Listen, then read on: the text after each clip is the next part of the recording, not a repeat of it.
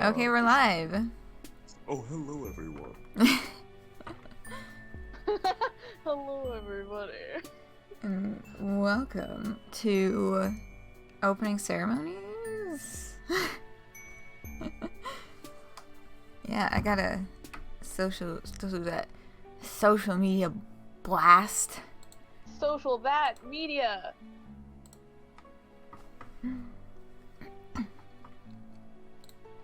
I'm out correctly. I will be around after 9 EST, so that means like maybe around where Kiriko is, hopefully, just so I can like grab my cloud horn and honk the entire time. Yeah.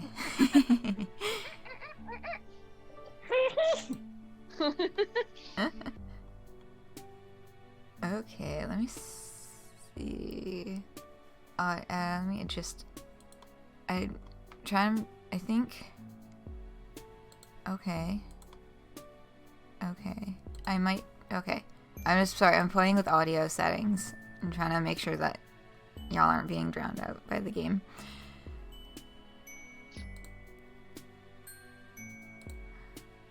Hello, Mads. Hi. Hello, hello. Hello.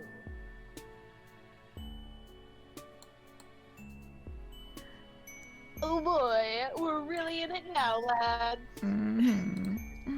This is gonna be fun. This is gonna be a heckin' great time. Yay. It is. This is odd. I usually do like 10 minutes of like music or whatever before I start, so I'm not used to just like sitting here going, cool. But yeah. Lovely. Well, we could freestyle beatbox, like. That's sick. I'm not as good at it as Max is. Howdy. Hello. Howdy! Hi. Meowdy. Y'all gonna scroll by without saying meowdy? Meowdy.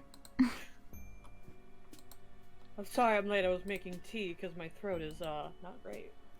Oh, you're so valid for that. Before we start anything, do we want to do like a sound off of who's here? Who's here? Yeah. Strassa, hello, welcome. Oh, that's right. I forgot to actually post in other Discord servers. We were starting. I also need to do that. Everybody, promote as hard as you can. I was literally on the link it. I'm like, another mass ping, their favorite thing. Oh, yeah. Oh my god, I forgot to post about it in my own freaking server. Okay, wait. Let me... Alright. Okay. Another freaking house Gee, the burned gang. down. That's Good stuck morning. in my head. You don't need a house, you're fine. House burned down. My mother freaking house burned down. Unfortunate. Yeah. Impromptu rhyme, mass ping, their favorite thing. You could make a rap out of that. Oh, not me, certainly not.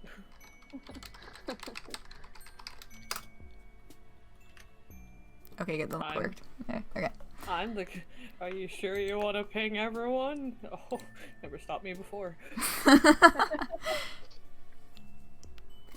Man, stop yelling about Marvel movies. Stop! I Moved on, we're talking about DC now. Get out of the spicy mute channel, I will shut the server down today. I just looked over and I saw like a wall of messages going up and I'm like, stop it! Cease! What have I done? What have I started? Oh, Rick got pinged like a bajillion times, Caitlin. What? Oh. There's so many. Oh no, you know what? It's because it shows. Okay, it shows what is currently streaming, but I'm looking at the titles and it's actually different streams. So it's like the things. I just thought it pinged for this stream a bajillion times in a row, but no, that's just how Twitch works. I don't know how Twitch works. I think it's when your like body like tenses up and you like move involuntarily. Yeah, that sounds about right, actually. This is what I'm bringing to the table. I'm sorry. Welcome Israeli guy and welcome Penumbra as well. Exciting, we're starting to get folks hopping into chat. If y'all don't have chat open on your own screens, I would highly recommend so you can say hello to all the good folks. Yeah, Bold of you to assume I can read. Mood. We're all illiterate. Why are we playing a visual novel? I'm not like other fans. I didn't read Homestuck. Oh, are there others? There are actually people like that. I just looked up the pretty strights of Polypa. Oh, sweet Polypa. I did like a brief like run through the game last night, not actually reading anything, but just like making myself a little guide of where all the choices go so that I can like keep going smoothly. And it just like it warmed my heart. And I'm very excited.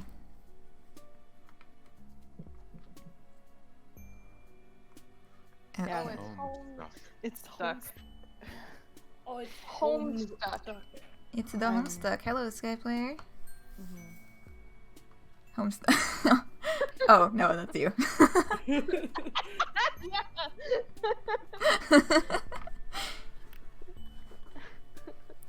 Risk. Yeah, watch it.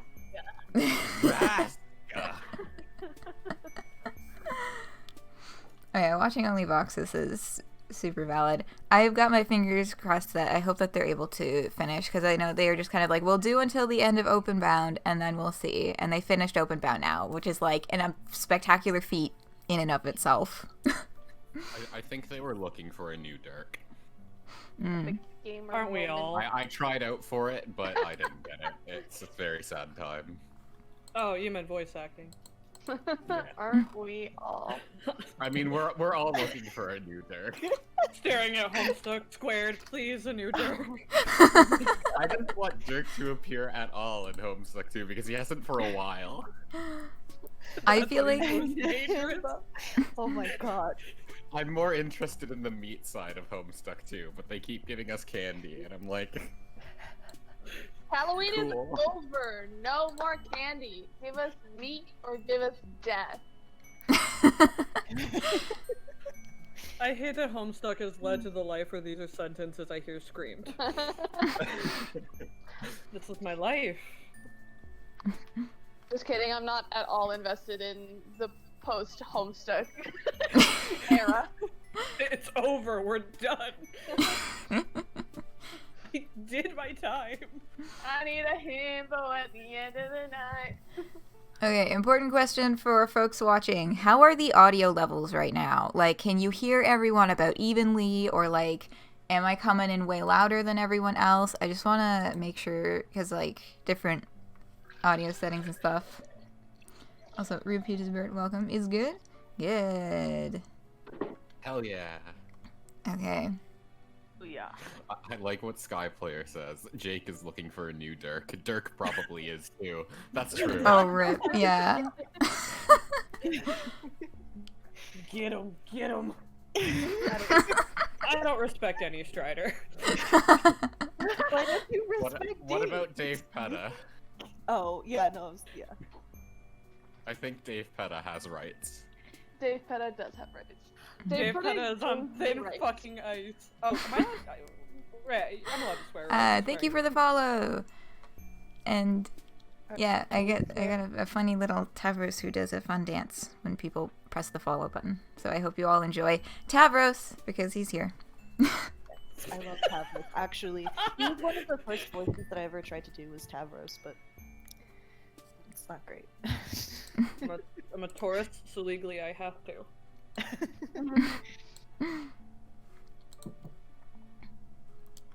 Yeah, we're allowed to swear on Area, stream. so I get stuck with acquiesce.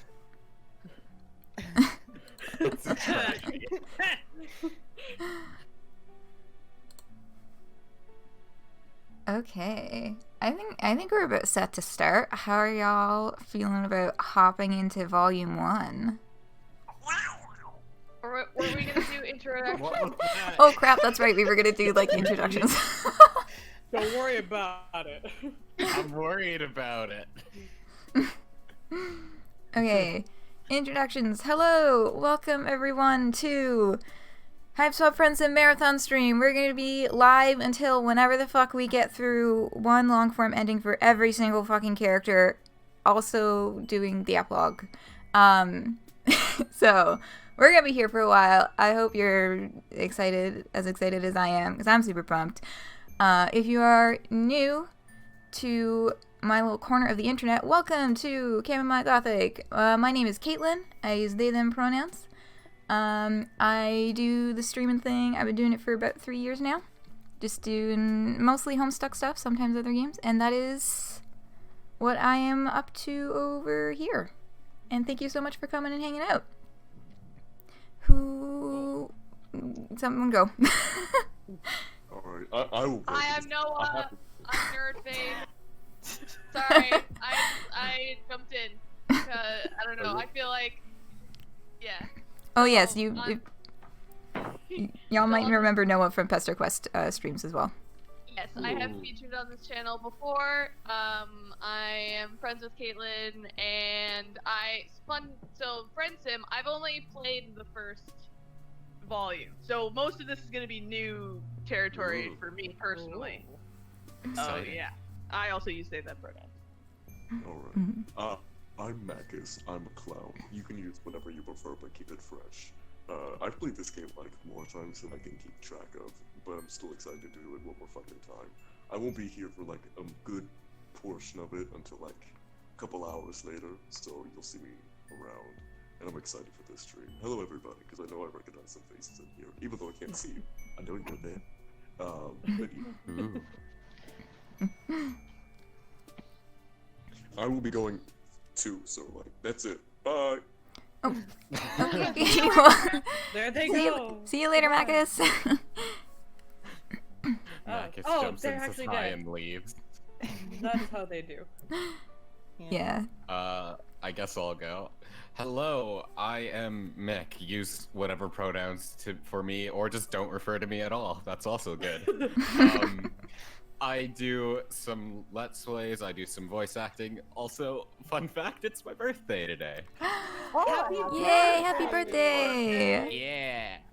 That's why my icon is Celestia Danganronpa with a party hat, because it is also her birthday, so it's just been an annual tradition for me to use this icon. Oh, sweet. Oh my god, I love that. Yeah! Hi, I'm Gabe. My only contribution to the fandom is I drew Reverse Centaur Maplehoof one time. I've played only the Jade routes. I care only about Jade Bloods, and that's it. I use they, them, he, him, or the Royal We. The Royal We, I love that. Yeah, hey, I'm Mads. I use he, him pronouns, and I've played only a few routes. I've done the, do we say it Chahut in this? How do you pronounce her name? I say Chahut, but it's whatever. Chahut sounds nice. Let's just use a different pronunciation every time her name is said. Yes. Yeah. I've played Chahoots and Nikes, but You I'm played looking Tagora's because you Oh, made me read Tagora out loud for you. That's true. I've done more. I haven't done all of punishment. them. I'm excited. This is gonna be fun. Yeah. Whoever's dissing Lank in the chat, meet me in the field. How dare you? I've played all the routes. I also voiced both Tagora and I forget it, Zebra in two unreleased projects that will never be released, which is very sad. Pariah! I know you, Mick. That's why that's why I've done Nike and Chahut is because I did both of their voices. Yeah. Lonqui. I like that pronunciation. Absolutely not. I will leave right now. No, I think that's the one we're going There's with. a lot of arguments about pronunciation. That's like the one I thing that cannot Caitlin and wait. I always do. What, fighting over pronunciation? Mm-hmm. Yeah, because for some reason, okay, Noah and I, like, we basically, like, lived in, were born in and grew up in, like, the same general area, but somehow we both still pronounce every single name that you can pronounce differently, we pronounce it differently. We have the same accent, except when it comes to Homestuck. The great Well, discourse.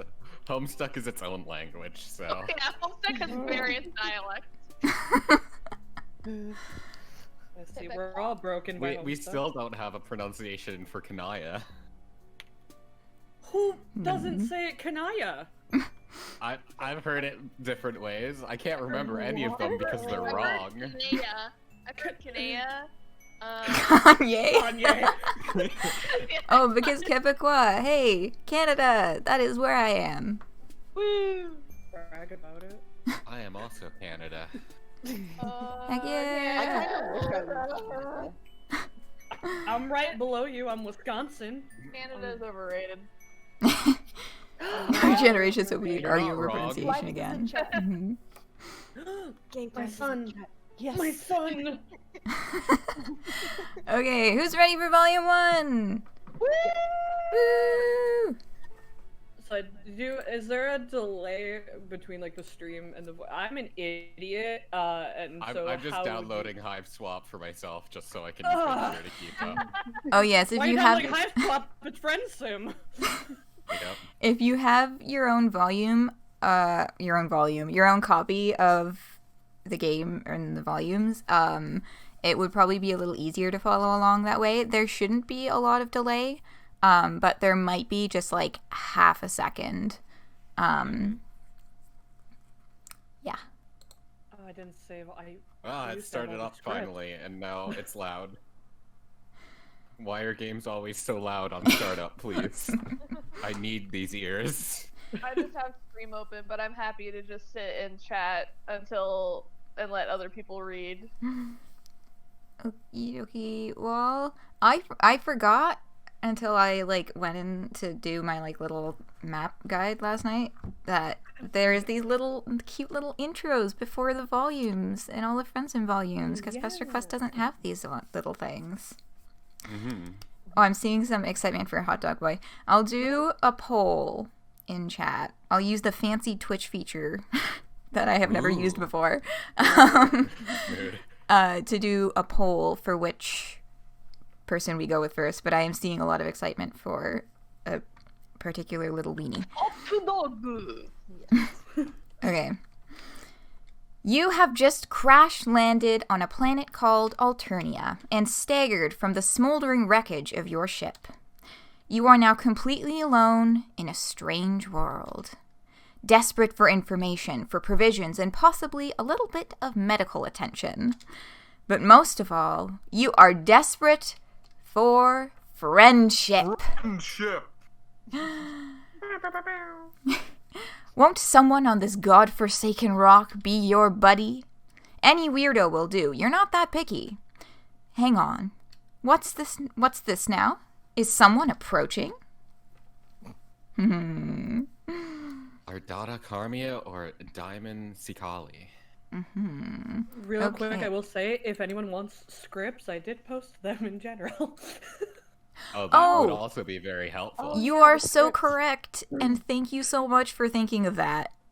I was like, wait, I've had this information before. Pretty epic of you, have to say. A very epic things gamer I've been- moment. 2 things I've contributed to the fandom. Making my way up in the world. Yeehaw! Okay. Start poll? I feel like we barely need to do a poll for this one because I've not seen a single Ardata. I like Ardata.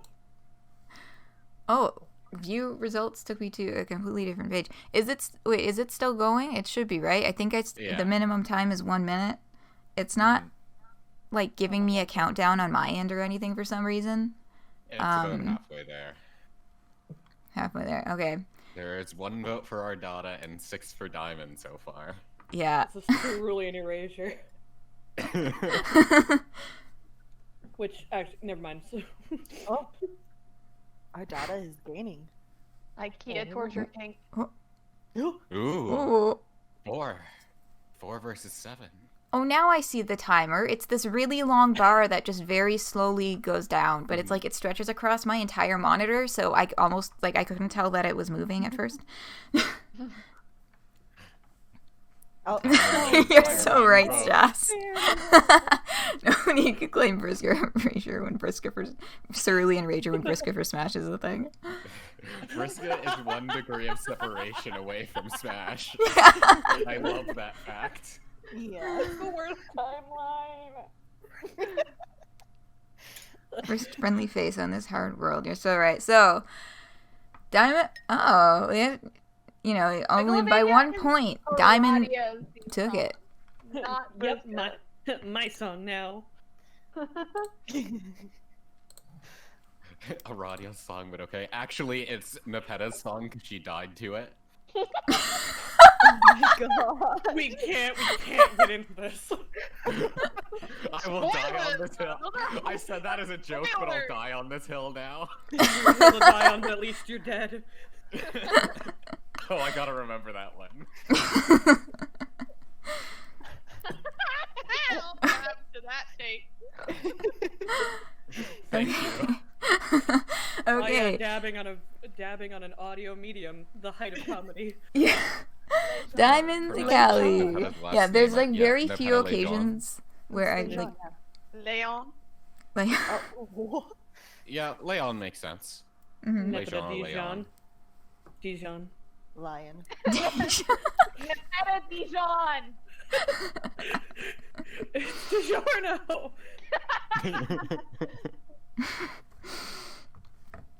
Okay. Not delivery. It's Who? Delicioso. Who would like to read for Diamond? I guess I can if no one's gonna speak no, up. I don't want to be greedy, but I can. If you want to, by all means. You sound so enthused to be our precious boy.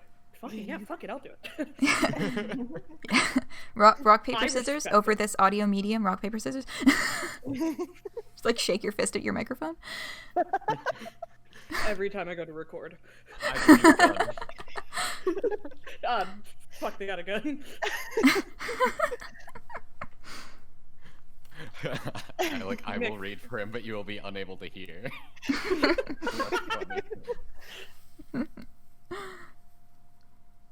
Okay.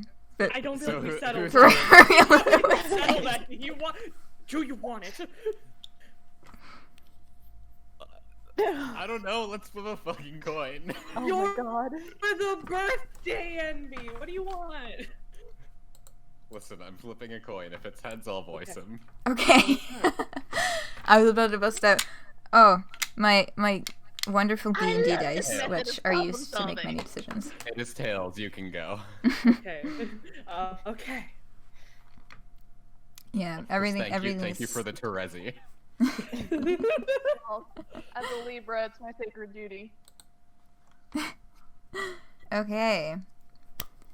Let us begin. Yes, someone is approaching. A strange, gray-skinned alien with a cozy-looking vest. Perhaps they will make for a good friend?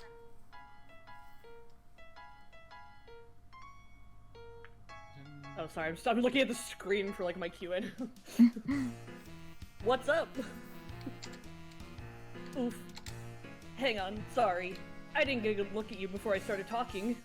I guess you're really weird looking. Kind of uncomfortable about this.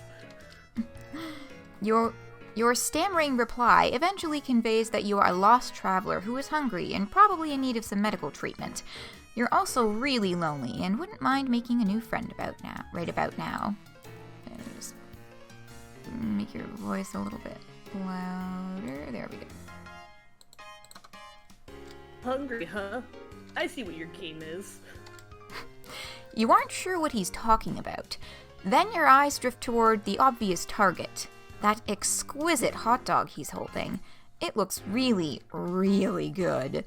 Your mouth starts watering noticeably. Aw, no. I knew it. You're just like all the rest. Your agenda is to have me relinquish my delicacy. Well, forget it.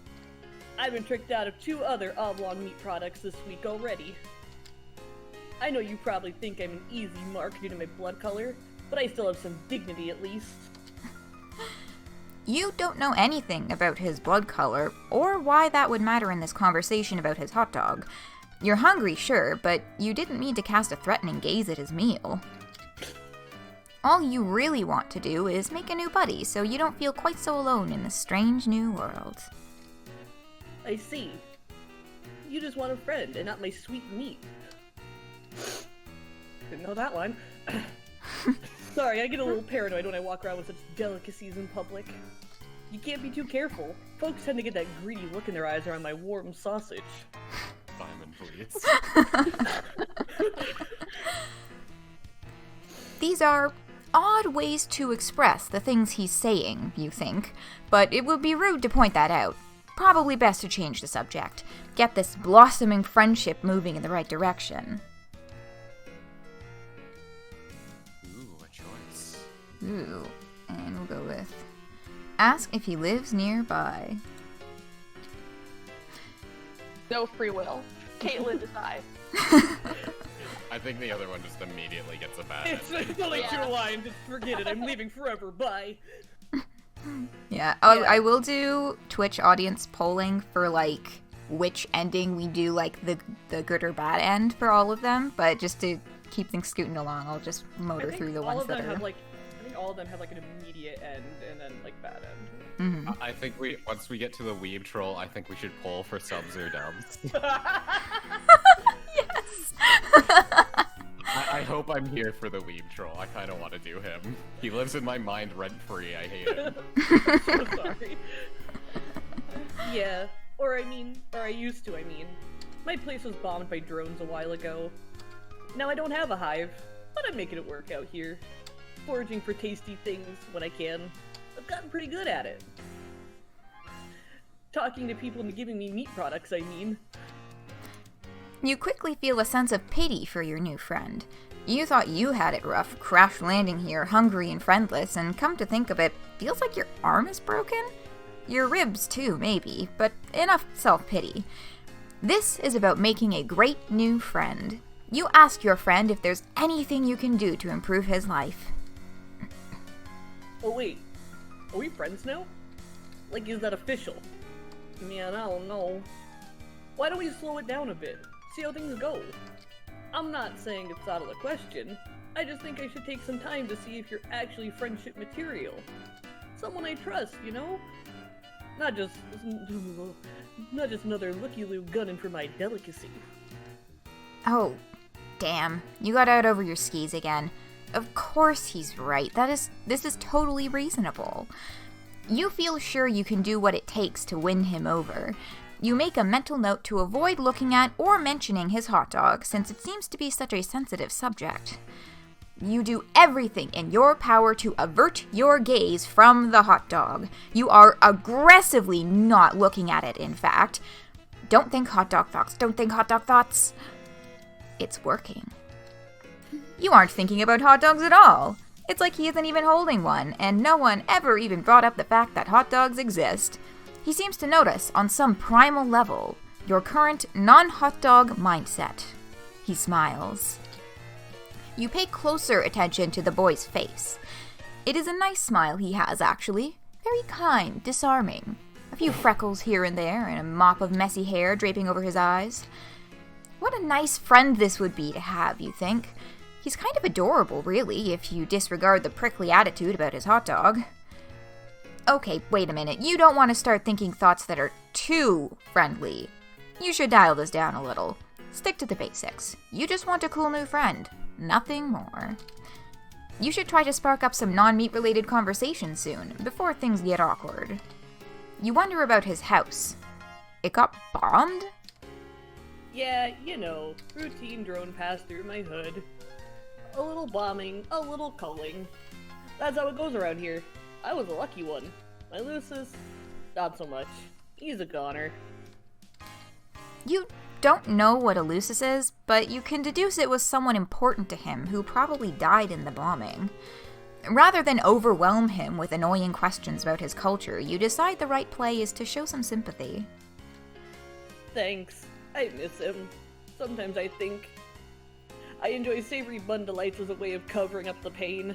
They're so good, it's hard to stop. Also, I favored the juicy meats before he died anyway. It's something we did together. How did we start talking about my hot dog once more? Let's drop it. Please do, don't bring it up again. You didn't bring it up, but you don't want to correct him. The boy is clearly grieving. You see 2 faint red tears roll down his cheeks from behind the messy bangs. Your heart can't take it. You have to console this homeless boy somehow, then he'll definitely be your friend. But what to do? Ooh, Okay. choices.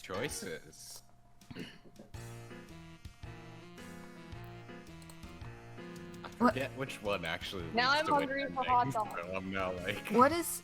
Okay. Twitch poll management is not letting me add another poll. I don't Oh no. You may pull one. Like, I clicked delete poll, and it just says could not delete poll, and I don't know why. Technology sure is wonderful. Having a great time on the internet. In every way. Okay, This is curious. There's actually, okay. Yeah, because, like, normally I'll just collect answers from chat without polling, but also there's a lot more people in chat than I usually have. There's a lot of... Why won't it... Okay, let me try reloading my dashboard. Just Okay. to update you all on my situation, I'm currently eating Reese's Minis. Ooh. God, I wish that were me. Yeah, same. Reese's is Here. like my favorite chocolate. Oh, just Here, slap open me. your mouth, I'll send it to you. Thank you. Oh. Okay, reloading worked. So now I can actually set up the poll. I don't know why it glitched out before, but you know what? It's working now, so whatever. Right, okay. Does hugging equal ass crushing? That's a good question. Okay. Yeah, haven't you ever been hugged before? Is that not how hugs work? You know, things are crazy in this bitch of a life. I might have been doing hugs wrong my whole life. The MC is just too thick. The clap of Cannon. his ass cheeks keeps killing the trolls. Okay, poll is I'm up. trying to sneak through the narrative, but the clap of my tummy thick and the clap of my ass cheeks keeps alerting Talk Scratch. Hell yeah. I'm pretty sure I made that joke in the Serenity test request. Probably. But I couldn't actually say it because I was laughing too hard. Yeah. Please stop objectifying main character, they're my best friend. But main character is just so sexy. They are a friend. That act is so Frenchy. I think we're overwhelmingly going for not killing him with their ass. Cowards. Okay. Pat on the back it is. Give him a Yeah, how friendly dare- pat on the back. Hey Phoenix, how dare you make me read that with my eyes? You keep it simple and pat him on the back a couple times. Everything's going to be okay. Since you're his new friend, or at least working toward earning that status, he has a new ally to help him with whatever comes his way. He wipes his tears and appears to get himself back together. Your friendly gesture worked. You're right. I shouldn't let the past get me down. In a way, I'm free. I'm off the grid. They probably think I died. No need to worry about knocks on my door because I don't have a door anymore. Maybe I can live off the land for the rest of my life, scrounging for scrumptious indulgences wherever I may find them. By rummaging through awful drums or smooth-talking the right mark. Sounds like the life, honestly. I'll miss my Lucis, but I think he would be proud of me. If I can make it without him, if I can survive on my own, I know he would be proud. Maybe I don't even need to leave the planet. Maybe I can avoid taking the ordeals altogether. Can't test who you can't find. If I play my cards right, I can probably live to the ripe old age on this planet without getting caught. Like hiding in alleys and sewers, scraping together just enough succulent proteins to keep myself going. Honestly, I don't even need to get by that long, since I have a much shorter lifespan than most trolls. So I think I might just be able to make this work. You look confused at that last remark, but again, you don't want to be impolite. He holds up his hand as if to tell you not to bother. I can tell you're not from here, it's okay. Rustbloods don't live a long time. Blood classes higher than me live progressively longer the higher you go up. Sea dwellers live basically forever. It's kinda crazy and seems unfair, but that's how it is. I'd be jealous of them, but I think I'm not. I'm almost grateful I don't have very long to make it in this world. I don't know what I'd do if I had longer. I'm happy to settle into a nice short ride, keep a low profile, taking some good meat along the way. Nothing wrong with that life if you ask me. I'll say it how I please. You understand. It seems like a tragic story, but if your friend has made peace with his destiny, you might as well too. You offer a sympathetic shrug and continue your impressive streak of consecutive seconds not looking at his hot dog at all. He smiles again. He seems to be relaxing, gripping the dog a little less tightly. That's good. You know, you're good at listening. Not many people understand me at all.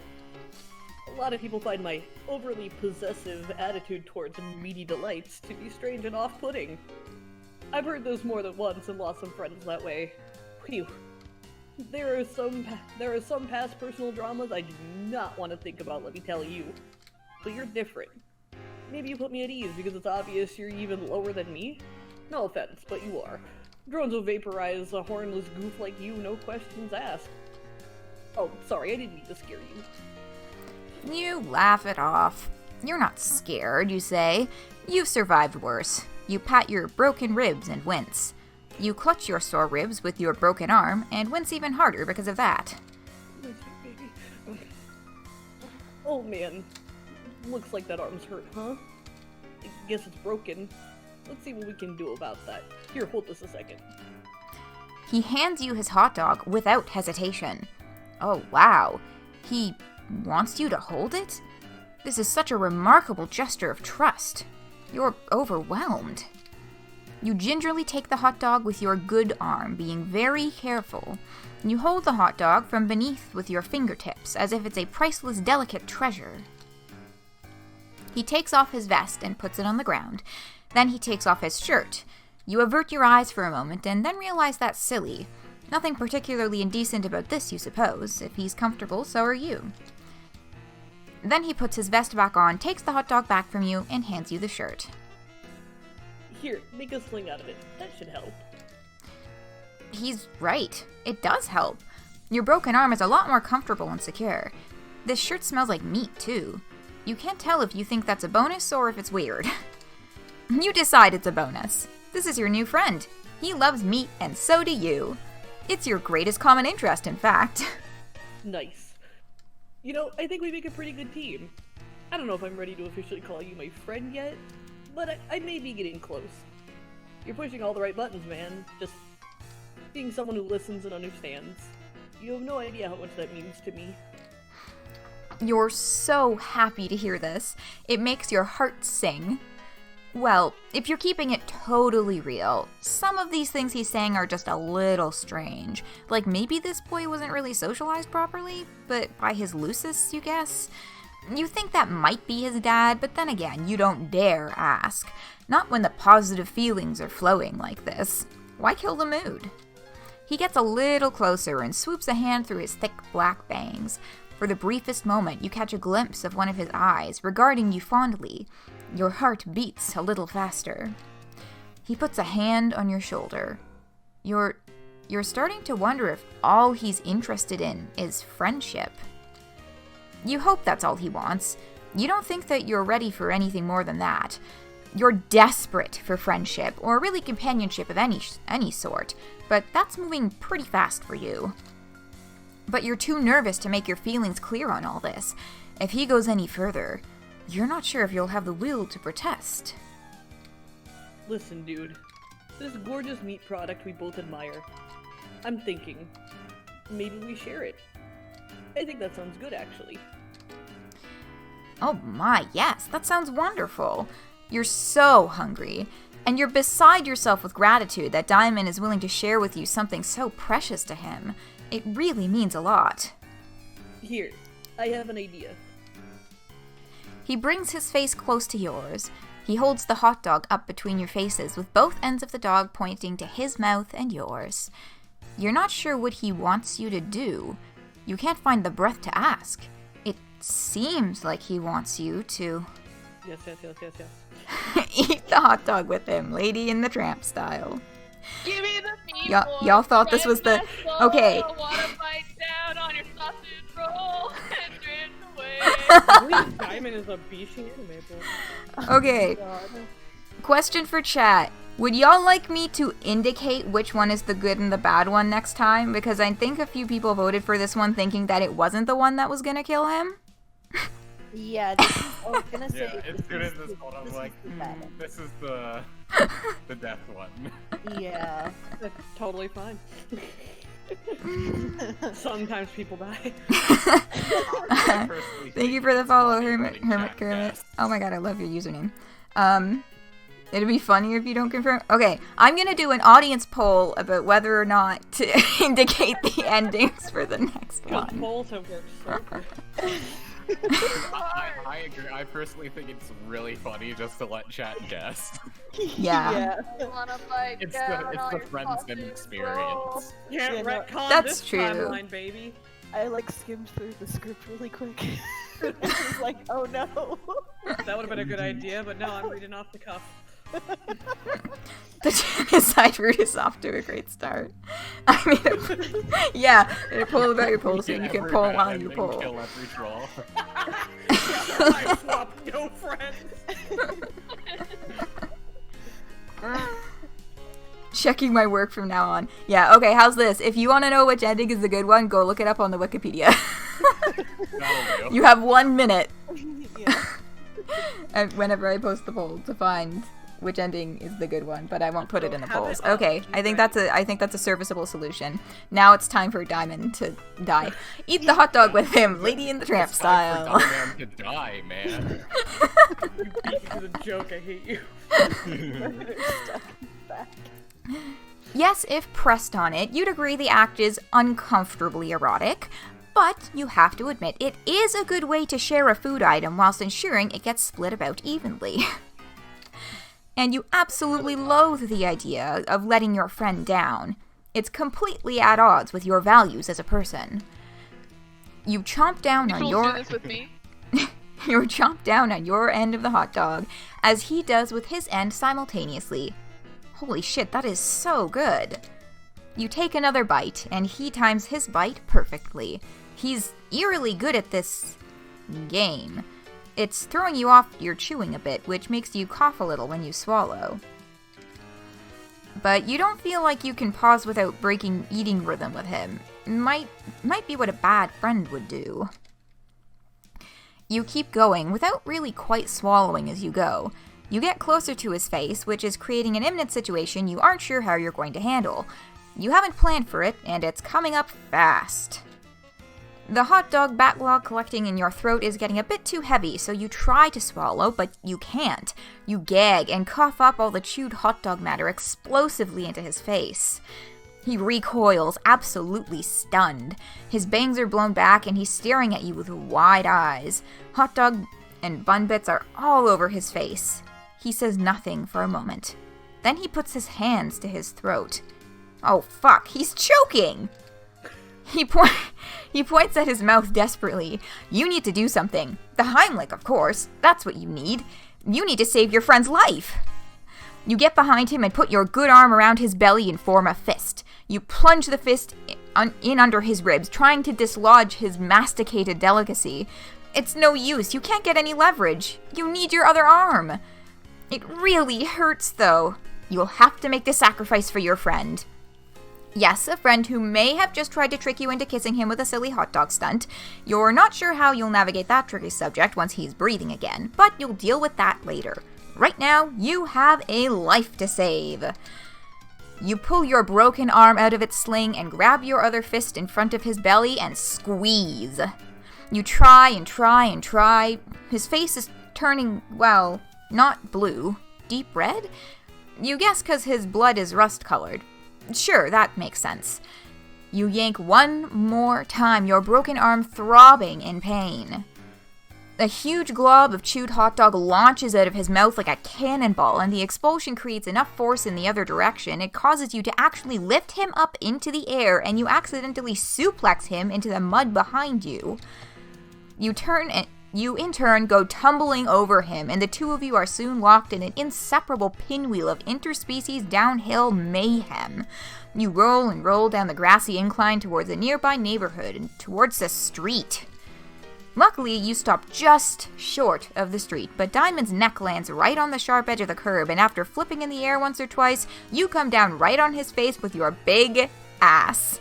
You hear a crack. Diamond? You slap his cheeks a little. No response. He's not breathing.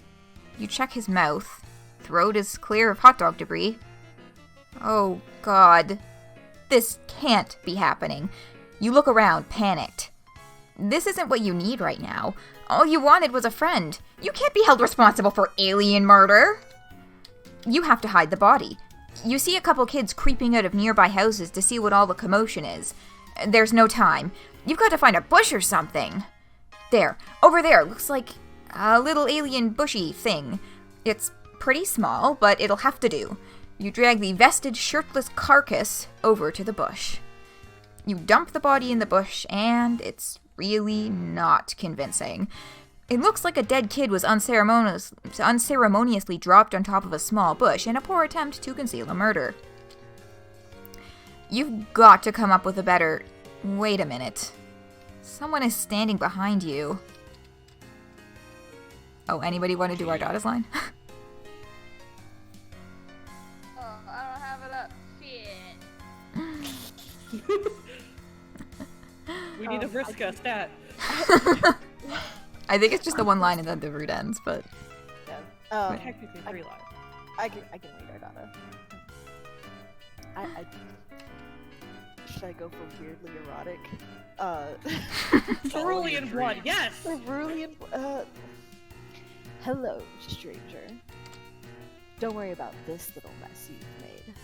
I'll take care of it for you. You killed him! You killed him! Damn. You fucking killed me! Rest in pieces. Rip. Rip indeed. I am keeping a kill counter, by the way. Rest in spaghetti, never forgetty, but most of all, no regretty. You insulted by putting him in fucking spaghetti when he wanted a hot dog? Rest in pepperoni. He's dead. Diamond is. You're laughing. Diamond is dead and you're laughing. You're laughing. Sure am. Sadistic IKEA torture, e-girl. I'm so sorry. Lime thought the pat on the back was the good one, apparently. Yeah, I think everyone thought pat on the back was the good one. My son voted to have me killed.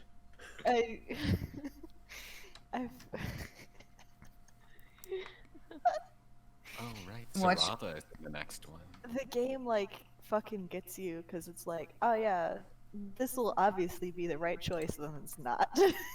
Yeah, I love the ones that are just so bizarre like that.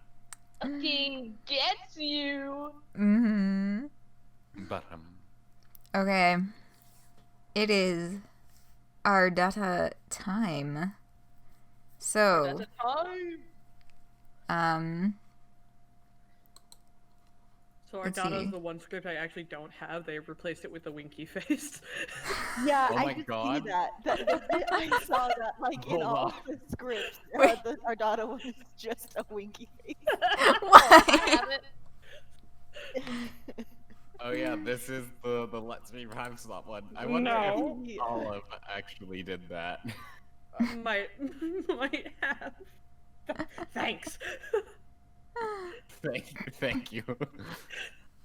Just sabotaging you for later. That's pretty funny. Oji-sama laugh. So, wait, so who can do Ardata? Also, do I need to find, I think I know where to find that script for this one. You have the script. Mads, I do you can want to drop keep being the link. Ardata? I can keep being Ardata. Okay. Do you need the link? Or do you have it? I've got the actual game pulled up too. So Yeah, that's what I'm I'm gonna doing. be real professional. I'm gonna be right back. Okay. I'm dead. Fun What does it have matter? Rest Okay. in peace. But I just almost said be fun, have safe. Be fun, have safe. That's what John's dad says when he give him the safe. Be fun, have safe. Yeah. Okay. Y'all ready for this?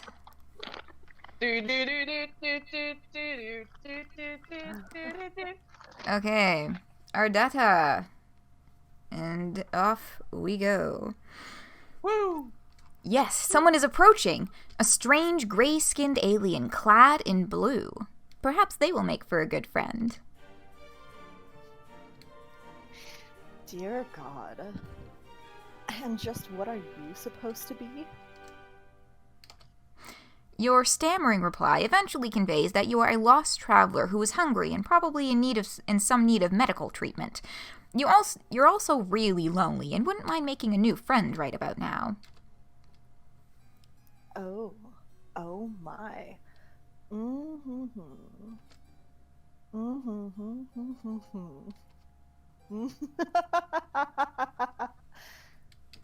Oh, how funny this is. How very droll. You want to be my friend? It's too much. This thing at my doorstep, wishing to know me in any capacity. The hilarity somehow escapes my ability to capture with maniacal laughter. How rare. You apologize for your presumptuous request. You hang your head, turn around, and begin to walk out. And just what the fuck do you think you are doing? Who invited you to leave? You stop in your tracks obediently and turn to face her again. Your possibly broken ribs are throbbing in pain, but this does not strike you as the right moment to exhibit weakness.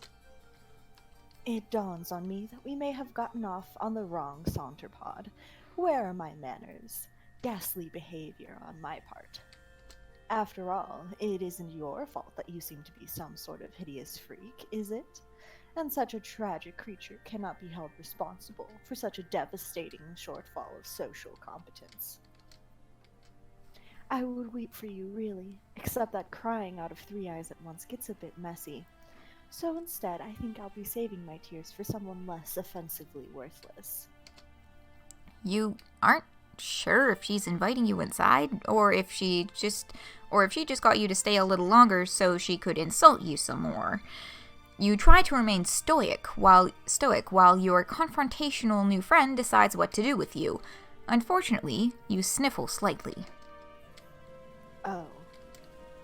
Oh my, oh dear. You're sad? So amusing to me. Mildly endearing, even? Perhaps. I'll decide later if it's endearing, once I have more information. It's entirely possible I will retroactively decide it's disgusting. But for now, try to put yourself at ease. You completely pitiful fool. Not one more sniffle.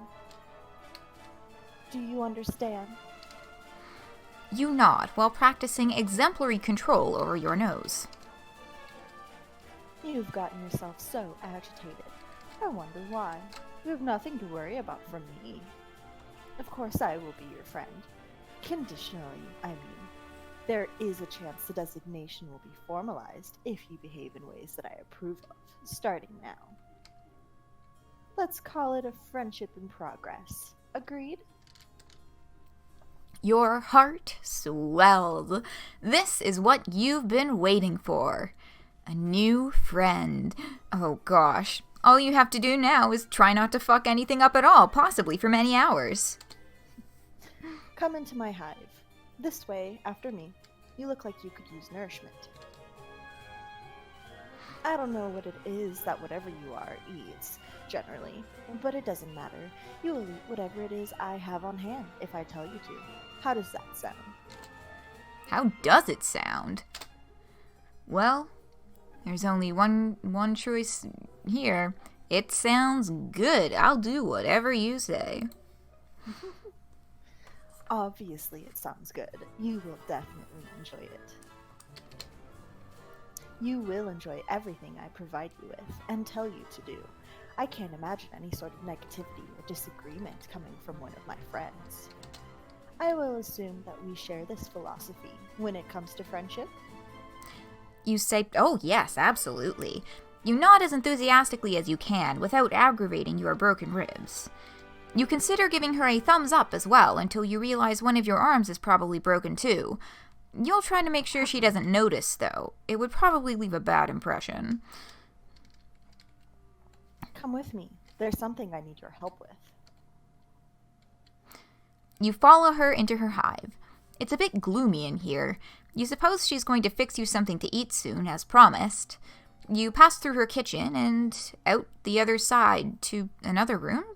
Okay, you guess dinner can wait. This way. Try not to let any of your broken limbs slow you down. A good friend wouldn't allow such trifling physical ailments to cause me any inconvenience. Oh, so you guess she does know you're injured? Fair enough. You hobble a little faster through another door into a much darker room. And now, down a flight of stairs. It's hard to see. There are torches along the wall ahead. A monstrous noise rumbles from below. Don't mind her. She's just hungry. She's always hungry, though. What's that? You're hungry too? I have not forgotten. What sort of piece of shit friend do you take me for? You didn't remind her that you're hungry. You thought it, though. Can she read your mind? You hope not. That's going to make this friendship in progress a bit awkward. Here we are. This is where you'll be most useful to me as a friend. Welcome to the IKEA torture chamber. You look around. With a sense of relief, you see no sign of whatever hungry thing was grumbling down here. You are less relieved. You are less relieved to see several other kids trapped in cages of various shape and size. One of them makes eye contact with you. The boy is the same kind of alien as her, horns and all. He has a dark red symbol on his shirt. His expression seems to plead with you. He struggles to say, "Help." Your new friend looks unamused and twitches her finger. "Help low," he says. Help low, by which I mean hello, of course. Looks like you're the new friend in progress chosen by the great and beautiful Ardata. She's my savior, my reason for being. I am nothing without her. I'd hollow myself out and let her make a nest inside of me if she'd permit it. You turn away from this boy. You don't want to hear anything he has to say ever again. Don't mind him. He's always regarded himself as a comedian. Come, over here. This is what I need your help with, if you're going to have any value to me as a friend.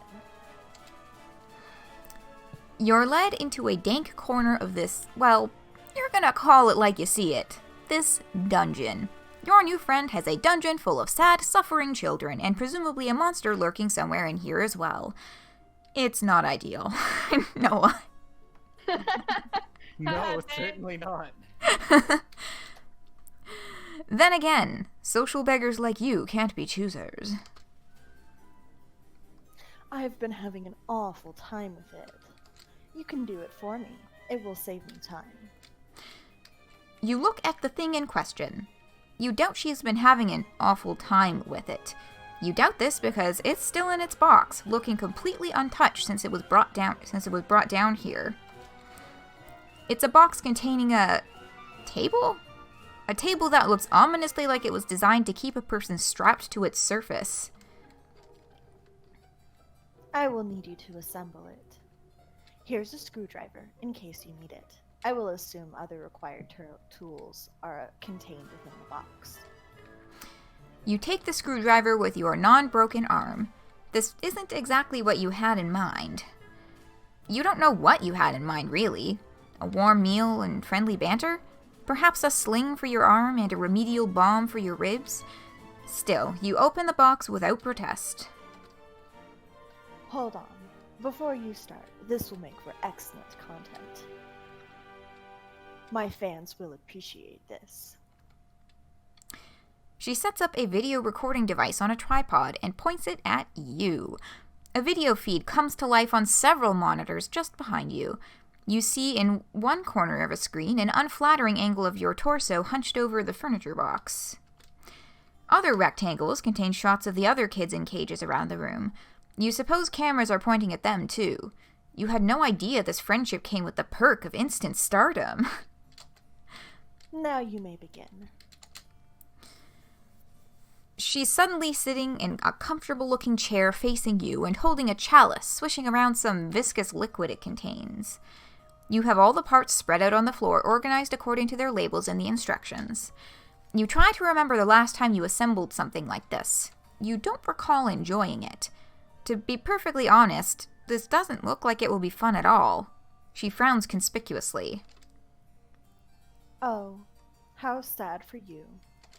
I'm sorry. Is this activity not to your liking? You reassure her vigorously that no, it actually looks amazing. You love shit like this. This is what you were born for, you say, as you swoosh the screwdriver around, demonstrating your plainly evident skill with the tool. Forget the thing you just thought. Completely arbitrary and wrong thoughts pop into your head all the time. It means nothing, you swear.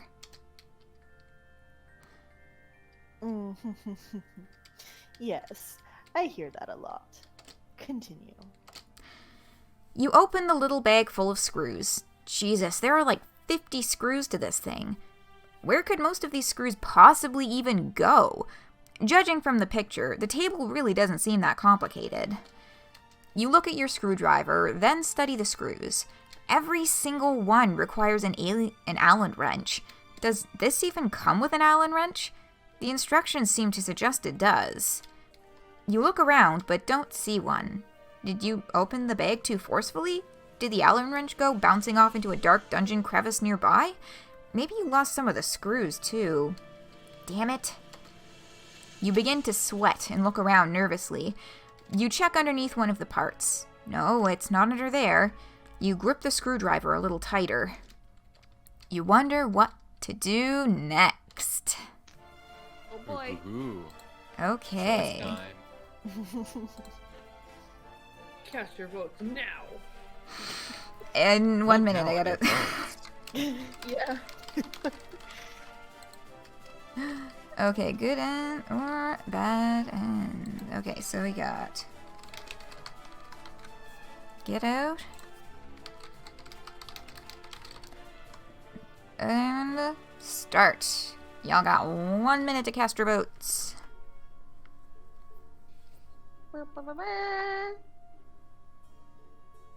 How's everyone feeling? I am actually having fun doing Ardata's voice, and that's pretty fun. You do it well. You're doing a great job. Thanks. I'm keeping all my boyfriend comments to myself, but I've been having them. Just DM them to me. I am a homosexual. Oh, I could be DMing you. Wait, hold on, I'm a fool. You could be DMing me your This thoughts. changes everything. Oh my god.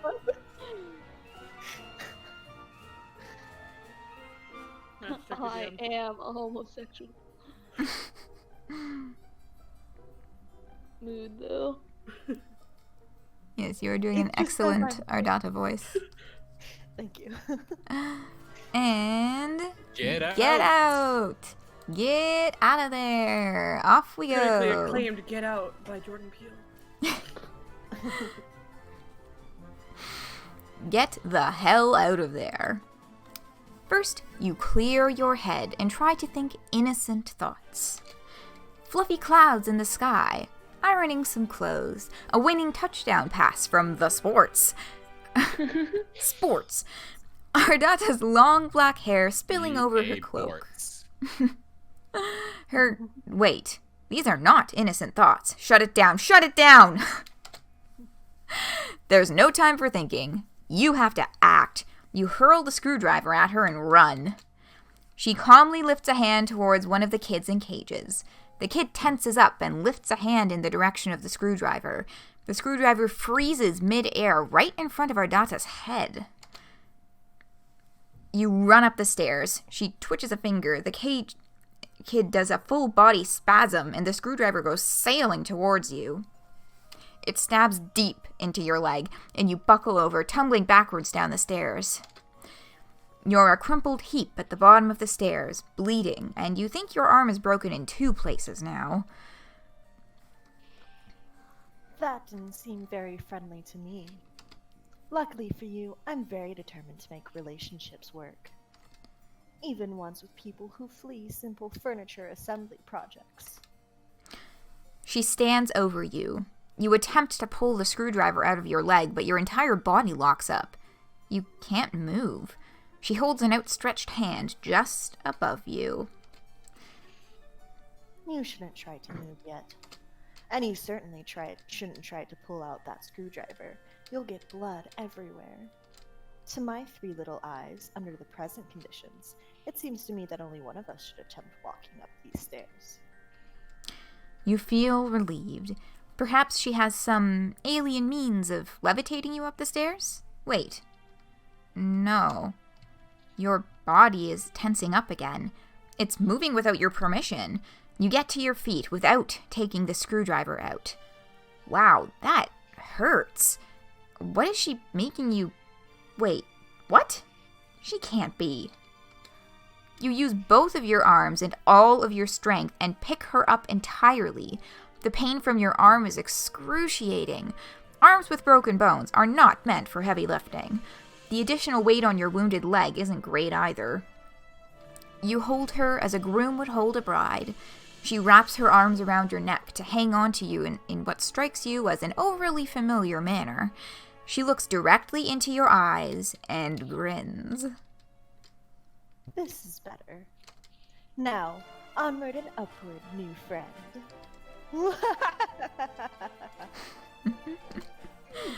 Your legs begin to operate without your consent.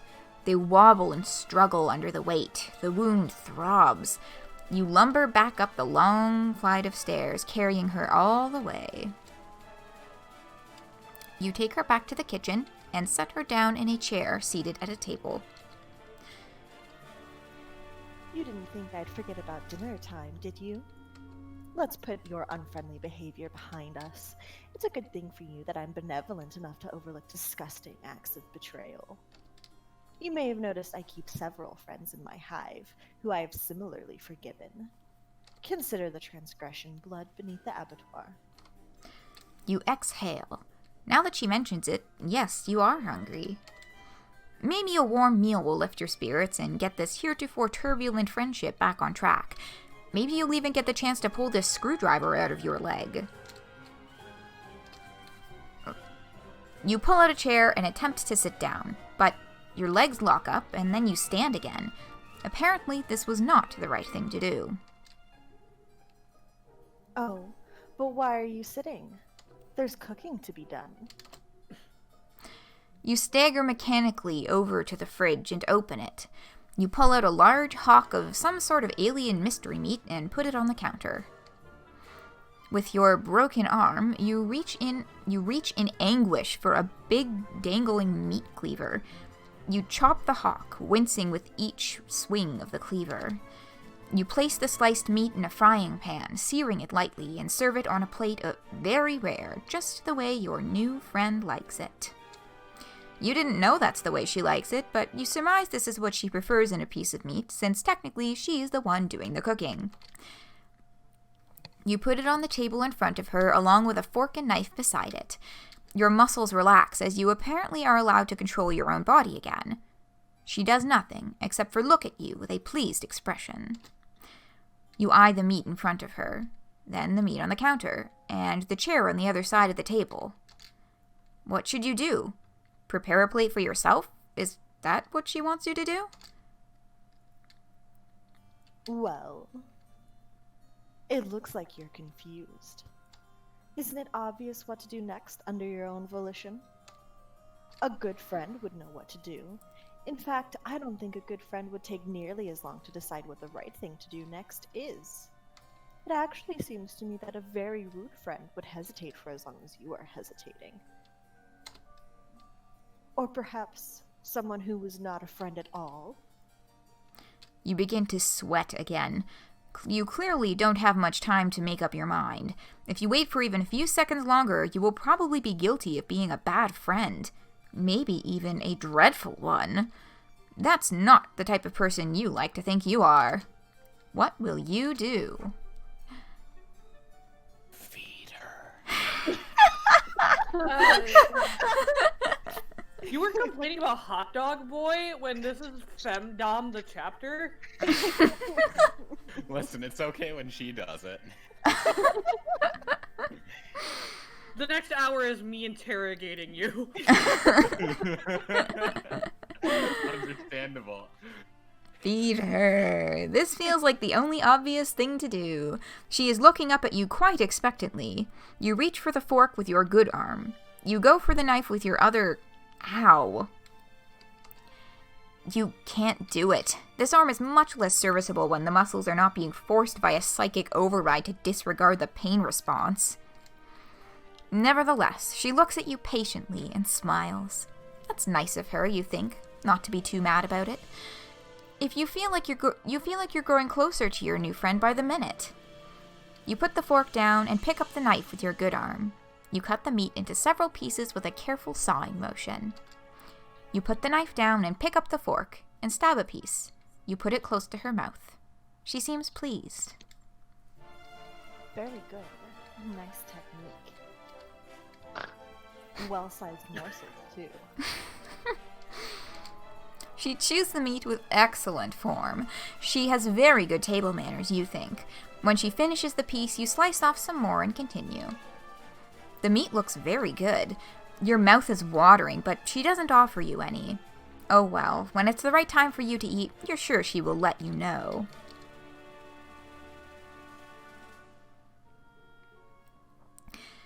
The meal is finished. There is no more meat except for a few pieces of unchewable gristle, which you did not try to feed her.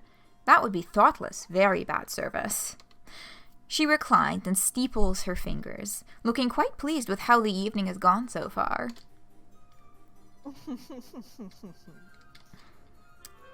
You aren't sure why she's laughing.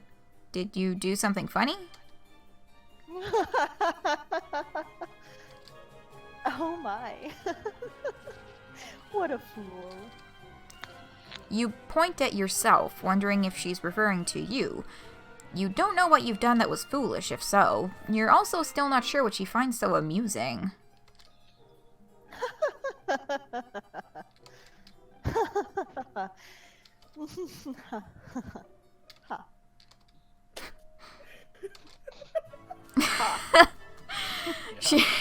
She pauses her laughter for a minute or two, then slowly begins to frown. A faint blue tear rolls down her cheek from her bottom eye. The truth is, I don't even know why I'm laughing. This isn't very funny, what's happening here. It was a good dinner. You did a good job, whoever you are. She puts her face in both of her hands and sobs quietly. You have no idea what to do about this. You stand there, still holding the fork, feeling a bit useless. There is a lot of pressure, you know, being so respected and admired for your high status in this world. I didn't ask for this, to be so superior to so many. Much is expected of you, much is presumed about what your personality will be before you even develop one. You work hard and build a brand based only on what you think people assume you should be like. Sometimes I wonder, am I even that good at being sinister? Could I be more sinister if I tried harder? Maybe this is not my true calling after all. You begin to offer words of sympathy. This all seems heartbreaking to you, your poor new friend, but your jaw muscles contract and your mouth shuts involuntarily. You guess it's not your turn to speak yet? Okay, that works for you. You like being a good listener to your friends. But what would happen if I changed my brand? If I stopped being so sinister online? My friends and followers will deride and reject me, and my superiors will eat me alive. If I show weakness, if I scale back on my bloodthirsty content, will I incur the scorn of a wise-ass clown with 100 million subscribers?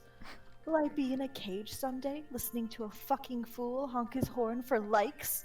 No, I must persist.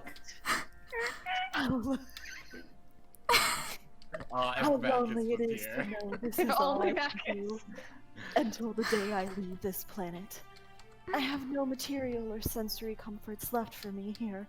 Until I can get on a ship and fly away, pain is my only solace. Your hand holding the fork grips it tighter. You're horrified to realize what it is in the process of doing. You bring it down hard on her hand, which is placed flat on the table. She doesn't flinch or react in any way. 3 trails of cerulean blood flow from the tines where they pierce her skin. That wasn't friendly, you think. But then you weren't the one who did it, were you? You're so confused. My subscribers are not real friends. They adore me only for my sinister content, the show I provide, my wicked, infectious laughter. I get jealous of them sometimes, because they get to watch my content. It must be thrilling, I think. But maybe I'm just jealous of them because they get to be people who aren't me. That is fucking deep. I know. Apologies if you cannot relate. She pulls the fork out of her hand and lays it gently on the plate of grizzle you didn't feed to her. The people downstairs in their cages aren't my friends either. They act like they're my friends, though, and sometimes I even believe it. But they don't really want to be friends with me. Nobody does. The only person who has ever really wanted to be my friend, who's ever tried to be, is you. You clear your throat and point to yourself innocently. That's it. I've decided. You have passed the test. You will become my friend, officially. As such, I think a reward is in order. You are overjoyed. Your heart starts racing. You can't believe it. A new, real friend. But you don't have much time to enjoy this achievement. Your body is doing something again. You bend down in a strained motion and pick up the plate and fork. You position the plate over your wide open mouth and scrape in all the remaining grizzle and begin chewing. It's virtually inedible. Your mouth humors the act of chewing for 2 seconds, and then you swallow all of it whole in one painful gulp. Tastes like friendship. Friendship? Tastes like I am friendship. uncomfortable with the atmosphere we have created in the studio today.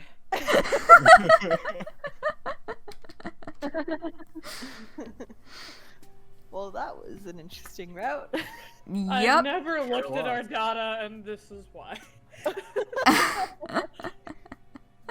Tastes like friendship.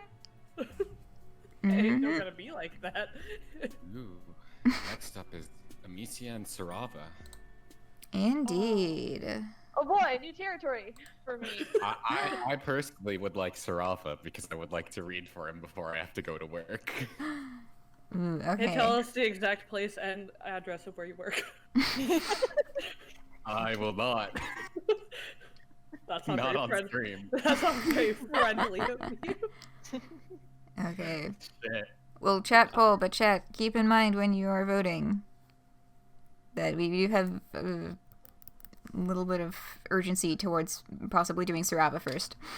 I literally only care I about think Daraya. I have time for one more route before I have to go get ready. Root. Okay. You stumble through the streets of a strange alien world. Ever since you crash-landed on this hostile planet, you have been desperate. Desperate for information, for provisions, and possibly for a little bit of medical attention. Along the way, you've had some laughs, embarrassing missteps, and maybe even an encounter with alien meat products. You don't really want to get into it. What you do want to get into is friendship! An entire planet of endless Well done, friend team. opportunities awaits you. Honestly, at this point, you'd make friends with one of those weird purple bushes. You're not picky. Wait, you see something in the distance, or perhaps someone? Amisia and Cirava. New poll. Purple My bush, non-binary e-boy. Boy. Them. Evil Okay, is a state of start. mind. Poll. Cirava, Cirava, Cirava.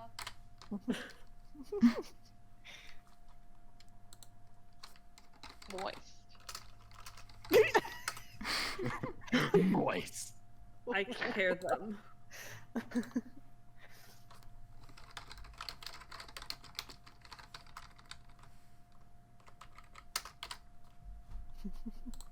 Cirava, Cirava, Cirava. Oh, that's a good audio experience. You're welcome. I provide only the best audio experiences. I don't know if you noticed. Yeah, truly. You are braver than any U.S. Marine. Moist. Hey guys, I decided Homestuck bad. I agree. This is why I keep my Kickstarter poster Sarah. always above me, so I can look at them and go, oh yeah, I'm here forever. No way in. No way No out. way out. No way in. No way out. Welcome to hell, welcome to hell, welcome to hell. The poll said it was Cirava, I guess. So 7-1. Hell yeah. Yes, it is. Cirava time.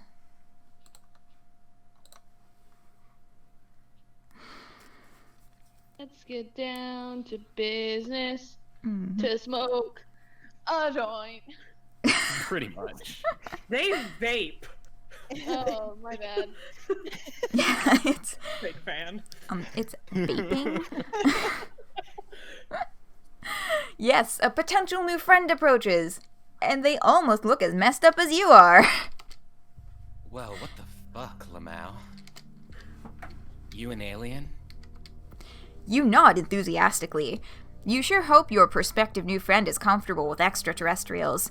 Things could get pretty awkward otherwise. You should really, not be outside, Lamau. Freaks like you'll get picked off by the drones in a hot second. No offense, Lamau. We did just miss 420, fuck. Shit. But it's close By enough. 2 minutes. By 2 Not being minutes. Eastern Central Time. True, we can try and hit 420 in a different time zone now. yeah. You got an hour, I'll let you know.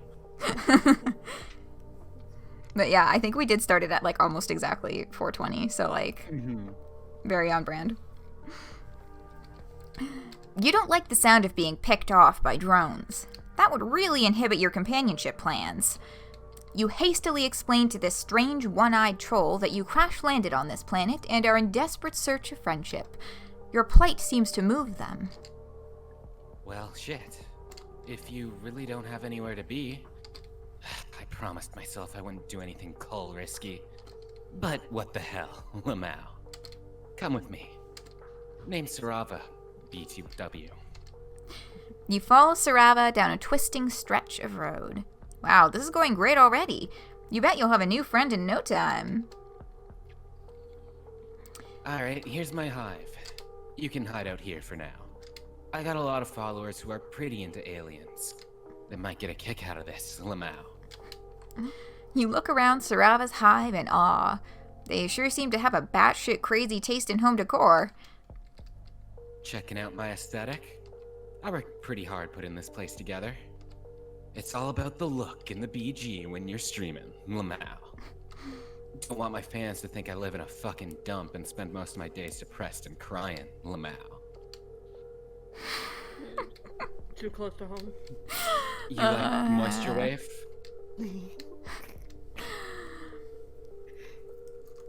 Oh, yeah, I love it. You have no idea what the hell a moisture wave is, but if you don't want to offend your new friend, you tell them you love it. Word. I'm actually streaming some chill beats as we speak. Check it. They gesture towards their strangely bulbous alien computer. On the screen is a GrubTube channel. Lo-fi aesthetic incubated beats. Wow, they sure have a lot of subscribers. You ask them if they drew that very nice anime girl they're using as a splash art. Nah, I just ripped it off some Eastern Alternian movie and recolored it to look like me. Fucking nailed it, Lamau. You nod vigorously. This is very impressive. Yeah, I'm kind of a big fucking deal online. I built up my own streaming empire. Worked my ass off, Lamau. Nursed these beats to health from tragically ill sample loops. It's not all fun and games, though. The life of a popular online guy. You can't even imagine the hardships I've gone through. All in the name of lo-fi chill-hop aesthetic moisture wave beats. That shit keeps me up at night.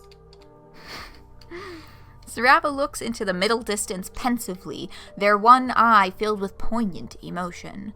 You never knew the life of a streamer could be so vaguely filled with torment. You're moved to cry a single tear. Yeah, you get it. You're really vibing on my emotional frequency, my dude. You know you gotta suffer for popularity. You nod enthusiastically. You don't think you've ever been particularly popular, but you're very good at suffering. This is going to be great. Sigh. I wish I could say more. Really get all emotionally vulnerable and share my tragic backstory.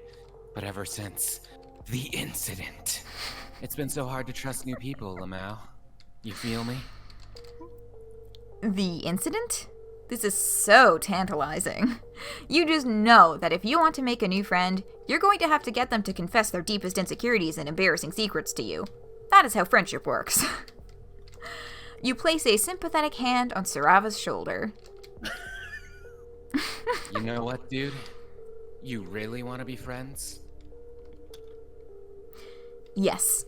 Yes, you can't believe how pain-free and easy this experience has been. What a wonderful new friend you're about to make. You can practically feel the future bro embraces the two of you will surely share. They feel good. They feel right. You sure are eager. But if we're gonna be friends, we have got to work on your look. Your aesthetic is basically hot garbage right now, Mal. My followers can't see me hanging out with a fucking rando like this. I'm sure you understand. You aren't quite sure you follow. What's wrong with your look? You've always thought you had a simplistic charm. A face you could put on a logo. Wah, wah. You're not sure. You're not sure if you're ready to change up the tried and true classics for this newfangled teen. But you are so thirsty for Cirava's sweet friendship nectar. You need Friendship. to taste it. You have to taste it. With a friend like them, you could really go places. You could be someone. You could finally be down with the hip youth of today. You tell Cirava you're willing to try anything to get into the esteemed ranks of their friend list. Well, damn. Hold up, I've got an idea, Lamau. Follow me. Cirava leads you up the winding stairs of their hive. Lining the walls are pictures of Cirava in strange poses in several different locations. They are surrounded by a few trolls you don't recognize in similar silly fashions. Fellow members of the Moisture Wave community? I really gotta take that shit down. They're all dead to me, Lamau. You want to ask if they mean that literally or not. You never know with trolls, but you keep your mouth shut. Best not to offend your new friend. Whoops. Accidentally opened up a menu. There we go.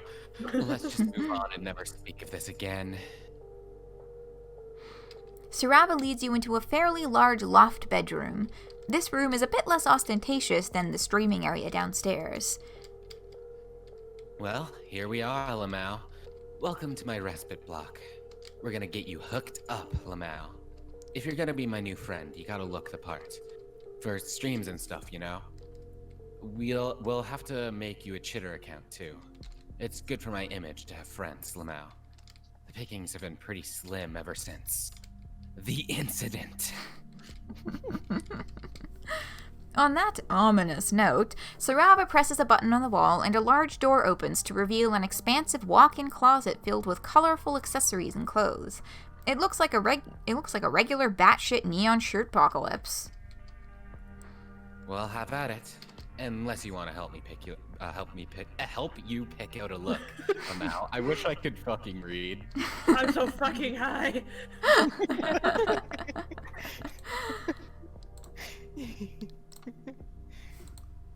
Pick out your own look, or let Cirava help you with your look. Choose now. Mm-hmm. Oh, now on your phone. I'm so mad this is just my apartment. The giant bed of poop as well. You don't know my life, Nick. No, I'm just asking. Don't ask questions you don't want the answer to. I want the answer. It keeps my skin nice. Wisconsin winters Alright. are hard. That's so valid of you. I just crawl into my big sleeping bag of lotion at night.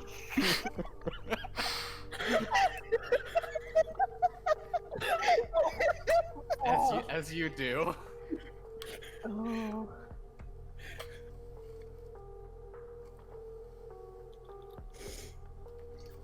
Every day another betrayal.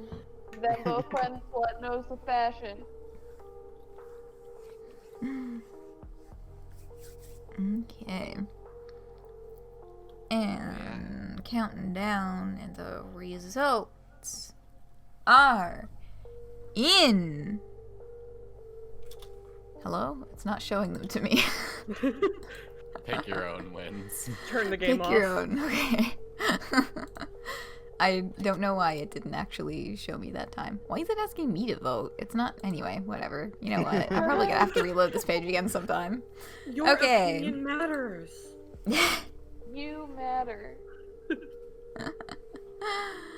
Pick out your own look.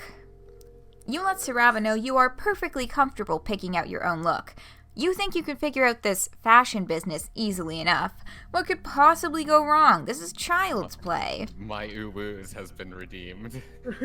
Oh boy. Okay, so, right. Oh, I totally forgot to talk about channel points rewards.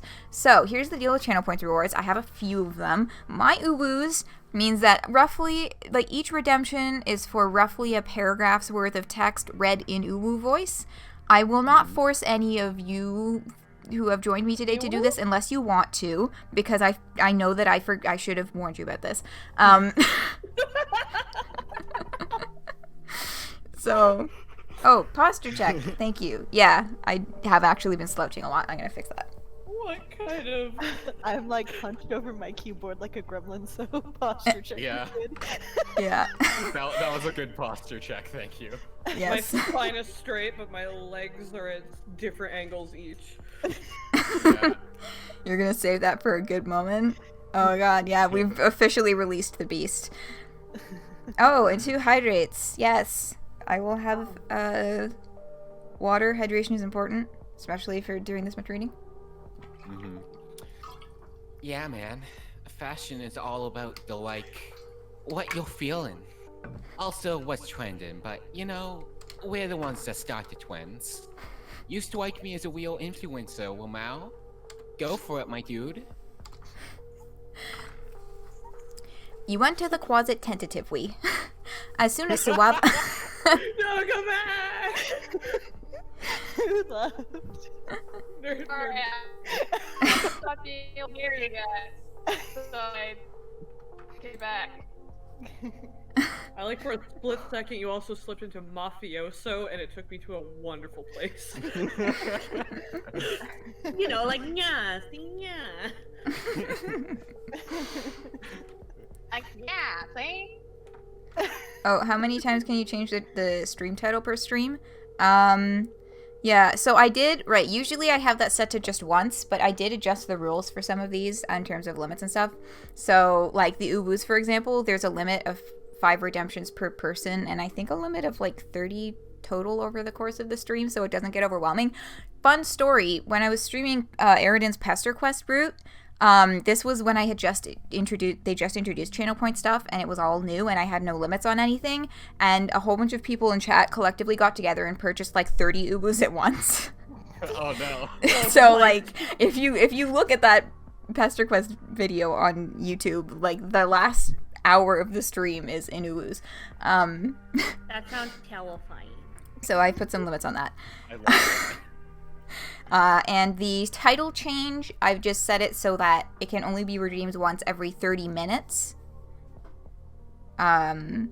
So that if you decide if you want to change the title, you can redeem it.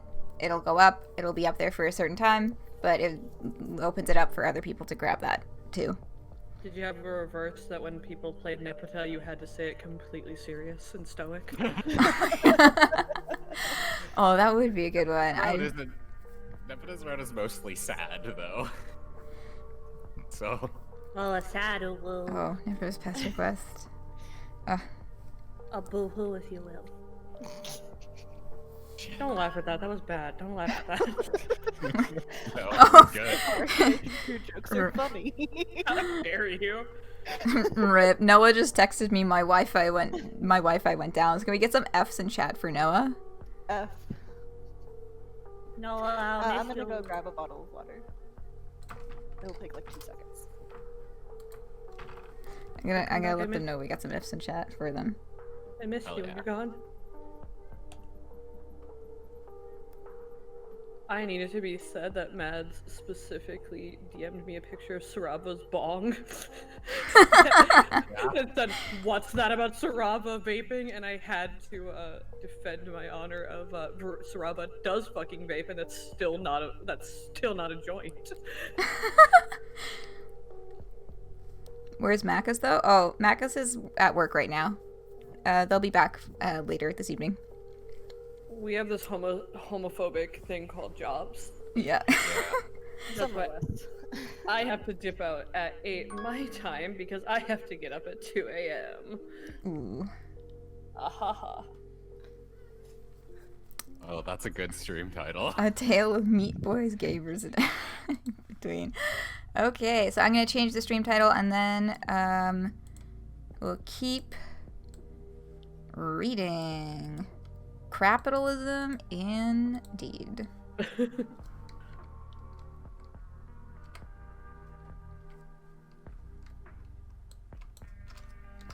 Okay. Ha, got him. Done. Alright. You enter the closet tentatively. As soon as Sawava is out of sight, your stupid ego deflates like a floating balloon. You don't know the first thing about hip youth alien fashion of today. This is going to be an absolute shit show, you reckon. You are fully prepared to make an utter fool of yourself. Well, might as well get started. You pick a few accessories off the shelves at random. A white-pink hat? Sure. You tilt it jauntily to the side. You're pretty sure that's cool? Sunglasses? Definitely. That's a no-bueno. No cool guy would be caught dead without a pair of sweet shades. Without a sweet pair of shades. You select the most ostentatious pair available. You think you're getting the hang of this moisture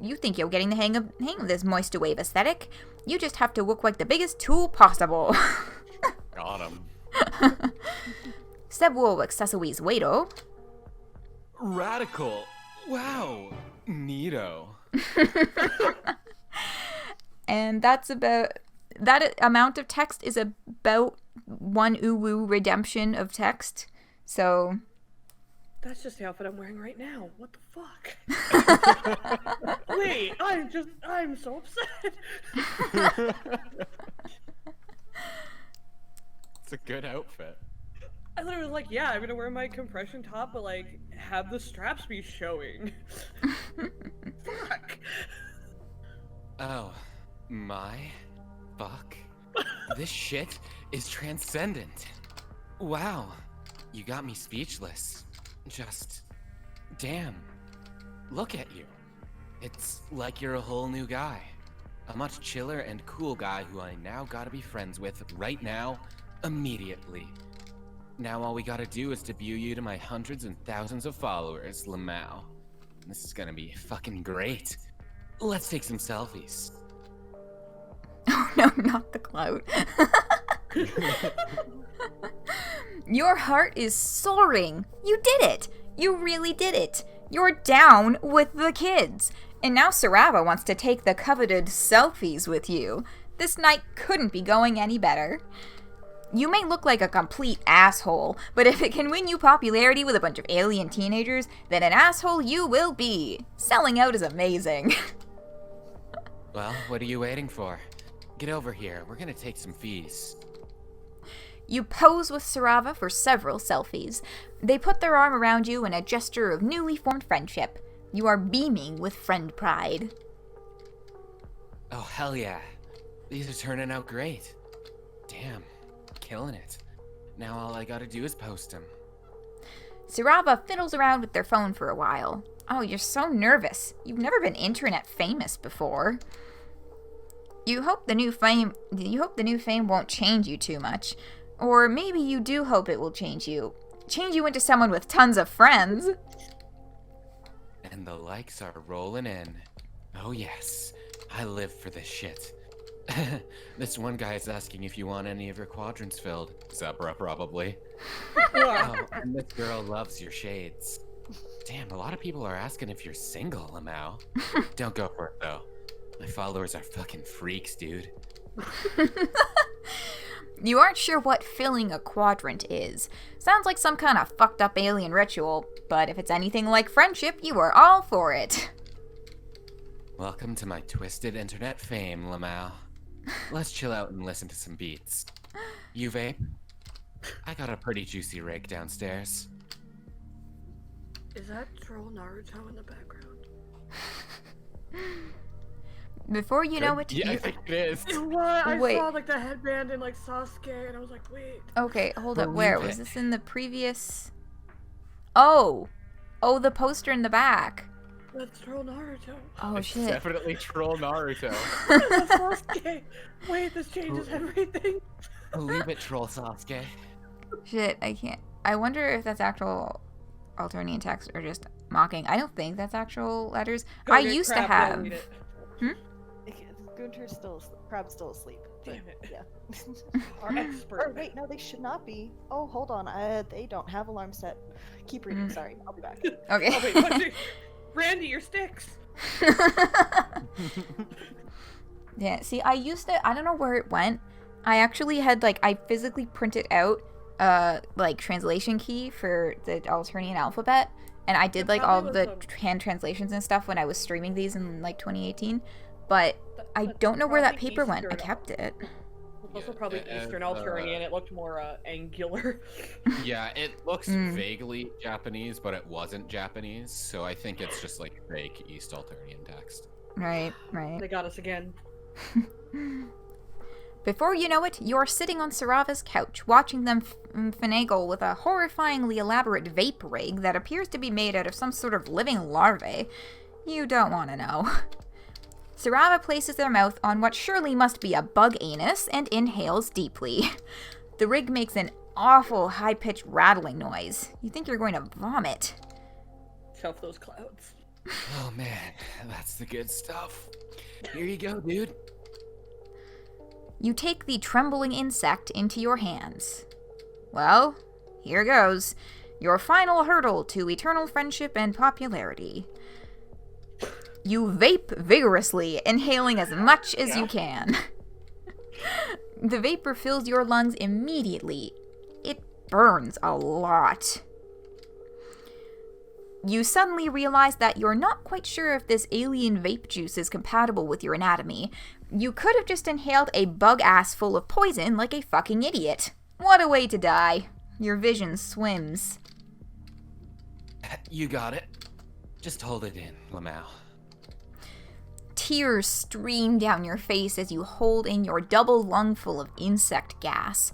You sure are glad you have on your pair of cool shades, or you would never be able to live this embarrassment down. You're not sure how long you're supposed to do this. As long as it takes. You can exhale now. I am back. Hey. Hello. You cough and sputter, green vapor spewing from your mouth straight into Cirava's face. You did it. You lived.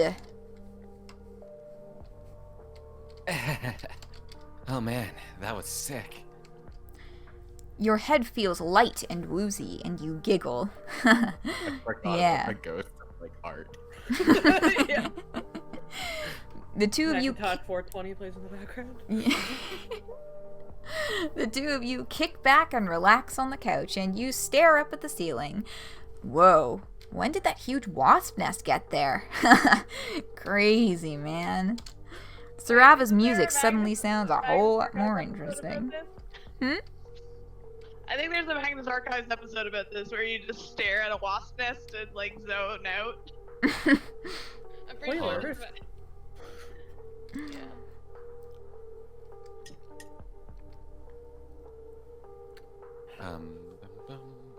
This makes me miss conventions. Yeah. Oh, I miss conventions. You guys remember doing stuff? Anyway. Oh, damn. Dude. Leaving the Today house? has been way chiller than I ever expected, Lamau.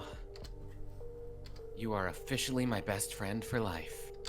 Just promise me you'll never betray me, Lamau. You promise.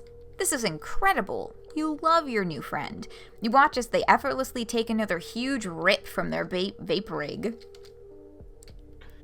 I've been burned in the past, Lamau. It's not easy being popular online, especially as a low blood. I used to be such a fucking big shot. Got into sassy fights with high bloods on Chitter. Always had some shit to say, Lamau. Then shit got out of control. I'm a psionic, so bitches started reporting me as way more powerful than I really am, Lamau. Tried to get me all enslaved and shit so I couldn't keep up with my streams. It's all jealousy, you know. My stupid-ass friends all turned on me so they wouldn't be targeted next, Lamau. So I took matters into my own hands. Gouged out my fucking eye. I was sick as fuck. Can't use a me as a battery, bitch. I still got a big following, but I don't really talk online anymore, Lamau. Better to just stay under the radar and not piss people off. Just be chill. If I don't get close to my followers, they can't try to use me. Of course, that just means I no longer have any goddamn friends, Lamau. Well, until you. You are truly moved. What a special bond you have formed with your new friend, to have them open up to you about their darkest secrets. This is the most significant and transcendent moment you have ever experienced. The two of you share a beautiful and tender bro embrace, the likes of which will never be replicated in this known universe again, for all time, forever. Probably. You don't really know. You're high as fuck right now. High time. Friendship. Friendship! Hey, Lamau. Our first not potentially lethal friendship. You don't know that. Yeah, that smoke could be lethal. I think we're fine. God, those shoes are sick. Weed kills!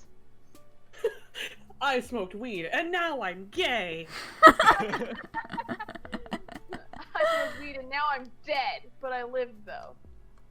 I lived it. That was like the perfect length. So yeah, I have to go get ready for work now, but I will probably be back in like 6-ish hours. So Have fun at work. stream, everyone. Have Wait, good happy work. birthday! Happy Thank birthday! you. And yes, happy birthday. See you. Yeah. All right. I'm gonna go get a sippy sip. I'll be right back. Take a fucking sip, babe. Don't tell me how to live. I'm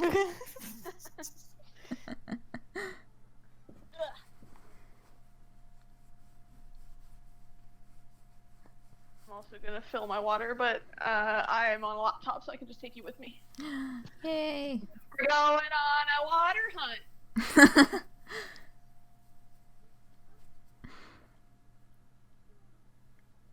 Slurp. So next up is Amisia. Murder toddler, someone called her. Murder toddler. Did you miss me? You miss me? Hey, whoa. Pardon me. Oh, good one. Thanks. Oh, did we decide who's Amisia? No, who wants to do Amisia? I haven't done anything yet. You've done your best. Have I though? Yes. Believe it. Yes. Believe it. Believe it. Troll I watched Naruto. Lamau. Oh, I just closed the thing that I needed to have open. Let's try that again. You handsome fool. You think I'm handsome? Yeah. Kind of gay, bro.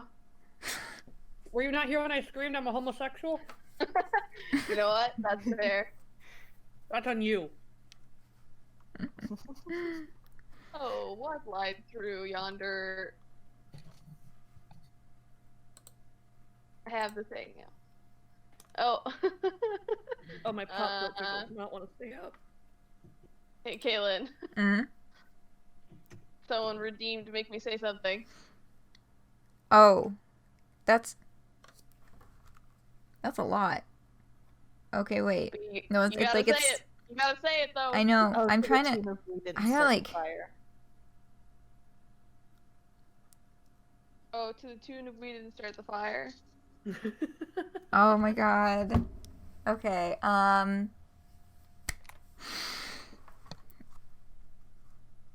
Okay. If I can remember I should remember the tune. Okay. Mm-hmm.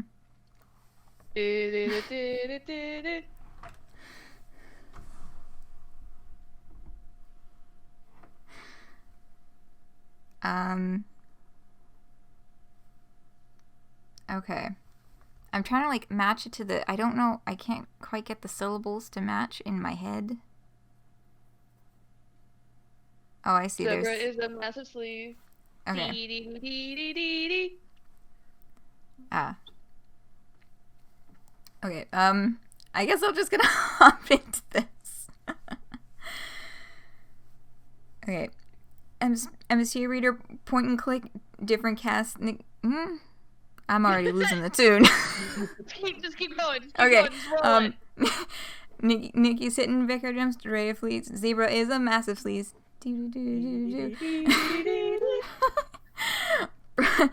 Bron- Say it. Bronya's mommy, when she's baby, Marcy disinfects. Troll rabies. Troll music is electronic. Chixie's massacred. Her mic's telephonic. We didn't start the Friendsim. No, it has two roots. The volume our emotions ran the slalom. We didn't start the Friendsim. It leads up to Act 2, but we played it right through. Yay! Yay! Did that make sense? Don't know, but we got it. Incredible. You did a great job. Thank you. Hello? Can I please have some of your uwus? I got a star, thank you. Can I have some of your what uwu? Okay, we ready for Amisia? Amisia, are you reading Amisia? Sure. Oh, okay, I thought that you said you were gonna do that. Did someone else say they were gonna do No, that? I said sure. Hello? Is this thing on? Hello? Yes, I'll do it. Yes, okay, cool. Phoenix redeemed uwus. Do you want my uwus or Caitlin's uwus? Well, we'll both uwu. We'll both fulfill the required amount of text. So I'll start us off. Whoa, what white beyond yonder weirdly organic architecture wakes? A small figure approaches. Oh my gosh, you are so... So far, you've swallowed quite a few insults in regards to your looks and intelligence level. You aren't really the type to let shallow opinions of others get you down, but it's been kind of a rough day. You brace yourself. cute. Oh wait, Phoenix redeemed make me say something as well. Are you gamers ready? Because we're about to get tilted at the towels. That's a Fortnite thing, right? Fortnite. Oh. Oh. Fortnite? Yeah, I heard of her. She gives you a sweet, sincere smile. I've never seen anything like you. It's giving me all sorts of new ideas. Okay, I'm gonna say that's our Uwu's redemption. It's been in Fortnite for like 2 years. Ah. Boy, do you hope some of those ideas are about friendship. Now that you've got a taste of it, you are hungry for more. You take a stumbling step forward, and your ribs remind you that although the potential of camaraderie is enough to improve your mental health, it can't cure acute injuries. Oh, you don't look so good. Come inside. I've been looking for new contributors. Contributors? Could she mean friendship contributors? No, that's dumb. Maybe she runs some sort of alien newspaper and she wants you on staff. She looks a little young for that, but what the heck do you know about alien management hierarchy? You follow her to a nearby building, and now that you're looking up from your ravenous hunt for companionship, you notice that you've wandered into kind of an upscale part of town. There's a lot less garbage and people collapsed in the street. You see one of those spiky robot things, but it's washing a window instead of shooting a laser at a group of children. If that's not high class, you don't know what is. Before you could follow her inside, she turns around in the threshold, blocking your way. Real quick. Artist, do you? Artistry? Well, as a matter of fact. No, you've never had much of a knack for it. Oh, good. Friendships between artists can be so fraught. It's much better to just keep things between artists and art appreciators. That way, no one can get jealous. The girl's smile widens even further, and you feel an unbelievable rush of joy. Have you finally found someone who isn't a total fucking maniac? And she brought up friendship without you having to mention it at all. It puts a spring in your step. Or as much of a spring as possible with a broken arm and a misaligned torso. Amisia leads you into an elevator with buttons labeled in spiky letters that make absolutely no sense to you. You realize that probably nothing is ever going to make sense to you ever again. That's okay. Your hierarchy of needs has adjusted recently. Your new friend, you are jumping the gun with this descriptor, but you are feeling seriously good about this encounter, stands in the corner of the elevator, wringing her claws. I wish I'd known I was going to have company. I would have cleaned up a little. It's been a while since I met anyone new. You assure her that whatever disaster her house is, it can't be worse than some of the other places you've seen here. Although you kind of get what she means. She's wearing an artist's smock that's covered in splashes of paint. Actually, it doesn't really look like paint, but it couldn't be anything else, could it? It's every color of the rainbow. The elevator door slides open and you step into a space that you are relieved to find is totally recognizable. A table overflows with messy palettes and brushes, cloudy jars of water and sponges. Several easels stand beside the windows to catch the light of the two moons, and a number of canvases lean against the wall, turned so you can't see what's on them. First things first. Amisia brings you over to a wall screen that looks way more high-tech than anything you have on your now-defunct spaceship, tapping away at a series of unreadable symbols. She then indicates you should take off your sling. Sure. Go ahead and stick it in there.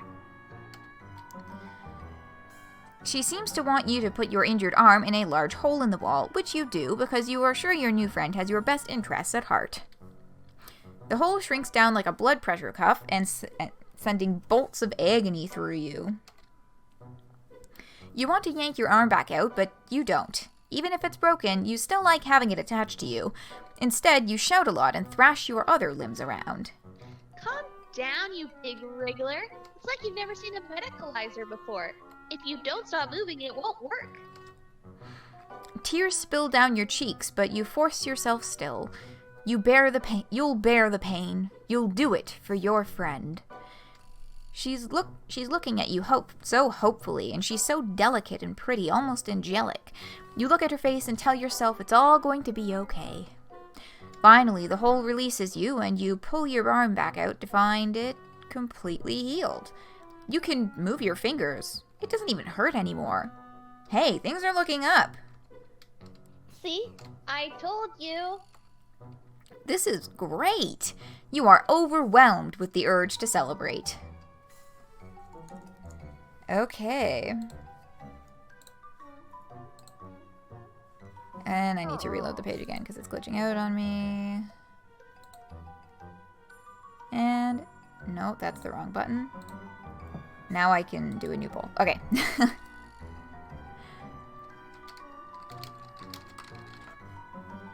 So, be chill or get excited. Go! Oh boy. Let me just skim both options real quick. Hey, now that sounds like cheating. That's preposterous. Look in my Valentino white bag. Where's Slimes when you need him? I miss my son every day. Yeah. Son, come home. We miss you. Come back to clown hell.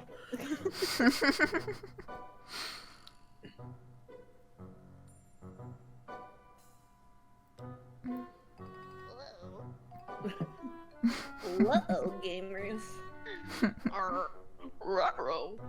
Oh yeah, James Roach is fucking fantastic. Soundtrack for Friendsim bops, and I'm very excited to listen to all of these wonderful songs. It does bop. Clownfucker is legitimately one of the best songs ever. Yes. All of the clown songs fucking slap. God, Get excited. they did not have to go that hard on all the Purple Bloods, but they did for us.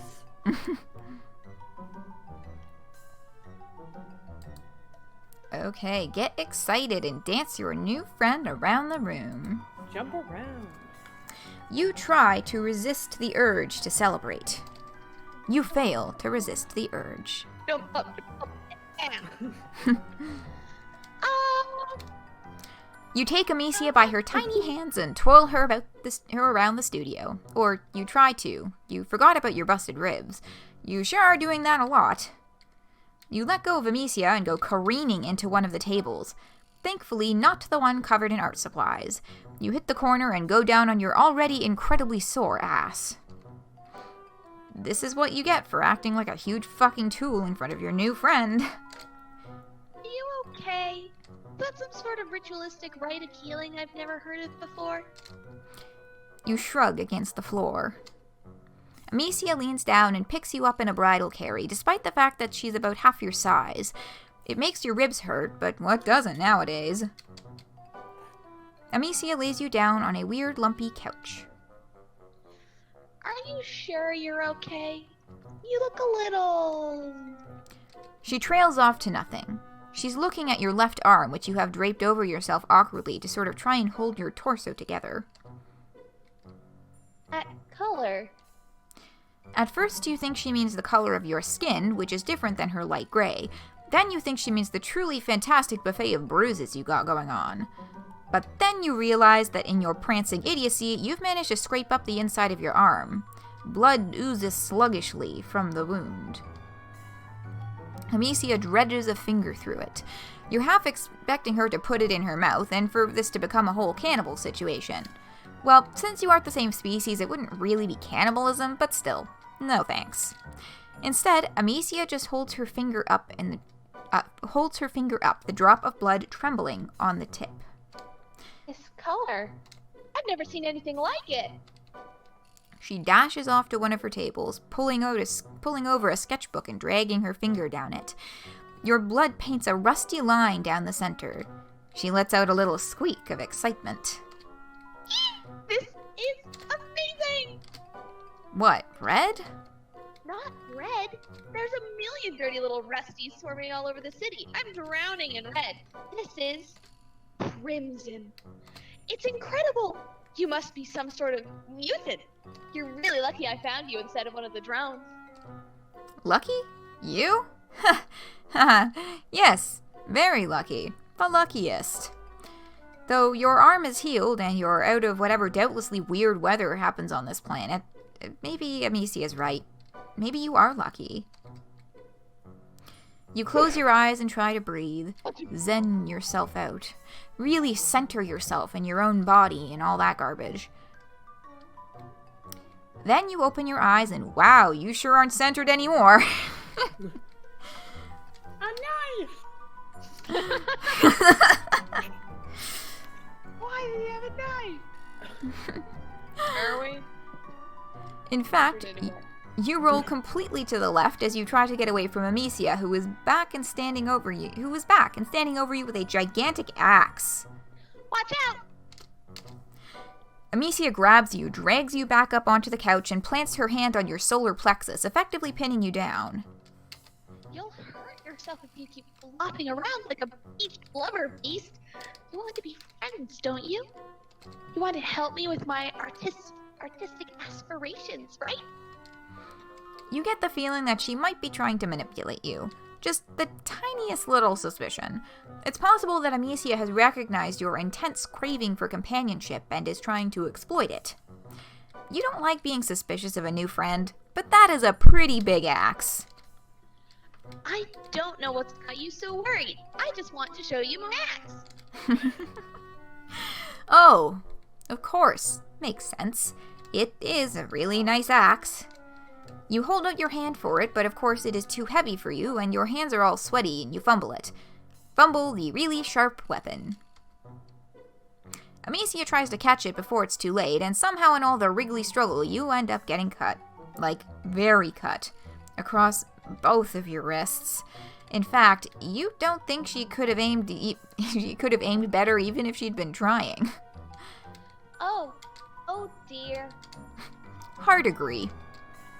Don't struggle. You'll only hurt yourself more, silly. You don't want that, do you? No, you definitely don't want that. Not after what a butterfingers you've proven to be. Amisia gets up to put the axe down, and you kind of lose track of her for a little while. You are bleeding all over her couch, and everything around you starts to go shiny and unreal. She comes back with a couple little jars that she uses to catch your blood. That's a good idea. You sure are making a mess. You wonder if these are specifically blood jars. They look like jam jars. Alien jam. Space Jam. God, you love that movie. It's been so long since you've seen it. Definitely the best PG movie about basketball. Way better than the one with the dog and the clown. Do they even have basketball here? You ask Amisia. She just shushes you and brushes your hair back off your forehead. She keeps smiling and saying comforting things. We have hair? God, she's a good friend. Oh yeah, MSPA reader, hair, hello? Hello? Before too long, you do what it's honestly a goddamn shock you haven't done before now. You pass out. This is fine. When you come to, you are propped up against the wall in a weird way that you wouldn't love even if you weren't in imbalance, and both of your arms are jammed into a hole in the wall. The med hole. The glory hole of well-being. The magic sphincter. You grunt and pull your arms back out. They're healed. The cuts on your wrist, there's 2 faded pink lines. You take a step away from the wall and immediately hit the ground. You may not be actively dying anymore, but you did just lose like half the blood in your body. God, you're tired. A little giggle makes you turn around. Or roll over since you are still on the floor and probably not getting up anytime soon. It's fine. You've met worse floors in your life. Amisia is standing at one of her easels, her hair pulled back behind a scarf and little round glasses perched on her nose. A jar of your blood sits next to her, and as you watch, she dips a brush in. I'm glad you're awake. I was a little worried I'd actually killed you back there. She laughs, and you laugh along with her. It's very funny. Actually, everything is very funny right now. It's probably the blood loss. You ask her what she's painting. You, of course. You inspired me. Well, right now it just looks like a bunch of red squiggles and some lines, but she only just got started. She's warming up. She's sitting there on her stool, looking at her palette and chewing her lip thoughtfully. She looks somewhat nervous. Actually, I want to show you something. Something I've never shown anyone else. She leaps up from her stool and crosses the studio. You roll to your other side to keep her in your line of sight. You really hope she isn't getting another Space Jam jar. She starts turning around the canvases one by one. They are all blank, except for one, which has a little... Wait, no, that's just a shadow. Every single one of them is blank. You aren't sure you understand. You ask her if those are all just new canvases that she's not gotten the chance to paint on yet. Amisia sighs. I'm just not a real painter. There, I said it. She buries her face in her hands, talking from between her fingers. I'm really good at all the other parts. The materials and the studio. I even make all my own paints. I just can never do the actual sitting down and doing art part. That's a mood. Oh, me? Yeah, same. She just looks so despondent. You wish you could do something, but you don't really know that much about art, and you probably can't stand up yet. You tell her that she looks like she's moving in the right direction, at least. You don't even have a studio, or any brushes, or stuff like that. Of course, you have no aspirations to being a painter, but you leave that part out. That's just it. I feel inspired for the first time ever. I think it has to be your messed up, disgusting mutant blood. Really no other explanation. Okay, we have an Uwu's redemption. So we're gonna Uwu it a little bit. Oh boy. Calm down, you're like 4. Oh no. There's a thing that they want to be read.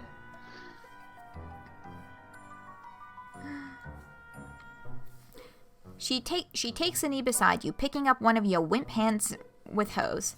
They're cold, like she's been pressing them to a glass window in winter.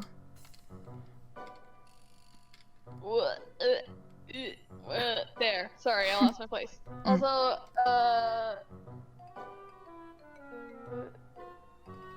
sorry. I was looking at chat. Usually, I just finish off my contributors quickly. I don't have time to deal with a bunch of injured lowbloods moaning around my studio. But I couldn't just use your blood up all at once. Your thought too special for that. You gaze at Amisia. A mist has descended over your vision, and it isn't even the mist of imminent death. I have to keep this precious blood safe. I think you might be my muse. You will never escape! Friendship! My muse. Muse.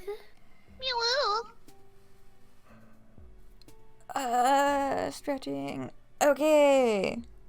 2 volumes down. 16 to go. Hell yeah, gamers. Hydrate. Hydrate. No. Will do. Thank you, Beefcake. Slurp. Mm-hmm. Wait, is that the same beefcake I have in Cloud Hell? Beefcake, is that you? Yeah, I think that's the same beefcake. Oh my god! Yeah, I summoned a whole circus here, I'm sorry. Join Clown Hell, but don't.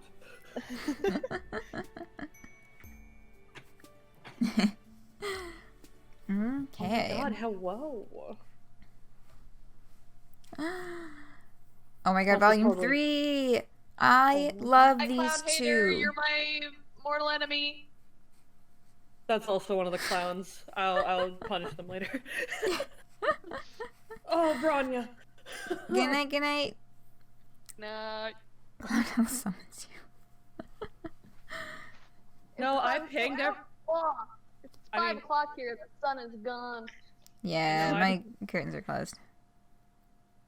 I pinged everyone. I summoned the clowns.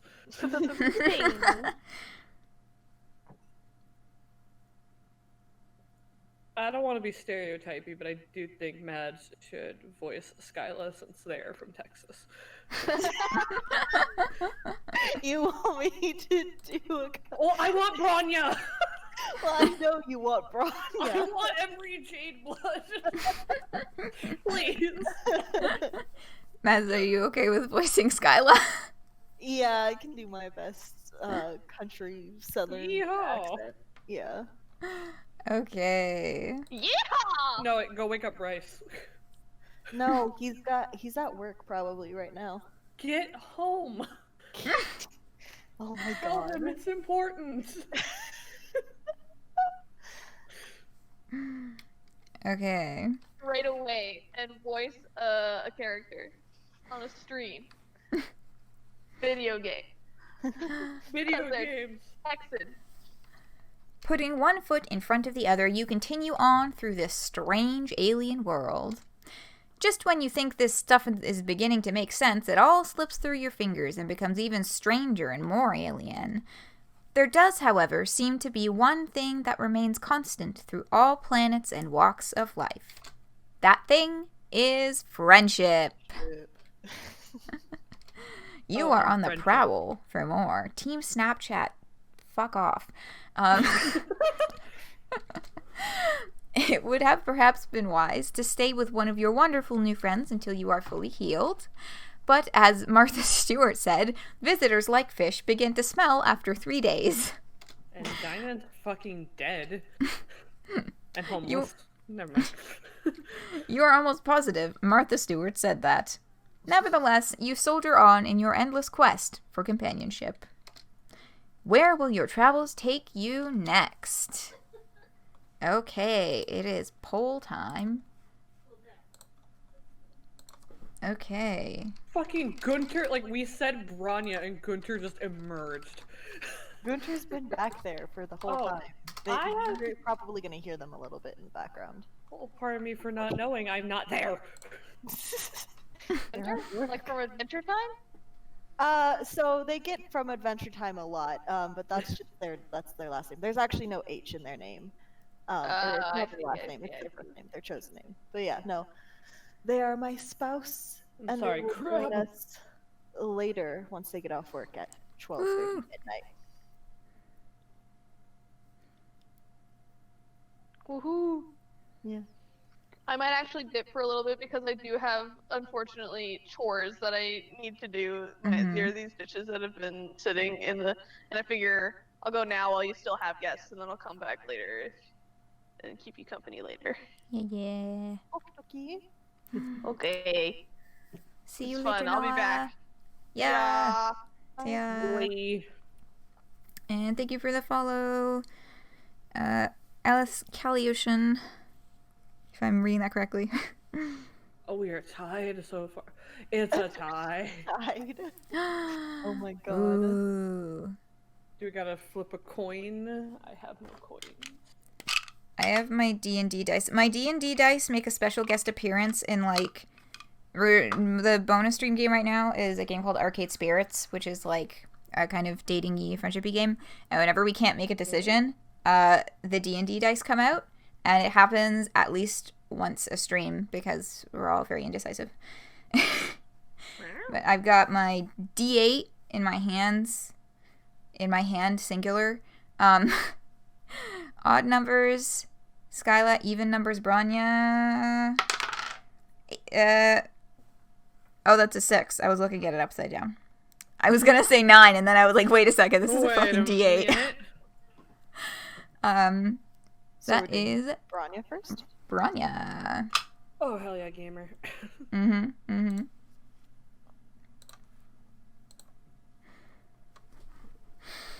All right. I'm ready. And off we go. You've been traveling through a cave network for a while now. The rigid stone is a welcome respite from the eerily organic infrastructure you've been encountering, but it is also proving an unwelcome respite for friend-making. Maybe it was too much to hope for that this cavern would be home to another potential new buddy. Maybe leaving the big city behind was a horrible mistake. Just maybe, these dark, cold tunnels are completely devoid of, oh, hang on, there's a bunch of buildings in the distance. There she is, I love her. Oh, hello! I thought you were one of my girls, but you don't look like a Jade Blood. Or anything else, actually. How strange. I just realized I forgot to actually post that we're starting Volume 3, so I'm just gonna quickly... How am I supposed to retweet it if you... Not that I'm, like, live tweeting anything. Are you? I No. have not been looking at my. No, don't look at Twitter. I'm looking at Twitter. That's very fun. Okay. There. I have, blasted people. I don't even know how many people are actually seeing the post that I'm making, but, like... I mean, I am retweeting them, if that is worth anything. Thank you. That is actually worth something. I do appreciate that very much. Can't believe we're best friends now. Oh, we have an Uwu redemption while I was off pissing around on Twitter. Okay. You convey your usual spiel regarding your circumstances. You are lost and lonely, and your wibs are still broken, you think? Honestly, the wibs are fine. You could just use another friend or two. I see. My first responsibility is to my jades and the mother glove, so I can't make any promises of friendship just yet. But you do look like you need someone to take care of you. Here in the brooding caverns, we follow a few simple rules. Don't invite drama from up top down below. Protect the mother glove. We have no hierarchy, but do what I say. Let's do everything we can to keep up our current record of dozens of sweeps without any jades being culled. You're not sure what half of those words mean, but you nod your head. Good, I'll take you to our hive. Follow me. Good enough. You follow her into her hive, which looks like a school or some kind of dormitory with multiple rooms and multiple floors. Bronya, you talk so much. I think we're set for the done with Ulus now too. Yeah, we're good for Ulus. Usually more of my jades are around. I suppose that everyone is out watching the Imperial drones arrive with the filial pails. Girls, we have a visitor to our caverns. 1, do not be alarmed by their bizarre appearance. They seem to be harmless and quite weak. 2, do not give them more injuries than they already have. Our visitor deserves a warm jade blood welcome. She- This is so nice. I love her. Everyone calls Bronya mom, but I'm like, she's like a camp counselor. She makes me like, okay, team. Oh, I can't believe I hadn't thought of it like that before. I actually work at summer camp. She claps her hands. No one else is around, but you stand to attention and give her the thumbs up to show that you read her loud and clear. You notice that she called you visitor and not friend, but that's okay. You can do whatever it takes until you're upgraded from visitor to friend, or at least charity case. You follow her upstairs and she stops at a big room on the second floor. When you step into it, you have to clap your hand over your mouth to keep from gagging at the revolting sight. There are big, baby-sized larvae-looking things all over the floor, squirming around and crying and inchworming out of kiddie pools of green slime. What the hell? This is our nursery. Most of the wigglers are sick, or most of these wigglers are sick or injured, so we look after them in here until they're well enough to go back out into the caverns and spin their cocoons. I haven't read any of that right. She looks shifty all of a sudden, giving you some side-eye like she's sizing you up. You try to look very non-threatening and also 100% trustworthy. We keep this nursery on the down low. It's not against any laws, but it's something of a break from tradition to save any of the grubs instead of just letting them die. To tell you the truth, I'm not sure why we do it. I guess it just feels right to me to take care of them, the same way I take care of my jades. A nursery, huh? You look around again with this new information. You guess you can sort of see how the wigglers look like babies. You can't believe that one of these things could grow up into anything that looks like Bronya, but this is an alien planet, so who knows? She takes you over to a shelf that seems to hold medical supplies. You're not sure what can be done for your broken ribs, but maybe she has some kind of alien technology that can help. But when she starts going through the cabinet, you don't see anything that looks high-tech like the thing that fixed your arm. I love the one on the back in the background, I'm sorry. I guess that most of what we have is stuff for the wigglers. And I'm not familiar enough with your bizarre anatomy to know if it will help. But if you're not completely sure how to do something, it's best to try anyway. 1, even if you fail, everyone else can still learn from your mistake. 2, maybe you won't fail. You never know. You're not so sure about applying this ethos to your broken ribs, but she looks so determined. It might be rude to say no. But, indeed, we just gotta say no. Thanks, but no thanks. I'll heal on my own just fine. Sorry, guys. Okay, thanks, but no thanks. I'll heal on my own. Oh, well, if you're sure. I'm worried about you, though. You seem like you need help, and I wish I could help you more. If I can't take care of someone, I'm not sure how we can ever truly be friends. You try to cheer her up, pointing out that friendship is a two-way street after all. She doesn't have to concern herself with your mutilated frame. How can you help her instead? Well, sure, there are things around here that I could use some assistance with.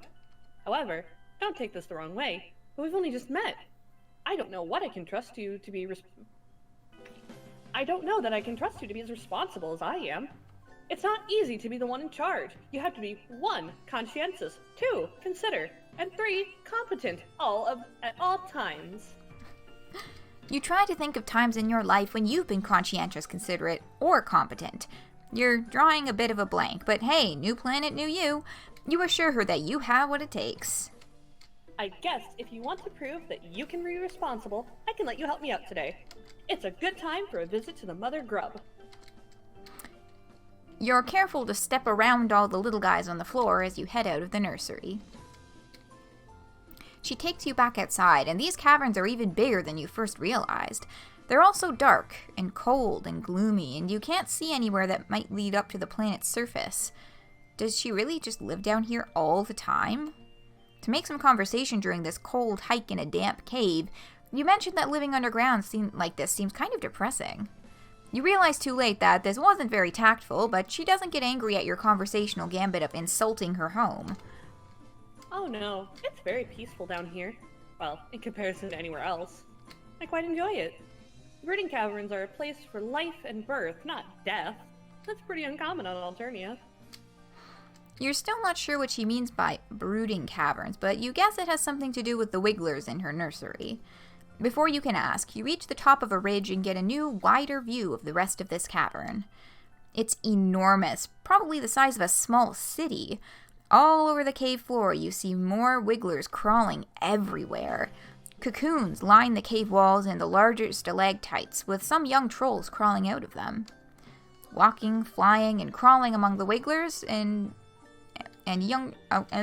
Walking, flying, and crawling among the wigglers and young trolls are a variety of white monsters of all kinds, shapes, and sizes. In the center of the cavern, there is... You don't even know how to describe it. It looks like a huge, many-legged queen bug of some kind, with a goat-shaped skull and horns coming out of her head. Her bulbous sphincter ripples as she lays a continuous stream of hundreds of eggs from which you assume the gray wigglers will hatch. And marching through all this, you see several hulking bipedal creatures, each carrying 2 buckets, either to or away from the mother grub. They look armed and they move like regimented troops, soldiers of some kind. You are instinctively terrified of them. This is where the magic happens. And by that I mean the continuation of our species. Jadebloods like myself are entrusted with looking after this process, which is of course a very special job. 1. The Imperial drones carry hate that word. Of genetic material to the mother grub for her slurry. 2. She lays eggs that hatch new grub broods. 3. After the wigglers emerge from their cocoons, the new trolls will go through the trials, and the ones that make it will be selected by Elusus to help care for them. 4. Together the young trolls and their Luci go up to the surface together, where the trolls will grow up, or get cold, or whatever. As Bronya explains troll reproduction to you, one of the Imperial drones veers sharply to the left and in the process tramples over a few wigglers and young trolls. The drone continues on, but several of the Luci cry out, crowding around their dead or injured charges. Rev, can we get some Fs in chat for those fucking Dead babies? Yeah.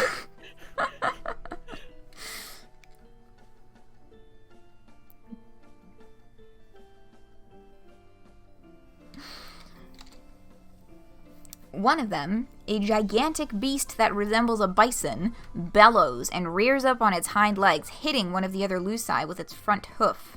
Oh jeez. Not again. This kind of damage controls a lot of what we have to deal with. Whenever Elusus goes rogue out of grief or confusion, there's the potential for it to lash out at other Luci, the Wigglers, or the Mother Grub herself. Jadebloods, we cannot let that happen.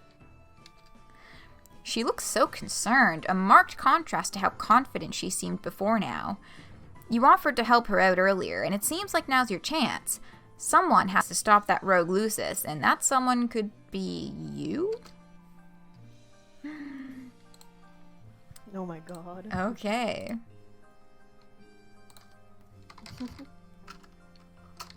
Oh boy. Mm-hmm. So, we gonna... fight the monster. Typing monster. Or weenie time. Weenie time, but Diamond is dead. Yes, in this canon, Diamond is fucking dead. Oh my fucking god, you fucking dead. I'll never let that go. I'm gonna hold a candlelit vigil. Weenie. Yeah. Is it... how are things looking now? Are we... Ooh. We got a... 4-3 split. The tables could turn. Wow. There's potential.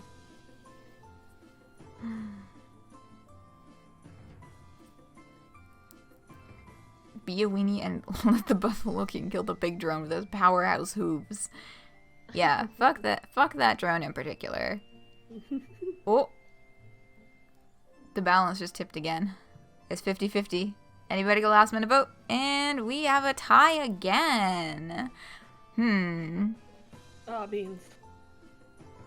Well, it's a tie. I'm gonna break the tie and say that it's weenie time in honor of sweet, sweet, very dead Diemen. So dead. So meaty, so dead. Be a weenie. You definitely do not like the idea of wading into a monster fight, not even to save the progenitor of your new friend's species. In fact, you don't like that Bronya's so focused on protecting all these helpless toddlers and distressed animals instead of taking care of you. You stammer out that you don't think you can take on any kind of monster right now. In fact, you just felt another stab of pain in your ribs. You might be blacking out. Bronya's concerned face turns in your direction as you start to swoon. She catches you before you hit the ground and your heart flutters. You look up at her serious face and she looks like such a mom, but also such a friend, like some sort of combination of these two concepts. Yikes. You don't look so good. I can't leave you alone. Not when you're in such bad shape. Maybe I could carry you on my back while I try to stop the rampaging Lucis? Your heart flutters turn to pinpricks of alarm. That sounds dangerous, mainly for you. You try to think of what you can say to dissuade her. Something other than, I think you should ignore the helpless babies and mother in danger because behind you in favor of continuing to hold me in your strong arms. But before you can speak, you hear a commotion behind her. She turns to look over her shoulder and her face sags with relief. Yes! The other Jades are here! They should know what to do. We've taken care of crisis like this before. Of course, usually I'm there to help. If you crane your neck, you can just glimpse a crowd of trolls corralling the rogue Lucis away from the mother grub, while the other trolls calm the remaining Luci and swoop up any wigglers in harm's way. It looks like I needn't have worried. They're more than capable of stepping in while I'm otherwise occupied. I'm so proud! You take this opportunity to compliment her on what a good leader she must be, to have trained the others so well. Super smooth. She beams at you and sets you down carefully on the cavern floor, kneeling at your side. This could have gone quite badly. I'm glad I didn't make the wrong choice when I stayed to help you instead of rushing off. It just goes to show, sometimes the best thing you can do for the group is take care of the weakest person in it. You kind of want to object to being called the weakest person, but you did just fake a fainting spell for attention, so maybe now isn't the best time. Instead, you thank her sincerely for sticking by your side. The two of you watch together as order is gradually restored to the chaos below, and even with your injuries, you feel close to content and quite hopeful about how this relationship is progressing. You notice that at your side, several wigglers are blindly squirming around, confused and crying. There are some young trolls here, too, looking around all lost and bereft.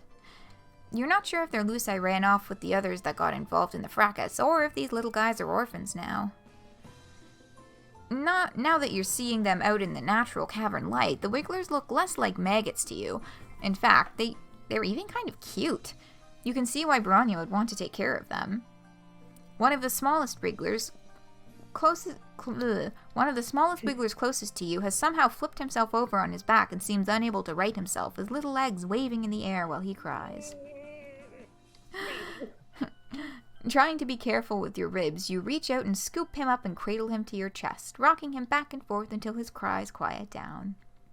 Wow, you have a very strong nurturing instinct. I think he likes you. You almost look like you could be a Lucis, or a Jade Blood. You are pleased that she approves of your caretaking display. The Wiggler's cough breaks through your haze of smug satisfaction, and when you look down, you realize he seems to be having some trouble breathing. You point this out to Bronya.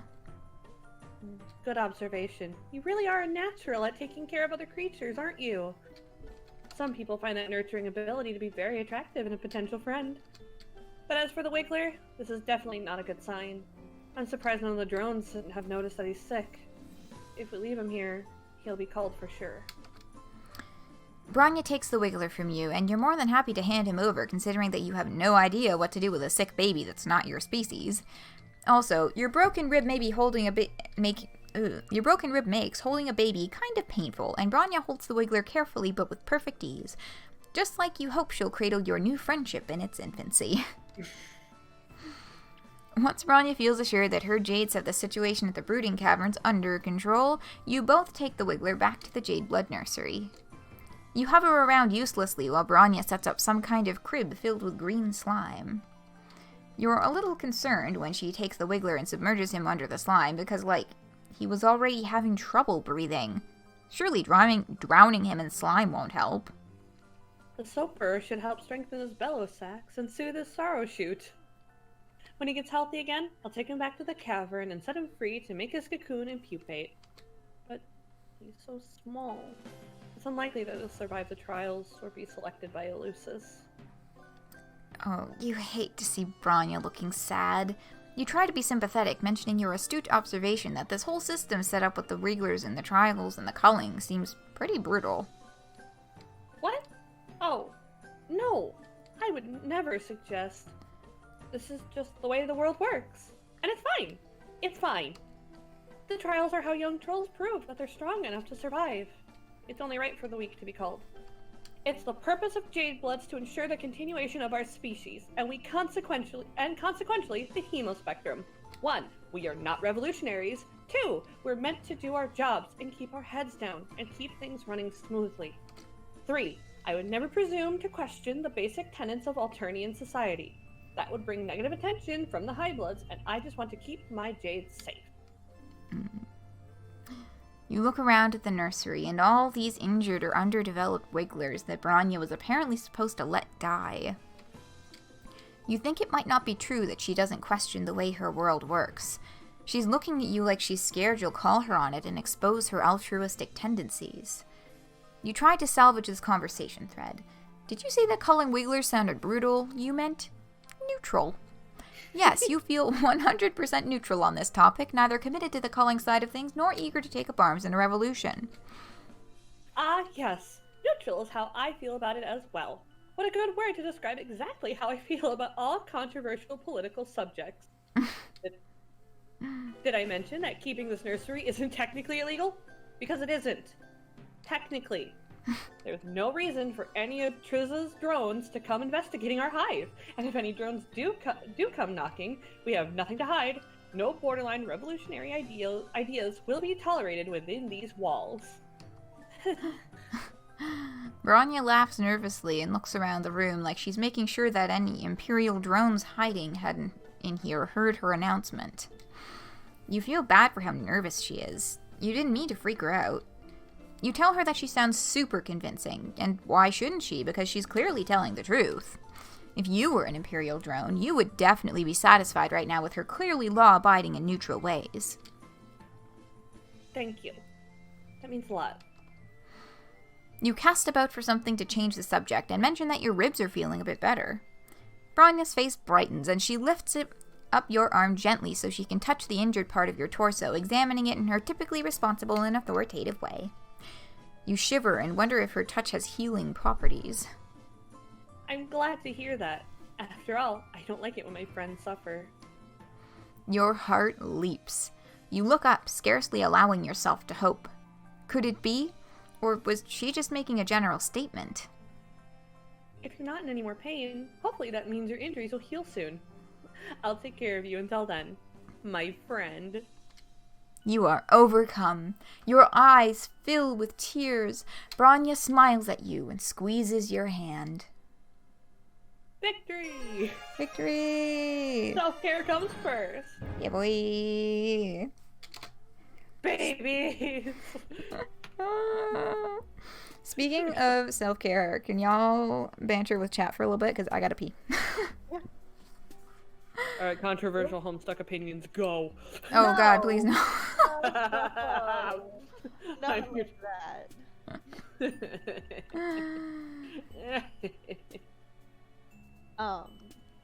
Okay, I will be back. We can banter. I know banter. I've been banting. Homestuck exists. Controversial. It's really funny actually because I didn't know Homestuck existed until like 2018. So God, I wish that were me. Oh, someone redeemed stretch. Guess we got a stretch. No. I'm not Fucking about. stretch. I'm not bound by your laws. Wow. I'm gonna make my posture even worse now.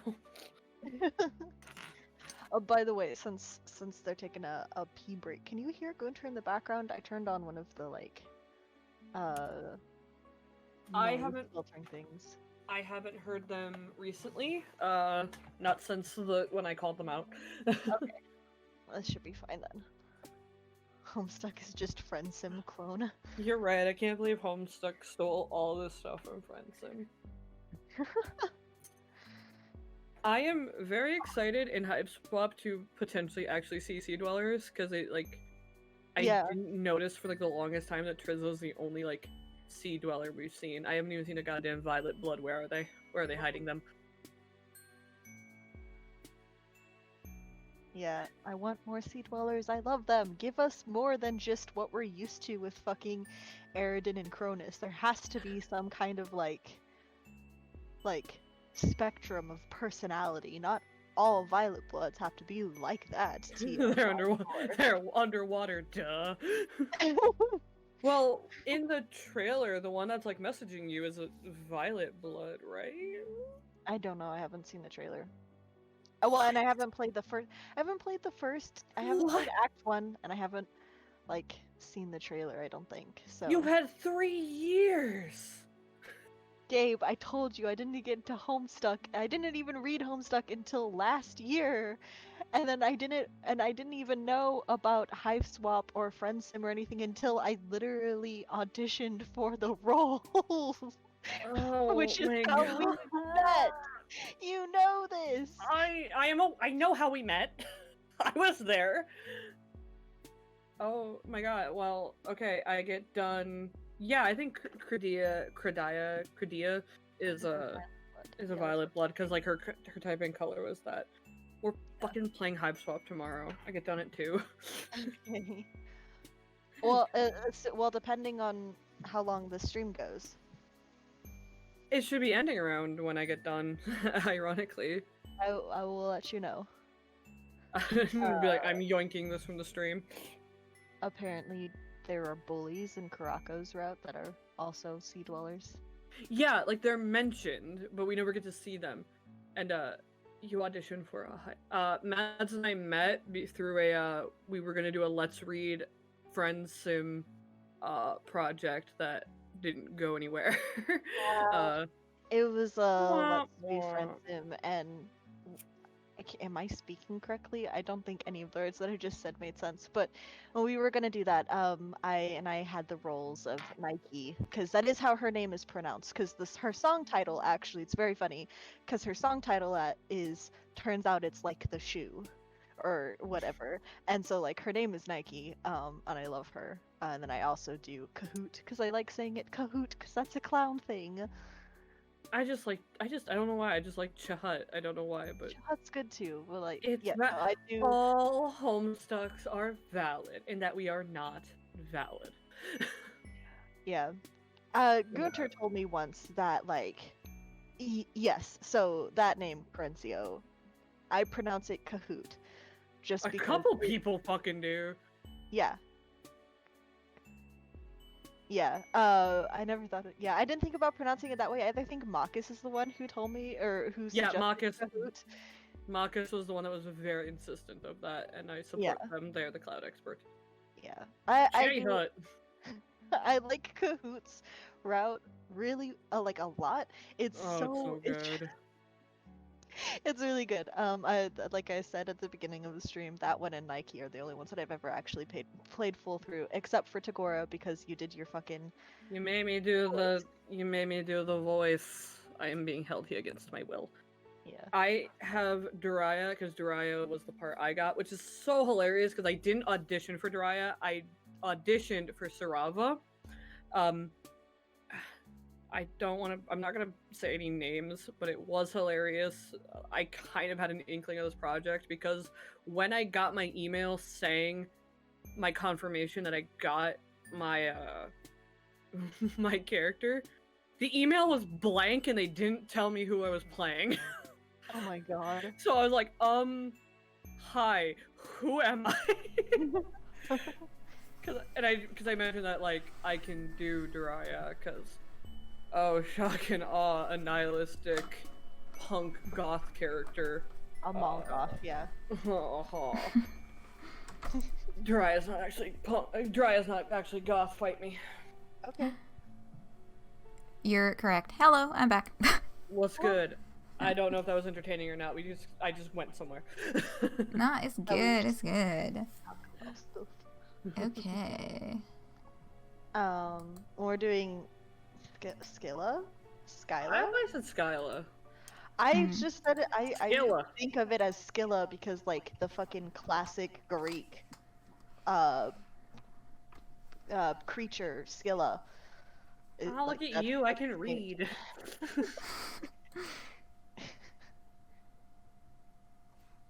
I'm gonna ding CL and see if he's awake. Hold on. Okay. Y'all ready to rev? Oh, I'm ready to rock and roll, buckaroo.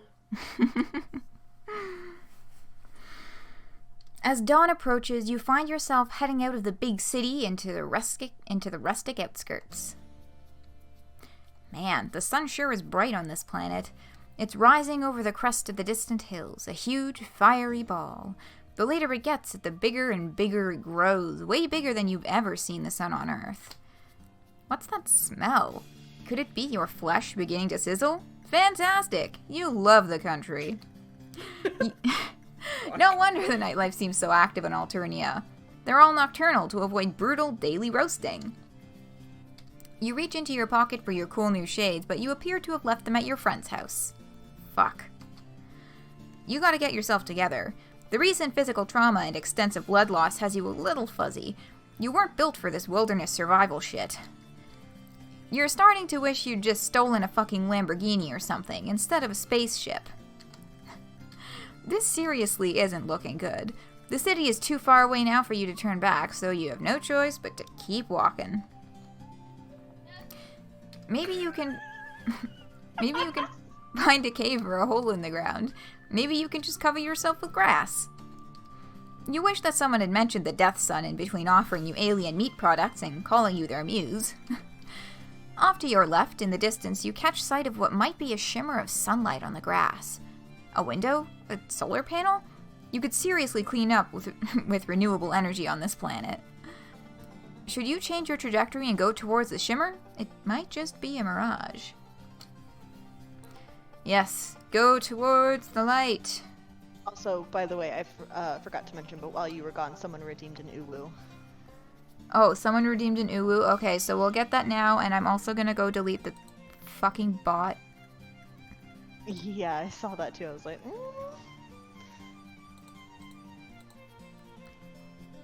Okay, let's see. You hear Goons in the background? Yes. Okay, hold on. But I adore them. And let's see.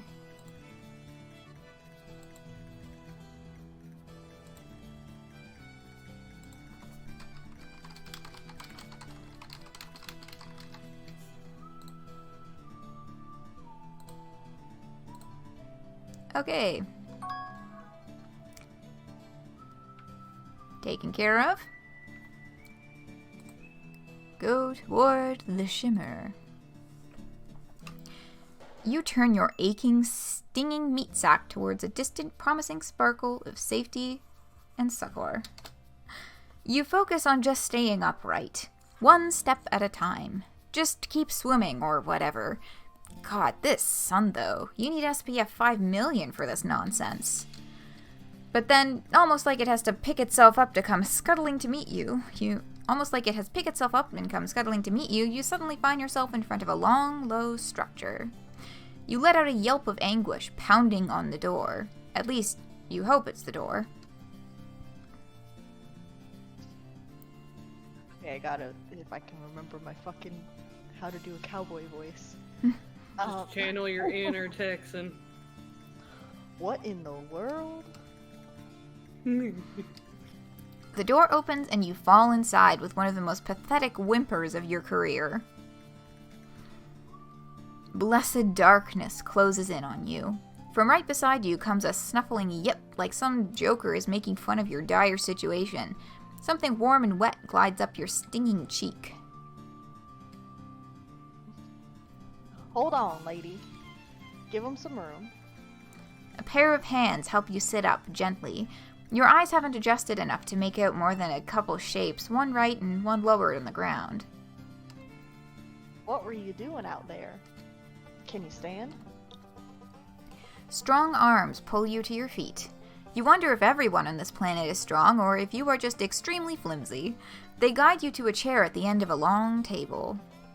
Stutteringly, you begin to explain yourself, that you are an injured, exhausted traveler who is ravenous for pals. Well, bless your heart.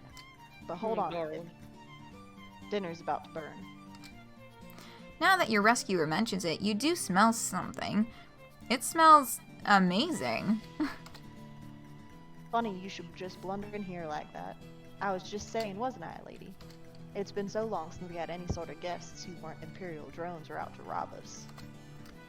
You rub at your watering, slowly clearing eyes, and when you look up to your rescuer finally comes into focus. She's tall. Taller than anyone else you've met here, you think. Also, maybe a little older? Not that you're an expert in troll physiology, she just has an air of knowledgeable competence. She's wearing a fringed jacket and holding up a plate. There you go. Your oculars feeling any better? By the by, my name's Skylla. Pleasure to meet you. Skylla? Is that how we're saying it? You decide. It is you now. Yep. Okay, well, I'm probably gonna default to saying Skylla, so pleasure to meet you. And this here's Lady. I love Lady. I had a collie growing up, so she holds a special place in my heart. She looks down, and at first you think she means the table, but then you look under the table at the giant monster dog looking up at you. You jolt so hard you almost fly backwards out of your goddamn chair. Whoa there. No need for theatrics. It looks a little like one of those lassie dogs with the pointed noses. It's a collie, except enormous and pure white. Its barks practically shake the whole house. Hey there, lady. No need to be rude. They've clearly had one hell of a time, and they don't look dangerous. Just really peculiar. Besides, if they try anything, you and me can take them. Hi, Bridge. Skylla puts her hands on her hips, staring you down with thunderous yellow eyes. Right? No funny business, you hear? You swallow and nod, trying to look unthreatening and obliging, ready for anything. For instance, friendship. You are so ready for that. Skylla sets down the plate she's holding. Here, have a grub cake. There's plenty. That sounds gross as hell, but what's sitting on the plate looks and smells exactly like a normal pancake, golden brown and crispy at the edges. There's boiled tree blood too, if you like. Also churned dairy product. She puts down a carafe of syrup and a dish of butter. Man, everything has really weird names. Skylla pours out a cup of some very familiar smelling liquid. Brown bean juice, you guess. Skylla raises an eyebrow. No. That's just coffee.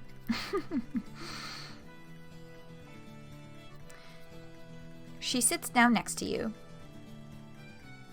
You're lucky you were only out in the light at dawn. Nobody wants to be out in direct Alternian sunlight besides Jadebloods. No offense, but you certainly ain't any Jadeblood that I've ever seen. First I thought you were some sort of mutated Lucis, because you don't have horns and you were grunting and yipping up a storm back there. But you're an alien, right? Don't worry, I won't call the drones. I'd best be getting used to being around aliens anyway, seeing as how I'm gonna be seeing a whole mess of y'all come next week. She laughs nervously. You aren't sure what she's talking about. Do you even need to specify that anymore? It's just a natural law at this point. Gravity, the conservation of energy, and you don't know what the fuck is going on. Lady, would you mind drawing a bath for our guest? No offense, but she smelled like you could use one.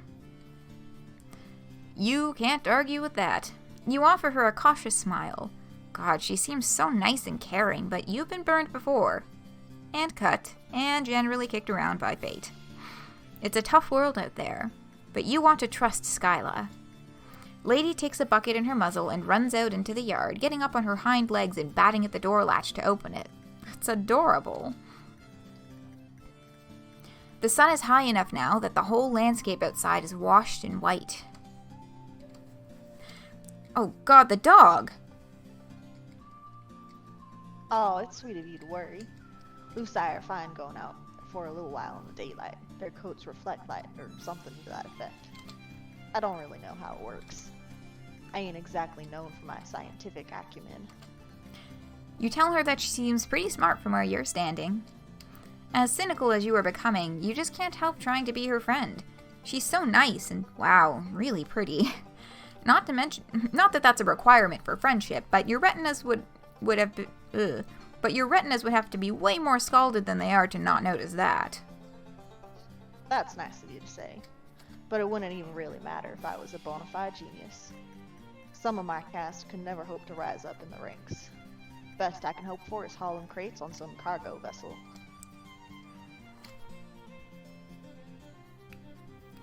Ranks? Cargo vessel? You swallow your bite of grub cake, ready to ask her if she's thinking about joining the military, but just then a swell of noise erupts from outside the house. Shouts, crashes, and Lady's frantic barks. Skylla gasps and launches herself out of her chair, knocking over the carafe of syrup.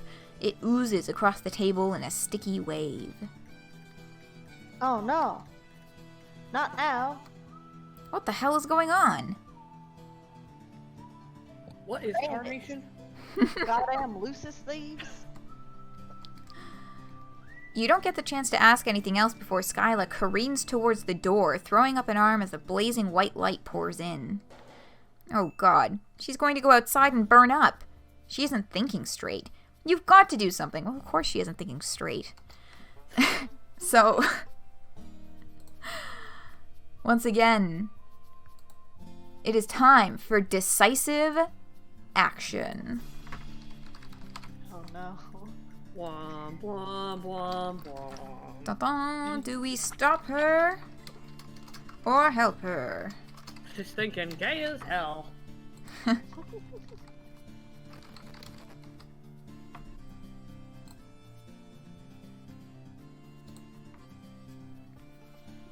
Mm-hmm.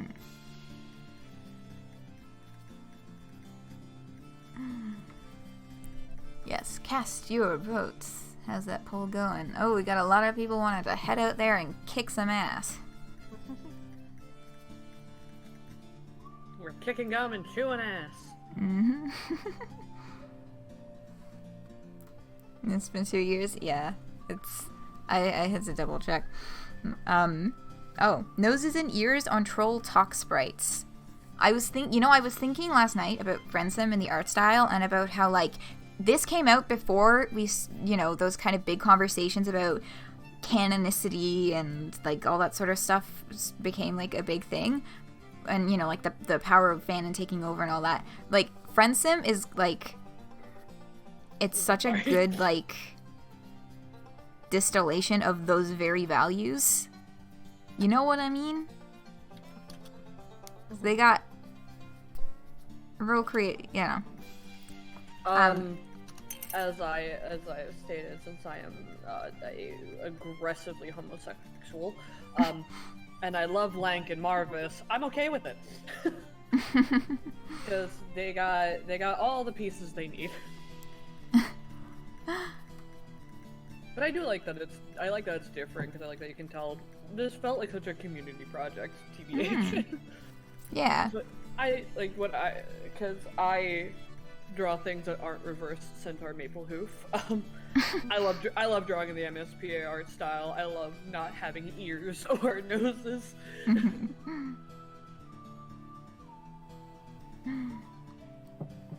But just thinking whether they would. Yeah, I mean that's a whole other you know, the actual troll biology is a whole other Oh, deal. But like, I love and appreciate that they just kind of let people put so much variety into Friendsim. But anyway, our poll is done, and the agreement has been had. Help her. What the hell? You've already experienced the Alternian sun. It sucked a whole lot. Maybe now we'll suck less because of how bad it sucked then. Just a sliding scale of suckage. Skylla plunges out into the daylight in the direction of the commotion, and like a big dumb asshole, you barrel out into the blazing hellscape after her. Surprise! It still sucks. You've had sunburns before, but this is ridiculous. This is a fucking monster of a gas giant pointing and laughing at the tiny speck of humanity you represent, trembling before the void. It's a pure assault on all your senses. The light is almost as bad as the heat, and you put up your arm to block the glare, following the dust Skylla kicks up behind her. You doubt your eyes will actually ever adjust to this fuckery, but you can see a little better than before. There are about a dozen of them. All of them trolls, all wearing dark, padded outfits that cover their faces. They look halfway between hazmat suits and SWAT uniforms.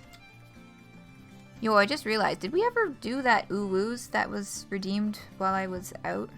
Oh, no, you didn't. No, we didn't. Shit, okay. Figure it out. We're ooh-wooing now. We're gonna bust out the ooh-woos. Alright. All of them have big, fake-looking guns that probably aren't fake.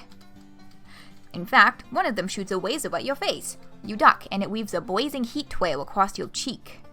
But as all of you is currently boning, it doesn't really break your stride. Skylla throws herself into the fray, letting out a war cry accompanied by the sound of a fist hitting flesh. It's 12 against 2. Which, if you remember your fractions right, is not unlike 6 against 1. But these guys have probably not been expecting a frontal assault, and they have definitely not been expecting a Skylla, who is frankly fucking terrifying. Skylla, I love you. She shoves 3 trolls down like dominoes, grabbing up a discarded gun and shooting all 3 while they're on the ground.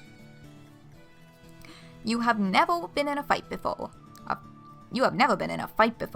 fucking all-out brawl.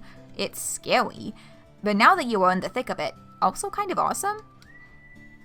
Sure, your skin is boning and you could be killed at any moment, but that's just how it goes on this planet.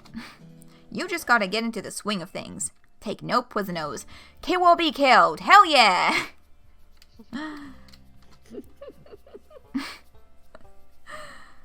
I'm gonna say that's some good ooze.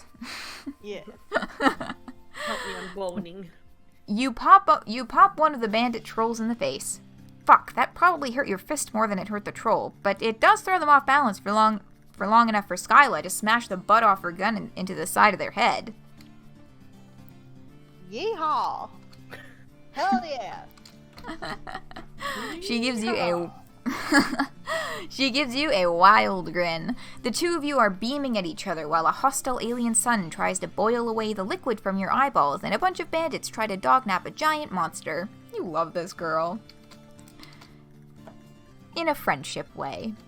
But still, you love her. You make an awesome team. Another troll comes up behind Skylla and she smashes an elbow into their throat, grabbing them by the front of their uniform and suplexing them onto the dusty ground. She wails on them with her bare hands. God, she's really hot. Get lady! Oh, right. You stumble over to where the Lucis is thrashing inside a big black net. You don't have any way to cut her free, but she's already doing great on her own, biting through the fibers with her big sharp teeth. You hold the net still for her to finish the job, then pull it off her so she can join the fray. It's over fast after that. How did they even get Lady into the net in the first place? She's so giant and quick, grabbing trolls in her jaw and shaking them like chew toys. The remaining 5 who are still standing jump into their weird little dune buggies and make tracks. Emphasis on the bug. They look like scuttling little beetles. Skylla chases after them for a few hundred yards, throwing the gun after them and shouting obscenities. And stay away, you hear? Tell the rest of them why you don't ever fuck with a Rusty's ranch. She stands silhouetted against the blazing sun, the dust trails vanishing into the distance. You are awash in heady victory, giggling like a lunatic before the adrenaline kinda drains out of you all at once. You are violently reminded of your fucked up ribs and recent blood loss. The Alternian sun beats down, and your arms are already covered in raised patches of red skin. This is a sunburn turned up to 11. Whoa there. Are you okay? Skylla is swaying too. A spray of olive green blood covers her cheek. At least the rainbow blood on this planet means you can be sure it isn't hers, but she still looks rough. Kinda how you feel. Lady, come here, girl. Wow, you're just gonna sit down. Maybe just take a little break. The pale landscape swoops, going even paler. No, you can't rest here.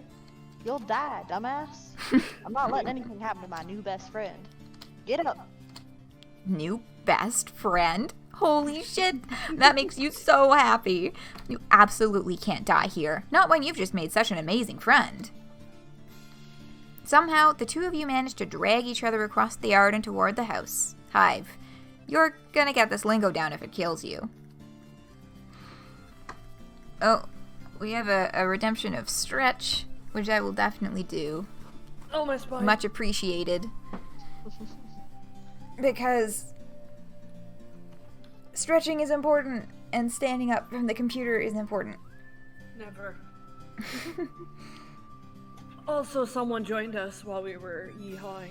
Whoa, hello. Who joined in the yeehaws? Ooh, hello. How are you doing this fine evening? Hello, welcome. Yeah. See, hello. Hello. It's nice to meet you. Nice to meet you too. Oh yes, I see things have been happening in the chat while I've been doing the ready thing. Yeah. Sweet. Yeah, hop on in. We're just finishing up with Skylla. Having a little stretch. Get stretching, bitch. Yes, good stretching. Reaching up to the ceiling and stretching my back and oh god, my neck and shoulders. Okay. I got bones of Rice Krispies. You never Wait. realize how much you need to stretch until you stretch. Yeah, oh my goodness. Okay. Whenever you feel yourself about to fall forward, you lean on Skylla. When you start to fall back, Lady is there to brace herself against the back of your knees. She's such a good Lucis. You wonder if she'll be your friend too. Her muzzle is dripping with a soup of multicolored alien blood. When you get back into the darkness of the hive, you can't see shit. Dang, your species really ain't suited for this kind of environment, huh? You can't even see in the dark. In demonstration, you walk right into the table. You about had it with tables. You are sworn enemies at this point. Please don't knock down my nutrition platform. I built it myself. She sounds exhausted, but giddy. Dang, you really did that thing, didn't you? You kind of want to go in for a hug, but that sunburn is really something. It feels like tiny needles piercing your arms and cheeks. The back of your neck is a colony of fire ants. Oh, yeah. Feels real bad, don't it? Come on, there's only one cure for sun rash. Skylla takes your hand. Gosh, this is next level friendship stuff. She leads you through her hive, and who knows if you are ever going to get all of your vision back. Maybe you're just blind for life. You'll have to get a cane and a whimsical aesthetic and learn how to navigate the world by smell alone. Homestuck bad. No, that would be stupid. Here we go. My coop isn't huge, but you're kind of scrawny. What are you waiting for? Take your clothes off. Man, the sun must have fucked with you with more than just your eyes, because you could have sworn Skylla just told you to take your clothes off. You are seriously not getting into my recrupercoon in those filthy rags. I'm not even sure what those clothes were supposed to be originally. Yeah, you aren't so sure about your look either. Another new friend of yours told you it was rad, but you were both a little high at the time. You might be a little high right now. You wonder if sunstroke causes auditory hallucinations. Also, you don't know what a Recuperacoon is. Hmm? Really? And what the heck do you sleep in on your planet?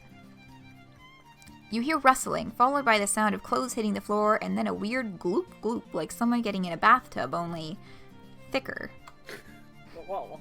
If Troll didn't have soap, or, well, I don't rightly know what would happen. But I reckon it wouldn't be great.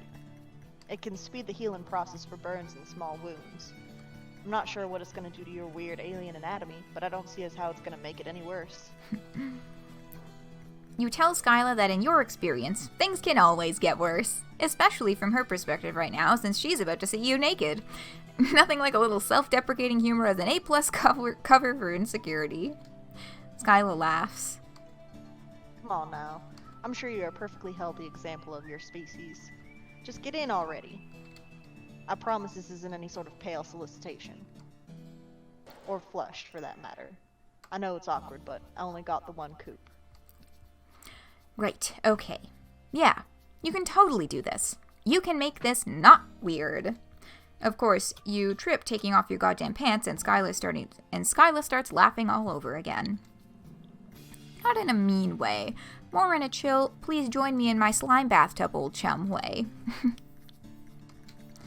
In a non-awkward way. In a friend way. Friendship. Victory! That's how I chill with my bros in the tub bed, too. Yeah.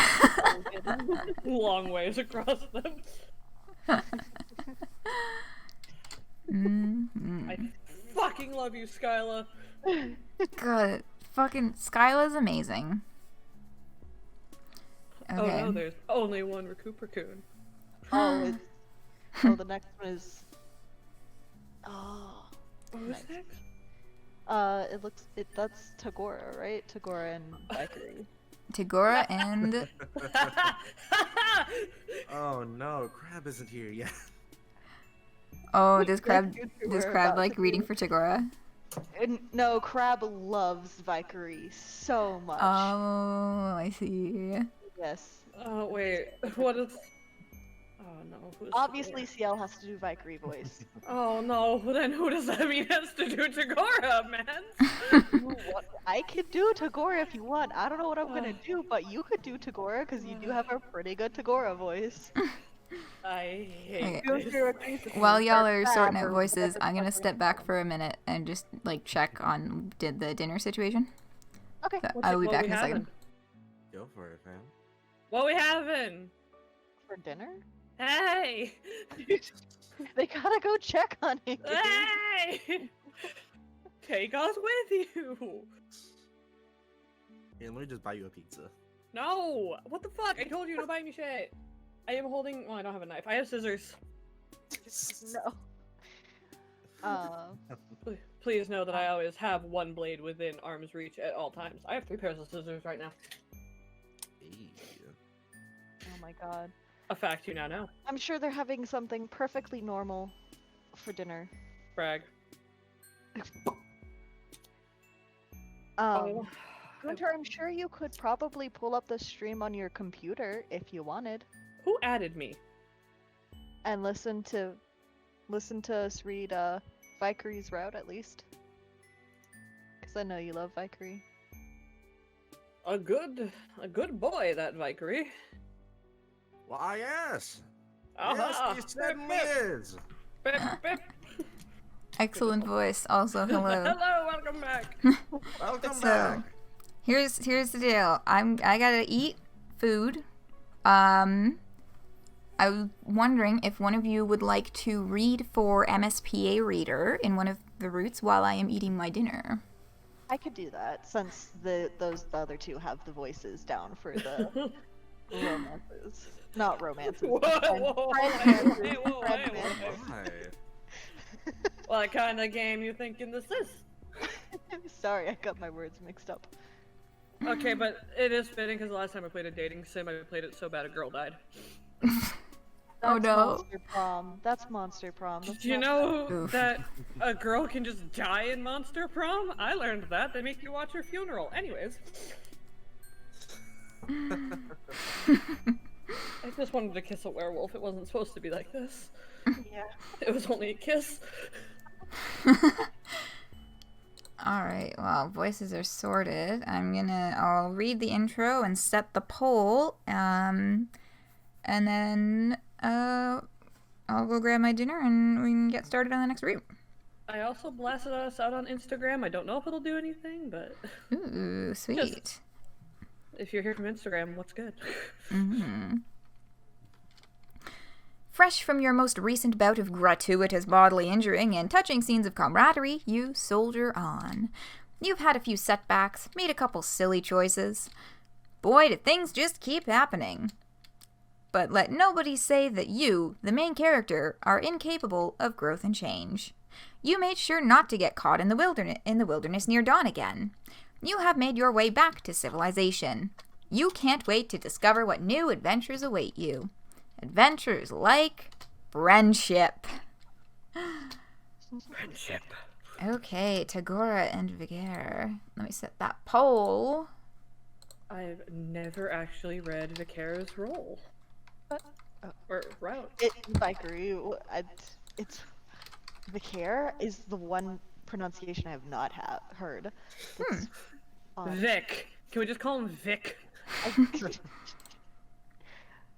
Okay, poll is up. I'm gonna go grab my food. I'll be at my computer and stuff, but I'm gonna go off mic. Oh, go off. I'll go off. Turn on your phone. Yo, you gotta turn your phone Turn sound off your off. fucking phone. Hey, it's my good that God. it happened now. Professionalism. God, I'm gonna pour another Mountain Dew. Phone on mute. Let's go.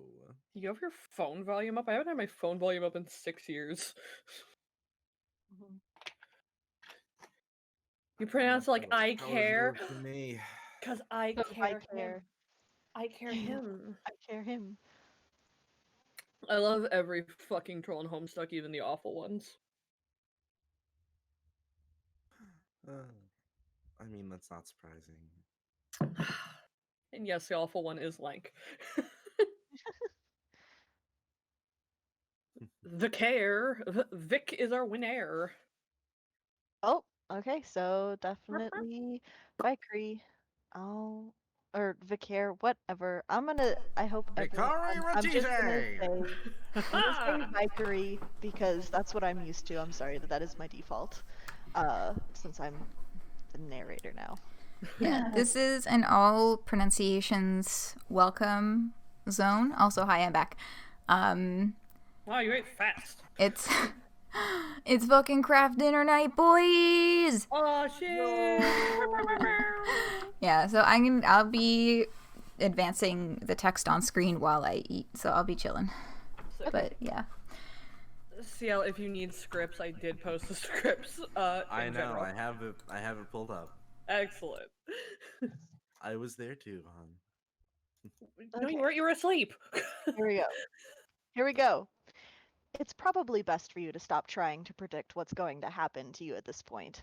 Everything that's happened so far on this planet has been kind of chaotic. In fact, you're ready for something more familiar. You head back to the site of your abandoned spaceship.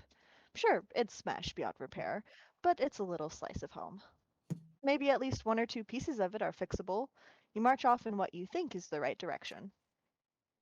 But when you get there, you're not alone. A little guy in a hat and big goggles is standing there, gazing at your spaceship. Maybe assessing it? As you watch, he breaks off a couple gears and stuffs them in his pocket. Hey! You clear your throat loudly. Good galloping gravy! Why, I've never seen the likes of you before.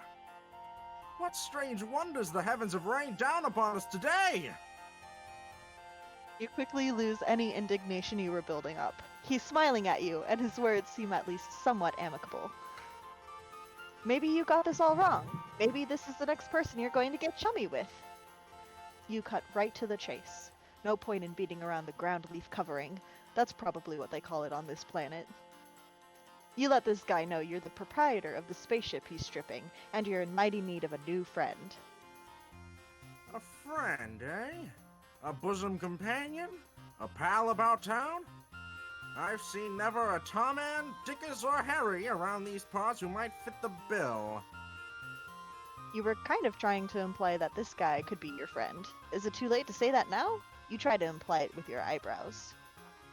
As for me, day-to-day matters on Alternia interest me not.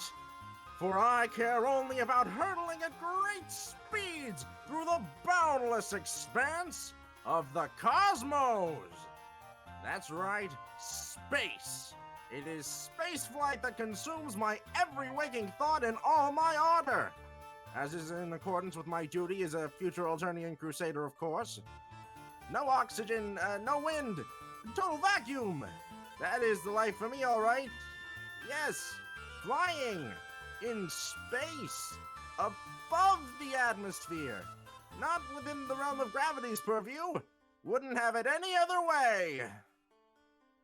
Right. You get the feeling you're missing something. This guy seems really defensive about his interest in spaceflight. Like, maybe he's trying to say something totally different? Whatever it is, his internal conflict clearly takes precedence over your issues. He seems like a great candidate for a friend, despite the fact that his voice sounds like it belongs over a newsreel about World War II. I have just one query for you, sport, if I may be so bold. Do you also like spaceflight? Do you yearn to see the moons shining above, the clouds whipping by as you chase and tease the impish western wind, and then also keep going past that up into space? Which one lets you pop one? No, because we don't want the first bad ending. We want the... Hello. We want that'll continue. So it's the tell him you're not so sure about spaceflight. Yep, it's tell him you're not so sure about spaceflight. Also, the screen's gonna pause for a minute because I forgot to post on social media again.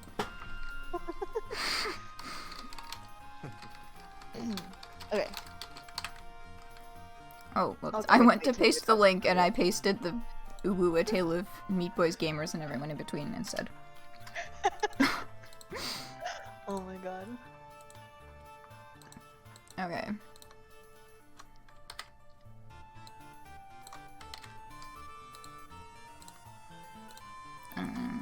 There. Okay. Ready? Yep. Going off mic again? Here we go. His eyes widen. You see them sparkle? Ah, I see. You're an individual with a more sophisticated palate. A real connoisseur of the buoyant arts you are. Someone like you could never be satisfied with the anemic affair of traveling between the inky blackness of galaxies. I believe a jaunt to my hive is in order. Let's get a wiggle on. There was a lot going on there, but you understand that he wants you to follow him. The friendly guy takes you to a building where all of the rooms seem to be balanced on spindly-looking stilts. The hive soars above you, up into the sky. He gestures to a little platform attached to a pulley system, like a rudimentary elevator. It brings you up into a small, dark room. Oh my god. His house is pretty much what you would have guessed. The walls are covered in star maps and pictures of spaceships. You notice that many of them have cheery slogans splashed across them, saying things like, "Explore the galaxies, because you're required to fulfill your duty to society," and "Enlist, travel, make friends, don't get cold." Your new friend doesn't seem too happy as he looks around the place. Just the hive for dedicated spacecraft enthusiasts, isn't it? You nod. You're not sure what this is leading to, but no one ever went wrong relying on non-specific and plausibly deniable agreement. Who am I fooling? You've rumbled me, potential new chum. What you see before you is a collage of falsehoods. I'm nothing but an avatar of baloney. In truth, the myriad temptations and desires of space do nothing to tickle my biscuit. The thought of participating in the glorious eternal conquest gives me the screaming memes. My interest lies in something a little lower down. He reaches up and peels back one of the posters. Behind it is another poster, this one showing a view of clouds in the night sky. Behold, my shame! The truth is, I long to toss and turn within the grasp of Mistress Gravity's sweet fingers. To traverse the sky.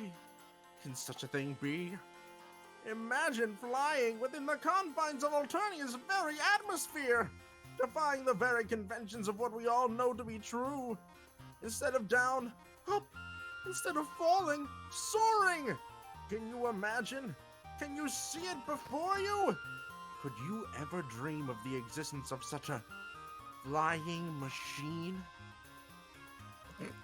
Oh. I don't Oh remember. my sweetie. Oh, we have to do a poll, right? We have to do a poll, yeah. Is this where we let them choose? I love So- you so much. Hello. This one is not a poll one because this is a second choice with a short ending and then one that leads further down to the actual like 2 ending So choices. he has three bad endings. Oh. Yeah. This poor fellow has 3 bad endings. The man is touchy. He's careful about who he gives his heart to. I love him. Oh, how have I never known this sweet angel exists? Yeah, so we gotta tell him we've never heard of such a thing, because if you tell him that airplanes exist, he gets really mad at you for mocking him and tells you to get the fuck out of his house. Me too. I get so drunk you talk about planes, fuck off.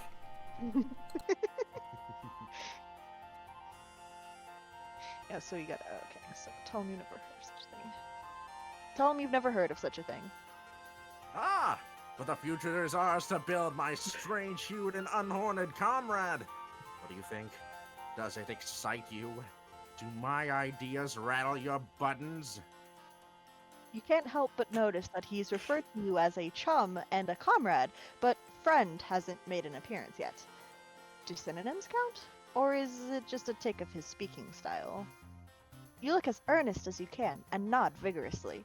You are almost positive this is the thing he really wants you to express interest in. Aha! The truth will out. You and I share this furtive passion for the indulgences of the air. A dialogue between a troll, a flying machine, and the stars. But further away from the stars than we would be in a spaceship, I cannot stress enough how different of a thing this is. You can't decide between nodding and shaking your head here, so you furrow your brow and do your best to look thoughtful, like maybe you are contemplating the differences. This fellow's demeanor towards you is definitely shading to the more temperate climate zones. However, certain physical needs are starting to assert themselves. You're still pretty banged up from your previous adventures, but right now, the aching of your stomach is screaming for attention. You humbly ask your friend-to-be if there might be any chance of getting a bite to eat. But of course! Why, if I'd known you had a rumbling in the old digestion bladder, I would have shut my appetite sweet! Time for a good old nosh, a yum-a-rooney!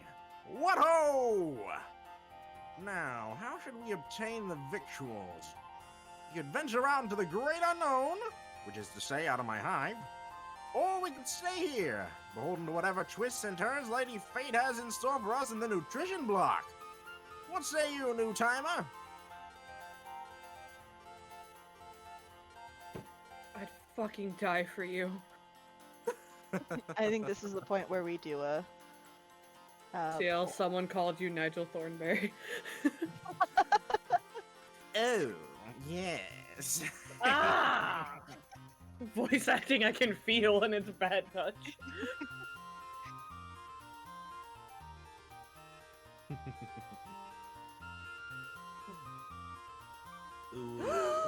Ah, yes.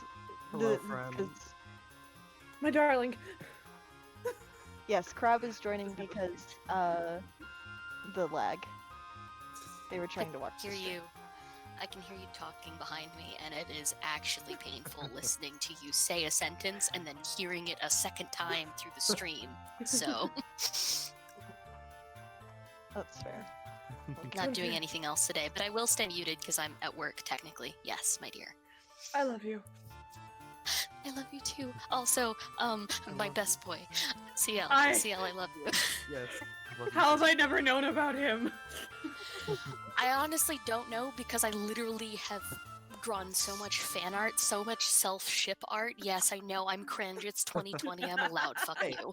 Hey, I commissioned you for one of it, and then I drew you one of it. I love him. He is my special boy. Okay, so Outside of fan art. we've received our answer. We are going to go outside. Actually, can I say one thing real quick? Like, what's also tripping me out is this is the exact same typing quirk my Rust Blood has.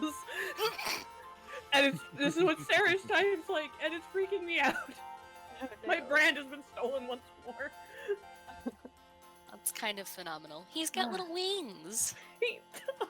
He's a little angel! Okay, I'll stop. Okay. Here we go. From your budding chum's words, it sounds like he himself isn't sure if there's any food in the house. Best to risk it and go outside. You tell him your decision. Top choice, buckaroo!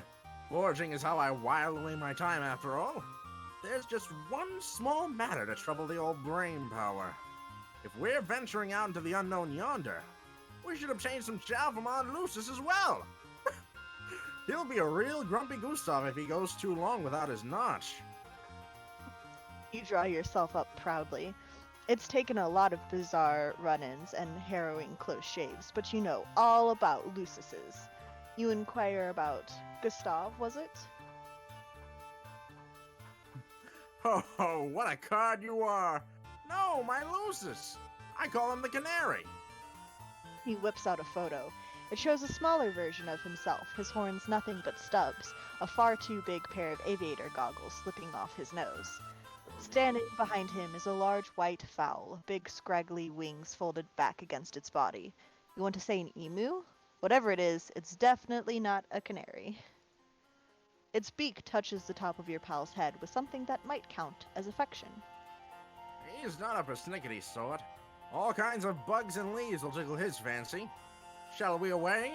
Shall we greet the horizon that rushes forward to meet us with astounding grace? Shall we give ourselves over to the current of time's great river? Sure, you tell him. You can leave the house. It's getting a lot easier to pay attention to only the words this guy says that actually make sense. You kind of enjoy his way of speaking, though. If nothing else, it gives you the feeling that he's really excited about this food quest you're going on together. Your alien pal leads you back down through the pulley system and outside again. The trip is not so easy on your bruised ribs. The thing about walking is, when you walk, your body moves. You've had better times, is all you're saying. You indicate as much to your companion. Oh boy, I hear ya. Moving while attached to Alternia's surface is the worst kind of hooey. The moment when autonomous flight is invented trembles ever closer to the present. Can you hear it approach? The wail of a distant klaxon. The call to adventure! It beckons us forward through the years, a golden thread stretching ever onward to that glorious inevitability. That's not what you meant, but his excitement cheers you up a little. Maybe you will feel better in the future when someone invents flight on this planet. Certainly by that time either you'll... Certainly by that time either you'll be further along in your healing, or dead. Either way, thinking about that future brings a little rosy glow to your heart. You ask your buddy where you're going next. The world is our bivalvular sea critter. We'll go wherever the wind calls our name. Great. But if it's a short-term answer you're inquiring after, there's a specific plant the canary likes to eat. It's got white petals and leaves as red as a troll's most lurid desires.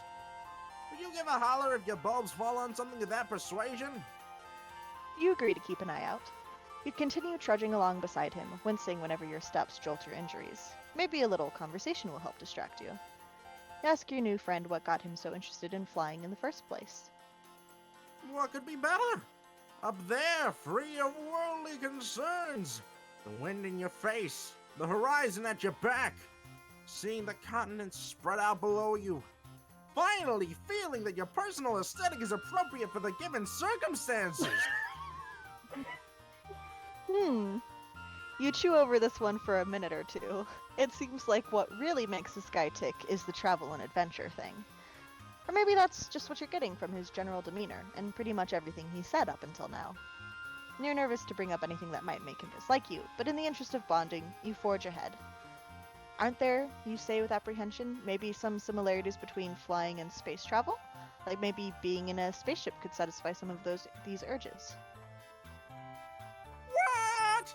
There may be some superficial similarities to trick the common troll, but in essence, the blood pusher and soul of each, as different as night and day, as a mountain and a ditch, a star and a mud puddle.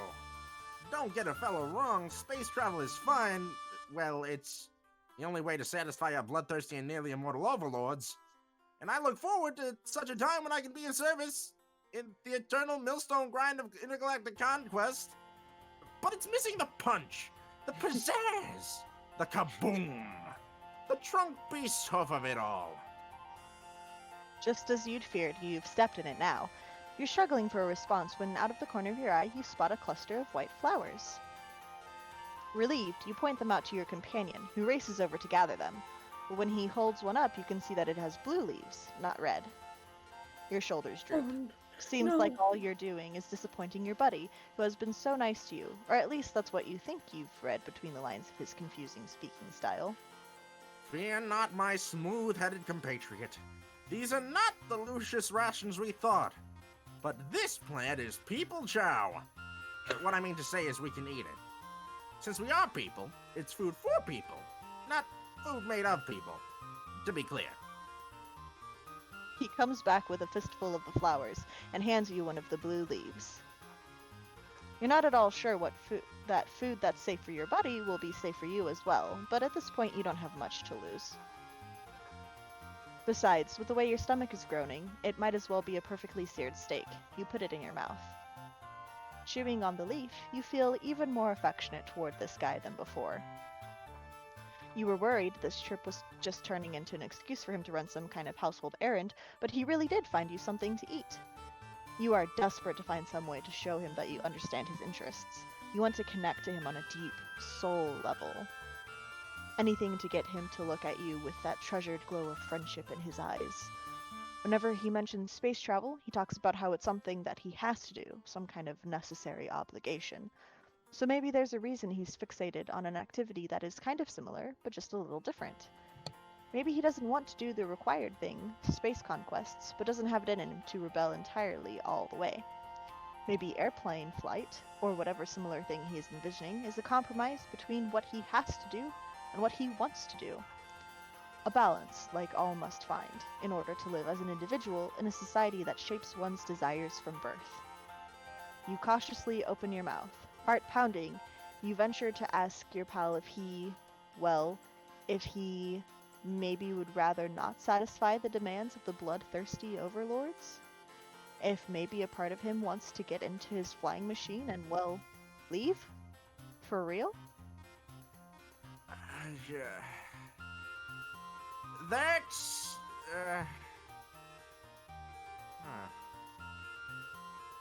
He seems taken aback. Maybe you should never have said it. What a huge mistake!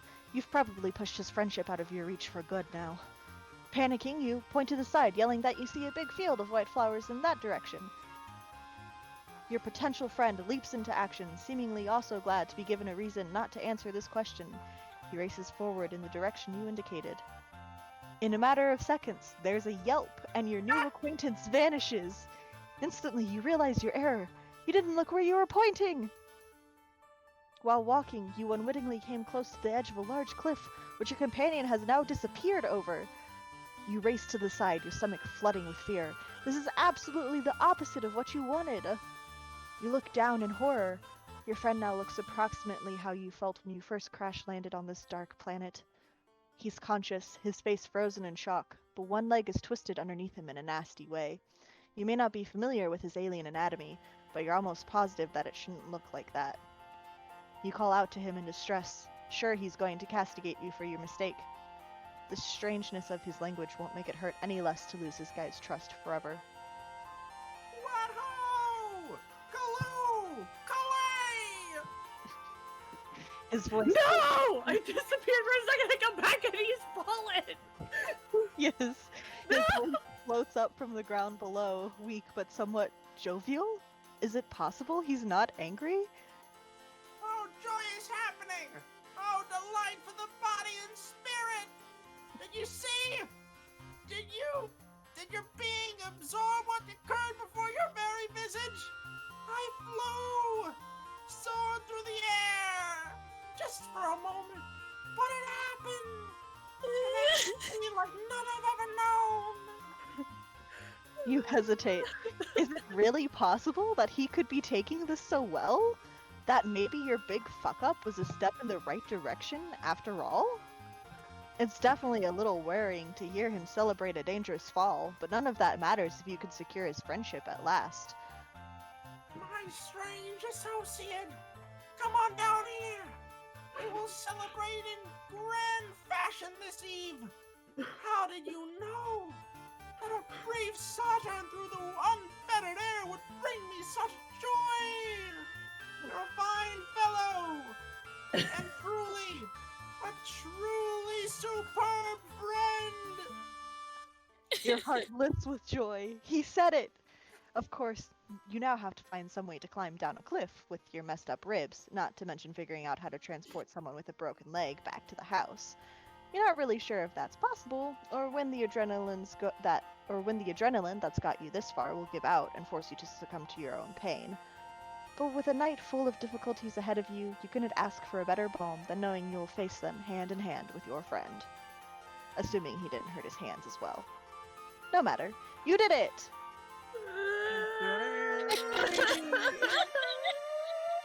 Please understand how much I adore this man. He is so stupid, but I care him. That's how it ends. Yep, that's a He good fell ending. off a cliff and he thanks you for it. Why does this keep happening? That Oh, was wait, fucking amazing. What is it with bronzes and fucking cliffs, man? This explains why you like me. I'm just a big like, hey, stupid bronze. Noah, I see you in chat. Are you able to get back on mic? Hi. Hello, I'm finished dinner now.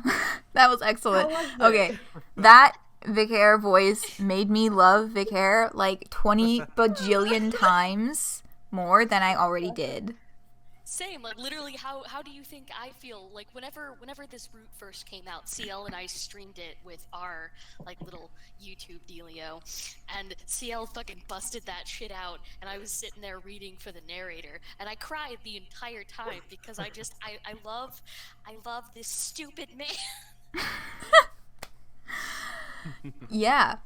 Damn, chap, yes, fat, what are your pronouns? Good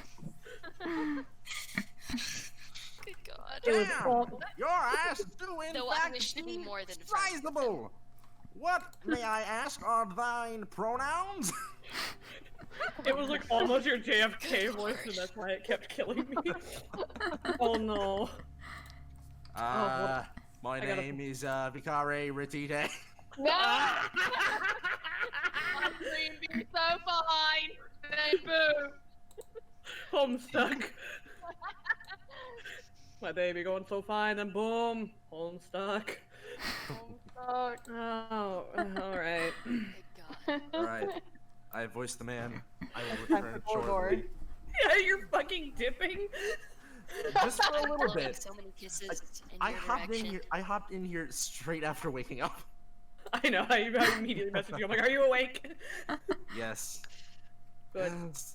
Anyways, I will be I'm back. blowing And kisses also in welcome. your direction. Welcome back. Bye. Oh. Ooh. Oh, no one made him a woo. What the fuck? Do it again. Me. Ooh. I'm stalling because of Tagora. You got Okay. Also, hi, Odd. I didn't say hi in chat. Hi, Odd. Okay, we ready for Tagora? Who's voicing Tagora again? Me. If that's alright. Yep. I have a reputation apparently to uphold. Okay.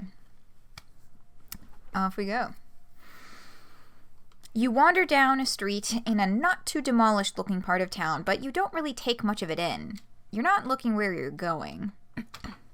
This is an elementary mistake, especially on a planet where everything that exists seems to be on a spectrum of engineered specifically for murder to could be a weapon in a pinch, but you've got a lot on your mind.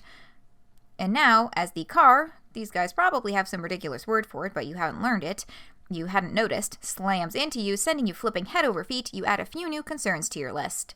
Your bones and organs.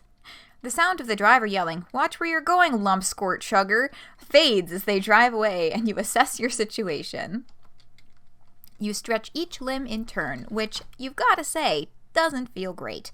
You've landed in a bush which is covered in sharp spines. Your arms and legs all still work, though, and when you do an experimental cough, no blood comes out. Pretty lucky, you think. You may have redefined what luck means by this point in your journey, but you'll take what you can get. You don't figure that luck will extend to this driver turning around to help you out of this bush, your gazes meeting and sparking an immediate and intense connection that leads to a beautiful lifelong friendship. But you let yourself hope. After a few minutes of struggle, the answer to your comradely daydreams comes into focus above you, a figure outlined by the spiny leaves of your plant prison and the glow of the moons. The troll you see isn't the driver of the car, but you don't care. Your heart is beating wildly with your continued lucky streak. Hello. Oh, okay. Yep, Hello. You seem to have fallen victim to a colliding scamper with that scuttlebuggy back there. Plus 50V introductory fee, total 50. Have you contacted your personal legislacerator? Oh, that's a word. If not, I'd like to offer my services. I'm not reading all the money. Yeah. My name is Tagora Gorjek, but please, call me Gorgor. I'm here for you. For a nominal fee, of course. Yeah, I mean, if someone wants to, for fun, just, like, very quietly read out the money, and go ahead, but it's not necessary.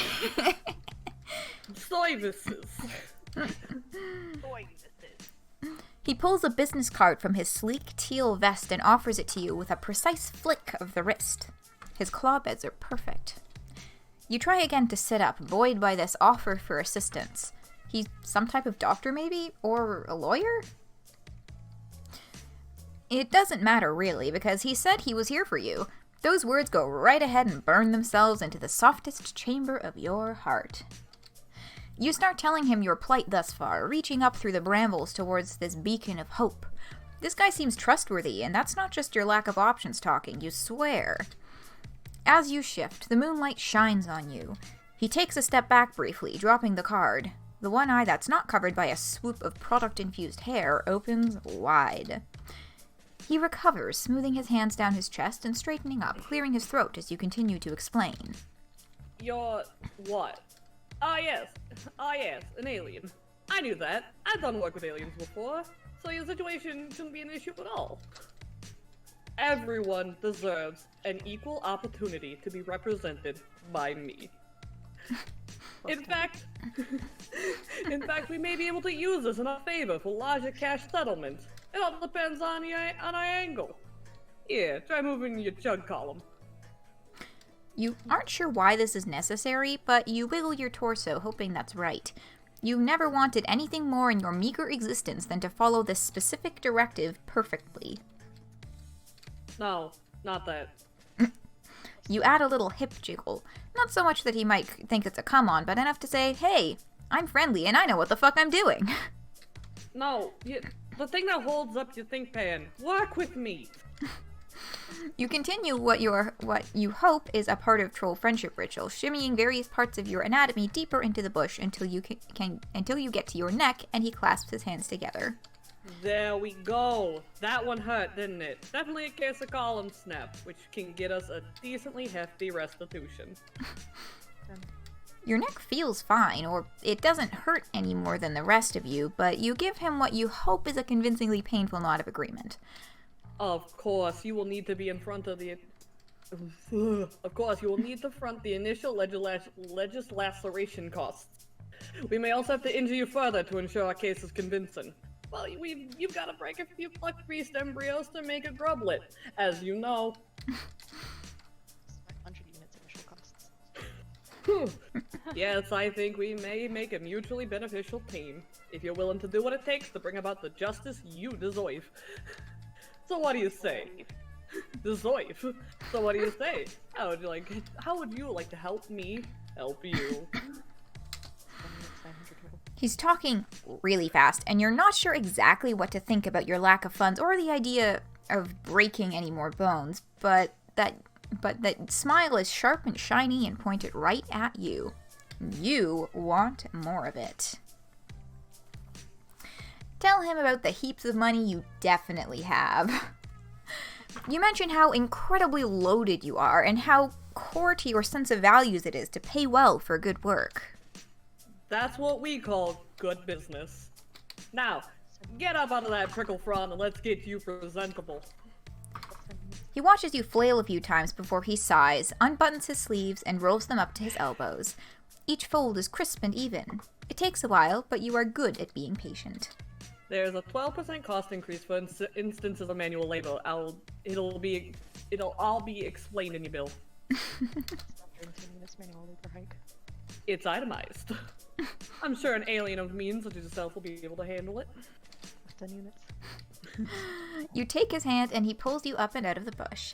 It's kind of a rough job. He's not as strong as he looks, you guess. Twink. He glares at you like... He glares at you like he's daring you to say shit about it, and you are a quick learner. He cuts you off mid-thank you. My office isn't far from here. We can go there and get things started. And by things, I absolutely mean get you clean and sign a lot of vaguely worded yet stringently binding documents. He walks with a purpose. You shake off the flora stuck to your various body parts and do your best to catch up. Pointless. From the outside, his office basically just seems like his hive. You've learned a thing or two during this shitstorm of a cultural exchange, though. You gotta play it cool when a potential friend invites you home. You never know what cages or monsters or methods of evisceration they might have lying around, and you want to prepare a nice, chill look on your face for whatever carnage you're about to be confronted by. It doesn't work. Your face falls to bewildered hell when you walk inside because it's all chrome and glass and broad white walls in there. It's like he bought the fanciest looking crate and barrel display room he could find, down to the last useless minimalist accessory, and then never sat down in it.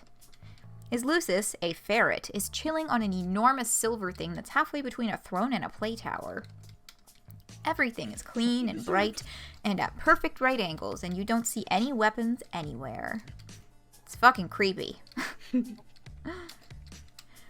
You ask him if he just moved in, because polite conversation seems like maybe the best thing you can do. In the absence of something specific to focus your fear on, you're just sort of a little afraid of everything. You're not paying me to learn my life story. Unless you'd like to. In that case, no. I've lived here most of my life. I'll go ahead and add that to your bill. 1,500 units life story installment. You stare at one of the chairs. Should you sit in it? By all means, do not make yourself at home. Head straight to my ablution trap while I prepare our contract. You really want to connect with this guy, and you like how you just vibed there, where you were thinking about sitting your bedraggled ass on his fancy chair, and he could totally tell you were thinking it, but you don't want to be friends badly enough to walk straight into something that has the word trap right there in its name without at least pondering it for a second. You've become savvier during all this. Okay. Number vote. His dad's a fucking ferret, and I love him. Haha, haha, get it? Because lawyers are weasels. Haha. We love ferret dad. They're also actually very clean, and they take it. I just want Tagora to go like dook dook dook dook dook. You ever seen a ferret duke? It's so fucking cute. So unit total 2,590. A lot of units. It is indeed. I am getting paid for the stream, right? I'll be sure to financially compensate you. It's fine. I'll mail you your bill. Phenomenal. Which will cost extra. I'm assuming I'm paying for postage. I gotta and the say, envelope and the tape. I gotta say, this Tagora voice is like doing for me what the like. Doing it Y'all, for you? I know how to fucking talk. No, it's doing to Tagora what just with the Vikare voice just did for me with Vikare. It's the same, like, wow, this is like, it's elevated. It's elevated. The setting is, this is also the voice for one of my fan trolls that CL can do better. If CL can voice my troll better than I can. And I'm so... Every day I cry. Oh. I love him anyway. Thank you. I try very hard. I hate him so much. You're doing great, sweetie. It's so... Oh, I should have done the Bronya. You're doing amazing, sweetie. Alright, I believe we are about to take a goddamn bath. Wash your sinful hands. You are more than a little concerned about the trap part of the instructions you just received, but hey, at least a trap you know about is better than one you don't. And with everything else you can see so freaky pristine, he has to be hiding some evil somewhere. You wonder if it's a dungeon. A dungeon could be cool. The ferret bounds down off its pedestal and jerks its head for you to follow it. You do, because it seems like a regular thing to do, and Tagora is busy on his computer. It leads you to a bathroom, which is just as fancy and clean as everything else you've seen. The Lucis chitters at you for a second, squirms its big noodly body around, and leaves, shutting the door behind it. You wait a second till it's probably gone before you test the handle. It's unlocked. Huh. You wonder what the point, or, motive might be for leading you to this room until you turn and see yourself in the mirror. That is some haggard-looking stuff right there, so fair. You're flying by the seat of your pants, but you guess maybe you're supposed to take a bath? If not, and he gets pissed and unleashes the ferret on you, at least you'll meet your maker nice and clean. You half expect some indiscernible goo or blood or something to come out of the faucet in a weird lumpy tube, but thankfully, it's just water. Once you're in, you take a look at the truly inordinate amount of bath products you have at your fingertips. There are 3 shelves of little bottles and soaps and unidentifiable lathersome accessories by the tub alone. There's even more by the mirror. The labels are all gibberish, of course, but you sniff a few until you find something flowery and go to town. You take more time than you should in there, but you haven't experienced a moment of luxurious solitude in a bit. Full-time friendship searching can be difficult work. It's good to recharge. Once you're freshly scrubbed and dried, you slather yourself head to toe with some lotion and you find in an iridescent vial.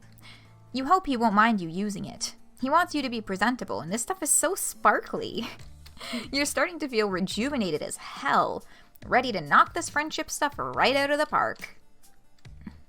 You leave your dirty, torn-up old clothes in the floor, wrap yourself in one of the many satin bathrobes folded on a shelf, and head back out to find Tagora. He's standing in his foyer, waiting with the contract he typed up for you. When he sees you, his eyebrow ticks up. I see you went with the Rainbow Drinker Serum. Full body application. Bold choice. I mean, it's an incredibly rare and expensive product, and I do expect it to be remunerated. Is that right? But I won't lie. Yeah. It works. Plus 15,000 units crushed fresh handmade. Oh, someone redeemed Uwus. Yes. Oh, Uwu time. Thanks for the Oh, Uwu's no. bridge. Oh, I'm gonna try. I'm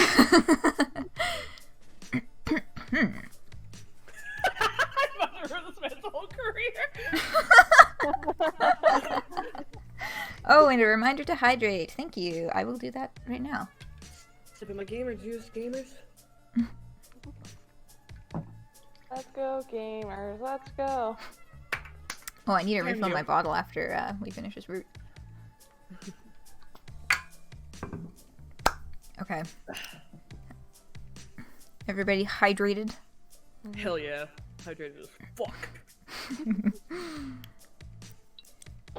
Yeah, show. That stuff. You don't want to wet on that you don't know what it is, since he seems impressed. Instead, you give his ego a little stroke and tell him you hadn't seen such a sumptuous array of self-care accoutrements in so long that you couldn't help yourself.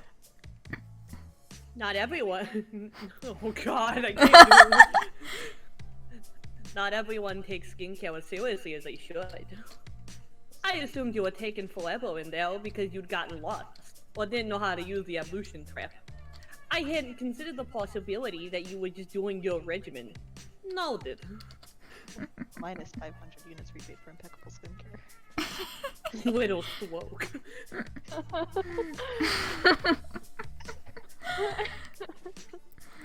You hold your arms out to admire the well-hydrated sheen you have going on. This time, you're not actually we were even bullshitting. It just does actually look pretty good. Tagora seems like he's struggling. He keeps opening his mouth to say something, then changing his mind.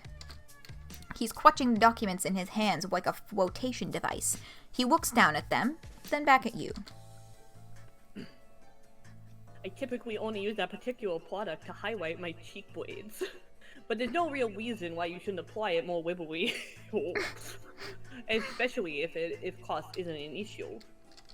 It's a little drastic for my personal style, but there is a certain unorthodox glamour to it. Just as an aside, the idea just occurred to me that, like, I feel like eventually some, like, YouTuber is gonna, like, take a bath in a tub full of highlighter as, like, a publicity stunt. We gotta beat them to it. Go, go, go. That would be Quick, so much more highlighter. as we speak.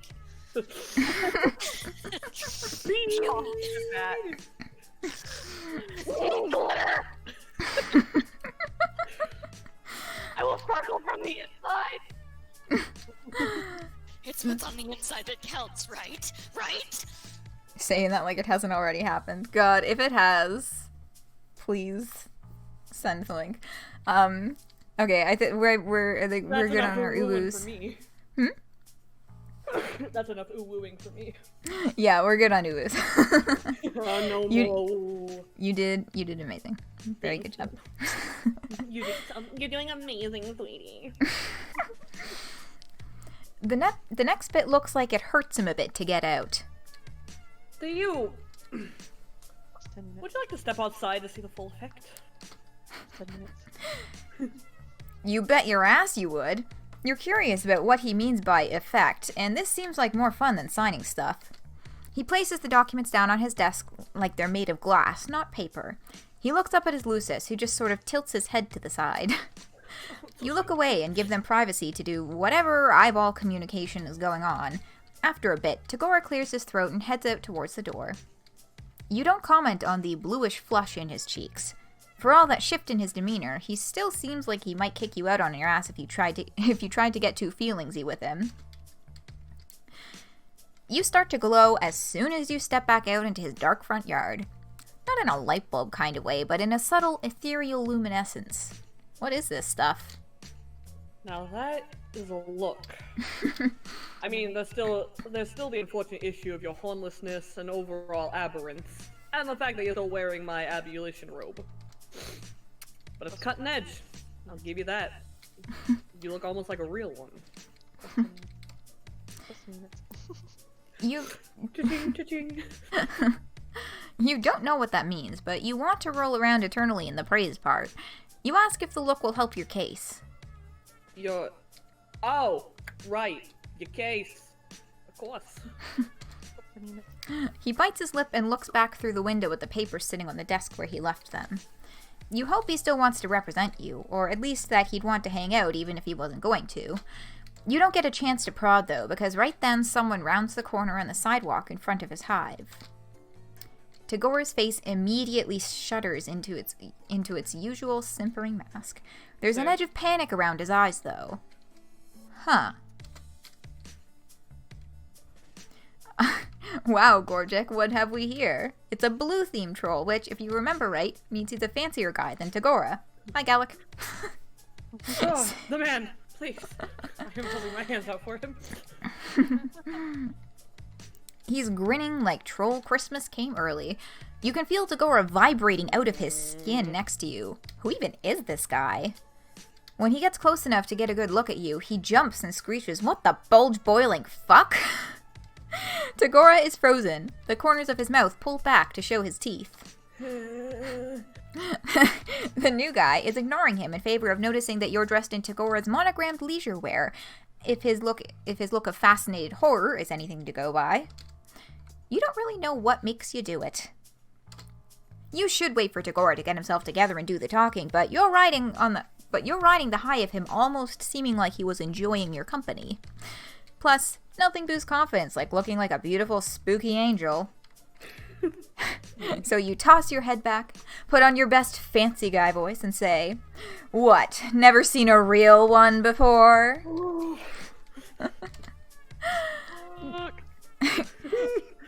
honey, what is you doing? You're placing all your chips on this guy knowing something you don't, but when his eyes get huge and he starts stumbling over himself to back away down the sidewalk, you know it's paid off. Tagora blinks, and then jumps right in, picking up directly where you left off. Surely, someone as well-informed as yourself is a rainbow drinker when he sees one. The blue guy doesn't respond with anything more coherent than a string of yelps as he hightails it back the way he came. When he's gone, you turn to Tagora and ask him super casually what a rainbow drinker is. He stares at you in stunned silence. Are you? Are you telling me you didn't know? You nod. And that you ran with it anyway, exploiting the fear you picked up on to turn the tide of a delicate encounter to your favor. You shrug. You guess so. You tell Tagora you hope his friend wasn't too freaked out. Friend? No, I fucking hate that guy. There are simply times when being liked by your betters is helpful. So technically, fearing you is just as good. Better, maybe. So, you know. Thank you.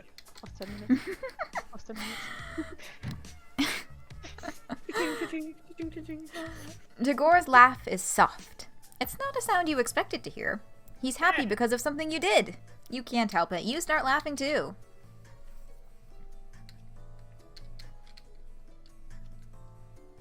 That was a bit of a rush, wasn't it? It was almost fun? I certainly didn't see it coming anyway. I underestimated you. He gives you an appraising look, and then takes a deep breath. You're so nervous all of a sudden. You feel unbalanced on the precipice of what he might be about to say. From one prevaricator to another, I will let you in on something. I haven't actually encountered an alien before. Plus 250 units surcharge for truth reveal. Oh, sweet relief. You tell him his act was airtight, and as long as everyone's doing the truth thing, you admit you lied a bit too. You actually aren't rich. Yeah, that's clear now. You have the invaluable ability to fake it, though. That's potentially much better. Why don't we put your case on hold for the time being? You wouldn't have enjoyed the outcome of our legal system anyway. 1,500 units preemptive interest on the suit. We can find an alternative means of you working off your debt. I think we might make a better team than I previously anticipated.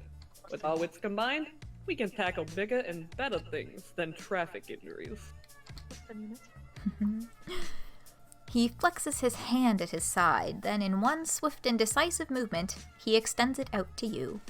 On his face is something closer to an honest-to-God, real-ass smile.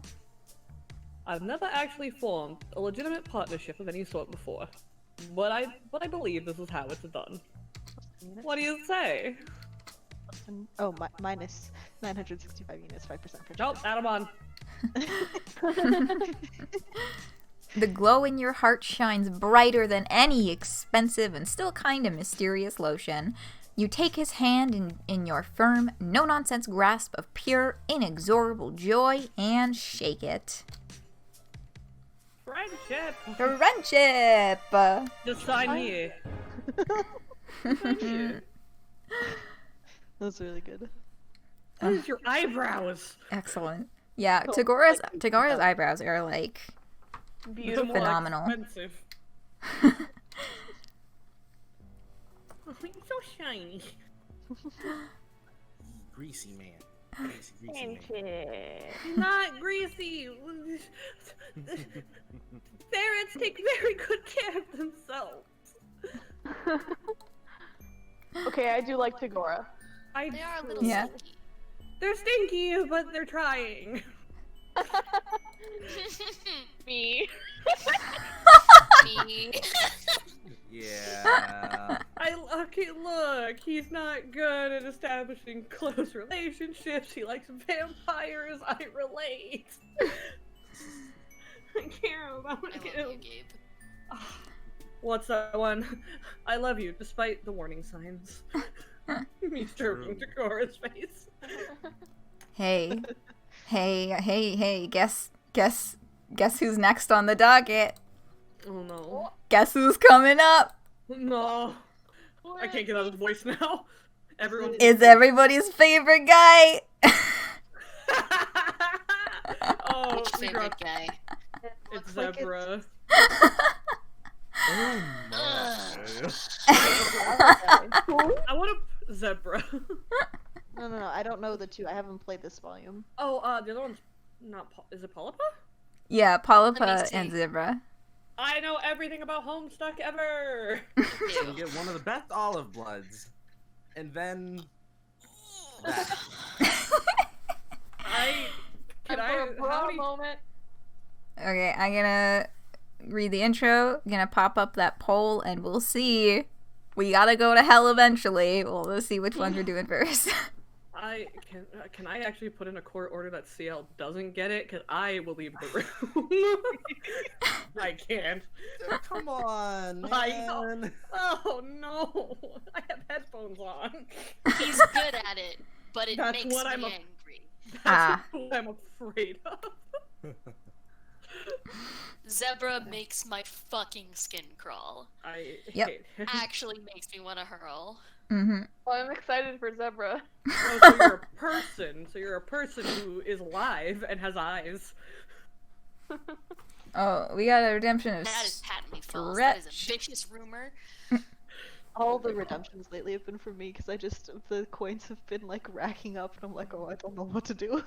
God, I was hoping to get enough to make CL fucking Uwu as Vikare, but no. It's a big stretch. I'm actually gonna stand up for this because, I like, think I might have enough. I'm tokens standing up and almost. stretching. Guys, if we all pool our coins together, we can do the entire Zebra route in Uwus. Together, we can make this happen. Oh no, Together with your support. I am once again asking. I got 7K Oh, back!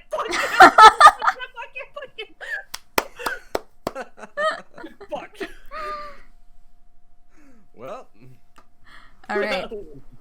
If y'all, are able to come together and make it work, get those redemptions out in the wild, it'll happen. But let's get this intro so we can get that poll hopping. Walking. You sure are doing a lot of it recently.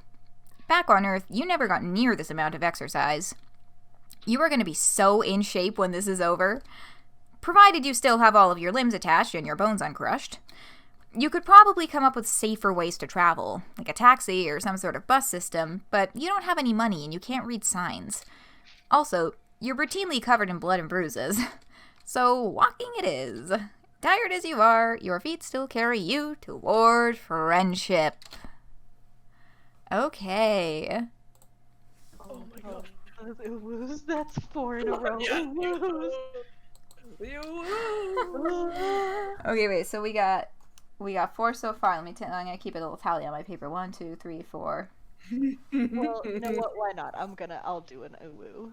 I've still got like 900, so here we go. Here's an uwu. Well, I can do a bunch too. Beef Hey, cake what and uwu. was the amount that? Odd said I have 7K. I have 13K. So like. Oh god. We have 6 for Uwu. Okay, polls up. Hell. Hell is real. Hell is real. The brug. we've got so many hells. Are we who are doing the voices? Are we allowed to vote in the polls? Because I have not been. I have 'Cause I been. have not been. Oh, I haven't been either, but you totally can. Oh well, then we'll do that. I like to think my opinion matters sometimes. We're gonna do. Aw, Oh it my matters god, all the so time. many. Okay, Simp, calm down. Four, 5, 6, 7, 8, 9, 10, 11 uwus. Yes! Yes! Nice! Wow. Once we hit 15, I'm just gonna do the whole route that way. Alright, let me redeem another. I'm gonna... No, I almost put a curse. 13, 14, 15. That's 15 uwus. And we're doing Zebruh first. Okay. Oh my god. So I think we're all agreed on that.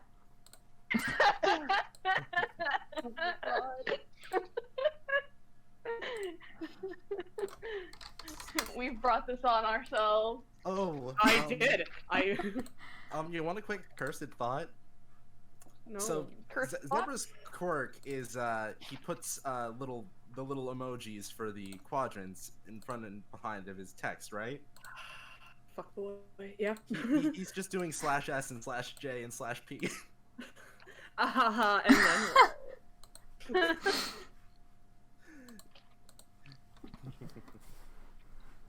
That's way better than the curse thought I always have of Zebra, and I will not be using it. Okay, so we are doing Zebra's entire route in Uwus. That is what's going on? Yeah, that's what So sorry for my son.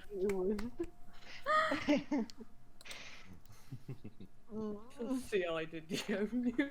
Is his last name Kodak? Kodak. Like the cat, like the No. cat. There? Yeah. Oh. No, not like a Kodak. You're not Kodak. wrong. I'm not wrong. It's the indigo aesthetic. I hate that for them. Oh my. There's horns like that. Wait, so who's That's reading? literally Who's reading Zebra then? CL. CL? They'll gonna do Okay. something, yeah. And away we go. My stream almost crashed. It was like, no. Zebruh. Your stroll takes you to a nice part of town that seems to have larger, more McMansion-style hives. Based on your past experience on Altonia. Caitlin, you don't have to do it. CL has to do it. Oh. What? Well, I mean... What if... I mean, if you want to, you can. What if they want to? I think, you know, I think we'll just, you know, turn the entire fucking thing into a huge... Suffer. Yeah, I mean, why not? We gotta... Olive keeps redeeming Uwus. Do it, Caitlin. Okay, Olive, I'll do it. You coward. Based on your past experience on Altonia, you're not quite certain that upper-class enclaves equals safety for you, but you might as well explore. You never know where you'll find your next friend. The power of positive thinking must be on your side, because someone emerges out of the shadows of these sprawling suburbs. Oh, hello there. I don't believe we've met.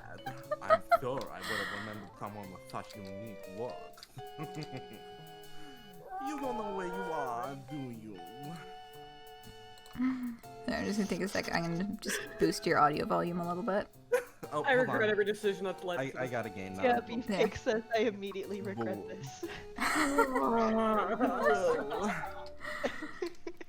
By this point in your time on Altonia, you don't know if it's wise to admit that you're lost and naive to the ways of the world, but you do know what you could say to try and convince this guy that you got any kind of street smarts.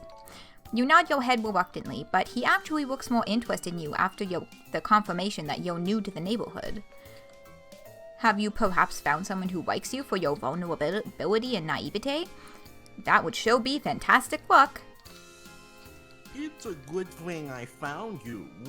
Not everyone is as respectful as Wallbloods as I am. Ugh. Oh, but I shouldn't make assumptions just because you're not much to look at. My bad. I don't mean to be forward, but you're just so interesting. Mind if I ask what color your blood is? Oh, I hate this. Oh my god. I'm so so sorry. I'm so sorry. This is our family. It's wonderful. It's wonderful. You hesitate. While you're still terrifyingly ignorant of the intricacies of Altonian society, you're starting to feel terrifyingly informed of the role that blood color plays in this world. And you've managed to gather by now that plain old human red isn't considered one of the better colors to have. What do you do? We gotta tell the truth. Oh, the truth. Mm-hmm. The truth hurts. The 12? Oh my. Red, huh? Wow, that's so unique. I've always liked the color red. I don't know if you looked quite with a red blood before. I mean, I don't think I ever made friends with a red blood before. You don't know what a quadrant is, or what it means to fill one. Given your experience on this planet so far, you're nervous that it could mean something violent. But you don't want to further expose your ignorance, so you just say you're as excited for this friendship as he is. Heh, you come on strong. Nice. You need a place to stay for the day, right? Oh, I can help you out with that. I've got plenty of spare rooms for guests in my home. No, because I believe it's important to help out the underserved members of the community when you can. My home is this way. Shall we? You follow him down the street. You guess it must qualify as a nice night because you see lots of other trolls walking around here too. Most of them are dressed as nice as Zebruh, and you can see a few shabbier looking trolls that must be lowbloods walking with highbloods. Today is actually Forced Affirmation Day, so you'll see a lot of trolls taking their mate splits out to celebrate. Lucky for you, my first quadrant is currently empty, so I'm all yours tonight.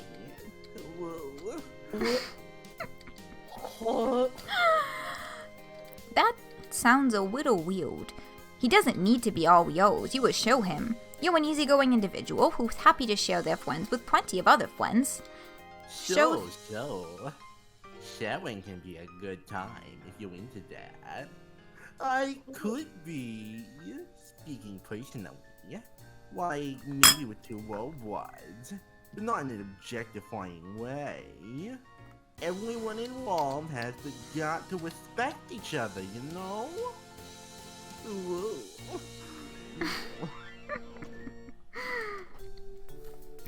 Wow, what?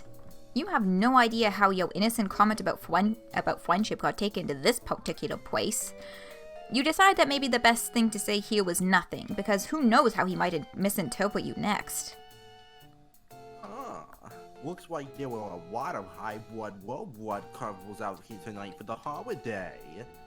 Pretty unusual to see in this neighborhood, to be honest. Sad, but most of these low-bloods are probably with their macebrits because it's socially advantageous. Pretty shitty of the high-bloods to take advantage of that. Not everyone is as socially conscious as I am. I think it's super terrible when high-bloods don't treat their low-blood macebrits like the queens that they are.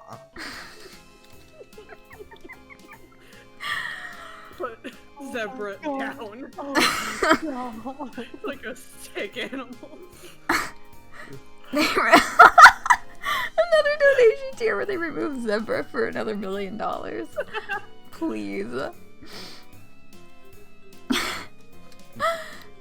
You look at all the other couples. The class divide is pretty noticeable, and some of the high-blood trolls have a scornful look on their faces when talking to their low-blood dates. One troll dressed in cerulean is making her shabbily dressed mateswood kneel down so he can give her a ride on his shoulders. It could maybe be a cute couple-y thing, you guess, except she's sure laughing a lot and has the heel of her boot pressed into the back of his neck. You don't want to speculate about what people might be into, but it does seem kind of humiliating. Zebruh sees where you're looking and shudders theatrically. In the In the process of waving his arms around in disgust, he slips an arm over your shoulders. Ugh. I'm so sorry. You shouldn't have to see something like that. Oh, we have a make me say something request for when we get to Phoenix's To Zebrah's house. I think this is for Zebra. Are you cool with doing a request? CL, you chill snake. I can read that. Okay, cool. Quit bragging that you can read! You're trying to think of a tactful and friendly way to move away from his arm around your shoulders when you arrive at what must be his hive. It's the biggest and most McMansiony hive on the block, and when he stops in front of it, he lets go of you to gesture proudly at his sprawling home. Welcome to my house. As you can see, I have knocked over many chairs because I get so tilted at the towers. Well, you see, it's a gamer pad. Not that many girls come in here because I get friend zoned so frequently. But that's okay. Sometimes I wish I could be more than just an accessory to these women. But unfortunately, as a gamer, I don't get respect. Like you're slowly melting. Excellent. Yeah. Suffer. Welcome to my humble abode. I just feel grateful, you know, to be able to share my wealth with those less fortunate.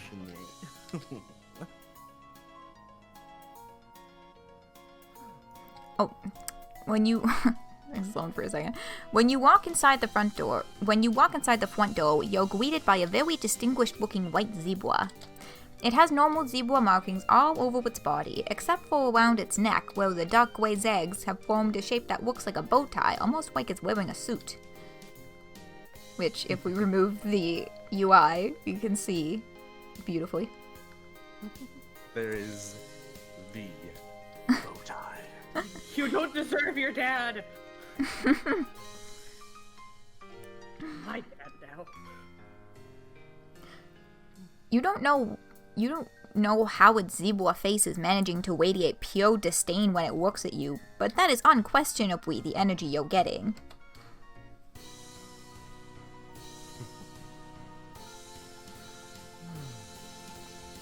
CL, you're up. Oh, yeah. Don't mind my Rufus. He's kind of socially old-fashioned. But he lets me keep robots around the hide to help out and stuff, so he's not all bad. Let me give you the grand tour. So many red flags. As Zebra takes you through the spacious hive, you can see other trolls in several of the rooms.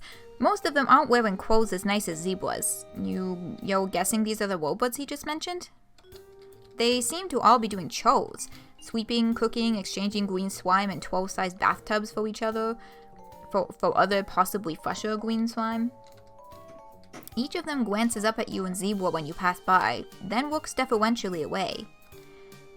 The zebra Lucis is following you, and every time you exit a room it pauses in the doorway to whinny out what could be orders, or possibly he's just awaiting them. You arrive at an empty ballroom-looking space upstairs, where several robot trolls are hard at work cleaning up the remains of what must have been quite a party. Zebra seems to notice you, noticing how all the trolls in here are scrubbing the floor, and how they are all avoiding your eyes. See? I told you I'd take in plenty of guests. I believe it's important to promote diversity, you know? So that's why you don't see other indigo bloods here. Looks like all the guests are busy today. Well, an important part of communal living involves contributing your labor when it's necessary. Right, guys? Hello? A few robots mutter an affirmation, while others just put their sponges and mops down to prostrate their whole bodies on the floor. Zebra looks a little uncomfortable with the bowing, but not that uncomfortable. He doesn't introduce you to any of them.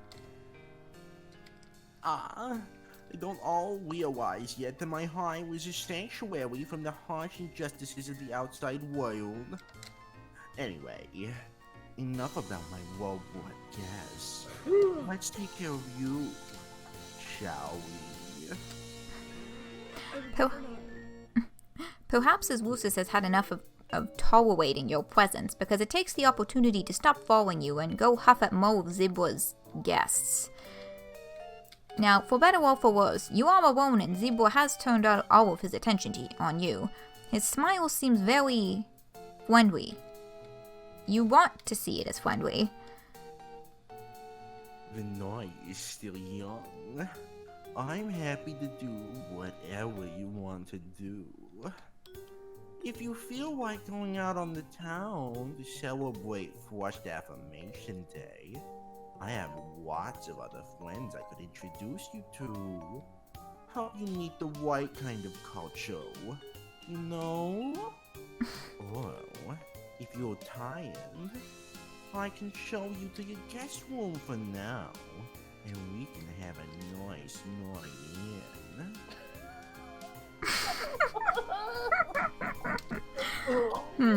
Go out This is or so stay bodily in? uncomfortable. Oh my god. This is We're terrible. gonna spam stretching and posture because I receded into myself like a neutron star. There you go.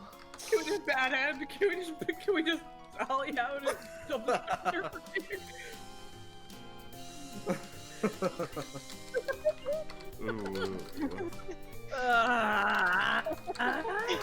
Okay. I'm just scarred for life. Okay, poll started. I like how that's just. Just like... Oh, posture check. And also, oh, I'm actually out of water. You know what? And the 30 seconds it takes for this poll to finish, I'm gonna go fill up my water bottle. Okay. Yeah, I'm gonna go get. I need to leave the situation. Yeah. Fuck you, bastard! Why did the options both? Yeah, the options are both because the options are both stay in, go out, or go out, stay in. Oh, does he do the opposite? Oh no.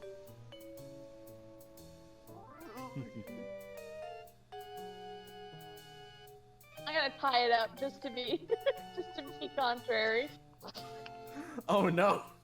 Oh no! Oh, I almost had the tie. Then we would have had to do both.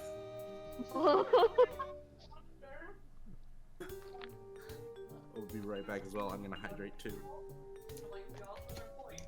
While everybody's getting water, I'm gonna treat you all to some ASMR because I'm eating chips. Oh boy. Fantastic. Love those mouth noises. Super into it.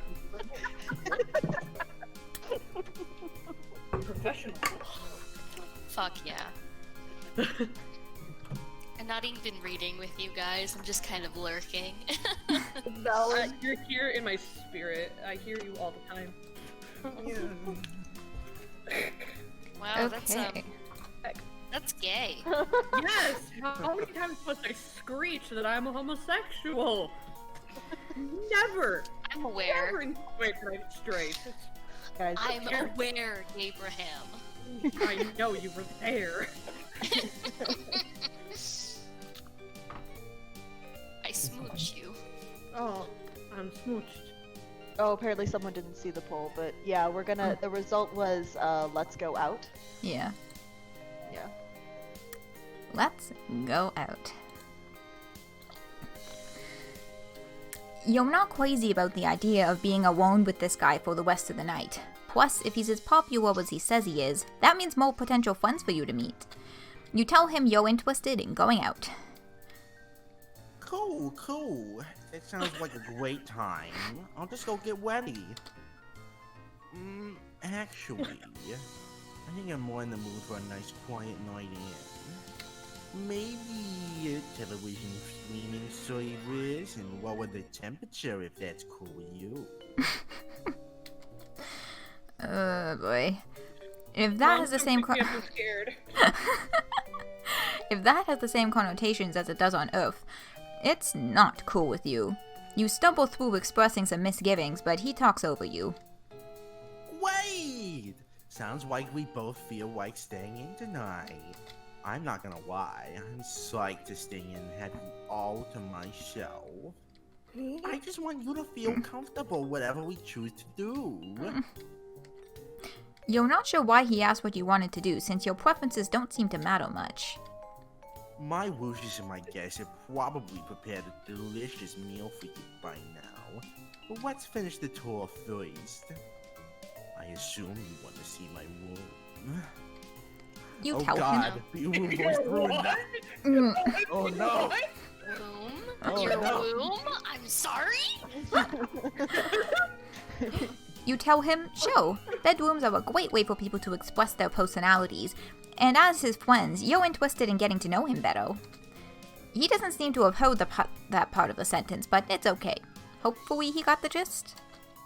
When you get to his enormous room, it's decorated with posters of musicians on the wall and what seem to be social justice slogans. One poster has a symbol with quad hands in several different colors coming together to hold a trident with the word Unity underneath it. Another poster features a rainbow of colors ranging from rust to olive green that proclaims him to be a Worldblood ally. 2 other Worldblood servants are in there, one of them standing on a stepladder to dust some high shelves while the other crawls around on the floor, scrubbing and picking up wrappers that Zebruh seems to have just littered there. Pretty sweet place, right? You were confused by the posters. Your music taste probably isn't refined enough to hear my favorite bands. I only listen to subversive musicians that speak truth to power. Luckily, you have me to teach you how to confront your privilege and support marginalized artists. Also, do you notice my red pile? It's a perfect set of feelings jams to the Amoy rail. Whoa. Oh. He winks at you. You don't know what a my way will. Whoa, how the fuck do you say that in Ulus? My whale. You don't know what a moi way is, or what he means by feelings jam, which sounds like in theory it could be a nice thing, but maybe not given the squeezy way he says it. You tell him that it looks like a very nice pile of things. You spot a couple of pillows, what looks like a puppet with a disturbingly long nose, some random bow ties, a few horseshoes. You look intrigued. Want to wind down on it for a second? We don't have to do anything, but sometimes it can be nice to just, pacify each other a little bit. I'll never be clean again. He sprawls on the pile in what he probably thinks is an enticing way, like he wants you to draw him like one of your French girls. You turn away and try to hide the disturbing expression on your face, because toning down his advances probably isn't the best way to secure his friendship. As your eyes cast about the rest of the room, you notice that the Worldblood servant scrubbing the floor is having a coughing fit. You can tell she's trying to cough unobtrusively, but it seems like she's hacking her lungs up, with each big cough whacking her in her whole body and making her shoulders shake. Concerned, you crouch down by her side. She jumps when she notices your concern and mumbles that she's fine and that you don't need to worry. But she doesn't look fine. Now that you're getting a closer look, you can tell that she seems to be underfed and exhausted, with sickly shadows under her face and scraped up knees and elbows. She looks bad, and you know bad, considering how much of your time you recently spent stumbling around with various excruciating injuries. You mentioned to Zebruh that his guest is not looking so good. He frowns, getting up from his pile of stuff to come investigate, blinking down at you in confusion and not sparing a glance for the Worldblood. What?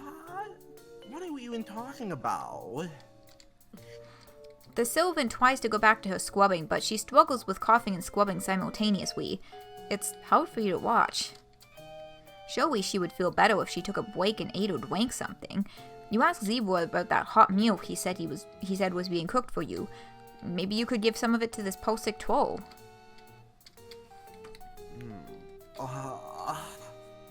Jeez, you're making me look bad. Ha ha ha. There's no way a guest in my house could be going hungry. I respect worldwide and do everything in my power to take care of them. What? You think you're a better ally than I am? Considering your status, or lack thereof, on this planet, you're not sure you count as an ally so much as a member of the oppressed underclass. But you let that slide. You hasten to explain that you didn't mean to criticize him, and you're sure he's been doing a fine job at being an ally to Lowbloods. Yeah, well, it's not easy. Whatever. Maybe we should go eat now. I don't feel like having a feelings jam anymore. He turns and leaves the room without showing any sign that he'll do something for the sick Lowblood. You mouth an apology to her behind his back, and she just gives you a tired wave and goes back to scrubbing. Zebruh leads you downstairs to the dining room, where his Lucis is supervising a team of Lowbloods setting the table for what looks like a full course meal. The look on the Lucis' zebra face is now even more disdainful than before, and his bow tie seems angrier. Looks like dinner is almost ready. Cool, cool. Of course, you're probably not gonna bother to pay for any of it, are you? Figures. Lowbloods, I mean, trolls in general, are always expecting me to provide for them without offering any concupiscence in return. For once, you're kind of glad you're unfamiliar with his alien vocabulary and innuendo. You have absolutely no money, which he definitely knows. You can pay him back for dinner and friendship? Nobody, don't do it. Yeah, well, I'm not sure if I want to be friends with someone who has a problem with the way I do activism. I have it on good authority from every other highblood I know that my intersectional praxis is valid. Oh my god. You stumble over your words in your haste to assure him that you in no way meant to say he's not valid. You've never met a troll so valid. No one believes in his validity more than you do. Whatever. Let's just eat. You both sit down at the table while the Lowbloods set the table, light the candles, and serve the appetizer courses. You can't help but notice that most of them look just as malnourished and sickly as the troll upstairs, but it might be best to not bring that up again. You eat in silence for a while, and Zebruh looks like he's stewing over something. Then he sets his fork down and looks over the table at you with a frown.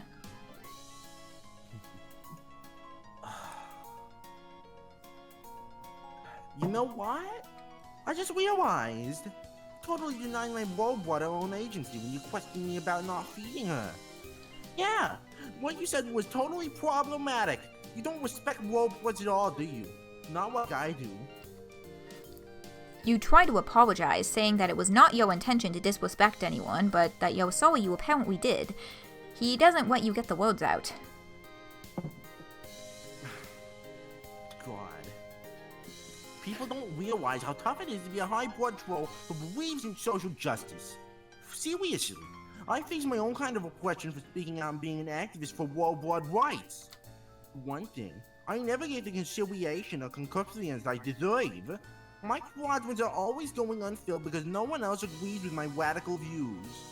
I thought you'd be different. You don't get it either. You try to tell him that he's got you all wrong. You agree to his radical views and believe in Lowblood rights, which is why you're concerned for his guests in the first place. But he acts like you didn't say any of what you just said. You're just another one of the oppressors, complicit in the unequal power structures of our fucked up society. Your lack of awareness of your own privilege really makes me sick. You must think you're so oppressed with your red blood and multiple injuries. What you're doing right now? Rejecting me and criticizing me? It's exactly the same as what some jugglers do to the Lowbloods they call. Oh my god.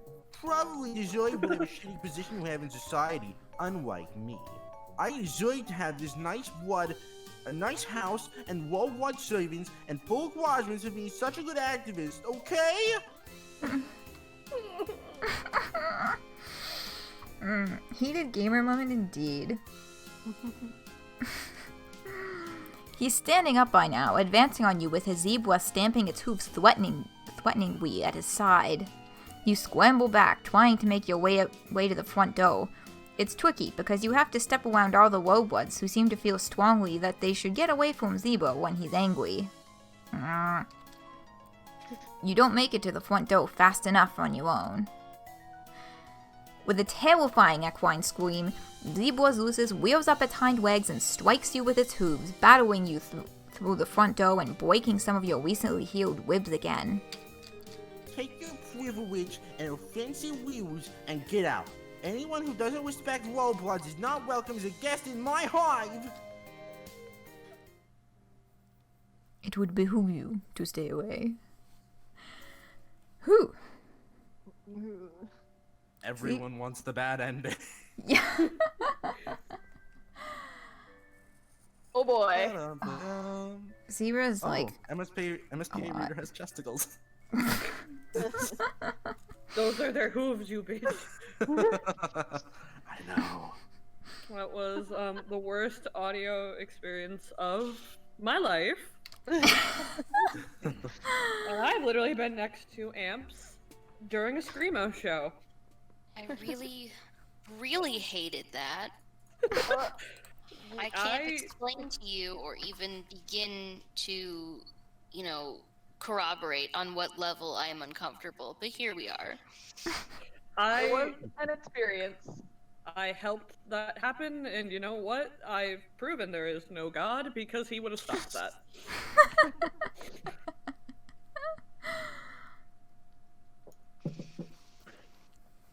Okay. I know nothing about Polypa. I've never even looked at Polypa. I haven't played their route before, or her. Is it her? I don't know, because it still shows the little masked version or the Yes, version in my. she's a girl. She's a big buff olive lady. Nice. She's kind of big ass. Yeah. I love. Oh, my chicken nuggets are ready. Oh, Chicken nuggets. chicken nuggets. Chicken nuggets Oh time. god, I wish I had chicken nuggets. Oh god, I wish that were me.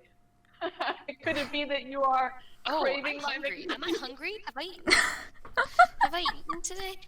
Alright, while the Polypa route is going on, I'm going to Go run to fix McDonald's. that. What? No, take Bring me your some too. Okay, let me just buy $900 worth of plane tickets. No. You just gotta throw it really hard. You just get me a Right. bag of McDonald's, just kind of wad up the paper a little bit and just chuck it into the air. I'll catch it, I promise. No, hold on. I got this. There's a tree in my backyard with a fork in it. I'll just put some bungee cords around it. Slingshot it to me. Slingshot it to Texas. Let's go. Slingshot it to Texas, yes. Mads, bring me nuggies when you come visit. What? Okay, so I Fill picked your them up bag at- with nuggies. Wait. CL, I need you to say in the zebra uwu voice. Could it be that you are craving my McNuggies? Okay, I'm not gonna do it in the Uwu voice, but I'm gonna do it in the zebra voice. Could it be that you're craving my McNuggies? PA reader's I'm gonna die. Truly, I am not, sir. That's your zebra voice? Yes. Oh, yes. What else would you expect from such a high-class doing it low really blood? Well, that's fun. Anyway. I will never be clean again. I was a good person before this stream. Now I'm evil. Okay, we're gonna. Polypa will be a good refresher. We'll start Polypa with one uwu because there was one more redeemed since we finished the zebra route, but I have turned that reward off temporarily, just so we can get a little bit of not uwu reading in, and then I'll turn it back on at a later, after this one or maybe after the next 2 volumes or characters. Need to I'll be right recover. back 'cause I am gonna grab food. Okay. Oh my god. Enjoy food. Yeah. Y'all, please be eating and stuff. No. I'm gonna redeem a hydrate. Okay, I am actually gonna grab some food because I think I'm gonna try and stay up an extra hour past what I said I was going to. So 1 second. Woo. Okay. I just really want to get every J. Can do. For the moment, who can read Polypa? I do I'm believe... eating, but Yeah, Gabe and Mads, I think you're the only two other folks who are not, like, eating or something at the moment. I think Gabe actually said he was gonna go get food, so I can read for Polypa. Oh, I see. Okie dokie. I don't know what voice I'm gonna do, but I'll figure it out. Yeah. Okay. Oh, is this volume 5? I'm not aware of what volumes we're doing. Oh yeah, it's volume 5. Okay, hello, I'm back. Hello. Alright. Ready to go? Yeah. Oh, we have a hydration redemption, so I'll take a sip of water before we start. Okay. As usual, the streets are hopping. Just bouncing around like an overactive bunny rabbit on Easter morning. Up ahead in an intersection of streets is some kind of night market. Well, every market on Alternia is a night market. As previously stated, you are broke. But there's nothing wrong with a little bit of window shopping. Who knows what kind of awesome stuff you'll find. You can learn a lot about culture from their stores. You are so intent on thinking positive thoughts that you are nearly at the market before you realize that quite a few people are coming towards you in the opposite direction. Some of them are running, actually. And screaming.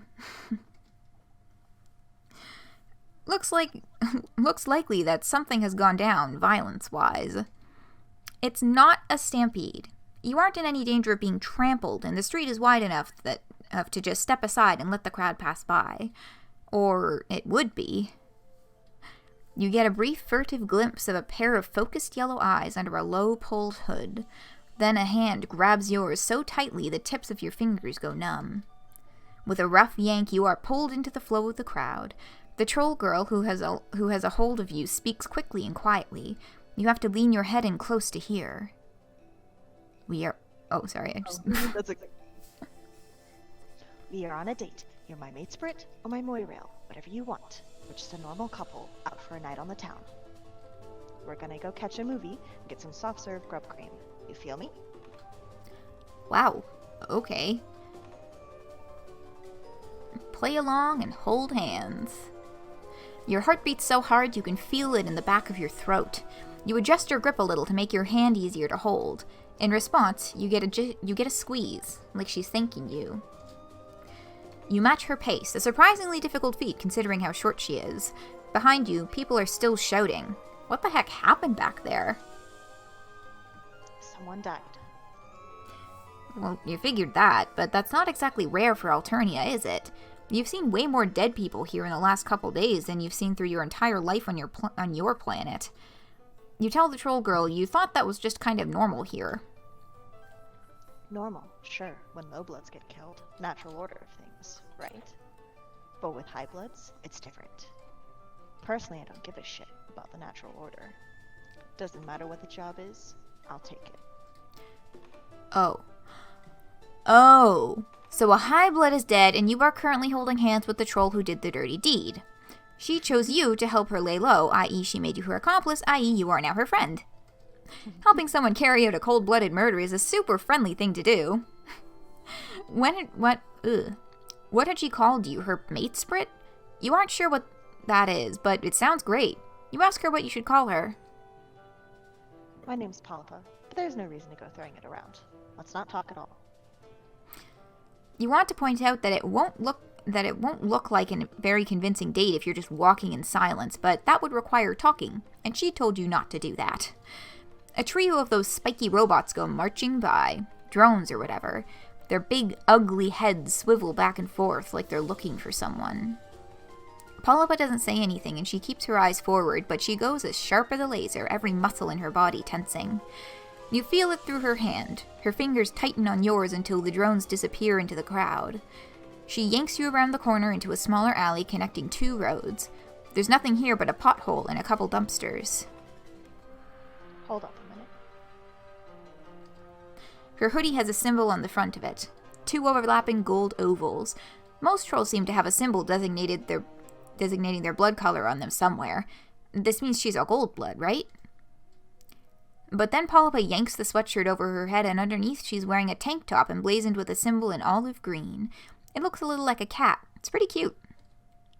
She tosses the sweatshirt into the nearest dumpster and kicks a button on the side.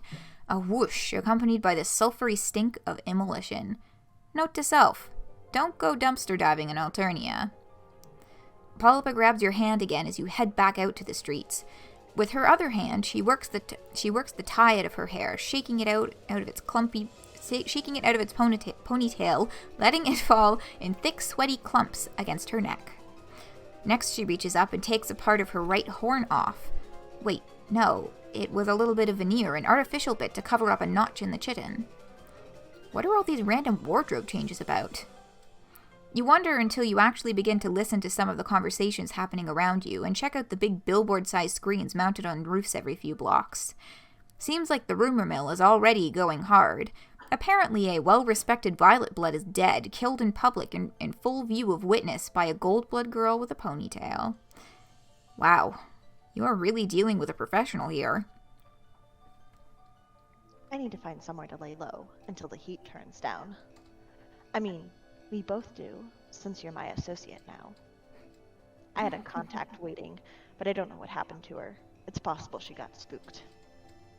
Got any ideas for likely hideouts? I'm not from around here. You have to wonder what in the world made her think you have any idea what's going on, ever. She keeps giving you sharp looks, as if she's gradually catching on to just who she's chosen to recruit. You want her to understand that no matter how busted you look, you are an amazing friend and co-conspirator. Well? Here's your chance. What do you propose? Hiding out in the apartment buildings or catching a movie? And poll is being prepared. I am proposing. I'm holding up the ring.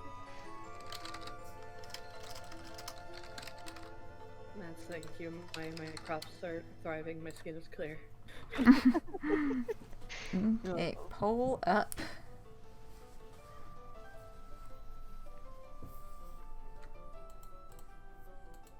Those are some good nuggies. Hell yeah!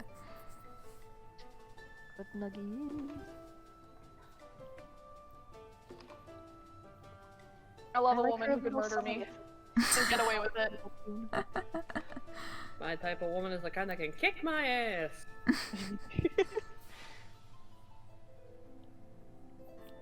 Yeah, that checks. Yeah, no, that checks out.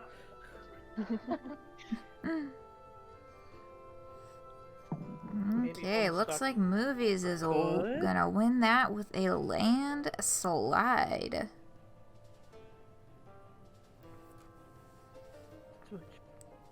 And time's up.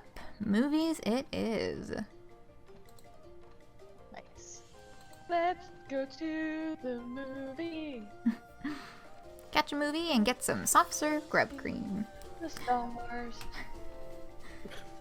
Polypa's mouth twitches. It could just be a muscle spasm, but you like to think it's a smile of approval and burgeoning camaraderie. Yeah, I guess we could. That's what people do on dates, right? It's been a while. I haven't seen a movie in forever. Let's do it. She squeezes your hand. You would have thought holding hands for so long would get sweaty and uncomfortable. You are certainly nervous enough, but her skin is surprisingly cool. With a couple of exceptions, all of your new friends have been literally cold-blooded. Also metaphorically for a few of them. But you aren't going to judge them for their lifestyle choices. That isn't your place as a friend. Regardless, your point is, it's kind of nice holding hands, even if it is under completely false murder pretenses. Come on, there's probably a theater in there. Like to go see Shrek. Oh my god. Yeah, it's an Alternian classic. Homestuck bad. I've redecided. Homestuck bad.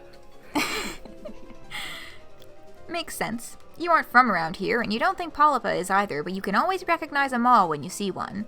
Stores and escalators and fountains full of slimy mall water that's probably been in there for years.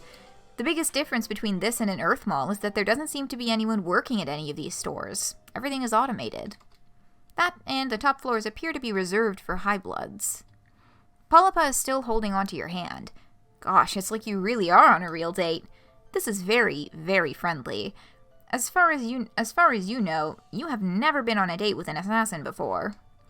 You can't read the show times and descriptions and don't have any money, but Polypa chooses a movie and pays for you both. She tosses a couple of coins into a slot in the machine and the machine spits out 2 tickets. You don't see any soft-serve grub cream, but you are a little too queasy from mink nerves and excitement currently to deal with anything called grub cream. You do, however, stop for a bag of buttery exploded kernels from the concession stand. The theater you follow Polypa into isn't crowded, but you still feel every pair of eyes setting on you as you walk up the steps. Your heart pounds and sweat slides down the back of your neck. You are just positive everyone can see right through you to this deeply controversial cross-species matchup you got going on here. Even worse, Polypa takes a seat weirdly close to the only other group here. Man, awkward. The movie starts playing. And apparently, in Alternia, there aren't any trailers before movies. Kind of a bummer. If you were going to be stuck here, you want to know what hot new summer blockbusters you have to look forward to. Surprisingly, the movie turns out to be a romantic comedy. You expected Polypa to choose a thriller or a horror movie. From what you can glean of the plot, it's about the beautiful young Jadeblood who gets involved with a visiting Blueblood and their servant, a big bumbling bronze. The portrayal of Lowblood strikes you as vaguely offensive. They grunt and fall down a lot. The caverns look a lot fancier than you remember from the time you hung out with Bronya. Just a lot bigger and more glittery. The main character spends a lot of time pulling a jeweled comb through her lustrous hair. The dialogue is kind of incoherent, and you don't just think it's because you're unfamiliar with the cultural context. It also doesn't help that Polypa keeps up a running commentary throughout.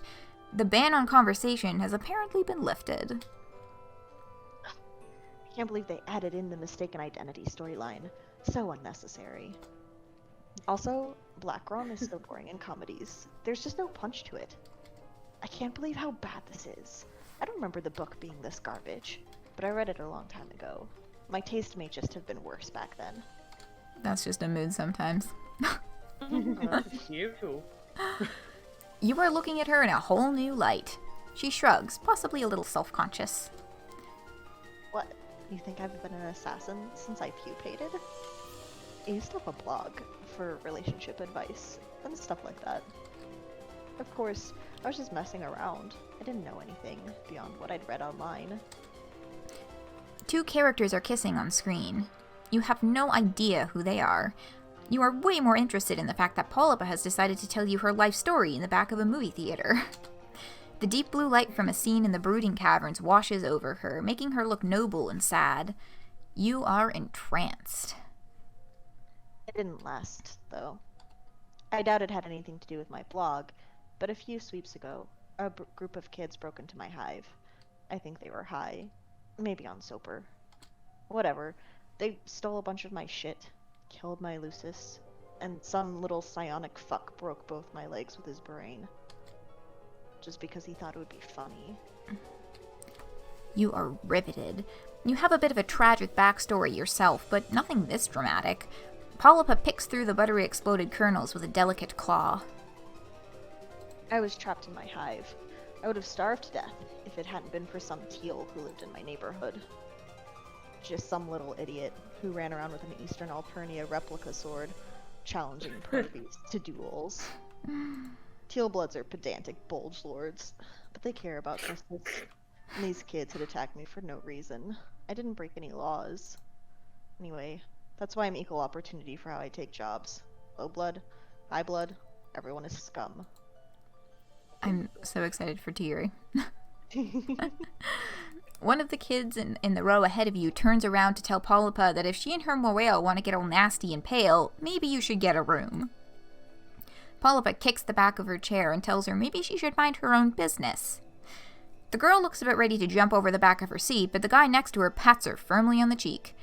Almost a slow-motion slap, firm and intense, with plenty of uncomfortably intimate eye contact. The girl settles down after that, and everyone goes back to watching the movie. The rest of it goes by with your head spinning and your heart in your throat. You are glad Polypa trusts you enough to share her past, but you are nervous about her talking about it in public. Wasn't the whole point of coming to the movie to lay low? Think about it. When that girl sees the description in the alert, she's not going to be thinking about the noisy olive blood getting all conciliatory in public. It's way safer than skulking around, believe me. Gosh, Polypa really is an expert. You are so glad you got to go on this date with her, even if it was mostly fake. As soon as you are back out on the street, Polypa pulls out her phone. Slowly, her face falls. Fuck. That little nook-licker. I thought she bailed on me. But according to Chitter, she's dead. They got her. Damn it. I told her to be careful! Her sadness is quickly turning to rage, vibrating off her in frantic waves. Her voice gets louder too, and people are starting to look your way. Heckling in a theater is one thing. Shouting at a phone about murder is another. This is going south fast. You've got to calm her down. Deploy Shushpap. For lack of a better plan. Yeah. For lack of a better plan, you copy what you saw the troll inside do to his angry date. You press your palm firmly to her cheek. To your intense shock, she blushes a deep olive green and her eyes slip closed. She leans into your touch as if she's drawing comfort from this tiny little gesture. Then she blinks and pulls away. Listen, I'm technically on the clock right now. Let's be professional. She bites her lip, hesitating. Then she reaches up and repeats the gesture on your face. An unbelievable warmth fills you. Could it be the warmth of friendship? You're a weird-looking, double horn amputee with very few social skills, terrible survival instincts, and both short-term and long-term memory loss. But you're alright. If you ever want to earn a little cash, I could use a partner I can depend on. Is it raining? No, those are just tears in your eyes. Tears of gratitude. Okay, don't get too choked up. You're definitely just gonna be bait. You assure Polypa that, due to your general ineptitude, you wouldn't want it any other way.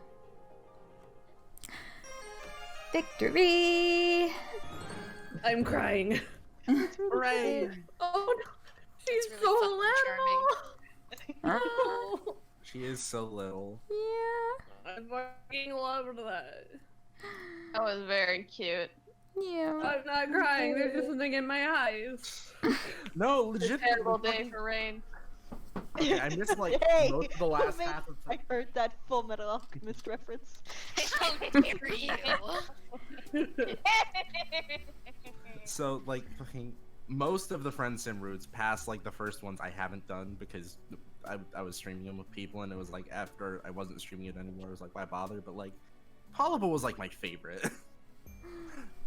I stopped Yeah. around Remele. Really good. Mhm. I have to Cute. draw so many goals. Yeah, you did really good. I also want to draw so many fucking trolls. Oh my god, Kismet what do and I have? Tagora shaking hands. No, absolutely not. How dare you go to hell. Come on. You know you No. want. Ah! I'm gonna throw myself into the McFucking sun. Not allowed. Okay. Oh, next one up has fake Vriska, right? Ooh, which fake Vriska? Which one? Oh. Well, I told you I did Oh, if Ardata. it's Elwurd, The big I, gay one. I would love to read for Elwurd. It is The gay Elwurd. one. I swear If Jiraiya comes when I go to bed, I'm gonna cry. It's looking like it. Where's the script? It's Ooh, yeah, Doraya's like right at the end there. I'm gonna go grab food. No. Okay. I think you guys have Where's to the swim fucking so I'll be Skywater back. at the bottom? Here, Crab. Then let me just DM it to you again. I found the link. Can we Never skip mind. the order? Elwurd! Okay. No, I know I can't. I opened that bitch up. This Let is. me actually zoom in. When do we even get another Jade? This is a present to me. You personally, yes.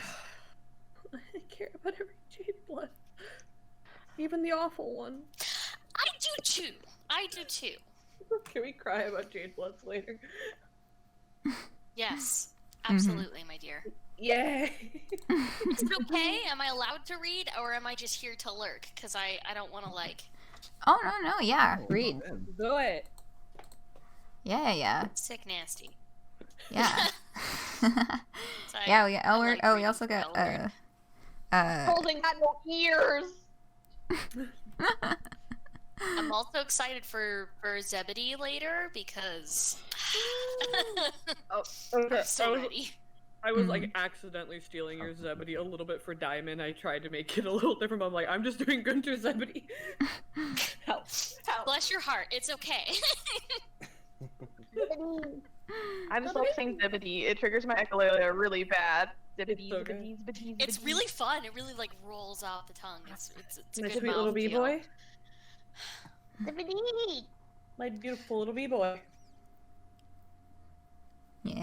Yeah, little B-boy's coming up. Right now, we got some grimy alleyway psionic bee children. Wait, Yup. okay. Yeah. Wait. See, I'm so sad because I wish Cyber were here, because Cyber and I I know. do like Kuprum and Folykl a lot. A lot. Cyber's online if you want to ask. It's not my place. It's not my stream. I mean, you know, if y'all think it would enhance, absolutely send an invite. I think that it would. CL, would you do me a favor? I'm currently doing I will work, return. actually, so like I'm gonna be reading and everything. I just gotta finish this ticket real quick while we like finalize shit and make a I will decision. return. Mm-hmm. I will be back, and I will bring a twink. God, I fucking hope. I love my son. Okay, well, we'll do this intro, we'll do the little poll, and then we'll see where we're standing. Phenomenal.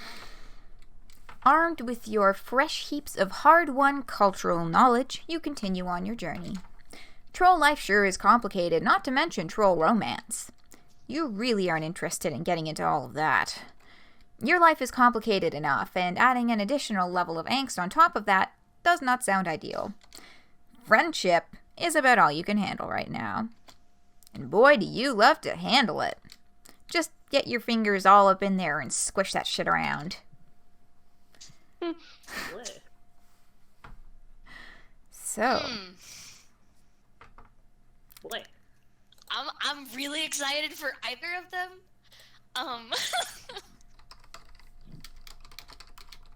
I can also go if Honestly- you would prefer one or the other. Honestly, if I can fucking yeet, if we can yeet Cyber in here, I'm very excited for those like nasty gold bloods. I'm so fucking pumped. I'm gonna try. okay. Poll is up. Do love me an awful gold blood. Same. God's same. Also, Elwurd's root has Bronya, so like if you did Bronya before, we could be gay at each other. Right. Oh, so life. So life. So true to form. True to life. Yeah, so how we are. How we do be. Yeah, okay, so I'm caught up on my tickets. and shit, and stuff on Twitter seems to be slowing down. So Yeah, hopefully we'll be okay. I'm not gonna overwork myself. I know my limits, I say, like a liar. Said like a liar.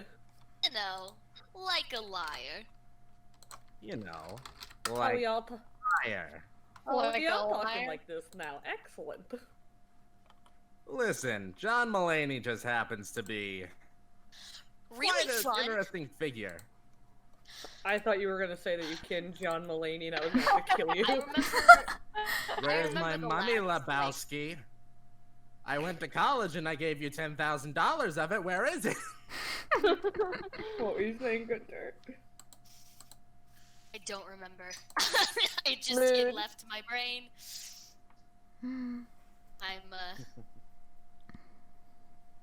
I'm dying. I'm so ready. I'm so dying. excited. I am elated. I'm pumped. Also, I'm really excited for Hiveswap Act 2 to come out because Cyber and I are probably going to end up streaming that also because we do Joey and Zephyros. Cute. Yeah. I have feelings. I have so many feelings. I cried at the fucking trailer, okay? I legitimately I did cried. too. They had all the Jade Bloods in one little area where I could hold them in my little hands. Welcome, Cyber that- Soul Gem. It's that them? Polypa! Hello. Is that my darling child? Are we? Yes. Are we rolling? Yeah, we are We're live. going, we're currently- popping. Oh, currently do you even have a link to the channel this is on? Oh, I don't believe so. No. I will send I've one. been posting it everywhere. Yeah. Okay. Yeah. I got it. I got it. Okay. I got it. Okay. Okay, What's okay, the you good? point of mass pinging all of you if you don't read every word I say? I did. Like, you I don't even did. care. So. Oh I boy. kill you. Greetings and salutations, So the everyone. script. Greetings and slututations. Whoa, there's that kind of stream now. Oh, B has What any up, thanks for the follow. I Dembos? missed that while we were reading. What up, What up? Dembos and Vickies? What up to the Friendsim stream? We have no gender and we're just all... Hello to the guys, gals, and non-binary pals. Dab, dab, dab. Ayy. Nah, man, now you just reminded me of the fucking lank rap I did. Cyber, I love you and I miss you. I miss you too, Mom. What's up? What's up? Okay, so Are we gonna act like CL didn't just say the worst sentence that's ever Yes, hit my we're ears? glazing over it. We're Alright, moving Nope. past it. Nope, you know, you're I didn't right. hear anything. I Erased can't from my hear. mind. Suppressed. I legitimately rap. don't know what No. said, so. Mute him. I want that man removed. Anyway, Well, for those who don't know, consideration. Cyber is the head of Sleepy Souls, which produces Homestuck content. Yeah, we do Ah, Homestuck sweet. comic dubs sometimes. If you ever seen those ones with the orange banner in the thumbnail, it's us, I guess. Cyber. Probably us. Cyber is Probably. wicked talented, and we True. support them. Stab, stab. Don't Stand stab. Cyber. Yeah.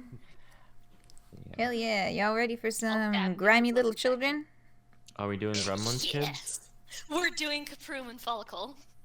Oh boy. I Okay. DM'd That's only why I got grabbed you because Yeah. I saw that they were up next and I was like, well, Think children. well. Okay, we got this. Is that okay? Are you down? Are you Yeah. down for that? I'm- Are you I'm- alive? I'm down. I'm just like, oof, okay. We can just I know he's a kidnap you. lot. Okay. Are we doing them first or who? Yes, Yep. they Yeah, were yeah, voted voted. to go first. So Oh, They good won the lord. vote. let's jump into that alleyway. Oh boy. Wandering deeper into the city, you wash up on the shores of what looks like a rougher part of town. Comparatively, everything about Alternia is rough, but down here the streets get narrower and dingier and the buildings are run down. Streetlights flicker and the patrolling drones look less inclined to serve and protect and more likely to shoot you and claim it was self-defense. You haven't seen any tracks, but if you had, this place would definitely be on the wrong side of them. Again, emphatically, you don't know what you're talking about. Everything you know has been gleaned from exceedingly painful trial by fire, but it looks like the sort of place no one cares about except the people who live here. A noisy group of trolls spills onto the street up ahead, and you quickly duck behind a row of garbage cans. You have recently become gun-shy around groups, especially since most of these guys look fancy and are wearing symbols in varying shades of blue. Not to generalize, but blue bloods are starting to freak you out. Everybody here messes with you, but the higher castes do it with a government sanction. These particular blue bloods all look as lost as you did several friends ago, gazing around in varying flavors of bemusement and frustration. They glance nervously between each other and the looming buildings on either side.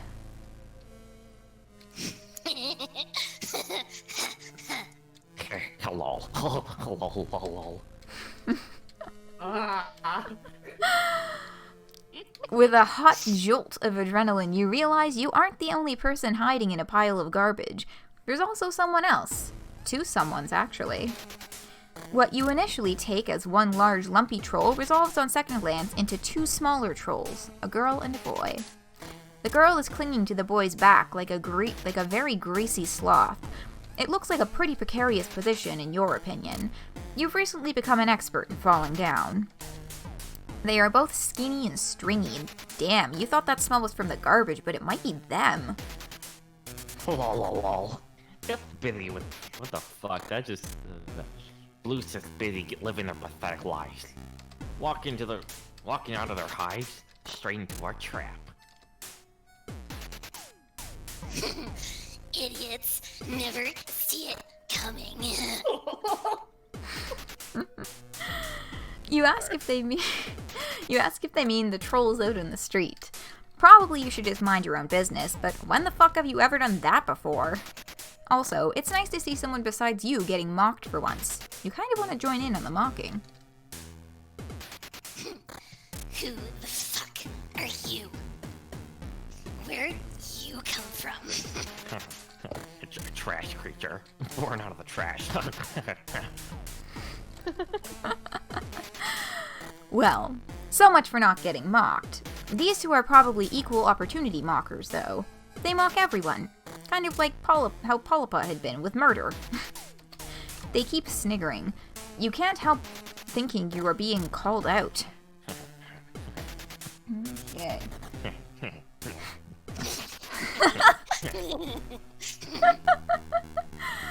Take it lying down. You never thought about what a weirdly sexual idiom that is. Regardless, you decide to swallow your protests. Hey, that's pretty sexual also. Thanks, English language. But you don't want to start out a friendship with hostility. If you'd had parents, they would have told you two wrongs don't make a right. You could... Where the fuck is MSP Reader even? You could argue that it isn't worth trying to befriend people who are open with insults, but that's just how people are here. You gotta roll with it or get out of town. And since you literally can't go anywhere, you'll just roll. And you really, really want more friends. Addiction is a powerful thing. You admit that you don't have a Lucis and that you are pretty used to insults these days. You include an affected shrug to demonstrate how easily everything rolls off your back. You add in a contrite little kick at the pavement and hang your head, even if you aren't quite sure what you did wrong. Rusty dunks on their own damn self. Don't have to do shit. This could be kind of relaxing for us. The girl turns her weird spidery face towards you. You should come hang out. Wait. You wanna hang out with this bottom feeder?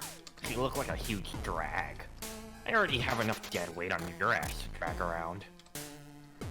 Oh man, you really hit the jackpot with these guys. Two friends for the price of one. To answer your earlier question that you have forgotten, you asked. Kuprum hacked their palm husks GPS to bring them down here. Idiots can't do shit without their fancy tech. The blue bloods are all arguing now. Somebody throws a punch. You figure it's a good prank, if a little mean-spirited. Folykl stops yanking at Kuprum's hair and looks at you. Wow, you really are pretty basic. Hey, Kuprum. She gives his hair another yank, like it's the reins and he's her horse.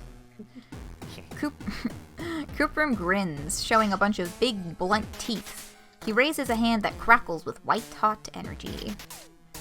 Your stomach clenches and your feet leave the pavement just long enough for your toes to drag along the ground as you float over them. For a few seconds, you have zero control over your body. Kuprum lets you go, and you land hard enough on your heels to make your ankles twinge. One of the flickering streetlights shines down on Folykl's face. What you had initially taken as deep-set eyes are actually no eyes. They are black holes in her face. It looks super creepy and also super painful. Yeah. So what? You think I would just have eyes? Like some kind of normie? You would never accuse her of that. That isn't really a word you have in your lexicon. Lol. He keeps doing that, actually saying the word instead of laughing. It's actually a hell of a power play. God. Ridiculous, I'm sorry. God damn it. That's goddamn idiot doesn't know a case of void rot when they see it. Have you never met a gold blood before? You have, but you aren't sure if Cirava counts. They're an internet celebrity, for one thing. For another, they have eyes. Well, one eye, and the other wasn't lost to void rot, whatever the hell that is. You wonder if that's why she's on top of Kuprum. He's some kind of combination steed and seeing eye dog. Void rot means my body doesn't retain energy like it's supposed to. Just look it up on Gorgle. It means I'm dying constantly, all the time. Oh, finally a character I can relate to.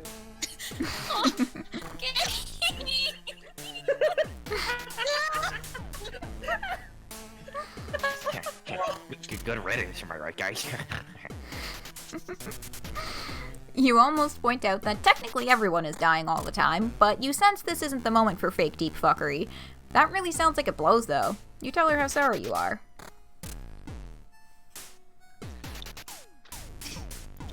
What do you mean? Why would you be sorry?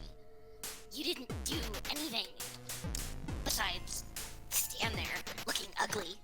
It makes a difference. Like, what they think actually matters. Lol, lol, lol. Can't wait for Tyzias to make this one down to the coal fields for the little R&R.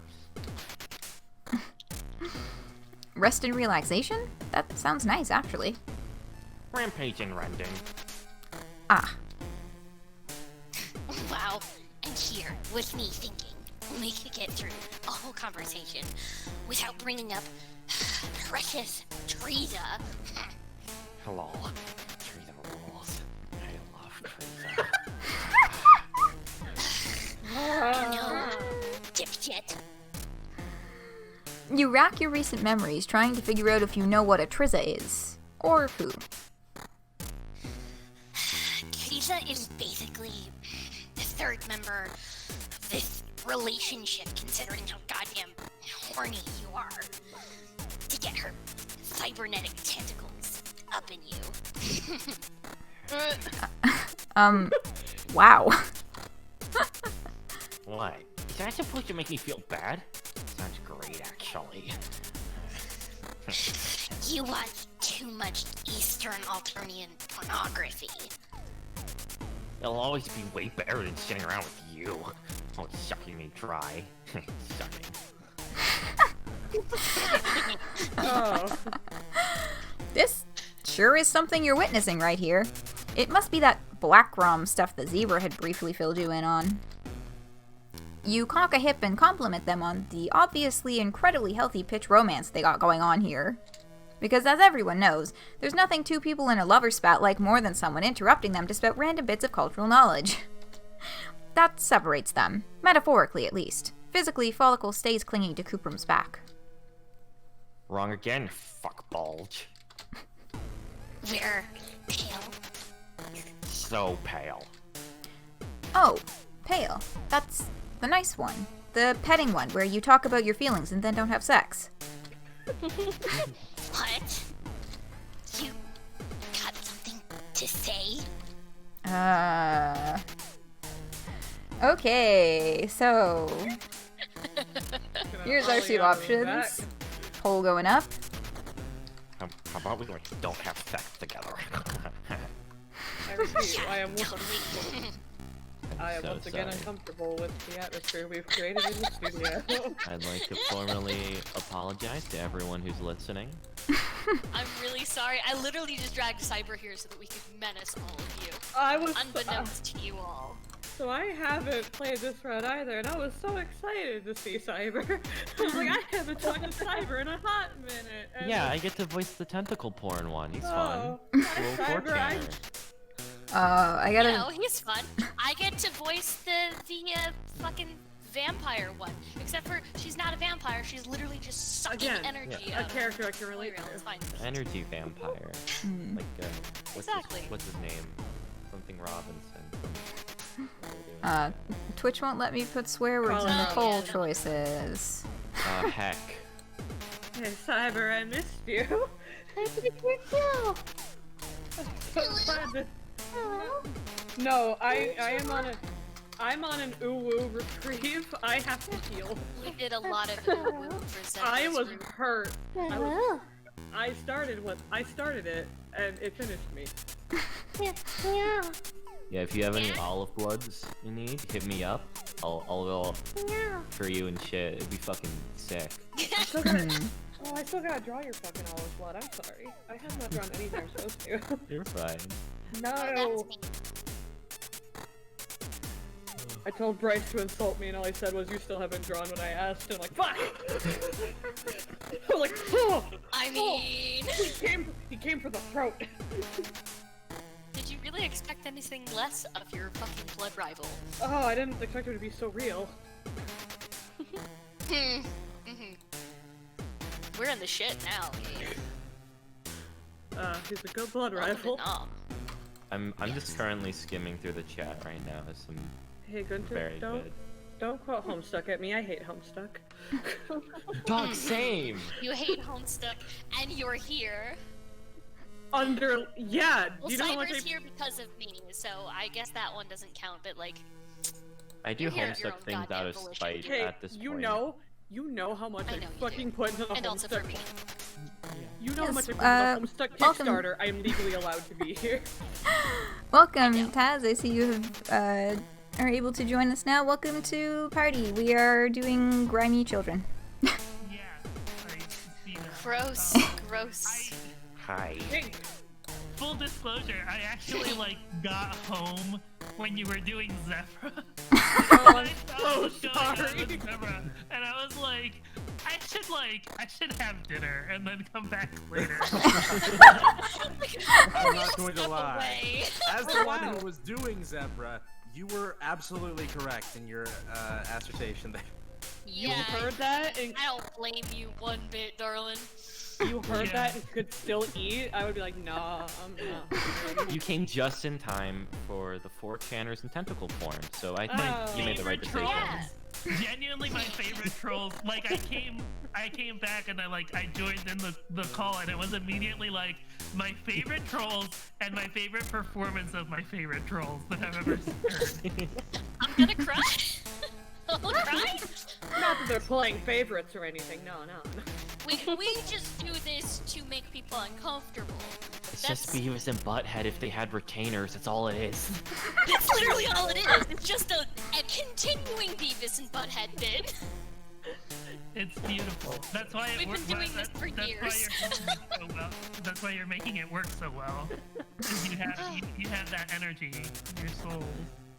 Bless. I know, me and Crab have been voicing duos of characters for a good while now. For a hot sec. Because I think our first duo was Joey and Zephyros for Yes. some dubs back in the day.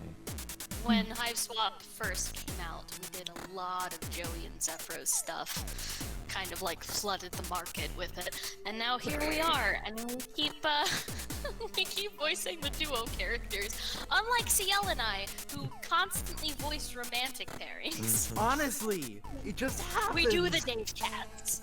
We do the Dave Cats. That's what we Dave do. Cats, and then there's those two from Vast Air. Yes. Which And two from also, Vast Air? unfortunately, Jane and Gamzee. That one makes me uncomfortable. But here we are. Oh. The Fuchsia and Jade. Gone clown. Homestuck. Bad. Honks seductively. Okay, we got the poll results, and we're gonna let them know that we think they're wonderful. And let me get back. Oh, yay! You guys seem like you have a wonderful, stable relationship. Right. Glad you understand. You don't feel great about this. It's not cool to tell lies, especially not to your new friends. But it's also not cool to neg your rad new friend's relationship, especially when you don't know how the fuck any of this stuff works. Honestly, you should probably come up with some sort of mnemonic for just how little you know about anything at all. You don't know what that means. YDKWTM. You'll workshop it. Lol. You actually seem okay. You're obviously a huge normie freak, but okay. You wonder what kind of people Kuprum has been hanging out with if he thinks you look normal. At this point, you're, what, dressed in a bathrobe, sunburned, slathered in sparkly lotion, and probably a bunch of other stuff you can't remember right now? His friends must look really wild. You hope whoever those friends are will be your friends too. You aren't picky about looks. The group of blue bloods out on the street, maybe they could use some friends too? You're getting the vapors at just the thought of all these potential connections. You start around the dumpster to find out. Kuprum grabs the back of your shirt. Where do you think you're going? Idiot tries to make decisions for themselves. The decisions are bad. Nobody's fucking surprised. Oh, lol, lol, lol. You point out, very respectfully, that all these people look pretty lost and confused. You assume the prank is over now. Everyone can shake hands and go on as friends. This is idiotic, considering what you have learned about Alternia up until now. Not a prank. This is war. It's not over until all of them are dead or crying. Well, okay, as long as you aren't the one dead or crying. None of the High Bloods look too close to doing either, though. They are standing in a clump in the center of the street, nervous but fine. This is just a minor inconvenience, like a flat tire or a spilled cup of coffee. They have been lured into the slums by some greasy nerds, but Folykl and Kuprum don't seem to plan on doing anything besides watching and giggling. One of the Blue Bloods, a smallish girl with a cerulean symbol on her hair clips, is standing a little apart from the group, furiously texting. Can't face when a dirty blue blood girl starts losing her cool.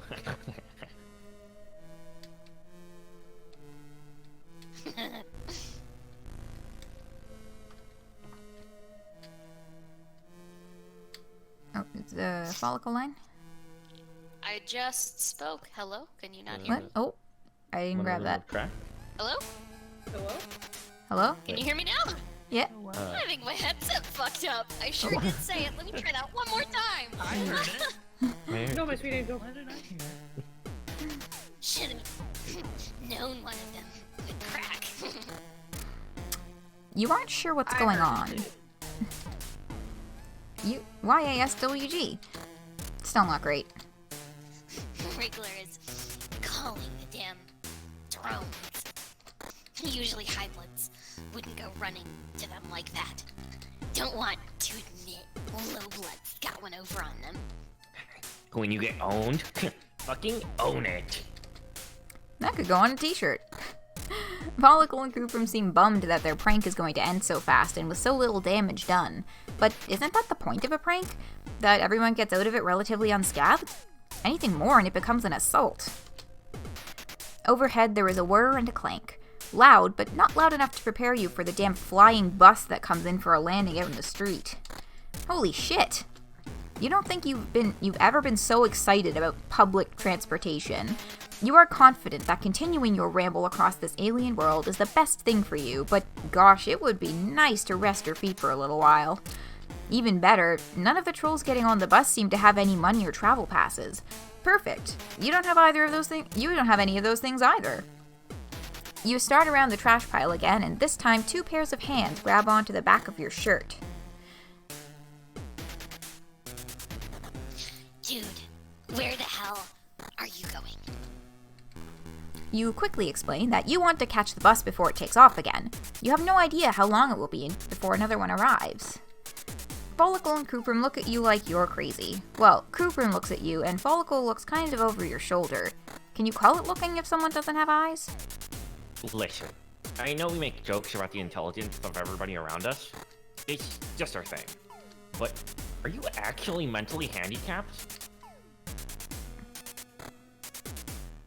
You can't just get on a chartered scuttle buggy.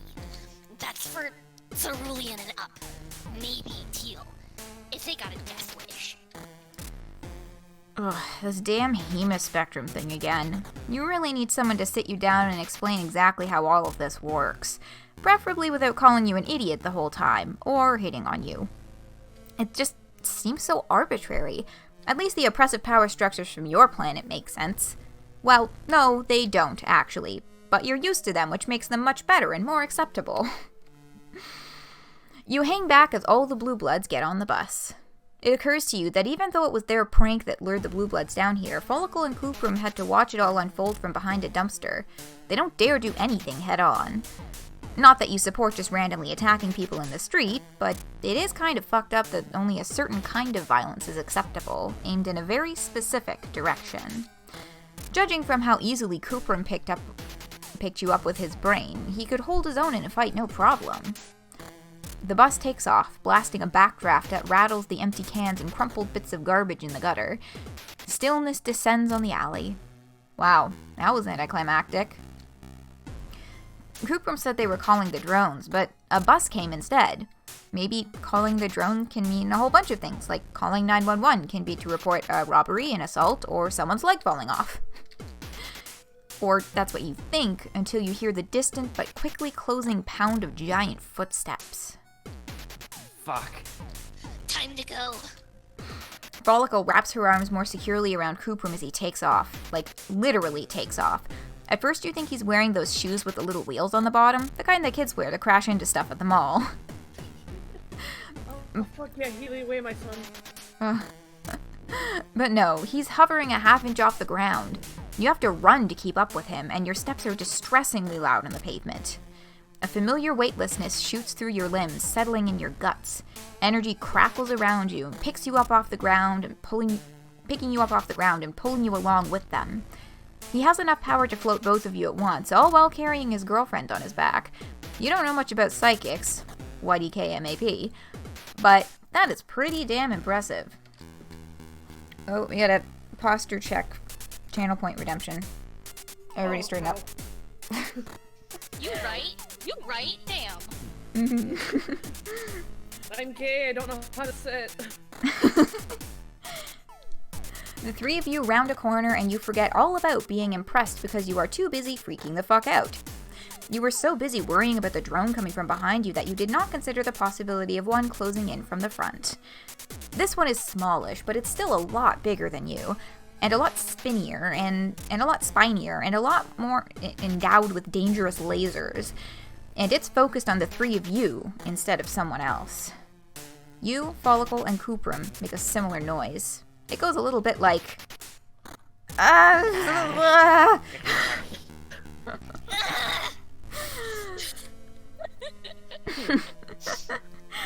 The smash at the end comes from Kuprum picking all 3 of you up with his brain and tossing you just as the drone shoots a laser at its torso. It blasts the pavement where you'd been standing into craggy, smoking chunks. You tumble feet over ass into the alley wall. A concerning pain twinges through your healing ribs, but you are just so used to the injuries at this point you barely wince. What's more concerning is Folykl. The blast rips her off of Kuprum and sends her into the opposite direction, against the alley wall with you. She immediately curls into a ball like a pill bug with a lot of hair. She doesn't respond when you ask if she's okay, and you aren't sure if you should touch her. You shouldn't move injured people, right? Especially not injured people with void rot. I'm fine. I'll live. Oh, fuck. The drone has a 50-50 chance of coming in your direction instead of Kuprum's, and surprise, it did. It moves altogether way too fast for something that size. Aren't big things supposed to be slow? That's what video games taught you. Video games wouldn't lie, would they? Oh, fuck, shit, hell, you've come all this way, dodged so many dangers and made so many friends, and now you're just gonna get lasered by some huge spiky robot monster thing. Are they even robots? They kind of look organic, but so do, like, the couches here. But you digress. It's going to kill you. But instead of dealing you a quick, fatal blow, the drone stops in the center of the street. Its big, ugly head swivels towards Folykl. Oh god. Is it possible you found someone more gullible than you are? Alternia definitely doesn't seem like a great place to be the weakest link. As usual, you are next to useless. All you can do is watch as the drone takes heavy steps towards her. Desperate, you kick a nearby trash can. You shout, you make as much noise as you can, trying to draw its attention. And once you have it, you aren't sure what you're going to do with it, but you aren't worried about that right now. The drone grinds to an uncertain halt. Its head slowly turns towards you, then back to Folykl. It can't make up its mind. Should it go for the void rot or the noisy asshole? You look around for weapons while it's frozen in indecision. There's nothing here but empty bottles and tiny pieces of concrete. You really are a worthless wreck. Your new friend is about to get stomped or blasted or kicked with a giant metal leg, and all you can do is hop around like a maniac and smack a trash can. Fuck. Luckily, for once, you aren't the only one here. Your new friend already has a friend. You're really friend crashing here. Kuprum doesn't screw around. He rises up on a wave of crackling power, attacking the drone by, well, basically just putting his hands on its big ugly head and discharging as much energy as possible, frying whatever brainstem this thing has. You try to be at least a little bit useful and drag Folykl out of the way of the drone as it falls, but it doesn't fall, it just shuts down. The evil red glow of its eyes dies and it goes still. It becomes just a giant ugly statue of an alien robot in the middle of a filthy street. Okay, we got a hydrate redemption, and I do actually need to have a sip of water. Take care of got a lot of reading. yourself. Oh, Never! Maybe Or else get you're a a drink normie. now. Yeah, fucking normie. Don't fucking fortune at me. Fortune. If you don't take care of yourself, then you're just a normie. Stay hydrated. Never. Come from self-care ASMR. No, they'll do it. They'll send it to me directly. Every time you give them ideas, I personally suffer. Making friends with voice actors was the worst decision I made in my life. Yeah. Nah, you love us. No, Let's see You idea. love me. haunted. Kuprum drops like a rock before he's even out of the air, he's on his way to Folykl. He shoves you out of the way. Fall, are you okay? Yeah, you're okay. What the fuck, Fall? Folykl buries her face in Kuprum's chest, her two little fists clinging tight to his arms. Her shoulders rise and fall. She's taking huge breaths like she can't get her lungs to work right. Do trolls even have lungs? They probably call them something weird respiratory sacs. Breath glands. Suck sphincters. Not that one. I'm fine, idiot. You had a snide comment all ready to go concerning appreciating your loved ones while you can before a big metal monster comes and squishes them, but sitting here watching Kuprum hold Folykl like he never wants to let her go, well, all your snideness drains into a puddle at your feet. You don't know them. You don't know their life. Their relationship might not be the healthiest, but honestly, whose is? You've seen some real bad shit, both here and back home. Hey. You okay, dork? Yeah, you really are. Thanks to them. Aw, feelings. I think it's really telling that the not trying to be the route where you don't call them out on their awful relationship is the good one. It's so They telling both- about- Both of the long routes in this one really showcase like very specific reasons why Kuprum's my favorite troll. He's kind of great. Like, I don't blame you. He's he's just the best. Finally, Like, characters I can relate to. He's really gross, and I kind of like him. I just wish I was a part of a spaceship. All those tentacles. Well, it's nice seeing you, Fucking Cyber. gross. Being a fucking normie, submitting to fucking empire like that. Ugh. Just don't get it because you're a normie. Fuck you. Every word worse than the last. delightful. Just here to be a menace to society. There's Carcat. And I applaud you. Wait, what? Where? I didn't do anything! I didn't even do it this time! On purpose. Leave them alone. Your voice just It's not goes my to fault, it's Carcat just my sometimes. voice. You Gunter, know why this. didn't you tell me I It's was not in my this fault, game? it's just my voice. Please, leave me. Leave me. It's not my fault. I'm just here. Okay, speaking of Take care of Uwus, yourself. the Uwu board is turned back on. Please No. don't send too many at once. Look, I already did my part. I will never do that again, and I've learned my lesson. Hello? Please let me back in the house. Oh yes, Do I get to be Elwurd posture check next? redemption, posture check. No. Let's Yes. fix that up. Fine. I have stretched, I have my beverage, I am feeling fresh. All right, every pony. Let's Be go. ready to roll. Work is really slow right now. Fucking knock on wood that it stays that way, you guys. Twitter is looking dead, and that is how I like it. As it should be. Okay, Elwurd, coming up. I've never got to act with Gunter. I'm excited. Oh my god. Okay. God. Look I think away. my Elwurd voice is literally just much chiller, Vriska. Right, Cyber? Right? Was Yeah, it? that sounds good. Essentially, it was like that. You Like, can it was the same, branch out. the same kind of like inflection, but like kind of toned down, like down here. You could branch What? out. Get It was a fucking little fresh- bit lower than Vriska, because Vriska is kind of in my higher range. Like, hey, so we're your gonna play mom, it by ear. Wink. Hey. Your mom, kind of I'll cute. totally kinda fuck your mom. Wink.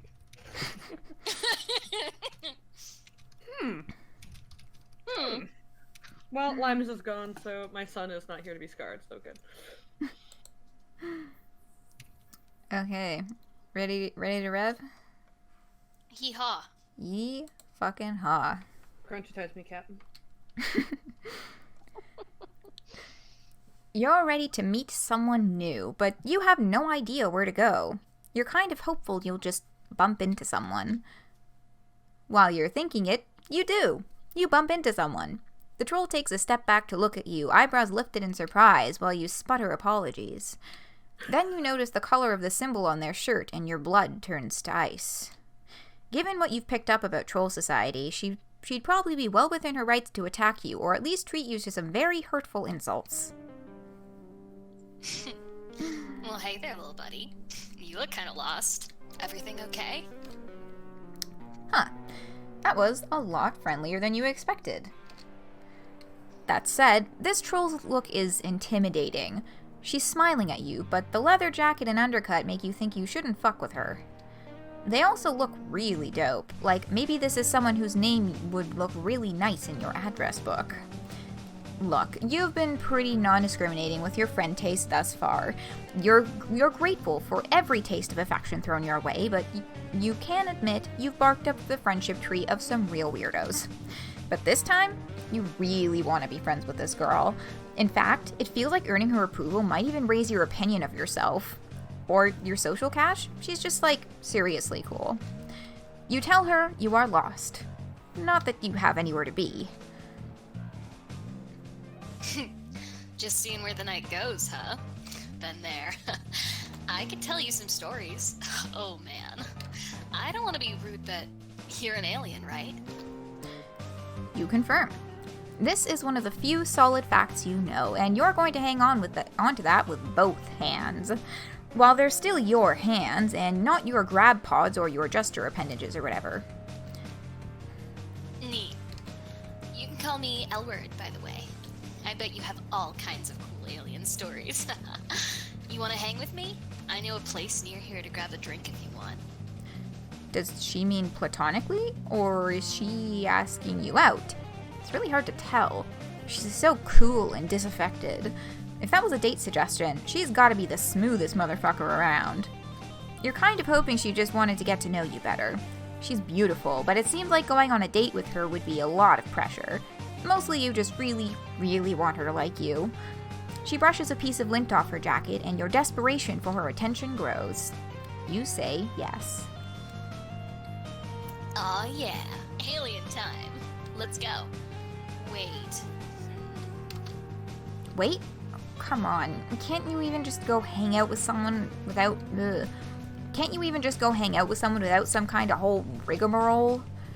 Are you fated to always be bombarded with branching choices, choosing randomly between fates that almost always seem to end in some kind of violence? There's actually 2 places we could go. You want to try the closer place or the farther place? Fine. Fine. You'll make another choice. Thank you, God, for inventing lesbians. Yeah. Oh, I missed a couple follows. Thank you, Taz, for the follow. And thank you as well to Rebellious Dreamer. And, and a redemption of the stretch reward, which is a good idea indeed. So this one, we're gonna... I can't tell if I wrote down a number... So how I did my notes was I wrote down a number for like the order of whether it was the first option or the second option would keep us rolling along. I can't tell if I wrote a number 1 or a number 2 for this one. Does anyone know or remember? From what I can see. Second one? It's number 2, is the farther place. The Okay. second one is the more branching choice. Cool, cool. We shall go in that direction. Trying When to I am... figure out how to redeem these boon dollars is making me feel very old. So you just spend these boon dollars and then stuff happens. You guys have to do something? Yep. We are like trained circus monkey. We dance for your amusement. We dance for your peanuts. This is an important question. What does the My Uwus one do? It ruins... Just read it in an uwu voice. It ruins my life and my relationships. My gay. my mental. It just... I take psychic damage. Okay, cool. Cool. Holy shit. So I thought that was just something that you did for Zebruh specifically. Because I started a revolution, I got the entire Zebruh route read in the Uwu voice. Yeah, we had like 15 people redeem Uwus for Zebra, so we just decided to do the entire thing. Oh, okay. But I was almost entirely spared from hearing CL's Zebruh voice. Almost. Also, I just wanted to say that I only noticed halfway through the previous reading that my microphone is all B-themed, so it's all black and yellow. Yeah. Nice. Yeah. Black and yellow, black and yellow. Crap, you've got messages in the Twitch chat. Rebellious Dreamer says they're your son. I don't know who that is. Yes. Yes, it is. Yes, they are. Hello, my dear. Also, shout out to the person who finally realized that I've been changing my name every chapter. I've been noticing this whole time. I thought it was great. I thought everyone was in on it already because I came late to the party. But like, yeah, Oh, no. I think it's great. I've just been I quietly noticed just it like... screaming memes because screaming memes is just too good. Okay, so we have single Uwu's redemption. So we can now do a demonstration of what the Uwu's does. Oh, Fuck yeah. I I don't know how I'm gonna do a fucking Elwurd voice in an uwu, but I will fucking try. Hey, if I was able to do Zebra. Yeah, it's... Also, Marcus has returned. Marcus, hello! I'm right here. Another cryptid. Thank you. What the fuck? Hello, clown. Hello. Hello? I mean, we have a few clowns. I dragged everyone from clown hell here. I'm a clown. I'm a clown. Any clown creatures? We are all clowns. Hi, Marcus. I love you. We stand Noctis. Okay. Okay, so I also had to make me say something. So, Phoenix has asked me to say, as you can see, it does this in Uwu voice, but there are no L's or R's in that sentence, so it doesn't actually sound like Uwu's. But I have read the statement.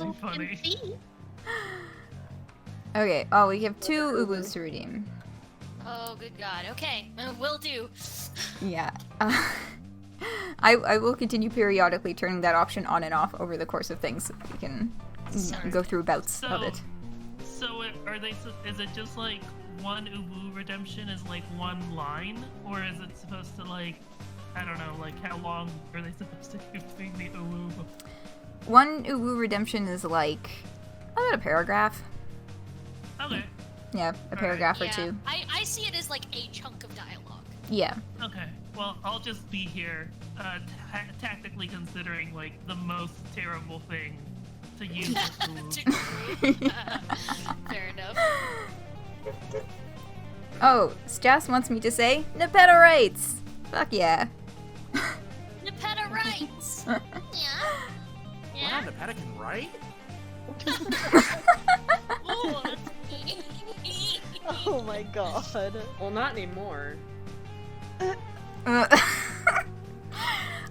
Nepeta joke's a classic. Okay, choose the farther place. You tell her you're in no rush, and the farther place is fine. She takes off in the same direction she was walking before you bumped her. You follow behind, trying to act like you totally belong here, next to this genuine troll babe. You walk next to cool people all the time. It's practically a hobby. After a couple blocks, though, she stops short. You narrowly avoid bumping into her again. She fishes her palm husk out of her pocket, and you can see that it's vibrating noisily. She looks at the screen and theatrically rolls her eyes. You do that scarily well. This is so annoying. I'm sorry, but like, there was just this thing I have to deal with. I have to deal with it, I guess. I swear to fuck. She just wants an excuse to see me. It's like transparently obvious.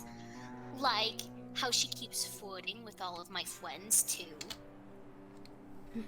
Or just magically showing up places we used to go together. It's honestly kind of pathetic. Like, you're trying so hard to make it seem like you're over me that it just shows you aren't. Wow. You know what I mean? So that much dialogue was about like an uwu and a half. Okay. Yeah, it was a lot of woo. Mm-hmm. You may not understand the specifics, but it's clear that she's including you in some kind of social situation she's dealing with. Wow. That's what you do. That's what you do when you're already friends with someone. You basically just skip to the front of the line. You nod and look sympathetic. You totally get it, you tell her. You have an ex like that too. Who is she even trying to fool? And that'd be our 2 uwus. Yep. Okay. I can go back to normal. Yeah. Can you?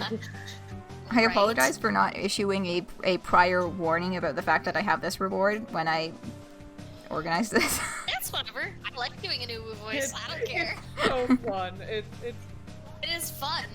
All gonna be fucking problems. All Okay. complaints are purely in jest. I'm just dramatic. Right? It's like embarrassing that we even dated. We were totally gonna request combat assignments in the same ship too. It's so dumb. Anyway, sorry, but I gotta go back to my hive. She just keeps bugging me about some shit she left there. I keep telling her I don't even think it's there. But she says she has all her belongings itemized or something. SMH. Such a dork. I'm like the best thing that ever happened to her. You keep nodding vigorously. Your neck is starting to hurt from all the nodding. You tell Elwurd that she's obviously too good for whoever this girl is. I mean, I know. But I gotta deal with her shit anyway. Anyway, sorry, it's literally so dumb, but do you mind if we just swing by my hive on our way out? It won't take long. She's like terminally punctual. Lamau. She already sent me her ETA on Gorgle maps. This is a real softball. No need to agonize over this decision. You tell her you don't mind at all. She starts to head off, but then she stops and looks at you. Her brow furrows. Huh. You know, for an extra alternule, you're kinda cute. Oh, geez. You start feeling flustered as she peers at you more closely. Are you gonna have to make it clear once again that you're only interested in friendship? I'm getting an idea. My ex thinks she's so cool because she's a Jade Blood and they have, like, a sacred duty or whatever. She makes a complicated motion with her hand. From context, you gather that this is the troll version of a jerking off gesture. You file away the you file away the implications of that one to consider at a later time. But she's probably never met an alien before. Definitely never dated one. Do you think we could pretend to be a thing? Like Red Rom. Just until she goes away. She'll fully shit herself, I swear. Just, you know, don't fall in love with me, kid. Just kidding. Really don't, though. Your heart is beating at an unusual rate. And not even because of the fear this time. Fake dating again? Do trolls do this a lot? There must be some cultural context that makes them turn to fake relationships for security. On one hand, you're an experienced fake dater by now. Elwurd could check your references. On the other hand, you know how this ends. You know this ends with you falling in love with her. There's literally no fake dating situation that has ever ended differently. The last fake relationship you did agonizingly circle the rim of romance before falling out and into your hands for a sick friendship rebound. But it was a close one. You might be like a quarter of the way in love with her. Already. She looks like troll Natalie Dormer. It's definitely way too dangerous to say yes to this. Okay. So, poll going up. Oh god, with or without me. Honk. Gamers. Haha, gamers. Yeah, gamers. How dare you? Like, totally pog. Good term, trying to find it in my heart to love you right now. You love me. Despite the warning signs. Okay, but the blue text is actually kind of fucking me up. It is very difficult for me not to slip into Vriska right now. Like, I'm not even joking. I am holding your... Like, I'm so coded towards it, you know? I see the blue text and I'm like, okay, yeah. It's just like, it wants to come out of me, and I'm reining her in right now, but I can't guarantee. Tame the beast. Tame the beast. I am desperately holding your hand to keep you safe. Thank you. Don't let that monster escape.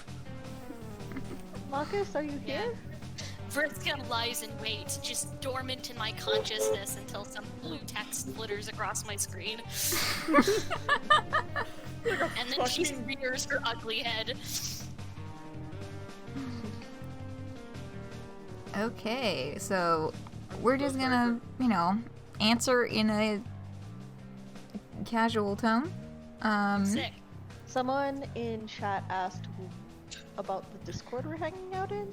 Yeah, so I just set up like a separate Discord just for doing this so that I could have a place to just like, just for blasting people with information and like having a nice closed little server for it.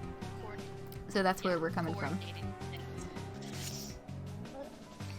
And I'm not gonna plug Clown Hell because it's an awful place. Continue on. Do not. Please do not. Okay. Fake date. You say that could be cool. You say it super casually, like you're pretending to be in relationships with you pretend to be in relationships with aliens every day of your life. Elwurd grins, clearly pleased. You're sure this was the right choice. Then again, you've thought that before, only to end up in terrifying, painful situations, but you're pretty confident this time it'll be fine. That's great. Thanks for doing me a solid. I'll owe you one. She shoots you finger guns and winks. Wonk. In what is now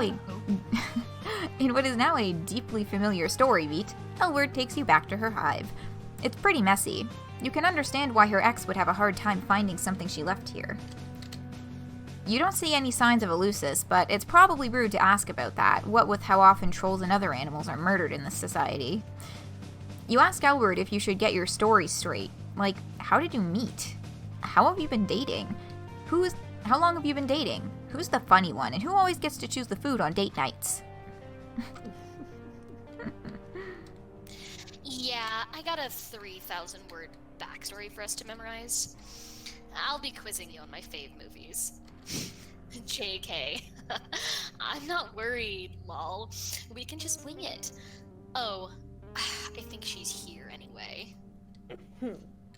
Sure enough, you hear a crisp knock on the door. Elwurd leans against the nearest wall and crosses her arms over her chest, looking bored. Come on in, girl. Hello, Bronya. Another troll enters the hive. Hey, wait a second, you know this one! This troll is already your friend. That might be a good thing, but it might also ruin your chances with the friend you're currently chasing. But maintaining your existing friendships is important too. You're going to have to find a way to balance this. She doesn't seem to have noticed you yet. Hello, Elwurd. We can make this the last time we have to see each other. If you would just hand over my favorite sweater.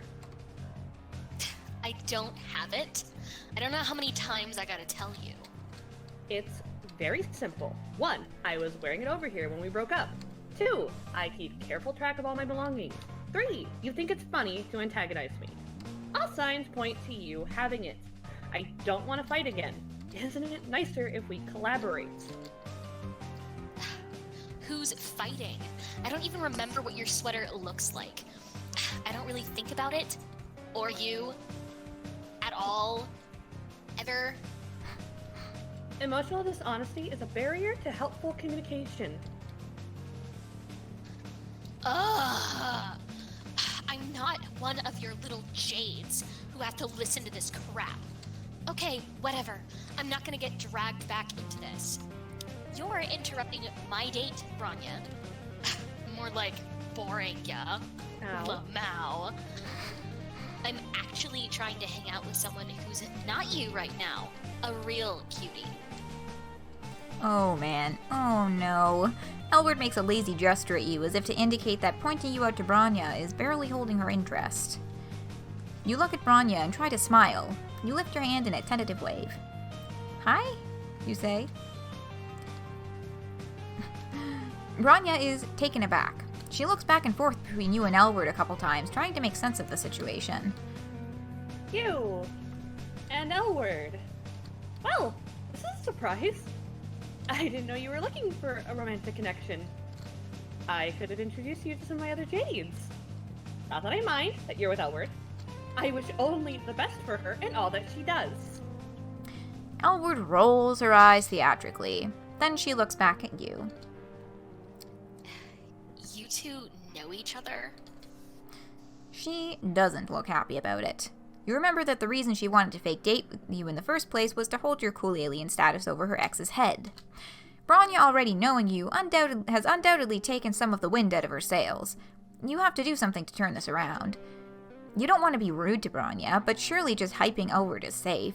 You tell Bronya thanks for her offer, but you're happy with the choices you've made. She looks a little hurt, but quickly rebounds. Of course! I wouldn't tell you how to conduct your personal life.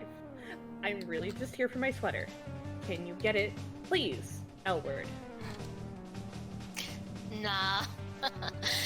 You just lost it. Stop making excuses to come over here. This is getting pretty personal. You try to make yourself as unobtrusive as possible, pulling the collars of your, Tagora's robe up to hide your face. Someone might accuse you of manufacturing reasons for me to keep coming over, by not giving it back. Lol. Okay, whatever. I'll just let you know if it turns up, alright? Not alright. 1, you said that before, and you've never followed through. 2, you never contact me first. 3, you're obviously not motivated to find it. I want to settle this once and for all. It's time to resolve our conflict. Jeez. I didn't steal your fucking sweater. Look, I want to resolve this too, but now just isn't a good time. Can't you just let me have some time with me and my new pal here? It does seem like a reasonable request. This may take longer than I would have liked. I suppose I could leave it alone for now, but you can't just keep avoiding me forever. Not just about the sweater. I'm not doing that. Ugh. Didn't you get enough of talking about our feelings when we're actually together? Why do we have to talk about them now? Let's talk about it later then. I'd rather leave my friend here out of it anyway. Her friend! Wow! You breathe a sigh of relief. You don't have so many friends yet that you could stand to lose one. You can now listen to the rest of this conversation with a touch more ease. I'll come back when you're more available. Please, try to work with me on this. Thank you. Bronya makes her way out. Service voice. Let's go, campers! Bronya makes her way out. Elwurd watches her leave and then sags back against the wall, scowling. She seems to be in much lower spirits than she was earlier. Your heart aches. Friend or no, you want to see her cheer up again. You know what? She takes a deep breath and looks over at you. I do have her sweater. It's in the back of my closet. I fucking knew it. She starts laughing. You giggle a little too. What just happened here is an opening. You witnessed something revealing, and now Elwurd is in a vulnerable position. You don't want to push her or annoy her, but she did loop you into this, and you can't waste this opportunity. It might be worth it to take a risk. You say, hesitantly, that it seems like Bronya was really desperate, like she's totally not over it. I know, right? I told you. You say that also, it's okay to not be over it 100% yet. That even if a relationship was wrong and you're way better off without it, sometimes you can still feel a little sad, and it's fine. In fact, you say, it can make you seem emotionally deep in an extremely cool way. You give her a little smile. She smiles back. Thanks for saying that. You're really nice. You didn't have to do all that for me. Sorry for bringing you into this mess. Did you still want to get that drink? You're a good friend. Your heart overflows and you beam a brilliant smile at her. You feel the warm bloom of friendship opening its sweet petals in your heart. Oh, cool, the game's not responding. Wow, Yay! Oh, okay. It's back, I think? Friendship. Friendship achieved. Okay, well, I don't know what the heck it did that for, but... You know, Maybe the real Elwurd is the friends we made Yay. along the way. Maybe so. Oh, I managed to get through Maybe it the without real being friends too were the risky. lesbians we made along the way. Indeed. The ironic thing is, Gunter does have a shirt of mine. Give it back. You It's left cute. it here. I I should give did. it back. There are lots of things. There are lots of things that I need to give back to you, but also it's nice, and I like wearing it, and it makes me think of you. Okay. Bubbling. I love you. I have to go. Bubbly arrow. No. That is kind of ironic. I absolutely do have some things of yours that I'm neglecting to send your way. You took a picture in my shirt, and I'm like, It's like, hey, so I have your shirt. I'm wearing it now. It's mine now. It's not actually mine now. I will send it back to you when I send the other stuff we're gonna send, but... Oh, it's okay. I'm hoping to come down eventually anyway, so just fucking hold it for me. Or So wait, this is the Mads power can bring of it up when friendship. he visits. Mads has to bring an empty bag to bring the presents back. Stop loading him with stuff. Well, I mean, there's shit that it's going to you, so technically the bag will be empty when he leaves. If it's just like the shirt and a couple of things that are for you, because those will be left with you. How dare you use logic in my home? I'm smart sometimes. I occasionally have the brain cell, Gabe. Stop bragging. I am stupid and sexy and tall. I don't need to be smart. Hello. We have a hydrate redemption reminder to everyone to stay hydrated. I gotta go refill my water. I got me some hot cocoa, actually. Who Ooh, is it sounds real volume good. 8 again? Can you just- Bruh. Just a touch. We're on 7 now. I know, but who's in volume 8? I'm deciding. So 8 looks like. Also, hello, I'm home now and I can participate in the voice shenanigans. My What is clown up? friend. Yeah. Fun friend. I'm very excited for this shit. We have Gallic. Oh man, I always hated the voice I gave him, but fuck it. You did so good, though. You're doing great, sweetie. Wait, who are the next characters? I can't tell. Remele and Konyyl. And then after that, Tyzias and Chixie. Oh, that's a. I am going to stay up later than I probably should, but it's fine. I have a plan. Do you? Yes. I'm excited. I'm just excited for Zebede because I see volume 10 fast approaching, and I'm like, Look, I can sleep at work tomorrow. I need to get to another Jade Blood or I'll die. Yes, because of how our schedules work, I have to go with Joe. Joe is going in like 3 hours before my shift, so I'll just sleep in the break room. It's fucking fine. I love you, Gabe, but you're whack. I want Homestuck. I also want Homestuck. We still need to do our like Homestuck book club thing because I know there's a couple Yeah. of people who want to read it, and I know that you want me Hi. to read it to you, so we'll just do it. Did I ever say that I had an idea for like a Homestuck book club like podcast? Like we read an act and then we record a thing. Oh. Just talking about. Oh. It's better arm retrieval. Well, I do want to reread Homestuck, and also Maka said they would read Hannah Stuck with me out loud, so we have to do that too. Yeah. Fuck yeah! I miss reading Homestuck with Marcus. That was really fun. I want to do more readings with you guys. That's why I'm here, so I don't need to sleep. Fuck it. Work. I also miss They reading won't Homestuck with you. Local retailer that I won't name on stream will be fine. Quick self plug, my weekend streams are called Homestuck Reread. I reread the Homestuck and then we talk about it while reading it. I'm gonna put you on That's blast self-plug. every time I see you. You and I are in it now. We friends. I support you. I'm feeling the warm glow that MSPA reader feels every time somebody calls them a friend. We're friends now. Isn't that so nice? Yeah. Here, let me send you a friend request so we can be friends. Officially. Government mandated friends. See, those are Son really of a nice friend things, is a like, bird. going to Caitlin's stream is really nice because their voice is so lovely, and so listening to them read Homestuck and stuff feels so relaxing.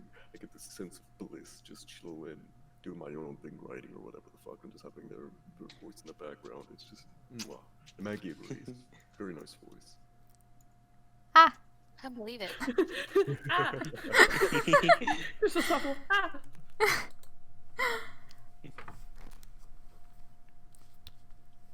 So I like reading Homestuck. yeah. I like reading with my friends. I think I'm gonna actually dip for the night, but if I'm still awake, you can at me if you want me to voice on anything else. Bye, Cyber. I care. Cyber, I miss you. I miss you too. Thank you for hanging out with me and reading awful duo characters again. Yes, They're thank amazing. you for coming I and love reading. them. Because I miss reading with you. I miss reading with you too. Good night, y'all, and good luck. Good night. Little horn. Love that Okay. fucking clown. Voice for Kuprum yet? We already did Kuprum. Oh, we already did? No. Alright, fuck it. That's why Cyber Cyber was here. and I did Kuprum and Folykl. Oh, okay. Okay, but have y'all- I get to catch up. Have y'all heard Marcus's Kuprum? It's jarring. It ruined my day. I have not. It was one of the first times I've heard your voice, like, because I met you and you did Galax voice, and then you like posted your reel, and then I heard your voice go up, and like, oh, that ain't right. I talk like a fucking asshole, and I just want to scream and shout and rip someone's head off. That's Whoa. real sexy. That's a good ass tape. Okay. All my friends are so talented, and I am here. Okay. Anyway, let's. You are here also being talented. How dare you? I'll smooch your fucking face, motherfucker. Who is reading next? Okay, yeah, so we got, Remele and Konyyl. Skylla makes an appearance in Konyl's route, so... So I can take up Skylla again. Yeah, sweet. Yeehaw. So we got Skylla, and yeah, so Remele and Konyyl. Okay. Ever since you were a kid back on Earth, you always held the deep, close wish to one day travel the world.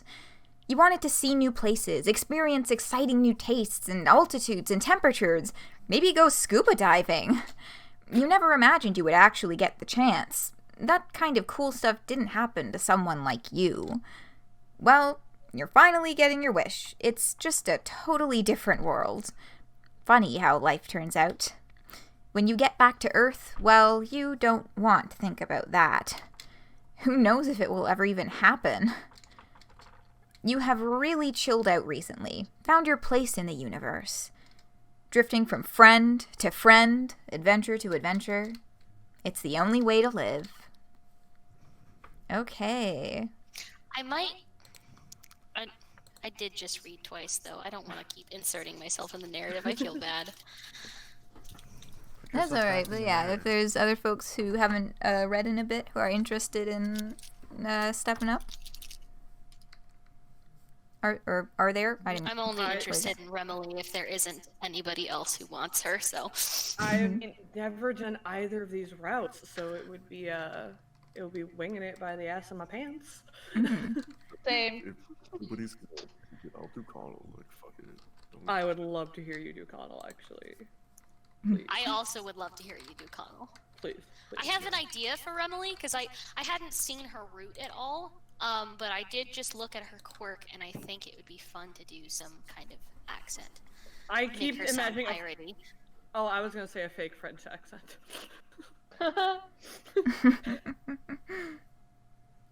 But that's just me. Okay, so is everyone cool with... So, Konyyl is reading Macus? Yes. Yeah. Gunter, if you really want Remele, you can have them.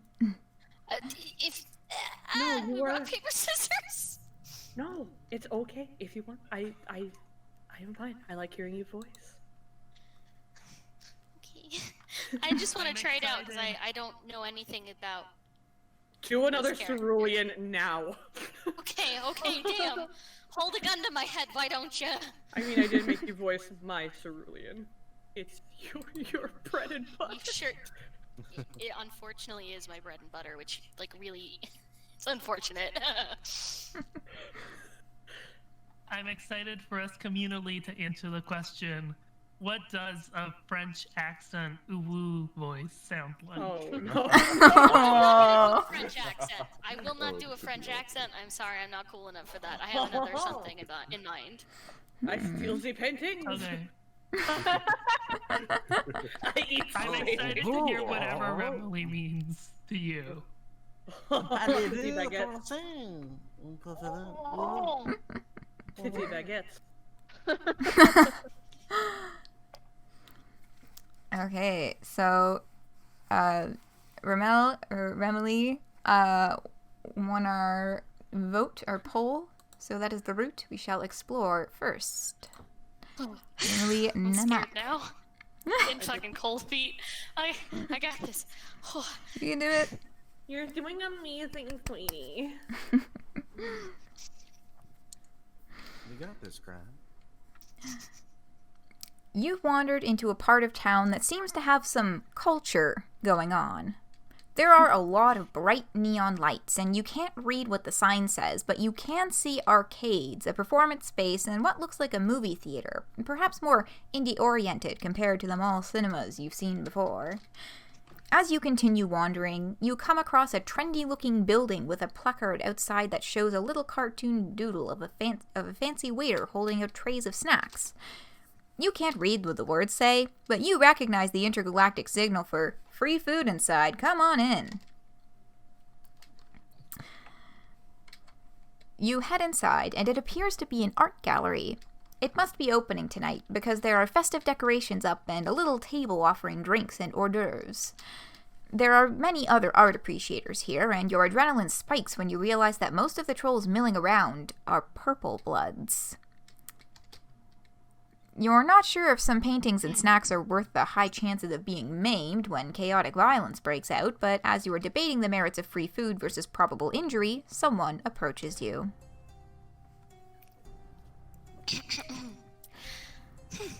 You don't look like my other patrons. Are you lost? Or are you perhaps looking to start collecting? If you're loaded, ignore that first question. Art is for everyone after all, regardless of your blood color. Nice, I like it. Shit. I don't know what I'm doing, but I'm here. The 4 black pupils in her eye glint and sparkle, and you're not sure yet if it's a menacing or friendly sparkle. She grins at you, and it shows all her teeth. So, what do you think of the art? Have any paintings caught your eye? I forgot to post on Twitter again. One moment. The big posture checks. I need to sit up. I Wait, just Noah, saw what all are the you doing? E's, and that's Someone did a posture check in chat, so I had to uncurl my legs out from underneath me and stop, like, falling over into the side of my couch. Yes, posture check, hydrate, and stretch. We got a triple threat. wow, damn. May as well. Mm-hmm. So I will... Yeah, I just saw all the fucking E's, and it just made me think Scottish. So here we are. It's a very good Scottish accent. Mm-hmm. Thank you. I've never done one before. Well, You've been I would watching never Rose guess. Supernatural, so Rowena's there for your info. Exactly. She's just saying it in the back of my head, and I'm like, okay, that's the inflection. We're fine.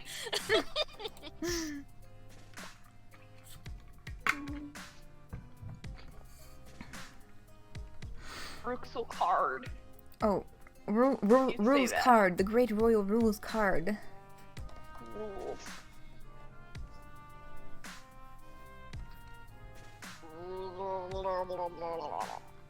Okay, I've posted on Twitter now. Juggalo Mona Lisa. I'm also checking Twitter, but for job Yeah, do you see reasons. Marvis Oh, and I God damn think Chahut in the background there?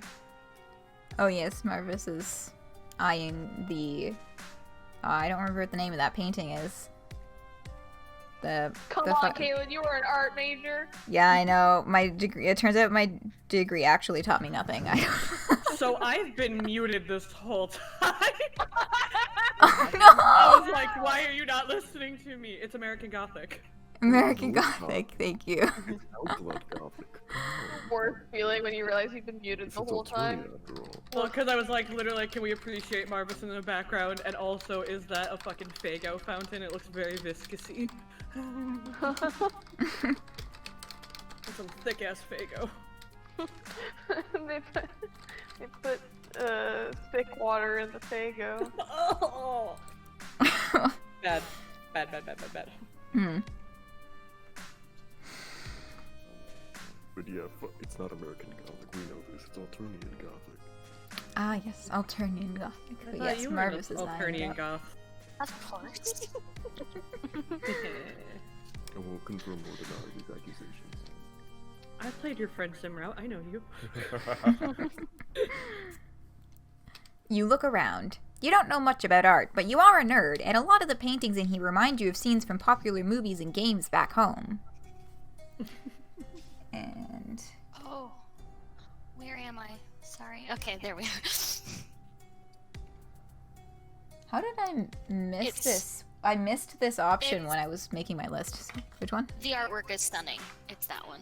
Okay, I'm just gonna write that down in my little notes so that I might just like post it somewhere, because I don't know why, but I was not able to find like just a really simplified guide for which choices to go through. That wasn't either A, incomplete, or B, really, really wordy. Like the wiki doesn't... It's in all the scripts. It's on the scripts? In the scripts, because the scripts detail all of the routes, and you can see which one's longer and has the branching choices if you just scroll down. Okay, well... Because I'm reading from the script, not from the actual game. Okay, the artwork is stunning. Perhaps the best I've ever seen. Troll Mona Lisa. Who? Stop, you flatterer. She puts a hand on her hip and winks at you, and you're guessing here that she doesn't actually want you to stop. You're also making the connection that she must be the artist who painted all of these. You sense an opportunity for friendship, so you lay it on thick and gush about how talented she is. I thought you looked like a dumbass when you walked in, but you have good taste after all. Let me show you around. You follow Remele through the gallery, swinging by the table with the free food first. It's pretty good by the standards you've come to expect on Alternia, but what you thought was wine at first glance is actually Faygo. No thanks. Oh, it's fucking right. I'm sorry, I'm just so floored by that. Alright. That's so funny to me. I know clowns. Sorry. Just... Oh, okay. You may have noticed some things in my exhibited work. I don't love clowns or gore so much as it may seem. That's just what I have for sale here. But if you look at my work online, you'll see more of the full range of my art. But for this fancy gallery shit, Purple Bloods are some of my best customers. Those clown fucking fuckers? Is that supposed to say fuckers? Because those clowns fucking love art. Fucking love Wait. art. Wait.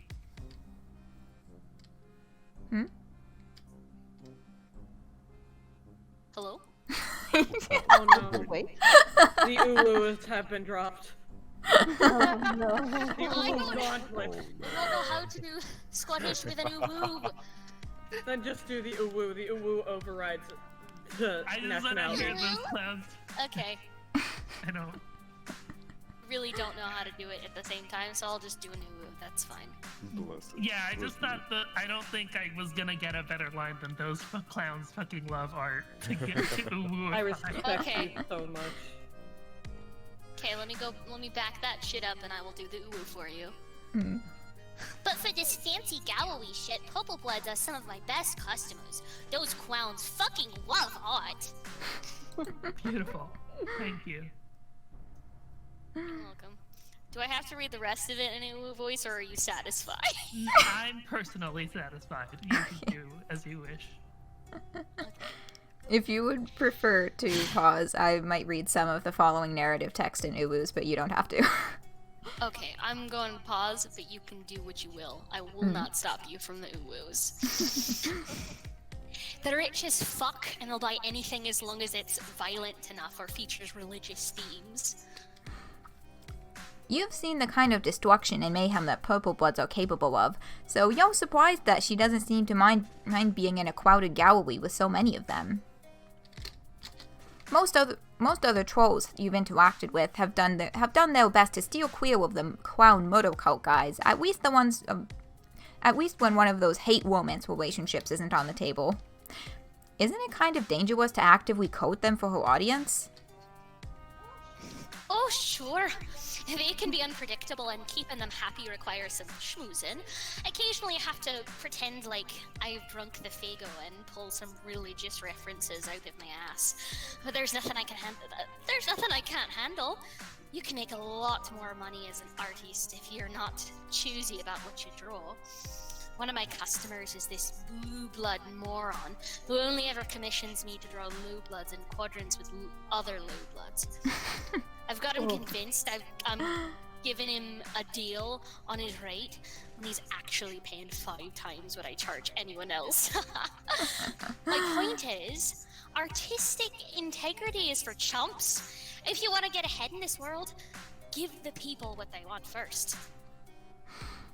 That strikes you as a depressing outlook on the creative process, but you're aware by now that idealism on Alternia tends to lead to shorter lifespans.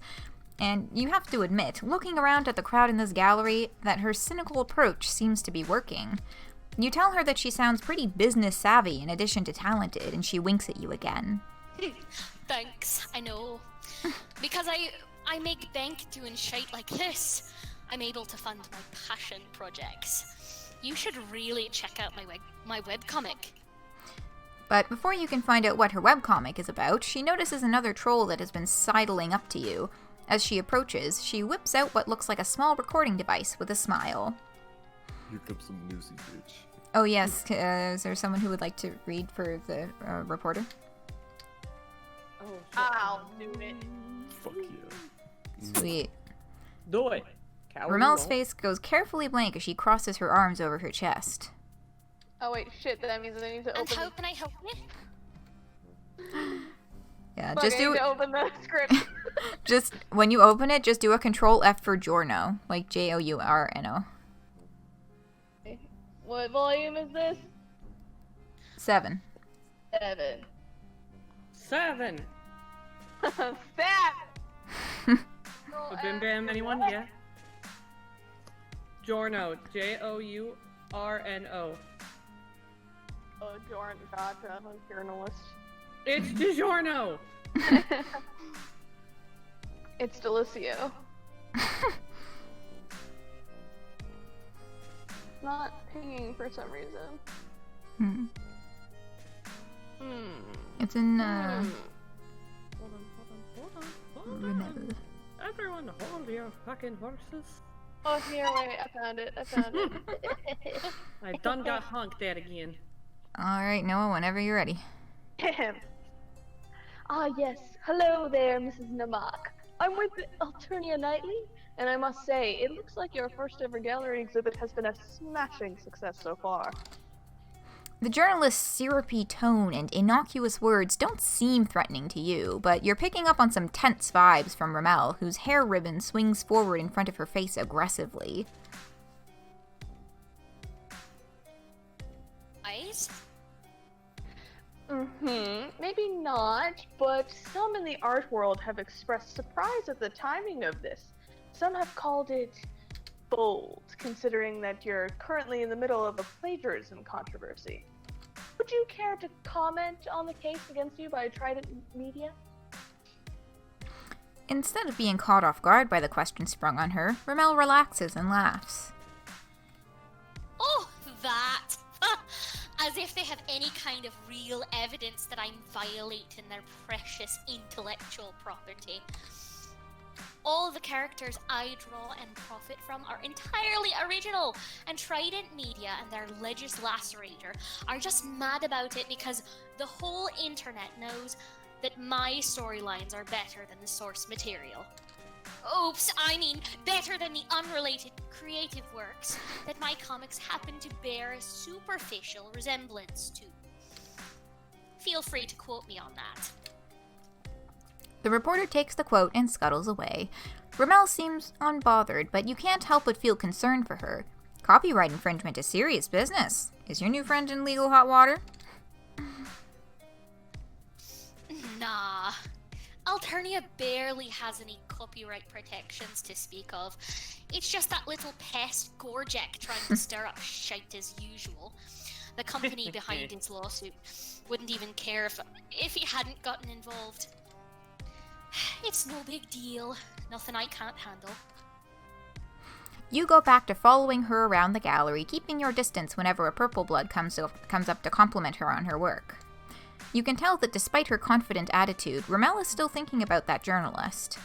She taps her foot and frowns at the paintings whenever there's a lull in conversation, throwing glances at the door that the journalist left through. You know, it's not like Alternia has a free press or credible newspapers. That reporter was probably hired by someone with a grudge to dig up dirt on me. I don't think it was Gorjek, actually. Too obvious. Amateurish.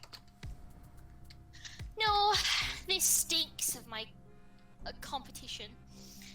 The artistic establishment that thinks all I do is fan art and shouldn't be taken seriously as an artist. All of their paintings are in the museum across the street, and they hate that I've managed to put up my own exhibit. Those stuck-up, pretentious bullstrots have been trying to sabotage me for so long. She turns to you, her hand balled up into fists and the X in her eye flashing with passion. I've been waiting for the opportunities to strike back at them. If everyone is gonna accuse me of being a thief and a hack anyway, I might as well steal from them for real. But their security is tight, and I haven't had an accomplice until now. What do you say? Want to help me pull off a risky art heist? Oh, there's 3 options. Mm-hmm. Oh no. This is a neutral choice. We can pick any of them. There is also hydrate redemption to take a little sip of water. Yeah, take a fucking sip, babes. Hell, I should probably actually get real water, but hold on. Let me get up and grab a water bottle. What, are you drinking thick water? I've been chugging that thick-ass Fago, gamers. What's good? God, one time when I still lived in Toronto, I was like, I was waiting to get on a streetcar and I just saw a lone can of Fago sitting, or with a tab. It was one of the Homestuck drinks. You just... It was just like sitting on the bench there and I was like, huh. touches the ground. Something happened here. You hope it'd be a miracle, but you also hope it wasn't a miracle. Homestucks don't deserve miracles. What did I do? Your best. Nothing, dear. I missed my best. Oh, no. In the stream, Rebellious Streamer said, "Take a sip. I care about your voice and yourself. Don't ruin it." Thank you. Bless your heart, darling.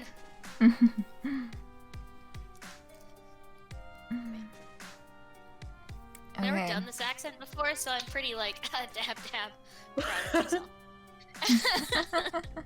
Yeah, give yourself a fucking pat on the back. It's great. Oh yes, and a stretch. We got a stretch redemption. To reach my arms up. Holy shit. My toes. I love hearing your whole body just My hamstrings are so fucking tight.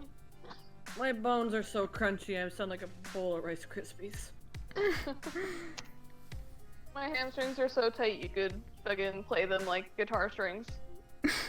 Oh damn, bring those bad boys over here. Give them a little slap. Fucking Christ! I haven't been awake this long in a hot minute.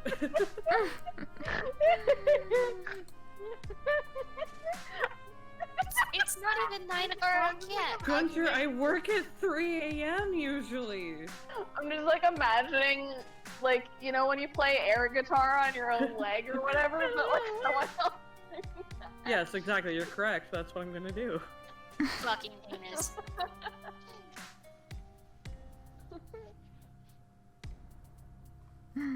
Okay. Can I get a hell fucking yes?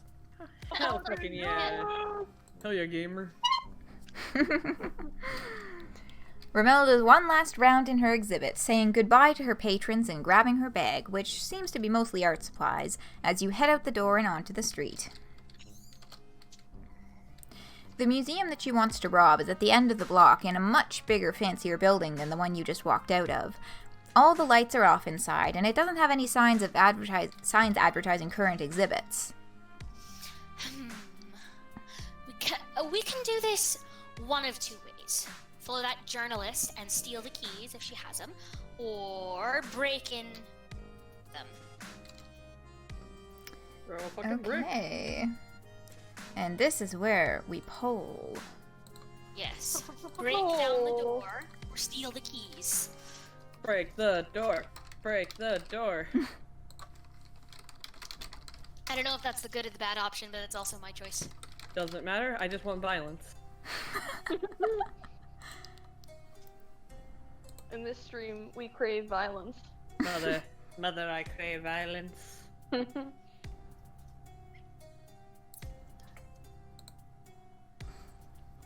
Okay.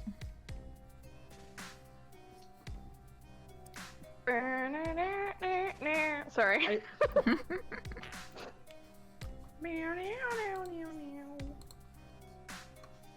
Playing those hamstrings. No, I was finding a link to something, but because it's a song, I immediately had to vocalize it. That's so fucking valid of you. And I just make noises because I have the ADHD. Same! Ahaha! ADHD. Oh no, you're so sexy. Thing, and I'm just Jealous. lazy. Hard stereo. Break the door! Break the door! Okay, break the door it is. Bust I down. need to get going for now, guys. Hopefully I'll be able to hop back on later. I'm not really No, sure. don't leave. I miss you when you're gone. Sorry. Be safe. No, please. Have fun. Thank you. Have a nice evening. Thanks for joining us. See you later. But I love you. Bye.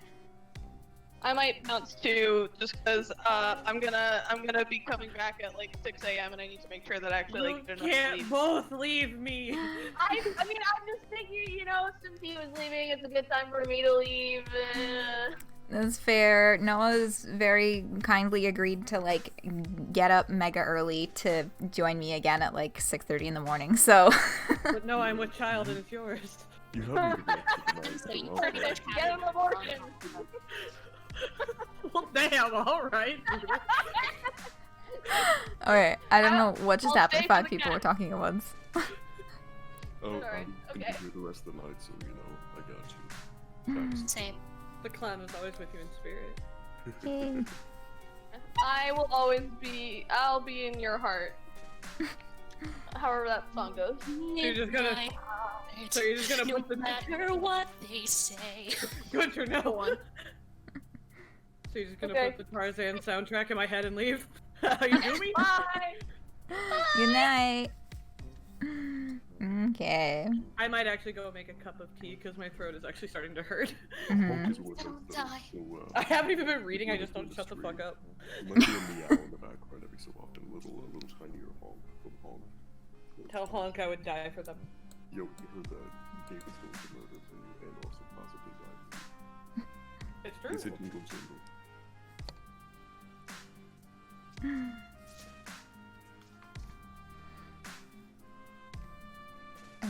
Okay. Ready to keep reading? Mhm. Okie dokie. Bust down that door. A heist sounds risky enough without spending extra time trying to pickpocket some keys. You suggest that if this crime is going to happen tonight, it should happen now. No time like the present. Oh, good point. Let's go break into a museum. You scoot casually across the street to the museum on the corner. After seeing the kind of looks your usual appearance draws from passerbys, Remele takes some fabric from her bag and wraps it around your head. There. Now people will probably just assume that you have horns. You're just embarrassed by them being tiny or malformed.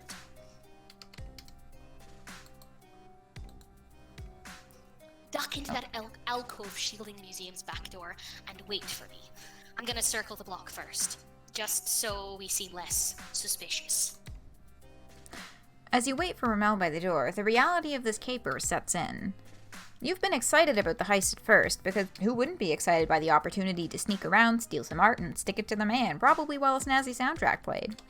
But now you realize that in this heist movie, in heist movies, they always have the blueprints for the place they're gonna rob, and you have no blueprints. Seems like a dire sign. Before you can get too swept up in your worries, Remele returns. Does she have any idea how to get into this place? Because the door looks pretty unbust-downable to you. Yeah, I've got some tricks up my sleeve. I've never done this before, but it'll probably work. She roots through her bag until she comes out with several paintbrushes of varying sizes, then crouches down and uses the skinniest one as a lockpick.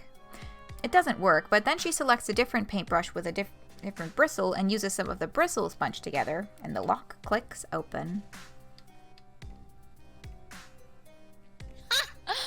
I'm great at this. Bet I could be an incredible thief if I decided to do that instead of art.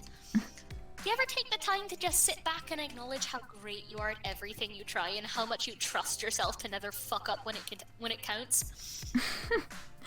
You hope that question is rhetorical, because your honest answer to that is no. You don't have a whole lot of experience acknowledging how great you are at everything you attempt. Your mental acknowledgments lately have mostly been the opposite of that. Maybe it wasn't rhetorical, because Remele stays crouched down like that for a second, looking at you like she wants an answer. When you eventually come up with an awkward shrug, she stands up and puts away her makeshift lockpick, dusting off her hands and opening the door. I guess not everyone can be at my confidence level. Anyway, let's go. You follow her inside. Much to your delight, you see that this museum has an infrared laser beam alarm system. It looks so cool, just like the movies, and you're back to being excited. Remele seems into it too, bouncing on the balls of her feet next to you. Interesting. Very interesting. One of us is going to have to get through these beams to disable the alarm. The box to do it is across the room there, see? But these lasers are so close together. You can see the issue.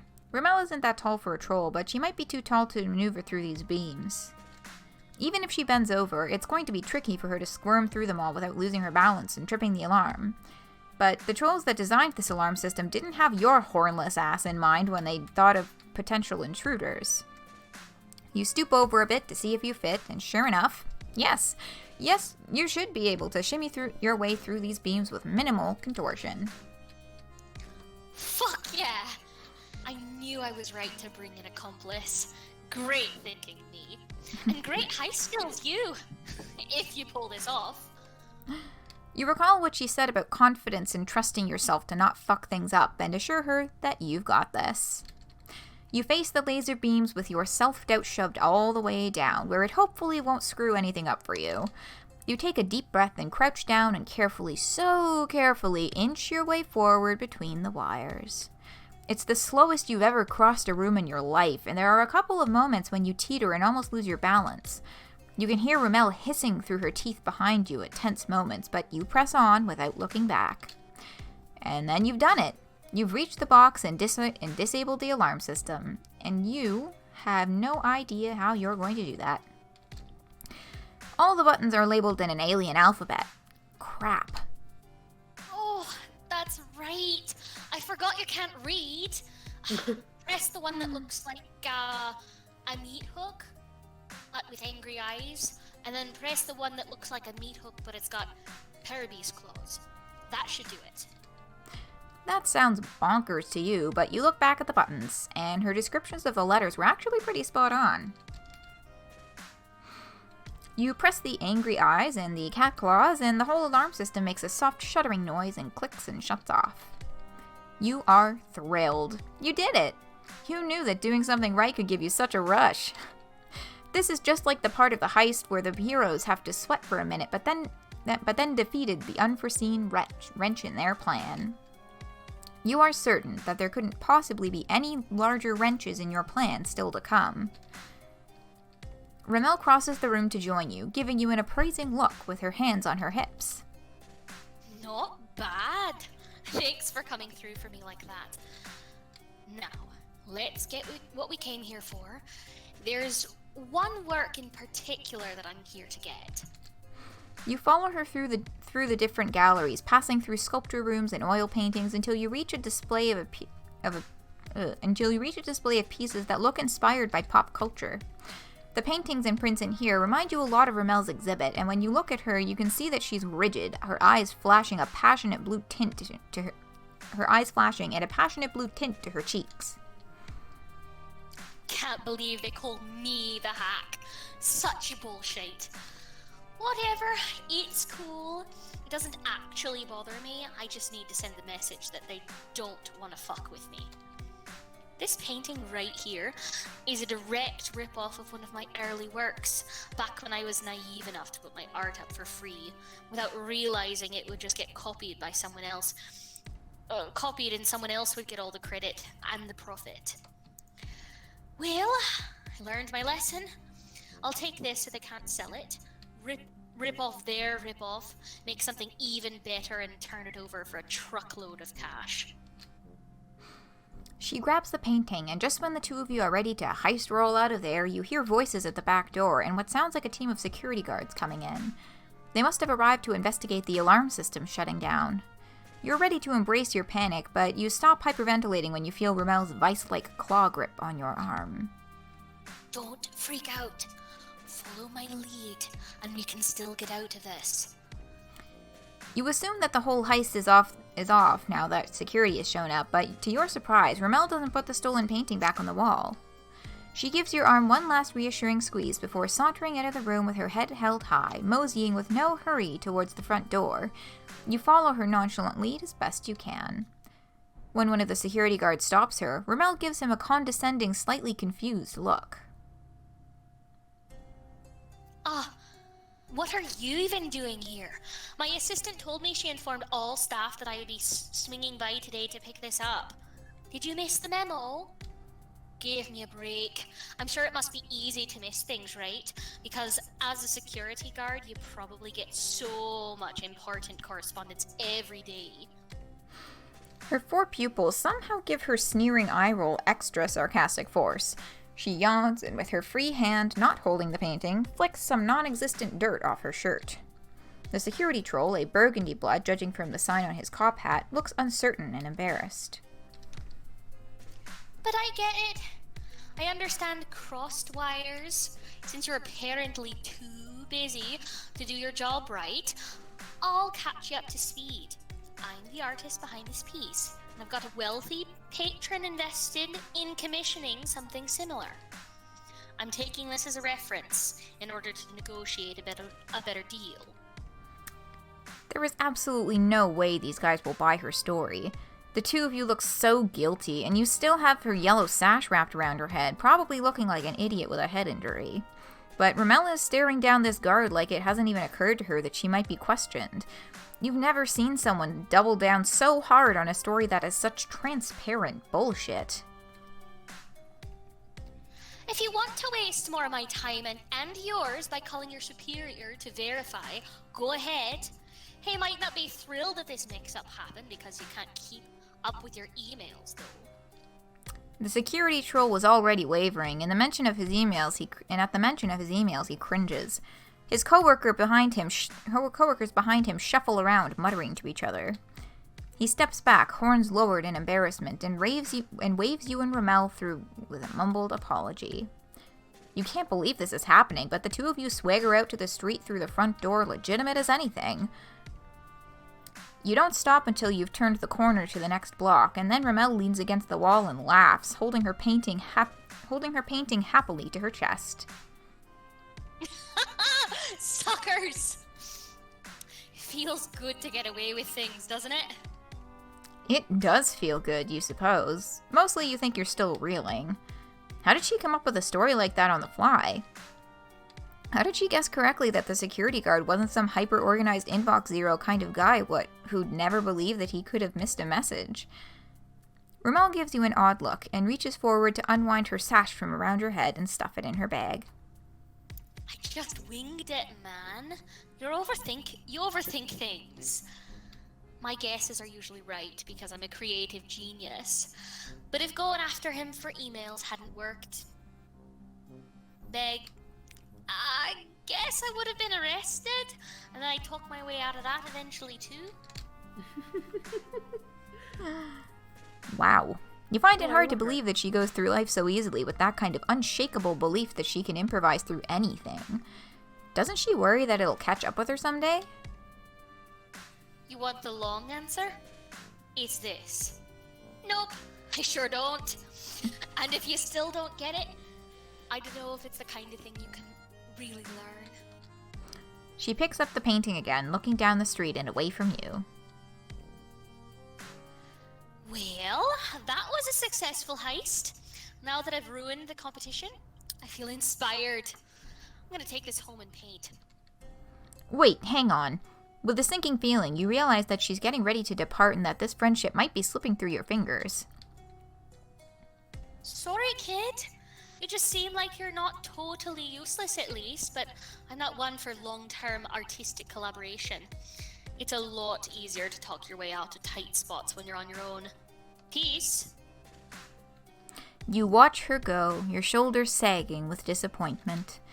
You guys stole from a museum together, escaped together, bamboozled the cops together. You should have bonded over your shared transgressions and culpability. Every crime movie you've ever seen has taught you that heists bring people closer together, but cultural differences?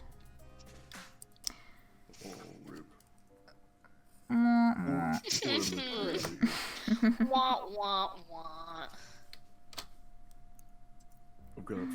That was more fun than I ever want to have again. I don't know how I kept that up. Anyway. If you had a chance to change your fate, would you? Okay, fair enough. Let's get this Well, over and done. didn't expect you to have such a finely tuned Scottish accent. Fuck, me neither. Let's get this over and done with then. Did you watch the Dragon Prince or something? No, I didn't. Maybe Amy Pond from Doctor Who. Fucking maybe. I don't know. I'm pretty sure it had more to do with Supernatural than anything, actually. 'Cause I've been binging that a lot lately. Rowena is just in the back of my head.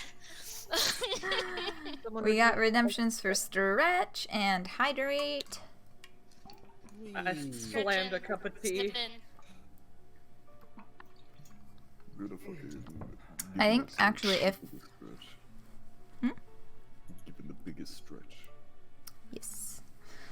Juggalo so much Mona Lisa. Wow. Love that, though. I have felt with all the fucking art trolls, because each one, I'm not gonna talk about all of it right now, I'm gonna wait for the fucking, the best one, but with all their different, like, perspectives on things, because Remele is very, very cynical. They've got, like, the most realistic approach in terms of, like, you know, what is good for capitalism, what is good for business, what is good for, like, their welfare. And I like them so much so far. It's really sad, but also, like, you know, if you got talent, you want to cultivate it for success, go for it. But when we get to the best artists, I'm gonna go fucking wild and talk about that bullshit. Which artist? You will get to them. You will see them. They're amazing. They're the best. They've got the most. Like, it's a very underappreciated round, but they're like, it made me feel a lot. That's how I feel about Vikare. There was a Silence of the Lambs reference, and I'm still reeling from that. One of my favorite things about like Remele's route is like I forgot. Never mind. I had it in my head, but then, like, got me with the Hannibal Lecter shit. Fuck, what was it? There was the freaking. It's just the poster, and I was just like, yeah, with Gamzee's little saucy little face. I think it's like either the Sufferer or Tavros. I can't tell. The blood color's like. Saucy. So dark. Yeah, Gamzee's a little saucy. Oh. Well, I know what your new nickname in Clown House. I know what your nickname in Clown Hell is gonna be now. Sorry, one sec, I'll be right back. Yeah. Now, for this next one, is there someone who's able to grab the MSPA reader lines? Because I would like to take a little rest if there is someone able to grab that. Give me a second and I can.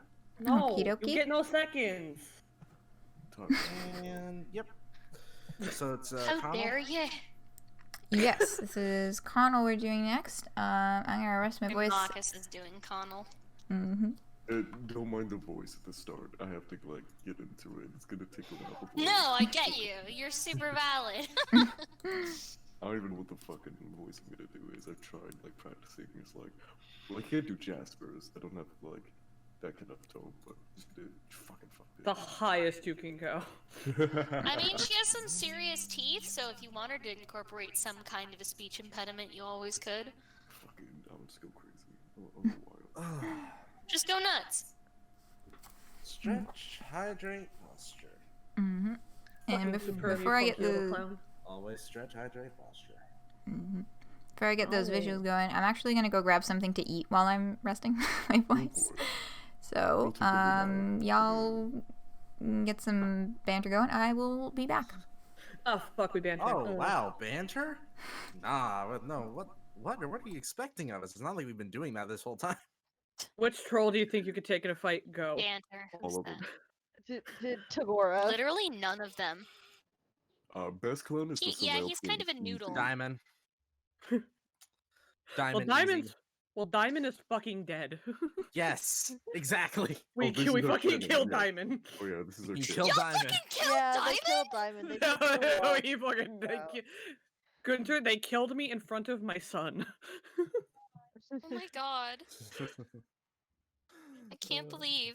Rebellious Oh my Dreamer, I fucking don't god, know you you. fucking did. Rebellious Dreamer, I don't know you, but I feel you on a spiritual level, because in my heart, all I think about is Lank. It's my son, Marshall. My lock screen, Lank. My heart, Lank. I believe it's pronounced Slatterate hum, and I Lonkway. always big past. It's This rat's not a long. lum, and I. I You'll don't fucking fucking care. I grew my nails out for a month and painted them red. I decide the awful boy's name. That's so fucking valid of you. Wait, since we are in a lull here for a second, I have my fancy schmancy new tablet. Which troll should I fucking draw? You have to ask. Nick! What's up? Lank! Did I miss the weeb troll? No, we haven't gotten No. to Tegiri We're yet. not on to. We're not Good, there I yet. want him. We're talking to their girlfriend. I so- figured. But honestly, Konyyl should break up with Azdaja and get with Skylla. I'm being real with you. I'm gonna do Skyla's voice. I hope that's okay because I did it Yeah, earlier in the stream. Of course it is. Mads does such a good Skylla. It kills me. I'm just like seizing my chest. It's real sexy. Oh. I didn't get to hear all of that root, but he is sitting like 2 yards behind me, so I could hear the Skyla. Is it 2 Oh, yeah. yards? I don't know. Oh just yeah, I'm like- looking at the characters go now. The through, weeb troll is still Marshall a little would bit like to off. check I out. am safe. Yes. I'm really sad. You're about safe. that. For What do you want now. me to say as Carcat? No, What the draw fuck a do you want me to say? Carcat. Oh, Carcat. Draw a Carcat. Easy. No, you're safe. You don't have. No, you Carcat voice can't hurt you tonight. You're safe.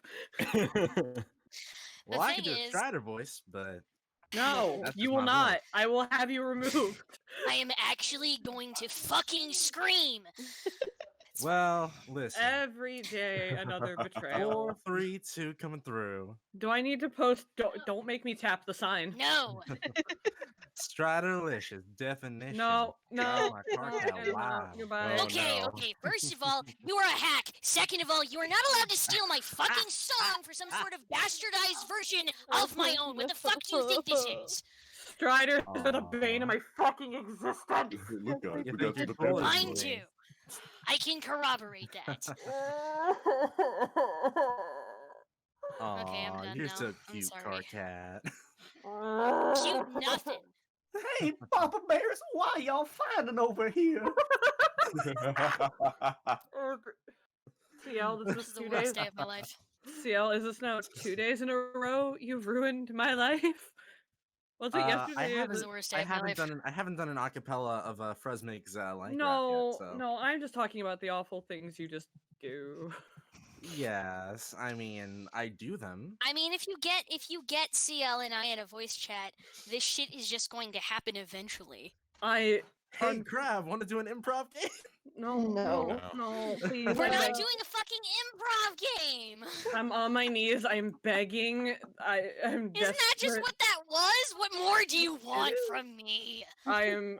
We could do begging. Dancestors. No, no, no. I would have really appreciated like a freestyle beatbox rap battle, but No. Is there an opposite of make me say Do I something? look like I have the fucking capability of doing slam poetry? Do I look like I have the artistic know-how, the sheer just moxie and ability to spit mad rhymes like that? Who the fuck do you think I am? Hunter, you used to do slam poetry.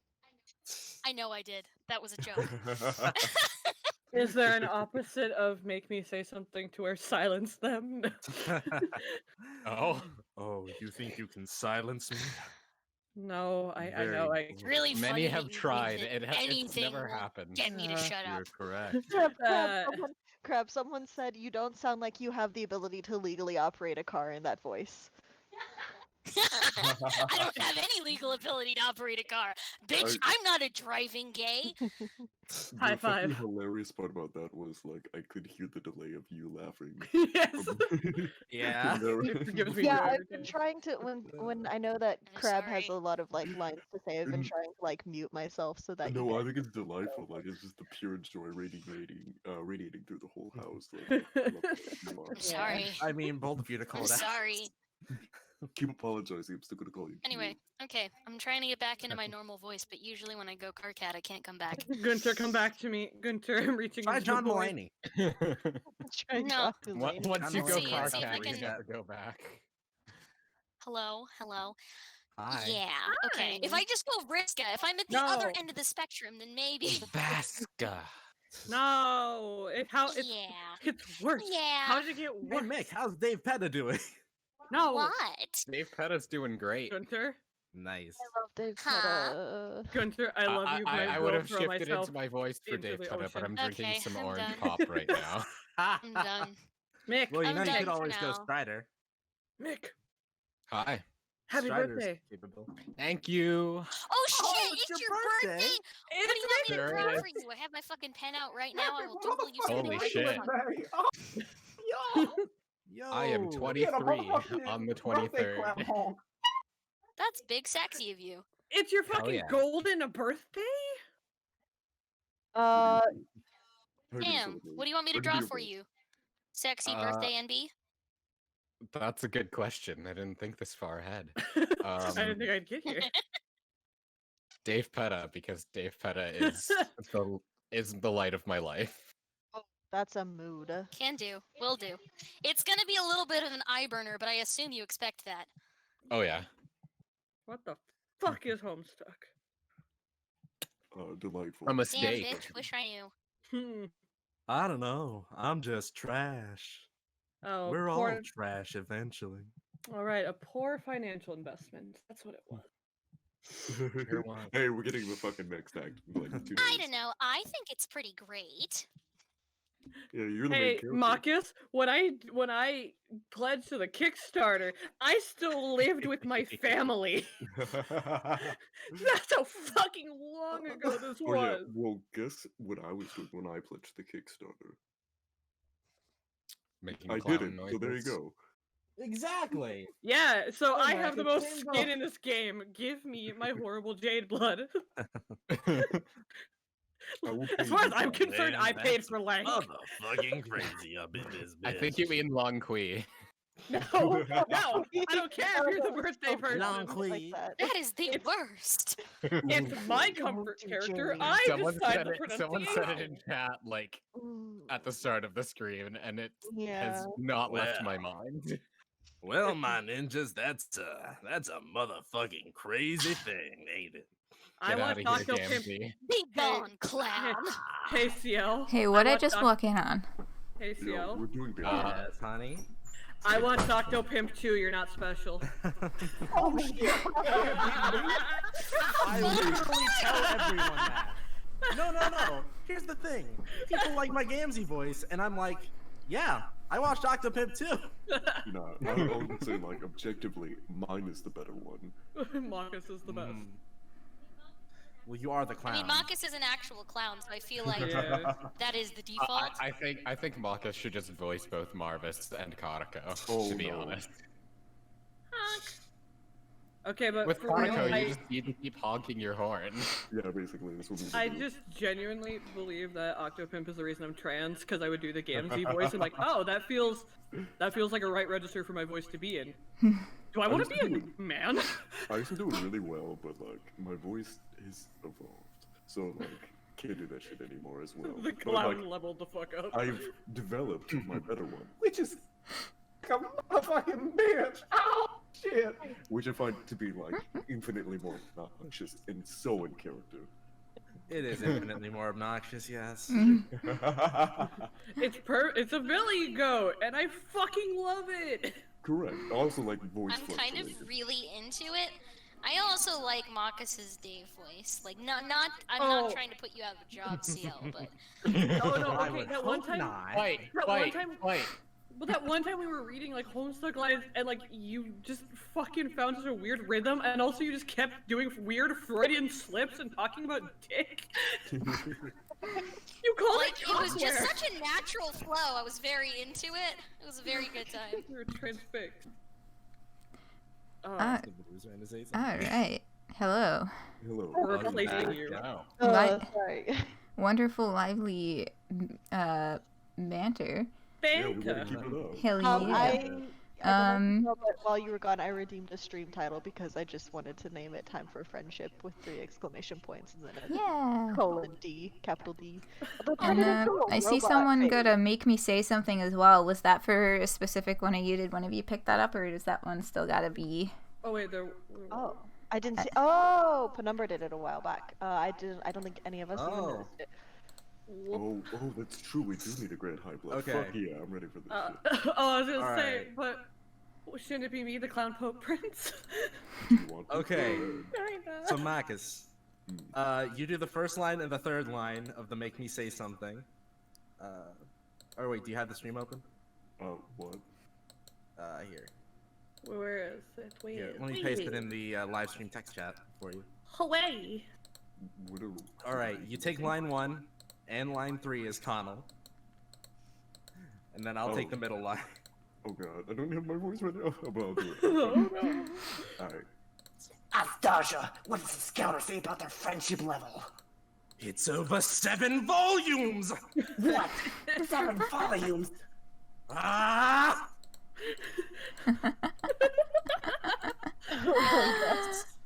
I love every minute that I spend in y'all's company. This is a fucking treasure. I Truly. don't drink alcohol, but I need to like get my. The evening air is alight with friendship. Theme of the night, big friendship vibes. Okay. Stream title has been changed. Oh, I can't wait for us to form a blood pact and have a deep dark secret by the end of the night. I hope we still have I missed a step there. No! Excuse me. That's how Are we gonna murder someone? Is that where this is heading? Yeah, that's like step 1. How do you guys I don't know if I slumber can par- commit. How do you We're guys' going to slumber astrally- parties go? Okay, we're going to astrally project into the Friendsim universe, grab Zebruh, drag his ass over here, and bleed him dry. Yeah, I'm all about killing Zebruh. Okay, I'm here for it. Alright, you know, you sold me on that one. Yeah, I know from experience of talking to you, he would just think it's pitch flirting, and I can't emotionally handle that. Darlings, you wouldn't No, kill no. me, Alright, I would do actually have to you? leave for a second. I'll be right back. Okay, Come on. Don't you want to? Favorite thing I was told when doing that voice is that it sounded like I was gonna call someone a slur. Zebruh sounds like he's. I mean, that's like his whole character, so I feel like It means I'm maybe doing that's his just voice right. character. Do you guys remember that picture of like that one white kid with like the bulging fucking veins and the extremely red face? Yeah. You got Yeah, Zebruh that holding sure back is his that slurs at every second. Yeah. Oh, Aleph, your Yeah. suggestion to overthrow the Canadian government? Let's fucking go.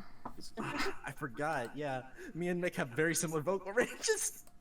Yeah. We voice very similar characters. Alright, let's Yeah, do this Dave and shit. I'm Dirk, excited. here you are. Yeah. Oddly enough, Dave sounds a little bit deeper. And I Who voiced would've a guessed? different Dave and Dave Petta as well. Yep. And that Dave is way higher. Alright, we get to start Konyyl. Right. And Yeah, also so Nepeta. Um, Big sexy. And so you wanted me to be the MSPA reader for this so you could have a break? Yeah, I mean, if one of y'all is down to pick up, I just made myself a microwavable Jamaican beef patty, and I have Rice Krispie square. Nice. So I'm Phenomenal. I wish that were me. yeah, I just gotta take a step back, rest a little bit. I'll be keeping the screen going and hanging out. But yeah, if y'all are ready to start reading, that's whenever you're ready. yeah. Anyways, right now your travels have brought you to what appears to be a normal road in an innocuous part of town.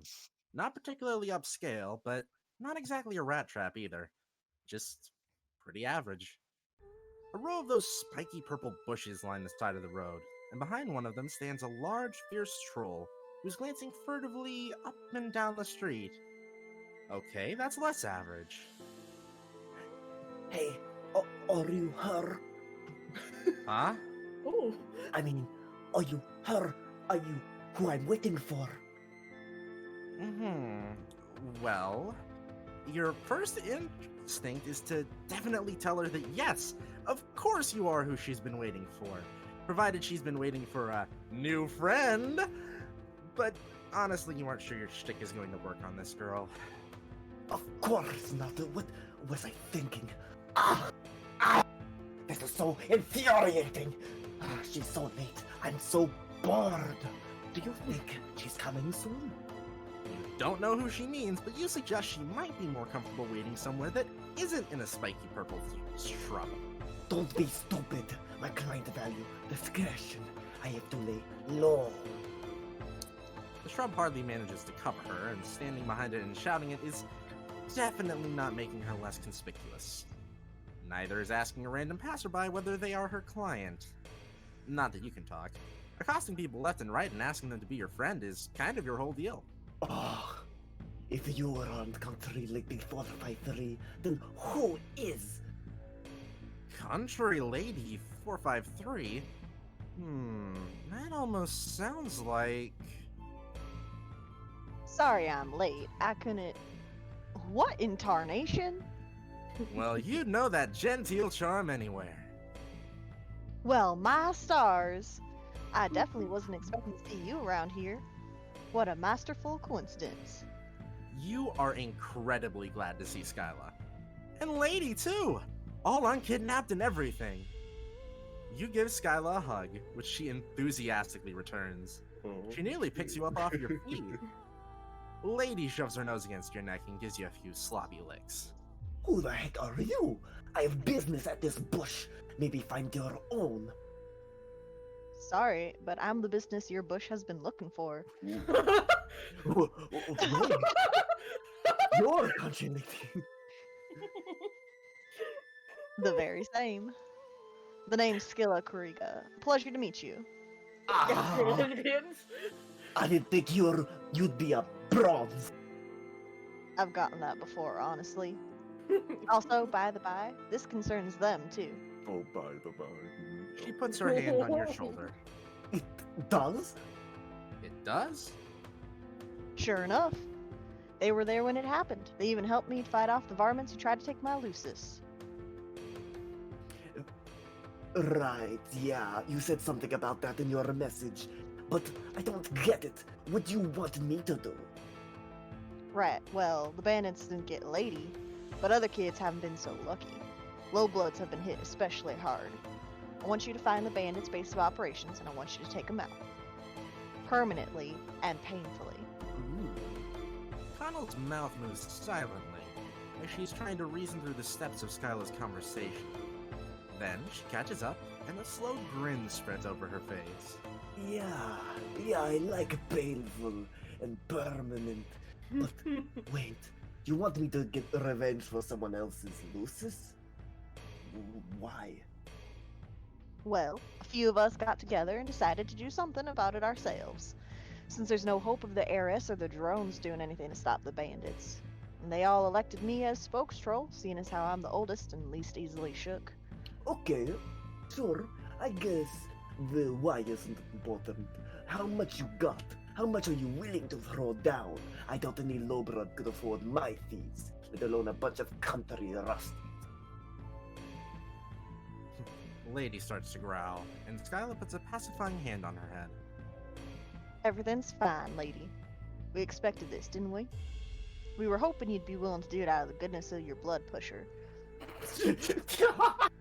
Konnyl laughs so hard that she spits. Skylla winces. You got a ban disorder! If you think I take any charity cases, I don't rock for pretty smiles.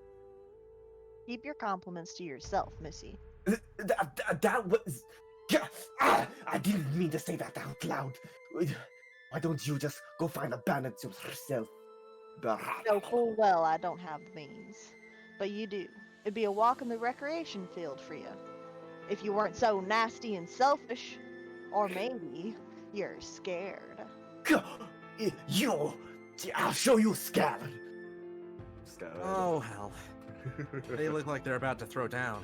You gotta do something to defuse the situation. And we're going to ask Konnyl if she works on spec. Is that the... That's the longer option. Kajita Blair if you have coin. Kajita Yeah. Blair if you have coin. We're in Skyrim now. I just... Look, I'm a simple Halt, man. you violated the law. Halt, you violated the law. Your stolen goods are now forfeit. Pay a fine or serve your sentence. Then pay with your blood. So we asked Konnyl if she works on spec. What? I don't work on spec. I'm only licensed on Artemia. Just kidding, I don't have I explained to Konnyl that working on spec means doing some work for free, in hopes that you're going to be paid later. You say it's unlikely that the bandits only go after Luci. That'd be totally ridiculous when there's so many other things in the world to steal. Like money. They probably just have heaps of money in their hideout, and if she breaks in, she can have it all. Skylla doesn't want it. She just wants to save the Luci. You are so dang convincing that you almost convince yourself. I'm not so sure. Sounds like you might be trying to fuck me over. You ran out of scandalized gas to convey just what an untoward accusation that is. You are shocked. Shocked! Fine. Anything to get away from this stupid bush. She kicks the prickly purple shrub so hard, it uproots and sails across the street to land on the hood of someone's car. But you're coming with me. Ha!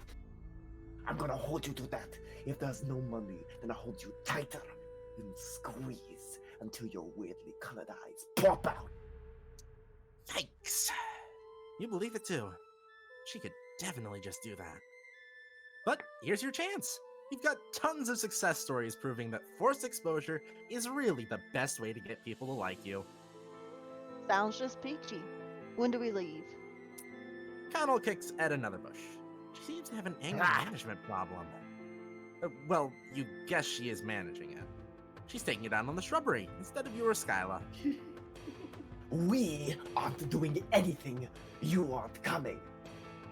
Lady starts growling again, and Skylla looks like she wants to join in. Excuse me? Konnyl gets up in her face, moving way faster than someone her size seems like she should be able to. You aren't coming. You'll just get in my way. You're distracting. Skylla's mouth twitches just the tiniest. That is not what I meant. Quit tricking me. I just meant that you'll probably stop to save some bark piece weakness. Get us all killed. Skylla crosses her arms and tosses her head. Fine. I'm counting on you too. You figure that the information gathering stage of the operation is next. You've seen some heist movies, you know how the shit works. But Konnyl just shouts at someone on her palm husk for a while, then punches some coordinates into a car that you're pretty sure isn't hers. It takes you to the outskirts of the city, past long stretches of cracked concrete and urban sprawl. Not exactly the place you'd expect to find bandits who steal farm animals. You point this out to Konnyl. She tells you to shut up. So you do. You leave the cars and walk the last few blocks. The bandits' operation is honestly not super impressive. It's a long industrial structure that looks more like a manufacturing plant than a den of thieves. Beside it is something much more impressive. A sleek, black spacecraft. Not like yours. This is the Mercedes-Benz to your banked-up Chevy Malibu. Even before you crash-landed it, that thing was a hunk of junk. Even if I want an alien, I'd still have no idea what the fuck that was. Oh, holy shit! Is that an adult? What, the ship? No, you dingus. God, that hurts. You're so strong and sexy, God. You follow her frenzied gaze and... Oh, right. The troll beside the ship is taller than anyone else you've seen here. Her skin is a darker gray, her claws incredibly long. If everyone you've met so far has been a kid, wow. They all deal with stuff that even adults on your planet don't. Routine death, dismemberment, and your different relationship dynamics. If there really are no mature trolls here, then where are they? Wait, hold up. You're saying where you're from, you live with adults? Yeah? You all live on the same planet? Sure do. Ha! Well, maybe you're tougher than you look. Adults are terrifying. Come on, let's get closer. You and Konnyl sidle up close enough to the trolls to overhear them haggling over stolen goods. So far, the conversation is too general to tell if they mean they're loose. Damn, they must have globes of steel. Talking back to an adult. I mean, I'm great at rushing in without giving any thought, but I'm a total moron. The two trolls appear to come to an agreement. They shake hands and head back into the warehouse together. So what do you think? What you would do? Huh? You? Konnyl is the expert here. Yeah, no shit. For punching, I'm also good at slashing, but Azdaja always does the thinking and the planning. He's the one with the eye beams and the big think pan. Don't tell him I said that. I still hate you, Nappa. You assure her you couldn't tell Azdaja anything at all, because you don't know who he is. Oh, right. Azdaja is a frustrating bald-lord loser who sucks so bad. Also, he's my mate split, and we have been together for sleeps. He's supposed to be here, but he's off busy doing some dumb bullshit. So I need you to be the head of the operation, okay? Please, do this for me. Oh dear. So, Make your choice. Are we pushing a spaceship or are we following the pirate? I don't know if this is one that we're voting on or if this is one that we just do. I love her. No, I've got, I'm setting up the poll. So we'll do poll for this one, This will choose whether we win or lose. So vote kindly, people. Vote kindly. Oh no, I love her. Yeah, I love her too. Marcus, you're doing so great. Yeah, I love her. hey Marcus, what the fuck? Every day you make me so mad with your talent. I'm not loving this, but thank you. Yeah, I Marcus, wake up you're really every day and I stare at a picture of Marcus and go, stop it. But for different reasons, no. No, we just have one up in. No, we just have one up in Clown Hell. Every day we look at the picture of Marcus and go, stop it, and then the picture Exactly. like, We stop before the shrine of Bacchus. We prostrate ourselves before the shrine of Bacchus and go, God, you're so much better than me in every way. Fuck. Look, Let's start a Kickstarter to get Marcus a better vocal setup. No, look. Let's there's just get him a multiple fucking. reasons. With the deep lore, we have to because one, you're talented and I hate you, and two, I feed the unfunny clowns to you, and I must provide a sacrifice because someday I'll be the unfunny clown. That's true. And Okay, that's, yeah. and sometimes when we look at our picture of Marcus, it moves and it's just them, and we're like, ah, and we live every day in fear. Alright, it looks like we have a winner. Yeah, we're off to the warehouse. We're following the pirate into the warehouse! Ba-ba-da-ba! More sentences I hate that I have to say. Oh, there's so many. Wait, so many. Gunter, do you want to see what I got Mads for Christmas real quick? We're reading something. I know. I just want to shout that out real quick. You decide to follow them into the warehouse. That way, at least you won't be trapped in a confined space if anyone comes back to check out at the ship. Or if anybody comes back out to come check on the ship. What are words? I don't know words. I wish I knew. I wish I could read. Y'all can read? That would be great. I just look at the shapes and try and get meaning from them. Exactly. We're all illiterate. You get ready to do some James Bond-ass shit. Ducking behind corners and saying, cover me. Maybe executing some sick rolls down the hallway. You can't really do any gymnastics even when you aren't healing from broken ribs, but fantasy James Bond you sure can. Konnyl doesn't bother with any of that. She just stomps down the hallway towards the first door. Damn, she really hadn't been joking when she said that she was more into the straightforward approach. You pick up speed to try to get to the door before she does, just to prevent her from charging in there and getting you both caught immediately. A good thing, too. Through the window in the door, you see what looks like some kind of break room. A couple of trolls are messing around on their palm husks, and a few more are sitting at a table and playing some kind of game that involves cards, dice, and little colorful shells. Oh, come on, there's not even that many. You can take them. Oh, forgot you was my partner. We're just dead. No real argument there. Polypa told you that most pros work together for a reason. It's much harder on your own. You wonder if Konnyl would have been so hot to take the job if it hadn't been for Skylla's, vibes. Yeah, that's the word. Vibes. They were vibing. Definitely. I'm just a silly thembo friend slut. I don't know what words mean. You have to do this. You have to rally. Konnyl is already losing faith in you. Or maybe she had no faith in you in the first place. Whatever. You choose a different door at random and go down it, assuring Konnyl that you definitely know what the fuck you are doing. What?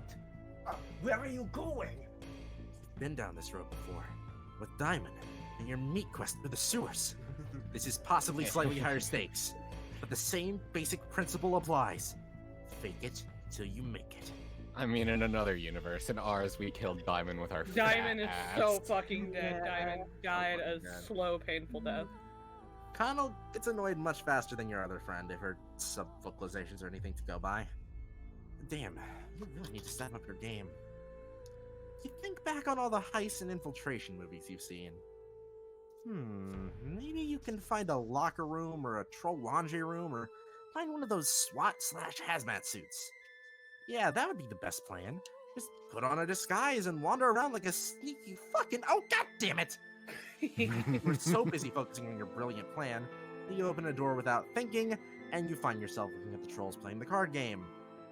Somehow, on your random quest through the warehouse, you manage to double back on yourself and come out on the other side of the break room. Classic! This is classic you! You're almost charmed by yourself. Almost. There's a frozen moment when all the bandits just stare at you and Konnyl, possibly just taking in this truly staggering idiot level you've achieved. Fuck! We should have done this from the beginning. You've gotten into quite a few fights since arriving on this planet. Well, mostly you've just stood around while other people fought. But the point is, Konnyl, she is brutal. She takes out almost the same number of bandits that you, Skylla, and Lady did in a quarter of the time. Multicolored blood flies. And God, you know these are bad guys. They've been stealing lucite and selling them, which sucks. But right now, they're just kind of a bunch of kids getting massacred. You don't feel great about it? In fact, you think you might need to sit down for a little bit. Your back hits the wall, and you slide down to the dirty floor. You are clammy all over. This is fine.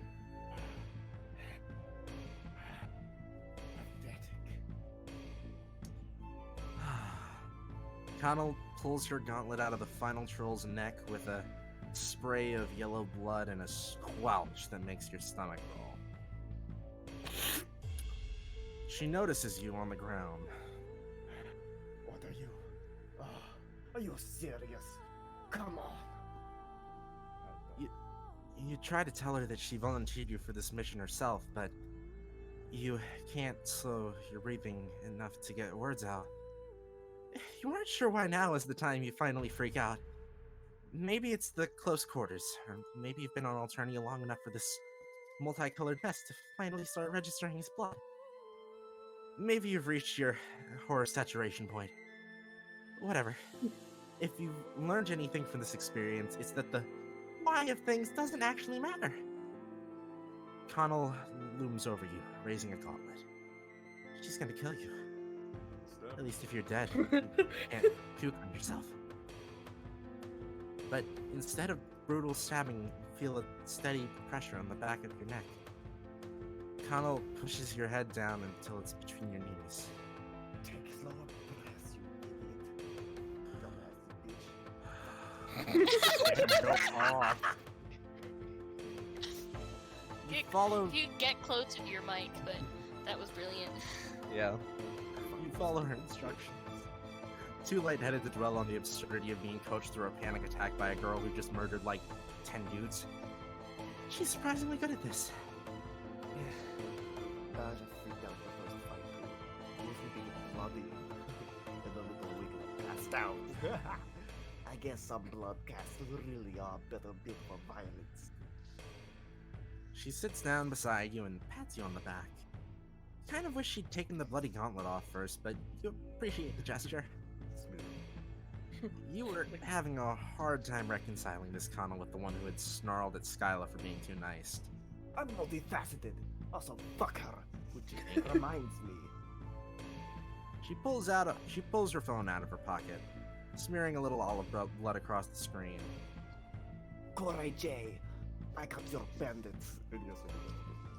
She talks a lot louder on the phone than she does in real life.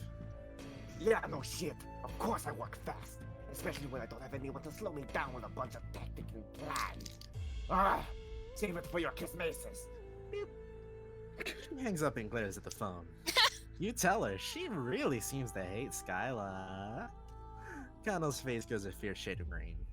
Don't be stupid. I barely know her. You don't press the issue. You also don't point out the kind of obvious point that these probably aren't the only trolls in the facility. One who had been haggling with the adult isn't here, for instance. But if Konnyl forgetting about them means less murder, you are all about it. There's no way the bandits are continuing their work after this. Konnyl also seems to have forgotten about the fact that she came in here looking to be paid and... Nope. She's looting the bodies. Great. It's a lot messier and takes way longer in real life than it does in video games. In the end, she ends up with fine palm husks, laptops, some jewelry, and some little squares of plastic you think might be sci-fi credit cards. Whatever. There's barely anything here. But that fight made it pretty worth it. Well, you're glad it was good for you, at least. Somebody, at least. You're just trying not to think about it and maybe get outside as fast as possible. Whatever Konnyl wants to do with your outstanding debt at that point, well, you can square up out there. Yeah, don't worry about that. I'm not actually going to squeeze you. We'll just be too like squishing on Fuck yes. Save by being pitiful. I don't have any money anyway. I mean, you are wearing a blue robe. True. So this is canon after Tagora. Yep. Konnyl helps you to your feet. You kind of want to ask if you're friends now, even though the only bonding activity you've done together is combined murdering and comforting. With her doing both of those things and you standing there like a dumbass. But really, you've made friends with worse people for worse reasons. Oh, here. Why don't you take one of these? Oh, she hands you one of the palm husks. Thankfully, it only has a little bit of blood on it. Actually, it might be mustard. Like, the actual condiment. But is she giving you a phone? Why? You don't have one, right? I mean, you don't even have any pants. This is why. This way we can keep in touch. You can tell me. It's an ass out kind of look. The kind of look that kills Diemen. Oh my god. Bembo friend slut. Bembo friend slut. You're laughing. Diemen is dead, and you're laughing. Sure am. Oh, man. Don't kill me. Marcus, you are super quiet. Oh, well, I can do this. Come back. This is it. This is better. Hopefully. I don't know. Maybe. This fucking microphone is weird. Come back, my sweet clown. Can you not hear me? Bitches. Okay, there you go. You're good now. There we are. You're fading into the void. I'll just get, like, right here. You can tell me if you have any more jobs with an excellent violence level, like this one. Here, let's exchange info. Palm husks are really useful. You can use them to call people and everything. And the ropes, you can use them to get to higher places.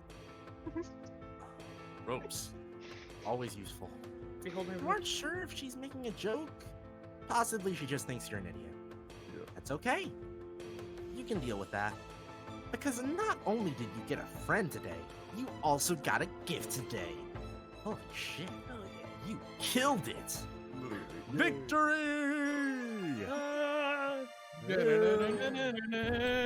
Yay! Right, my And then on the wall.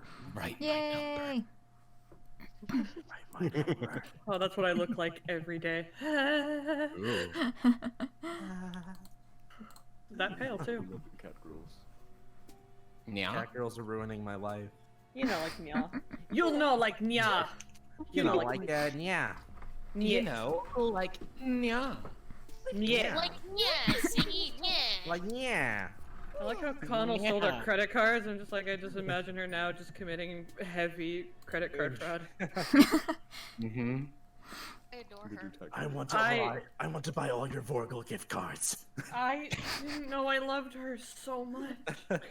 Oh no. She's just big dumbass. She's precious to me. I love her. And she has some really funny lines. Yeah. She's got Oh nothing going boy. on with whatever. And I want them to kiss. I want Skylla and like smooch a little bit. Me too. Popping out of a bush. God. Oh, kiss! It's a very small random thing. So Articulately Composed, the main producer of like non-Friendsim content, they did a fucking musical for the Stuck at Home Con, and one of the scenes in the musical, like in the in-betweens, is just Skylla and Konnyl going to relationship therapy with Polypa. Oh my god. So Polypa's the auspicious? I'm here for that. Yes. I love that so much. I'm so excited for the fucking volume 8. We got Tyzias and Chixie lined up, and I love both of them. Yes! I'm also very excited. I love these two. I mean, Very like, good. They're very good. Tyzias is just wonderful. And also, Chixie, we share the sign. Oh, fuck yeah. That's neat. I'm not technically a Taurus, but I just felt like the description for bronze kind of fit me better. So I was like, you know what? Mine now. If you knew it based on like the months and shit, I'd be places aligned. But like, you look at me, tell me I'm not a purple blood. Like, come on. You can just pick? Yeah, that's what I do. I've been following the rules like a fucking idiot. We can just pick, but I'm gonna be an olive blood because I need to be a cat girl boy. Gabe, honestly, do you see me as a purple blood? Could you see me as a purple blood? Alright, valid. If I go by my actual sign Sagittarius, then I'm a blue blood or an indigo blood, and I don't want to be Equius. No thanks. There are other blue bloods. Listen, I don't want to be Amzie. How dare you? I don't have nearly enough weed for that. You could. Well, I got fan art from Relentless Dreamer. Yay. Got fan art of me hoisting a water cup that says "Stay hydrated." Stay hydrated. Oh shit. Stay hydrated. Oh, it's Redemption of Hydrate now. Oh, and Sage of Cringe. Thank you for the follow. I can't Oh, drink 2 anymore. hydrates. Oh, we gotta like bulk up on water. No! If I go to the bathroom anymore, I'll die. Please, I'm so It's hydrated. okay. I'm drinking water. I also got a snack. I'm so moist, please. I have a bunch of tickets to do, so don't mind me. I'm gonna mute myself and scream at my work computer. Let it be said, just for posterity, that I fucking hate Twitter. Oh yeah, same. Oh, Don't we all? No. I forgot to ask, chamomileGothic, what do you like to be called? Oh, Caitlin. Caitlin, got it. Yeah. I'll remember that. What I used to do, like, as a fun drinking game with non-alcoholics, because I don't do alcohol, was I did Ebony, Dementia, Darkness, Raven Away, that whole thing. What's the My Immortal? My Immortal. Yeah. I read classic. that every time we got to the word black. We read the word black. We would take a shot of water. And, oof, they were. It was painful. But First I use think the it's a restroom, good lose. thing for Kiriko's route with every time they honk. That's just asking to drink water. Yeah, stay hydrated. Okay. No. Yeah. Pour myself an actual drink, though. It's fine. Y'all can drink water. I'll be Hey. over here. I still have my Kraken. Mick, hello. Don't do it. God. CL? Yeah, I may have CL, I'm not redeemed there my to babysit your ass. Yeah, I saw the my ooze. I was I'm like, also, Mick is here. Hey. No. Hey. No. Look, I have No. a sleep room downstairs, and I have some Kraken up here. I could just like take one or the other. No, no. Water is I'm great. not there to babysit your ass. Yeah. So no. You don't have to babysit me. I am a responsible adult sometimes. Responsible adult who drinks an 8-ounce shot glass at once. Right. Responsible. Jesus Christ. Responsible. Oh, so Caitlin, do you want to hop back on MSPA reader, or do you want to just keep resting? Oh yeah, I'm good to go. I am fed. I am hydrated. While I was up, I used the bathroom. I did some funny dances, so I have gotten some motion into my joints. Incredible. I'm sorry you feel that way, Rebellious Dreamer. If we're doing another big stuff like this, I'll keep y'all in my head. But let's get started then on... Yeah, we got Tyzias. I think Tagora shows up at one point in Tyzias's... Hey, fucking Becky. I believe so, yeah. Oh, good. Zebruh shows up in Chixie's route as well as Diemen. Mm-hmm. Should I do Zebra when we get to Chixies? Yes. Yeah. Yeah. Listen, I've tortured Hell Gabe yeah. enough tonight. Yes. I've tortured Gabe enough tonight. I'll throw you into a dumpster.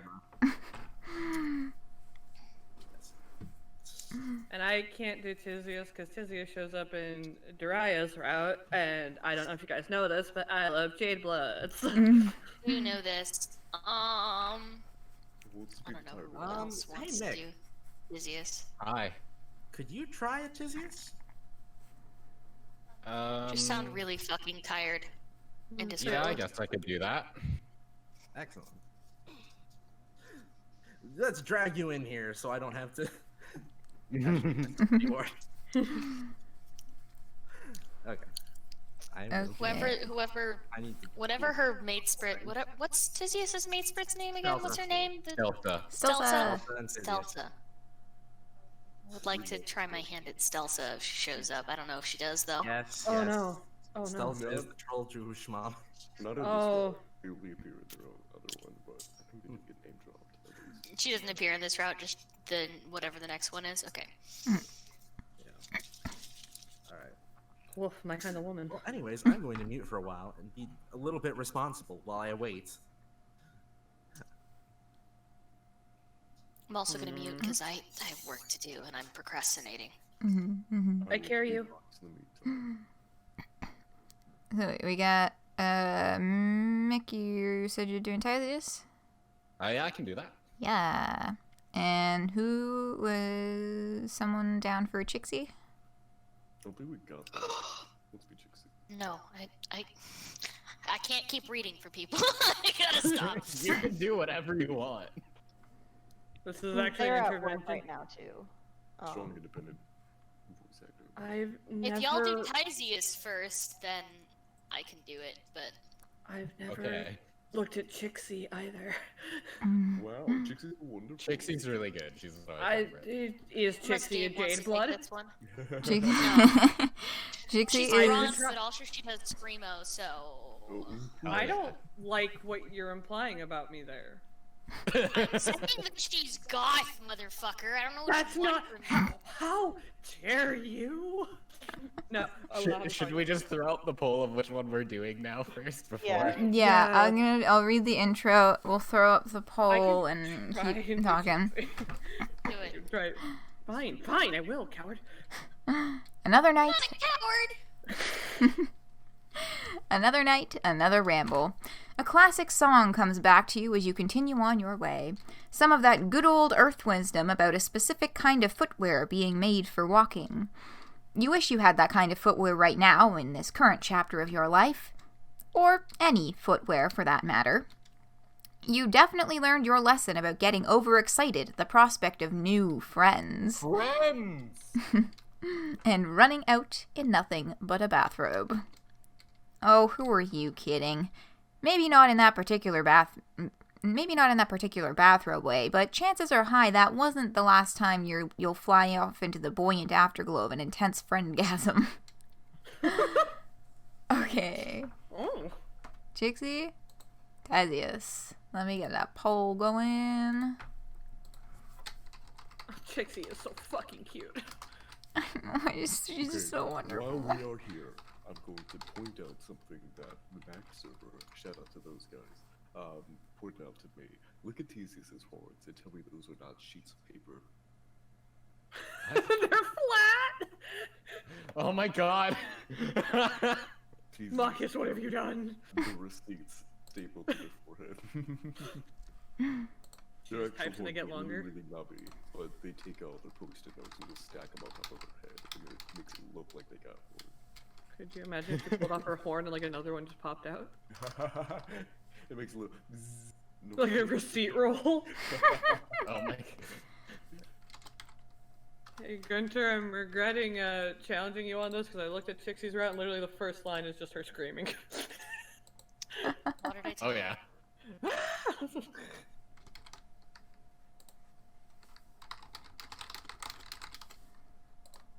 I'm just doing those social medias. The social medias? Yeah. Oh my god.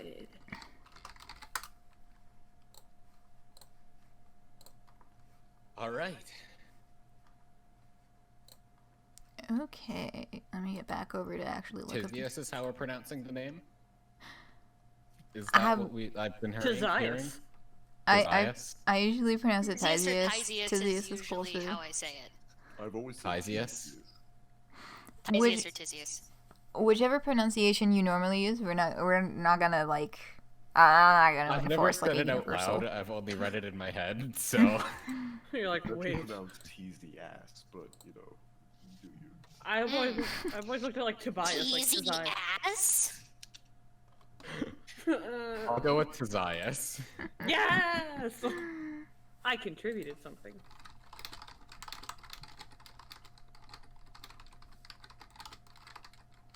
I love her music. Okay, so we're doing Tyzias first. What the fuck am I doing here? There we are. And Yeah, actually, I'm gonna turn... I just keep perpetually going back in every once in a while and turning the background music down a little bit. The audio levels are a little weird in this game. Okay. Y'all ready? Yee. Yeah! Y'all ready for friends? Just up ahead, you see a troll leave her hive, muttering to herself. She's holding an unstable mountain of papers and books in one arm, using her free arm to hold a mug steady. She isn't paying attention to you, which is fine.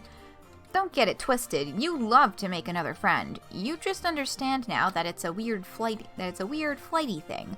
Some trolls you mesh with, some you don't. You smile at her just in case, but when she walks right by you without stopping, you shrug. This planet is chock full of friendable weirdos. You'll live. You only take a few more steps before the sound of her absolutely eating shit on the sidewalk makes you turn. It happens fast enough so you only really see the aftermath of upended books and papers raining down in an impressively wide circle around her. Globes. Damn, ass rock. She sits up, but that's as far as she bothers to get. After taking a sip from her mug, which somehow must have stayed level in her grip during her fall, she sighs and gets to work gathering it all back up with her free hand. Yeah, this checks out. As a thing that would happen to me. It's not like I have anything else to be doing. You've seen a teen movie or two in your day. You know this trope. The cool kid helps the unpopular nerd after they fall like a chump and embarrass themselves, and then, slowly, the pair establishes trust. By the time the credits roll, they've gone and fallen in love. Oh, I gotta go take care of... I'm falling in love with Tyzias. I thought... This looks like the exact same bot, but I'm pretty sure I blocked that one. So... Want to become famous? By followers, primes, and viewers. Boy, howdy. Boy, would I. My identity has been stolen. My identity has been stolen.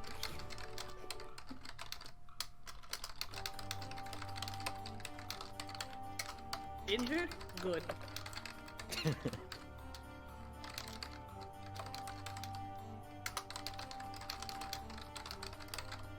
Now let's make sure this isn't... Bigfollows.com. Me resisting the urge to hum along to the music, because I know my music won't be at the same point the stream's music is.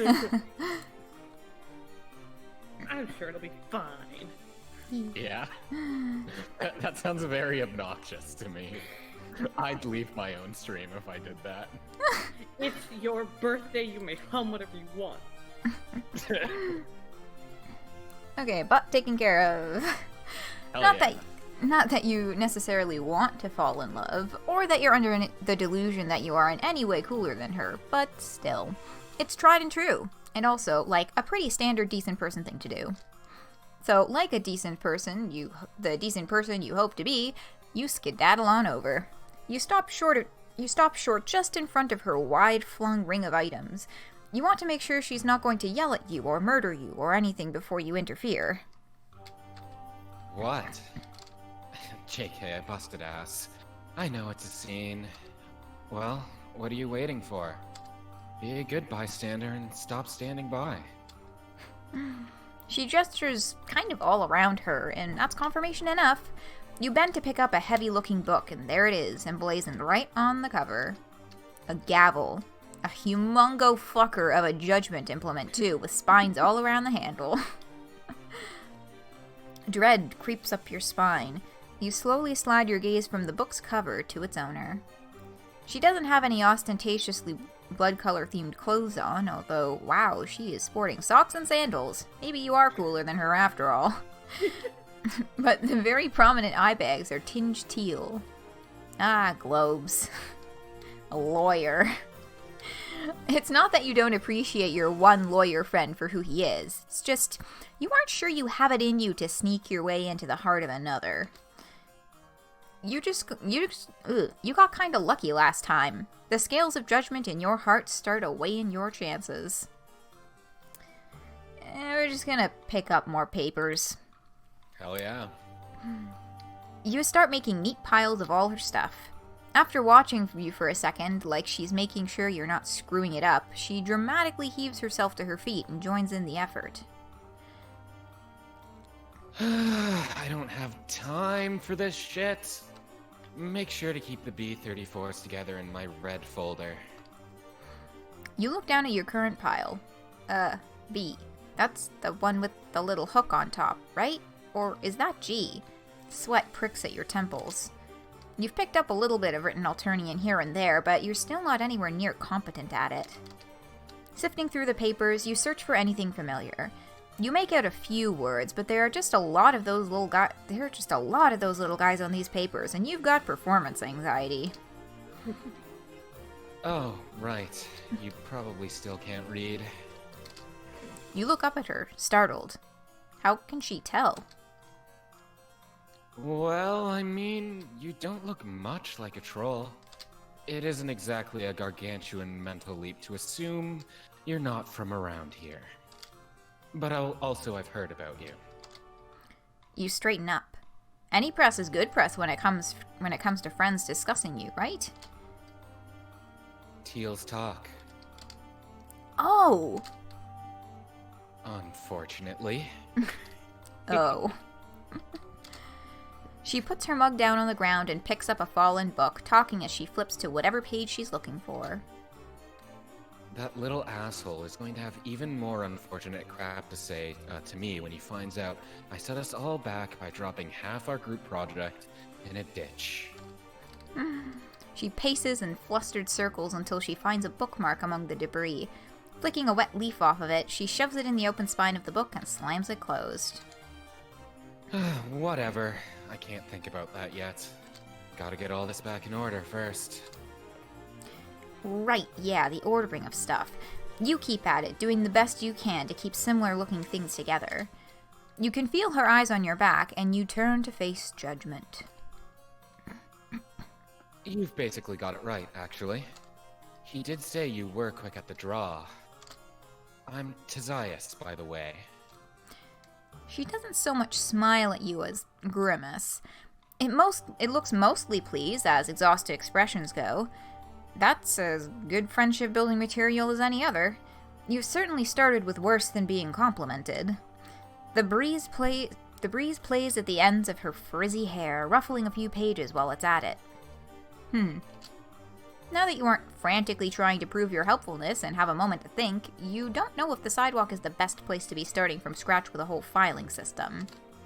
You open your mouth to tell her as much when a huge papa gust follows in Breeze Jr.'s wake, blowing the neat stack back into chaos. Mother grubbing. She sinks slowly back down in the snow globe of paper, taking a long sip from her mug sitting next to her, and then tilts her head back and unleashes a single deep gut holler. You scuttle around, catching documents out of the air until the gust is gone. It's not that Tyzias doesn't seem capable, it's just that she seems a bit burnt out. You know what it's like to feel like you're at the end of your rope. So now that you have half a swinging grab at a handle on things here, you feel like it's your duty to do the heavy friendship lifting. Okay. How do we advise? A breather or help organized.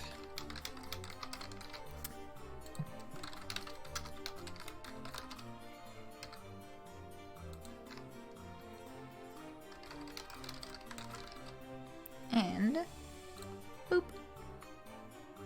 Boop, boop. Holds up.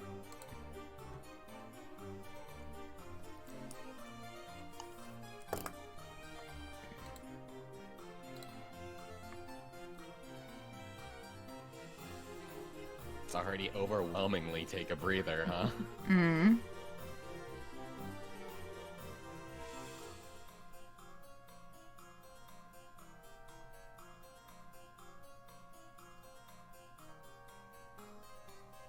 Ooh, we got a little tip. Ooh.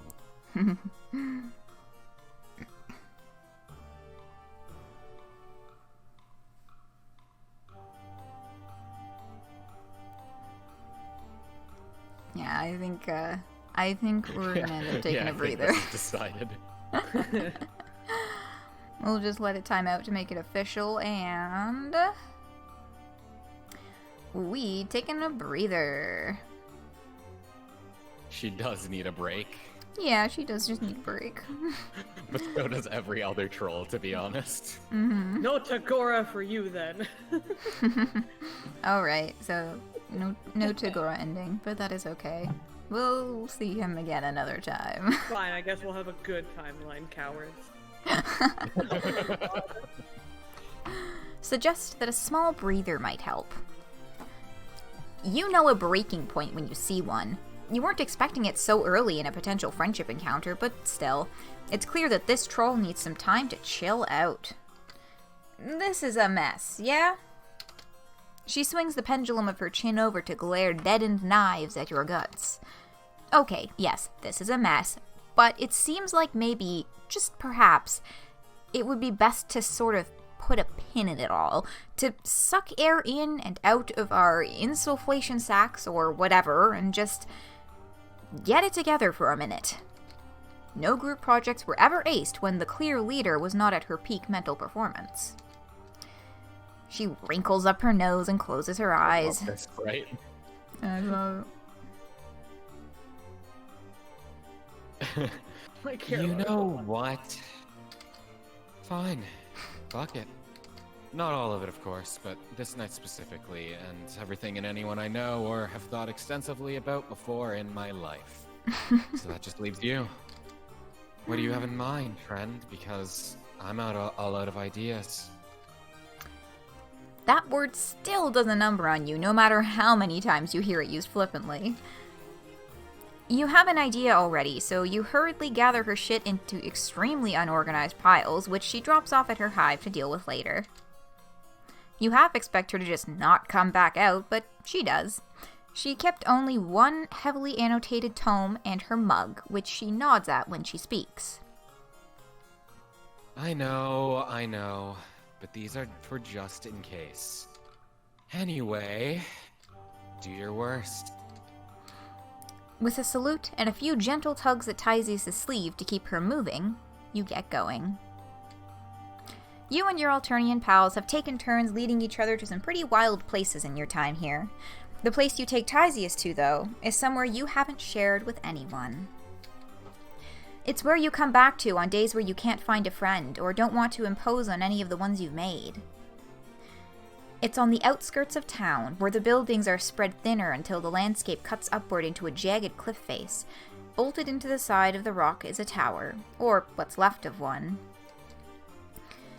It's basically a heap of scaffolding and rusted-out ladders holding up a half-covered platform, but it's been a good place to staunch bleeding and stargaze. Do I give off an outdoorsy vibe to you? Does my half-untucked button-up and paltry muscle mass scream, would love to scurry up a dilapidated relic?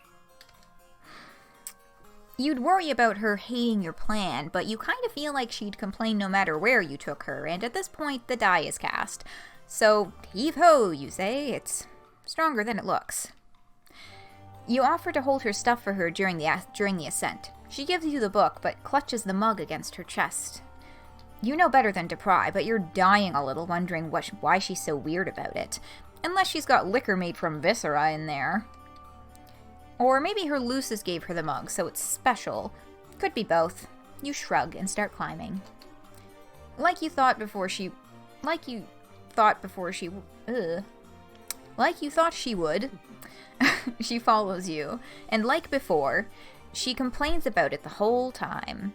And like the structure itself, you both weather it fine. At the top, she looks around. Is this your hive? It's more like a hideout. You still feel a little shy about it. It's not as fancy as your friends' hives, and you don't have any weird animal parent to make you snacks or anything. There's There are only little keepsakes you've picked up along the way, set up on the creaky old table next to some complicated old tech you couldn't get to power on. This must be an old watchtower. From when that was part of her imperial bitchiness preferred method of surveillance.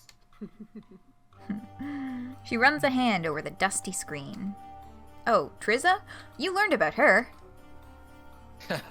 No. Her bigger, badder, off-world counterpart, the Condess. Ah. You look at the rusted barrel of some terrifying weapon mounted in the corner, and then out over the landscape and sprawling town. In the distance, smoke rises from a freshly demolished hive. Glinting in the moonlight, drones circle it like buzzards. It's been like this here for a while, then. You sit down, your legs dangling off the side of the platform. Tyzias joins you, a safe distance away from the edge. That is one hell of an understatement. But yeah, we've got a time-honored status quo in operation here. Streamlined, efficient, brutal. Tyzias looks miserable. That's not what you were going for.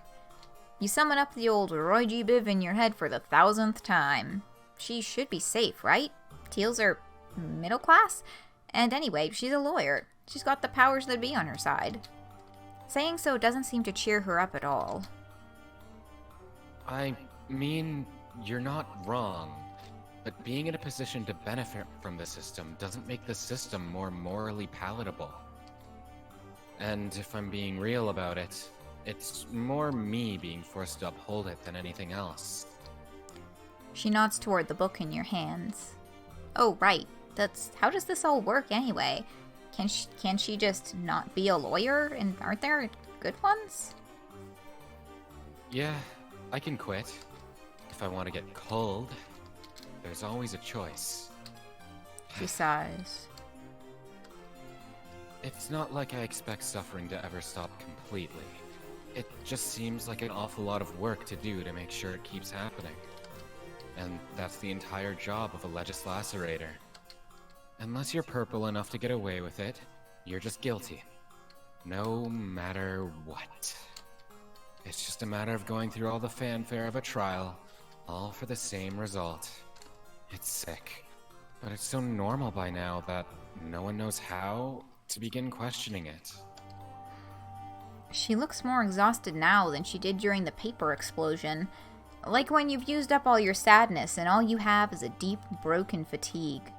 This isn't exactly the rejuvenating getaway you envisioned. There's just so much injustice. You continue to try to be positive. Are there not political parties? Some secret underground movements or anything? Sure, most lowbloods you've met have a healthy fatalistic nonchalance about their situations, but there's gotta be something else out there. There were a few people who tried to stir shit up back in the day. It's all kind of hushed up and hard to find any information on the history of them, though. Definitely not the kind of thing they teach you in legislacerator training. One was a mutant blood, and the other had wings. So, I guess they didn't have much of a chance anyway. You can't imagine this story having a happy ending, but you still want to know more. There's the subtlest shift in her tone of voice now that she's doing more than only complaining. It draws you in. One of them seems to have gathered enough of a following to have become a kind of religious figure, from what little I can find about him. The other one led a military revolt. They were both killed, along with their attempts at change. I don't even know what happened to their compatriots. She stops to squint at you. I don't know how you got me talking like this, but in the fuck it spirit of the night, I'm just going to keep going. If it wasn't clear, I'm telling you things that can get me extremely cold. So like, please be chill. You're so chill. The chillest. Also probably pretty gullible yourself. Good point. She squints at you a little longer and then stares out into the night. Her jaw muscle clenches a few times before she speaks. I have some ideas. She's still not looking at you, but she sits up a little straighter. You feel your spine following suit almost on its own. All of us training to be legislaculators like to practice throwing our weight around. Some of us more than others, which I guess you have first-hand experience with. But we don't have much real power yet. We will, though, if we pass our exams. Which I will. I've been staying up most days studying every documented piece of the law, and some underground stuff too, when I find it. There are exploitable loopholes they don't know about. If I can establish myself as a major player, I might have a chance to change things. Some things you can only take apart from the inside out. By now, she's built up a fevered energy, even with the sluggish way she talks. When you shift in your seat, she kinda snaps out of it. Oh, sorry. Guess I got a little worked up. I don't exactly get to talk about this very often. It's kind of overwhelming to think about how fucked every little thing is, all the time. But now that I see it clearly, I can't not do something.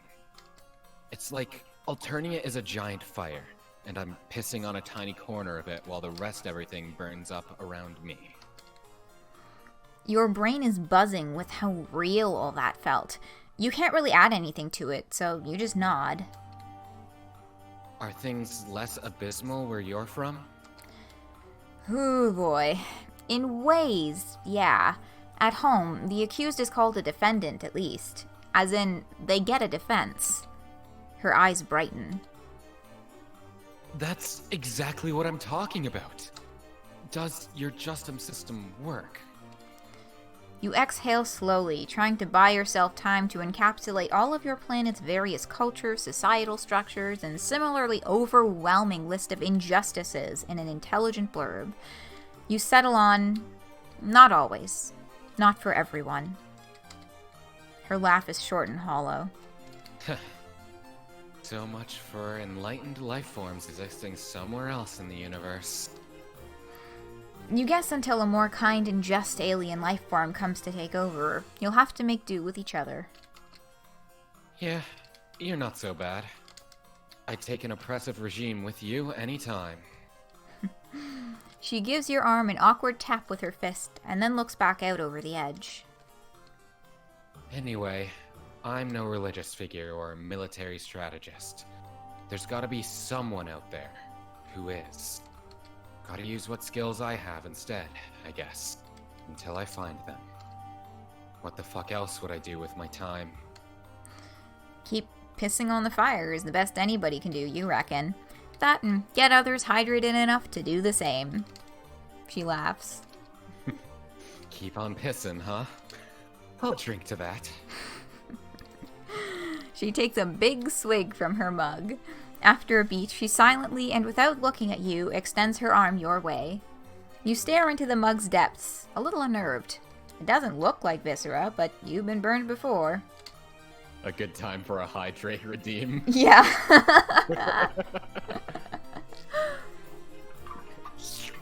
Just keep pissing. It won't kill you. You're not sure what it will do, but Tyzias is truthful, if nothing else. So, bottoms up. What the fuck? It's water. Tyzias grins and taps her temple with a claw. Gotta give the people something. Otherwise, they might think I'm the way I am on my own. Then where would we be? I love her so I love fucking that line much. so much. Oh, my sweetie. Just like everything about this entire scene. You don't know. Letting people in can be helpful, you know. Sometimes. Shh. Shh. I'm fine. You're not convinced. Okay, I'll admit it. It's not a bad idea to relax every once in a while. Get your priorities straight. This was a decent time. You're glad she's glad, but you mostly just talked the whole time about the same stuff that she was overwhelmed by to begin with. Does that even count? You learned a lot. You learned a lot, but she still looks pretty wiped. As soon as you think that, she yawns. She's so driven. You shiver a bit when you imagine what she could do if she took time to rest for real. You pat the pile of blankets next to you. It's no bed, or tub of soap or slime for that matter, but it's gotten you through enough. She looks warily at it and yawns again. I guess my Lucis and my mate Sprite will just think I'm at the book hive anyway. One little nap won't hurt. I'll get up early tomorrow and reorganize our stupid busy work project. She tentatively lowers herself down onto the blankets.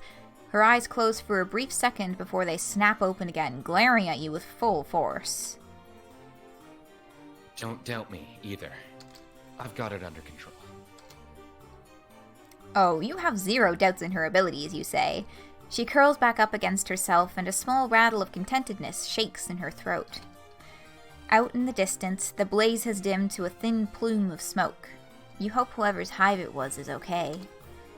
You're not sleepy, so you'll keep watch to make sure she gets up by sunrise. You tilt your head back and look up at the unfamiliar constellations. Your head feels full. It's intense, and not exactly what you'd call happy, but you know you're feeling it with her, and that's far from nothing. Victory! Victory! I love... Ah! Go off a little bit, just a tiny bit here. Like, I love blood. I love everything to do with Tyzias so much.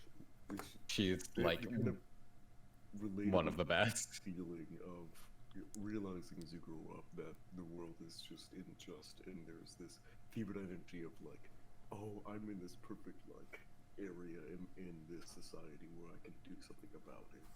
But as we know, like, it's just hopeless. It's Alternia is so oppressive in every way, and then you're faced with like this realization that we see way later down the line that shit hasn't changed, except for like fashion maybe. Because like I used to think that maybe they did try to do this rebellion thing for Hiveswap and all that, and the only thing that really like came out of it was people weren't allowed to dress all nice and fancy. But one of the things that I mild spoilers for like Pesta Quest and stuff is like that idea of like locked timelines and the whole discussion of things. I really would love to see this change where we get like these kind of players, these kind of characters who want to see things change, and with the help of the MSP, with the help of us, essentially, we get to make these changes that can affect the whole world of Alternia, just the entire universe, of just making it better for all these kids who've got like no fucking hope at all, who's just faced against everything that Lord English represents and all that. And I'm really hoping to see that we get a continuation involving all of them coming together. Because if I see like any of the alpha kids or beta kids or the trolls or any of them interact with these motherfuckers in official capacity, I'd be like, huh, oh shit. That's my thoughts on that. Mm-hmm. Also, rebellious streamer in the chat. That was me, and there's probably a reason it reminds you of Dirk, because I voiced Dirk in a couple projects. If you listen to Homestuck voice acting, you've probably heard me around. Very good, very good. Golf clap, golf clap. Honestly, we out here. Yes. Oh, and we got a posture check as well. Yeah. Handy dandy. Fuck. Yeah, I'm slowly receding into myself as I only have like an hour left. I'm just like, Well, before you go, here, take a listen to this. Well, I still have an hour. I want to hydrate as well. Let me know if you can hear that. No.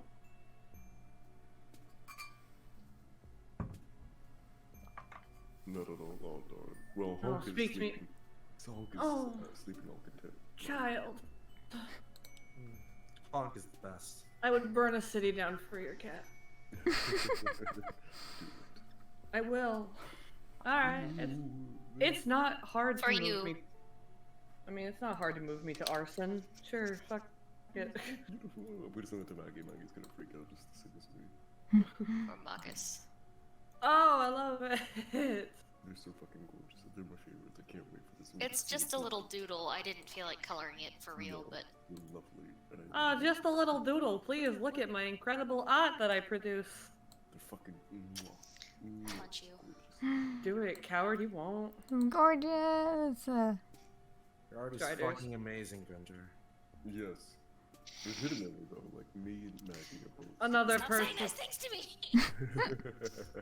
No! Gunther also comes in incredibly skilled, be like, it's nothing, but look at my incredible work, and I'm like, what the fuck? How did you do this? You came along to this project. If you're gonna be along with anybody here, you're gonna be sat on. This is how it be. I sit in clown hell every day, shaking my fist at my very talented friends, going, how? What the fuck? Man, I can't fucking wait for I was just really excited about my new fucking tablet, so I want to draw. Ooh, nice.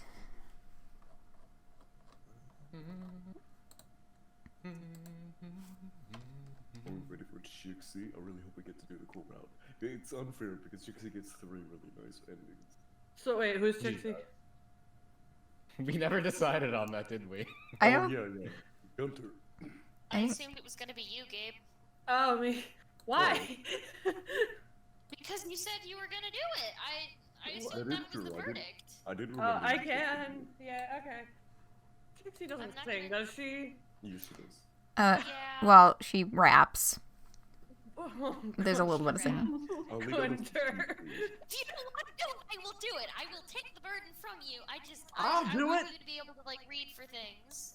I'm not gonna get to any of the characters I want to tonight. I know I'm not going to. Rebellious Streamer, it was my birthday. Was? Not anymore. Well, 20 minutes still.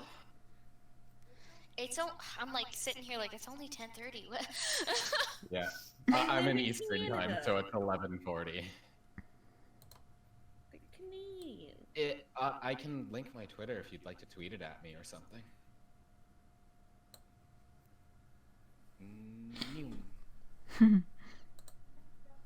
I've never drawn the Soleil twins before, but their design is really fun.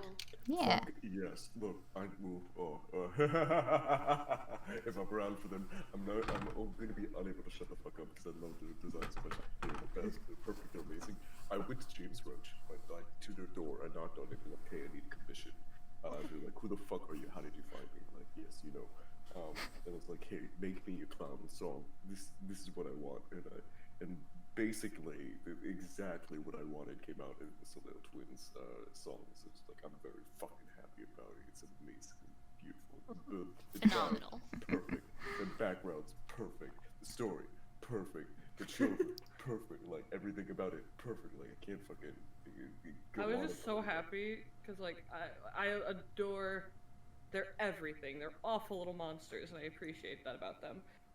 But I love when it really just kind of the people are like, oh, trolls can't do this, trolls can't have this, trolls can't have this, and fucking Friendsim was like, troll twins! Da-da!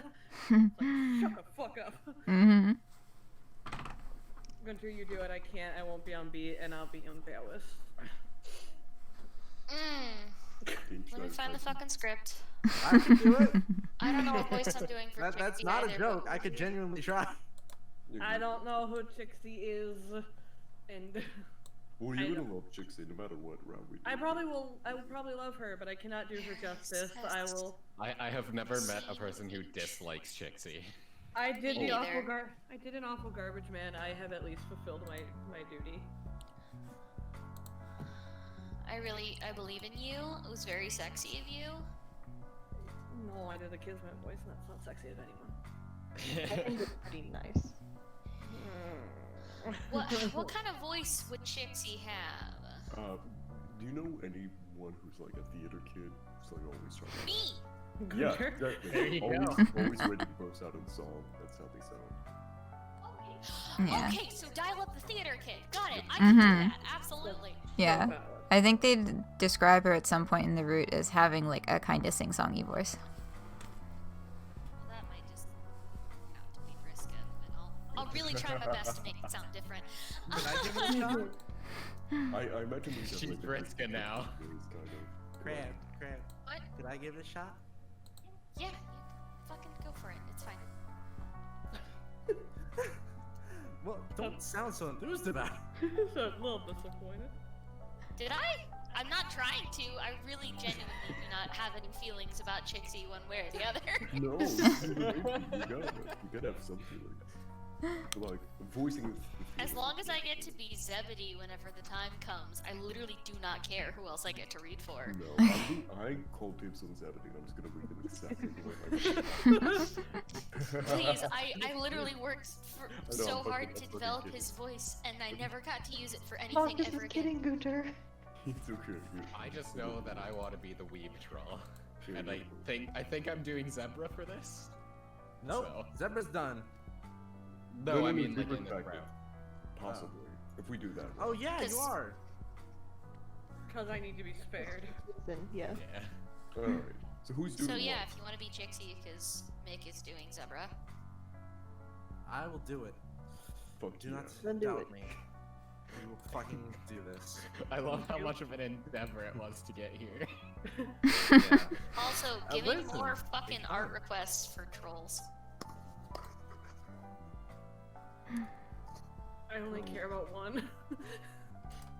I want to see Skylla hitting the Chat, whip. just drop 'em. What? You don't think Skylla can do a whip? I don't. Not that I don't think What that is she can. happening here?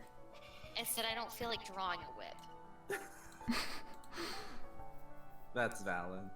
Yeah, that's so fair. I can imagine a whip is kind of a pain to draw. Oh, I thought you meant like the dance move. Yeah, Oh, okay, never mind. the whip. Yes. Oh, you want me to draw Homestuck? Yes, draw Homestuck, please. Wow. Oh, a child. Lord. Okay, so do we have all voices ready? Yep. Let's begin. I am Okay. aged 10 years. In we go. Your point is, you need a wardrobe change. You should have asked Elwurd for one of her rad leather jackets.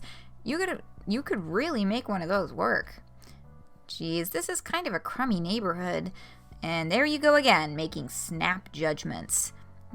Get a little alien culture in you, and suddenly you're an expert. Looks like you found the Alternian nightlife. Well, technically all life here is nightlife. If people are nocturnal here, shouldn't nightclubs be called day clubs?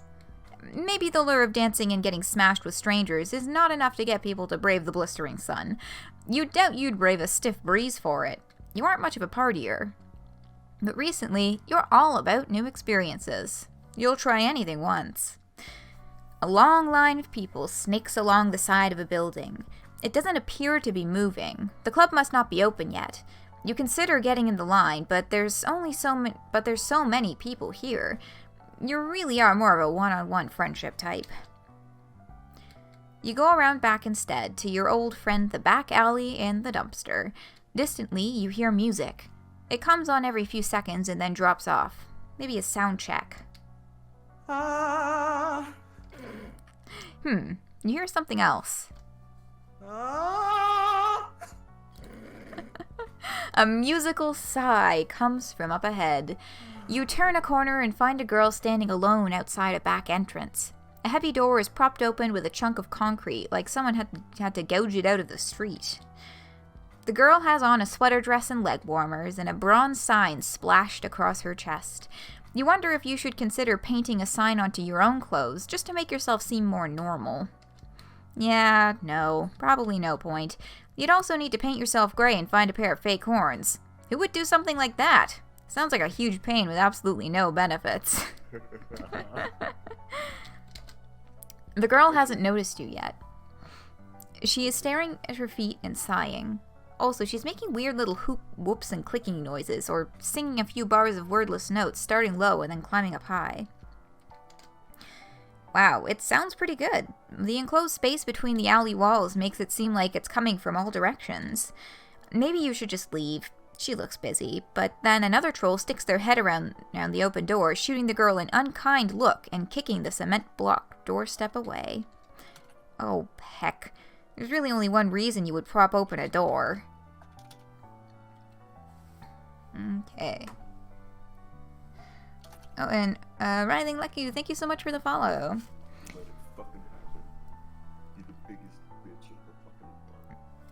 I'm pretty sure stand there like an asshole is like the correct answer. Yeah.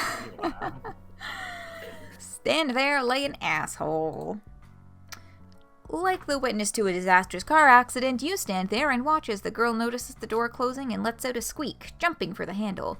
She misses it and smacks her knee against the metal frame. Ouch. Damn it.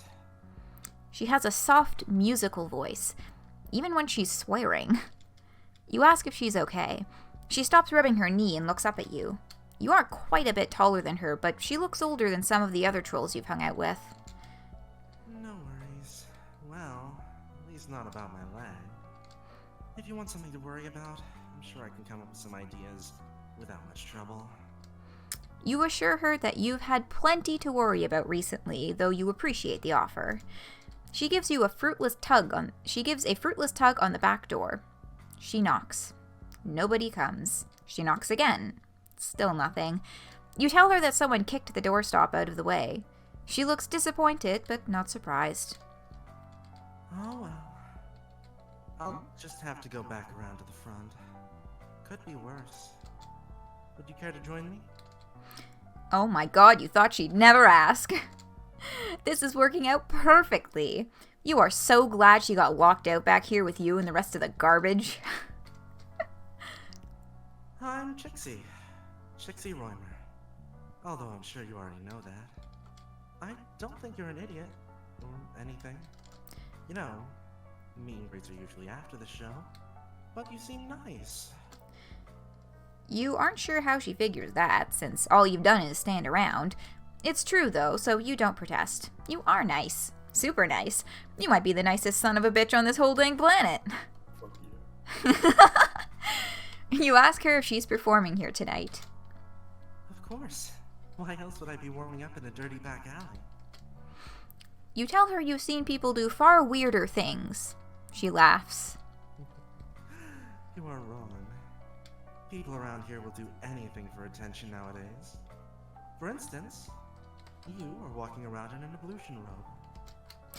You cough delicately. True. Very true. She's got you there. If you come inside with me, I can give you an autograph. I don't have anything to write with back here. Chixie seems to think that you are a fan who managed to get past security to accost her in person. She doesn't seem too upset, though. More like delighted. You think back many friends ago to when Cirava told you it was dangerous for lowbloods to get popular. You wonder if Chixie trusts you because she thinks you are also a lowblood. Or maybe she's just not that popular. You follow her back to the front of the club, past the line of trolls waiting to get inside. A guy whistles at her and she gives him a flirty little wave along with a flat smile. A customer service smile. She shows the bouncer something on her palm husk and he lifts the velvet rope. There with me, they're my +1. Wow, you've never been anybody's +1 before. A bunch of people in line look annoyed, but Chixie ignores them. You follow her, tripping a little on the hem of your robe. Be careful, huh? You don't want to twist an ankle. Chixie speaks with a lilt, like a character in a musical getting ready to burst into song. You hope you aren't supposed to participate if she does. You're a little too busted for impromptu dance numbers, and you're also liable to flash someone in this robe. Ooh. You hear music and chatter from down the hall, but Chixie pulls you in another direction, towards the dressing rooms. You pass several closed doors, stopping in front of one that seems to be in the process of being cleared out. A bunch of shit is spilling out into the hall, clothes trailing out of suitcases. A microphone cord seems to be slithering slowly among the detritus. Charming. Can't do anything without someone messing me around, locking me out. And now this? Who did this? I am seriously out for blood tonight. Looks like someone commandeered her dressing room while she was out, as well as tossed all her shit out into the hall. I have to deal with this. I'll be right back. You can borrow some clothes if you want. In fact, I insist. She leaves you in the cramped little room. It's dark in the hall, but everywhere in Alternia is kept darker than is comfortable for you. You're getting used to it, though. You imagine humans used to have to deal with this all the time back before electricity, provided they didn't die immediately of, like, dysentery. You flick on the outline of white bulbs around the mirror. Oh, wow, even in the soft, flattering light, you look like an A-grade, free-range disaster. Tagora's expensive rainbow drinker serum has rubbed off, and now you're mostly just dusty. You wade through a couple of Chixie's suitcases, but everything here is too small for you. There's a couple sweater dresses and a hoodie that might fit, but without a pair of pants, that's gonna get real scandalous real fast. The only thing you find that works in the whole damn dressing room is a floaty purple dress hanging on the back of the door. Definitely not your style. You never would wear anything like this at home. But fuck it. Roll with the punches, right? And not just in violence ways. Fashion ways. You give a little experimental twirl in front of the mirror. You aren't gonna break any hearts, but you'll do. You actually kinda dig it. You are busy admiring yourself when Chixie comes back. She sniffles sharply and there are tear tracks on her face, but she isn't crying anymore. In fact, she's mad as hell. Oh damn, is she mad at you? Did you manage to fuck something up without even being there? You got mad fuck-up skills. I got bumped. They kicked me off the lineup. I was supposed to be opening, but some new band came in and they have a purple blood drummer. So the club owner let them take my place. Of course. This is how it always goes. God, she looks so sad. Time to break out your finely tuned comforting muscles. But before you can get those guns out, someone oozes up to the two of you. Someone you recognize. Oh, incredible, Miss Roixmr. What are the odds? It must be fate. Well, you dreamt that you were coming to the show, so I guess the odds were pretty good. Zebruh doesn't let this dim his sparkle. He isn't the type of guy to let facts get in the way. He hasn't even noticed you. He's too busy kissing the back of Chixie's hand. Looking good, baby. I'm kind of a mess. I've been crying. Well, crying looks good on you. Zebruh finally glances your way and does an extremely exaggerated double take. Wow. Damn, I didn't even recognize you. You clean up really nice, you know. You haven't cleaned up at all, really. You haven't bathed since Tagora's fancy ablution trap. All you've done is put on a slinky dress. It's not like you aren't happy to see Zebruh. You are. He's one of your many success stories. He's just, you know, the kind of friend you want to think back on fondly from time to time, remembering all the good times. Yeah, not necessarily the kind you want to hang out with, or have hang all over you, like he is right now. Chixie looks at his arm around your shoulder and seems momentarily annoyed.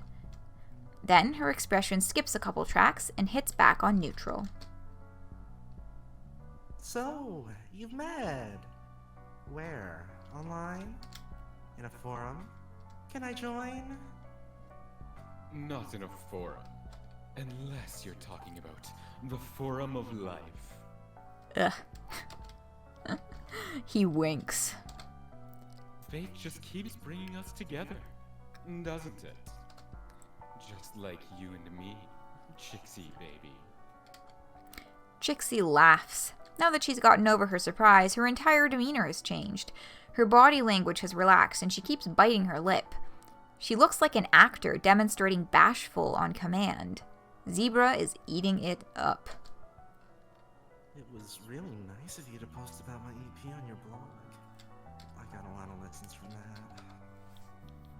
Babe, have I ever told you that I think you're so strong?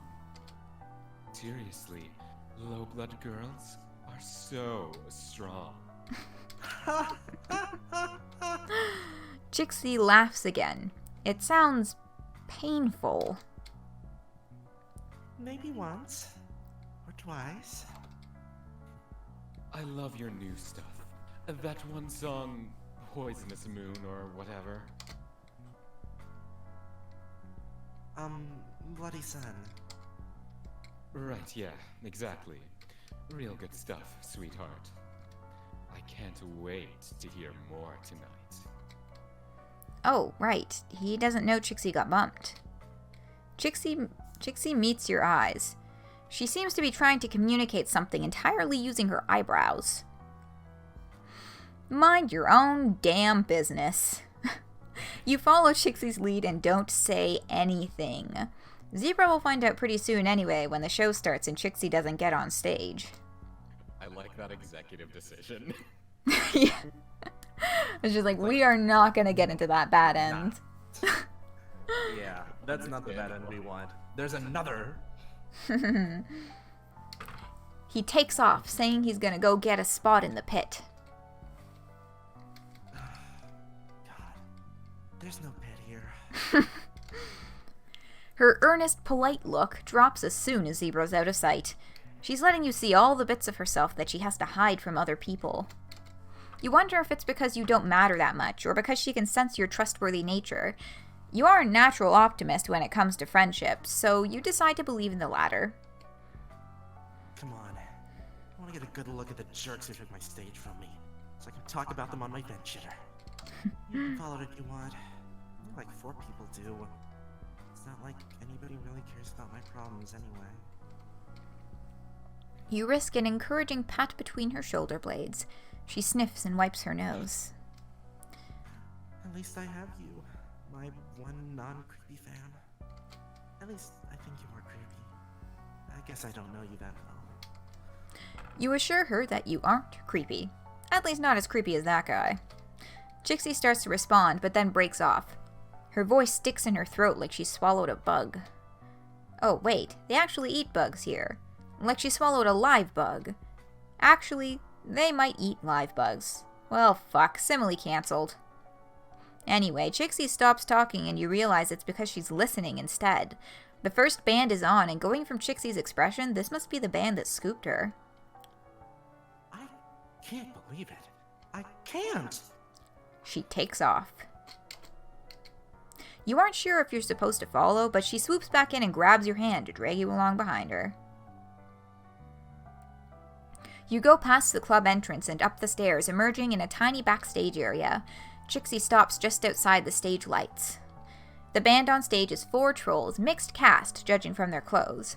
Although you suppose they don't have to wear clothes the color of their blood, though most trolls seem to. Law or tradition? Both are dangerous to break. That's my song. They didn't just steal my set. They stole my set list. Her cheeks flush a ruddy brown and she shakes with rage. She begins singing along with them. Twist and pull, breathe the terror of life on hell. Spines and gore forevermore on this nightmare island spell. Airs above, blight below. I'm knocking on your hive's front door. Love me, please. I abhor. It has kind of a twangy country feel to it, except it's about murder or maybe love. You can't tell. It just doesn't really fit the band on stage's vibe. It doesn't really. Oh, the word "doesn't" is in there twice. It doesn't really fit Chixie's either. But then again, you haven't seen her perform. Maybe she's really different when she gets in a spotlight. She's crying now, tears streaming down her face as she sings. It's all over. Nobody is going to believe I wrote this music. Some little dirtbag country girl. You remember what Cirava told you about Highbloods stealing their music and acting like they wrote it. God, that's so unfair. Okay, that sucks. Where's the bar? Or you should do something. Drink our sorrows or start revolution. Porque no los dos, por favor. Porque no los dos.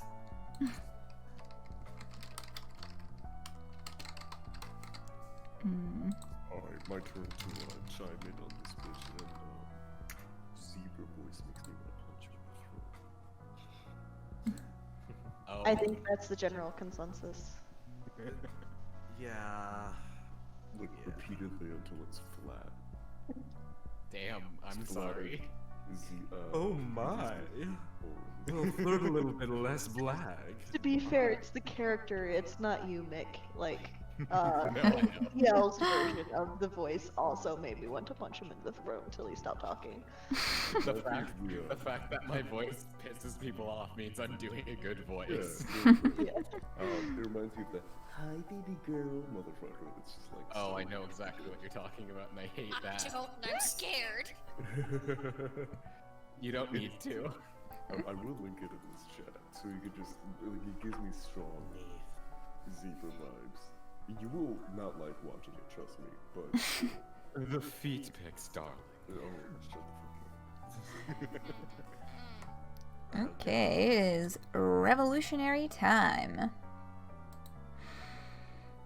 You should do something. Fucking revolution. Yeah. Chixie clenches her fists. Yeah. She reaches into a snarled mess of equipment and comes back with a microphone that only looks a little bit squirmy. Then she walks over to a costume rack and pulls down a mask. It's plain white, like a Phantom of the Opera mask, jarringly stark against the gaudy, organic styles of most everything else in Alternia. She waits for a dip in the volume in the song, and she gets right on after the bridge. Then she switches on the microphone and takes a huge breath. Shut the fuck up! The shout reverberates around the club. The sound of the crowd dips, then falls off almost entirely. The band staggers to a slow, rattling stop. Nobody seems to know what's going on. Oh, hell, this isn't what you meant. You meant, like, egg their tour bus or trash them online. Chixie steps into the light and a murmur goes up through the crowd. The band's singer lowers her microphone. She is in a short blue dress with long, vicious claws painted red. You aren't up on all the trends, but you're pretty sure that red is edgy. Chixie covers her microphone and says something to the band. The cerulean stares at her for a few seconds before letting out a cascading spray of laughter. Sure, honey. Okay. Condescending and sweet, like Chixie is a toddler who happened to wander on stage. She points finger guns at the guy on the soundboard. Razor, give the lady a beat. Oh. Oh god. You know what this is. You see Chixie's face framed by the lights, focused and intent, all simpering gone.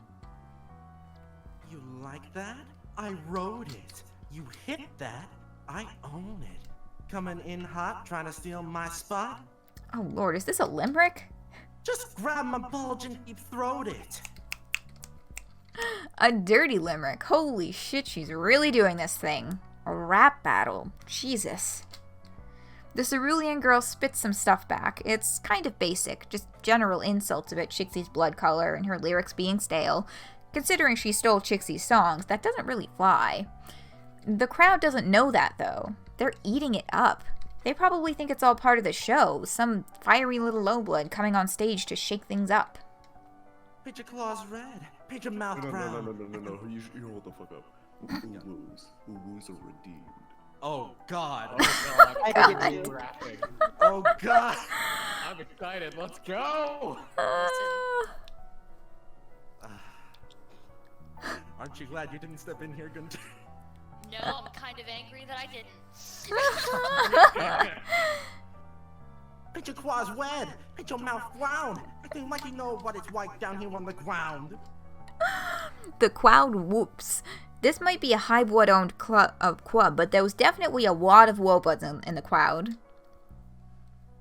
but it's imitation. I got no expectation. This is your final station. You aren't gonna hit higher than this collaboration. You aren't like a WAP expert or anything, but you can definitely tell that Chixie isn't either.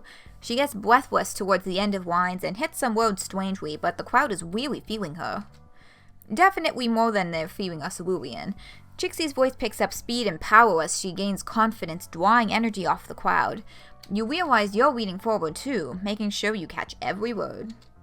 She goes through a whole list of the band's shortcomings, including their fashion sense, their talent level, and their interpersonal clusterfuck. They are apparently a pretty well-known group online.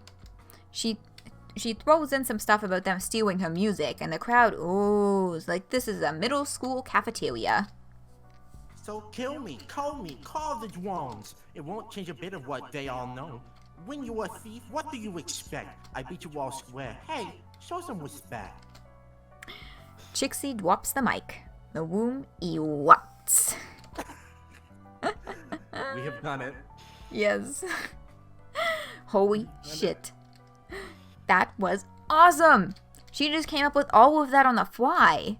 The Cerulean looks furious, and another troll runs on stage to try and get the crowd under control. They're all chanting, "Mask, mask, mask!" Chixie runs back off stage, chucking both the mask and the microphone back where she found them. She grabs you and you run all the way back out to the alley where you met, letting the door close behind you. Guess you're done with that club. Chixie's eyes are wound and shell-shocked. I just did that. And I think we're good on the Ubus then. Yeah, she really did. I just told a bunch of high bloods to eat my bulge. You don't know what a bulge is, but yep. Fuck. They liked me, didn't they? They were cheering for me. You say, yeah, you're pretty sure they were. Holy shit. I'm going to be called. You hear all that stuff I said? You can't just say stuff like that. You remind her that she was wearing a mask when she did it. Oh, right. Nobody will know who I am. I'm safe. Oh, that means nobody will know it was me. You weren't quite following. I'm not gonna get any credit at all. God, why does everything in my life have to be so metaphorically resonant? Oh girl, you feel that. You def know what that's like. Hey, that was pretty dope. Both of you jump about a foot in the air. A lowblood in a hoodie and a pair of sunglasses slouches against the brick beside the back door. Either you are seriously impaired today, or he is seriously good at sneaking. You got any stuff online? He asks Chixie. She gapes at him. But I was wearing a mask. How did you know? Well, you're standing right outside the door, and you're wearing the same clothes you did on stage, so... Oh, right. Clever of you. Don't worry about it. Plausible deniability, right? Catch you later. He slinks off, one hand raised in a casual, cool guy farewell. See? You tell Chixie? Some people will figure out who you are. Possibly just randos outside clubs, but still. She can do this. She can make her dreams come true. You're totally right. I so can. I guess all hope isn't lost. At least not until another insurmountable obstacle comes along. Thank you for, well, everything. I never would have gone out there if not for you. She hesitates for a few seconds, then goes in for a slightly damp hug. Sorry. Stage lights and terror make me sweat. Yay! We did it! We read! Yay! Woo! Victory! Love the Prompts with reference. It's amazing. Yeah. This round made me like so happy the first time. So like, oh, little diamonds and all that. Oh, my heart is so weak. Also, I really love the Xanax part. Rereading it now, like I'm wondering, does the really good sneaking thing imply anything to do with like classes? Like, do you think they're a rogue, perhaps? It'd make a lot of sense being someone who's leading rebellion. So rogue blood would be pretty rad.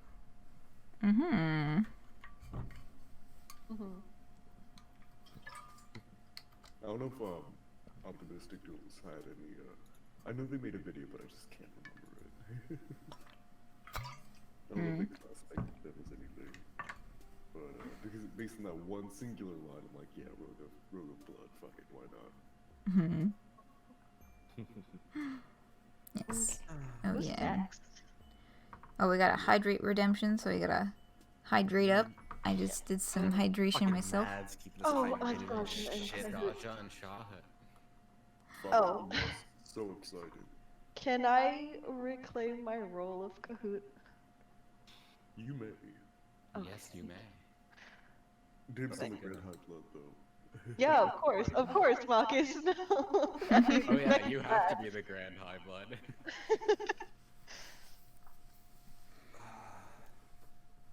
Yeah. Internal. Any takers for Azdaja? I can do him, I guess. Yeah. I did him earlier, but I have been reading a lot tonight. And Mick came on later, so I think that would I'm probably happy. The two characters I've read so far, other than Zebra, are low energy, and now the two I'm going for are like gonna ham it up. Energy, yeah. Hamming it up is fun. Take it from the guy who did the I'll be hamming it up when we get to Nike, because I love performing Nike, God, so much. Oh yeah. Okay. So I think that's all parts sorted then. Yep. Cool. Unless anybody shows up that I need to know about, but I don't think there is. Besides like the Grand High Blood. Yeah. I think Amisia is gonna be in. I know Amisia's in Chahut's route. Oh yes. Beginning. Cerulean, but I don't think it would be live. Yeah, there's like a random person in Clown Church, but I don't remember if it's like just a part of the MSP reader narrative or not. Yeah, I believe it's Marvis. Like, it's not actually Marvis, but everyone's like, yeah, it's probably Marvis. Yeah, but from what I remember, it's in the narrator script. It's not an actual like separate thing like the journal list was. Yeah, and Amisia. Azdaja's route, but I don't think they have these actual speaking ones. I think some of the narrators. Azdaja has Konnyl, so you can swing by Konnyl. Oh yeah, that is. Oh fuck. Oh god. So again, it's not anybody who I have to voice for. So at the moment, I think it would be a good moment for me to take a short break. Yes, if you need a break. Yeah, I just need to like run grab food and do some adulting things, which are interesting. Yes. Yeah, and do we have someone for Amisia? Noah read for Amisia, but Noah is sleeping. If you know, I mean, I'm here. Yeah. Oh yeah. You have a crab. Crab. Time for crab. Time for crab. It's always time for crab. But it's only gonna be. What does Amisia sound like? She's small and cute. Mm-hmm. Tammy. I can do that. Yeah. Also, I kind of imagine her to have like a little bit of a nasal. So head's like a pug. Oh.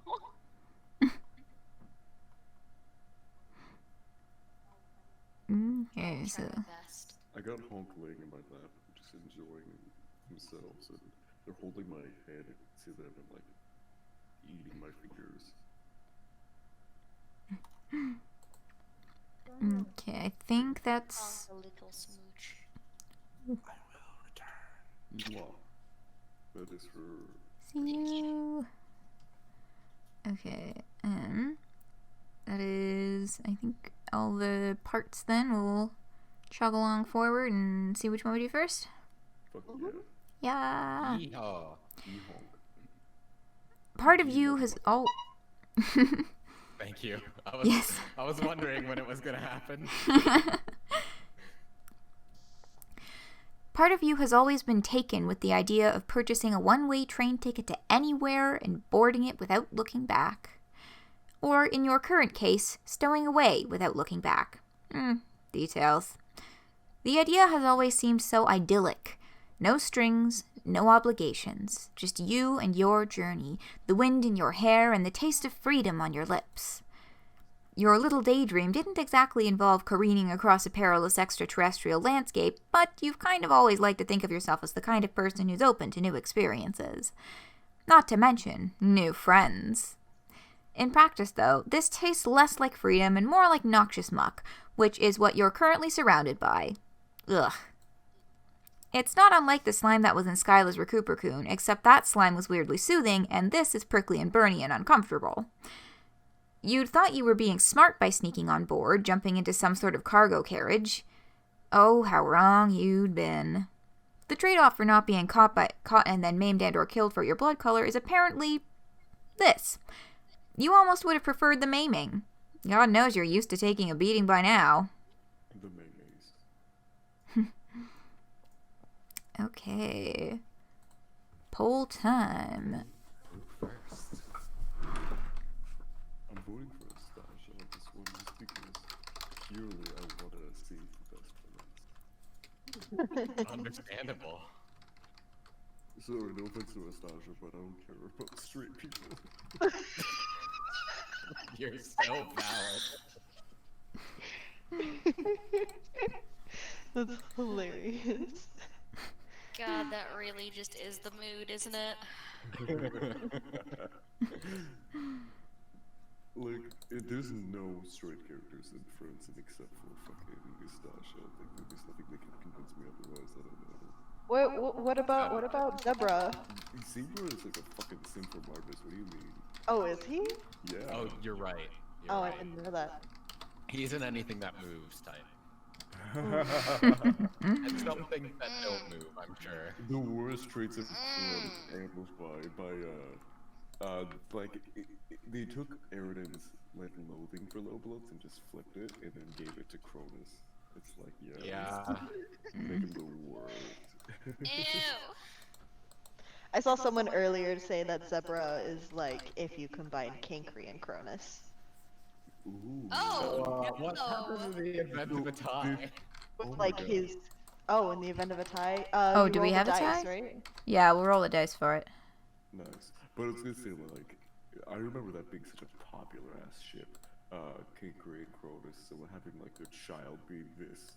Oof, I wish sometimes like thinking back to like Supernatural and that whole shebang, and I really wish Super Hulag and stuff was back, but no, I want to see what classic peak 2012 Homestuck would feel about Zebruh and their love child of Kinkri and Cronus. But also shout out to the Maxlol. We all know the best Kinkri ship is Kinkri and Marcus. What? What? Once again, I think I missed a step here. I will post the fan art later. But Oh my god! Fan art! Oh my god! I didn't know that was the case. What the fuck? Okay. You're meant for each other. The OTP. Well, my OTP is actually Tapos and Tinkerbell, but we're not gonna talk about it. Oh. What? I'm gonna just anyway. The world's not ready for. Okay, we got Azdaja and Chahut. Odd numbers Azdaja, even numbers Chahut. Okay. That's a 2. That is Chahut. Okay. I respect you, and only you, because you're the only motherfucker I've encountered in the wild that pronounces the name correctly. Look at all these motherfuckers being all, like, incorrect and shit. No. You got a clown character. Her name is Chahut, because they be in cahoots. You give a fuck what you say. No Chahut. No Chia. Motherfucking Cahoot, alright? Marcus, you know that I say it like Cahoot because of you. Thank you, I respect you. Acknowledge my dumbass joke. Yeah, when I first got the role and I was like wondering how I was gonna pronounce the name, you were like, hot take, it should be Cahoot. And I was like, you know what? That's fair, that's correct. All down the film, like I'm very passionate about it, and I apologize I didn't hear your joke, so if you would like to repeat it, I would give you a good hearty ha ha ha ha. Whose joke? I missed somebody's joke. Jabba Chahut. Jabba, no, fuck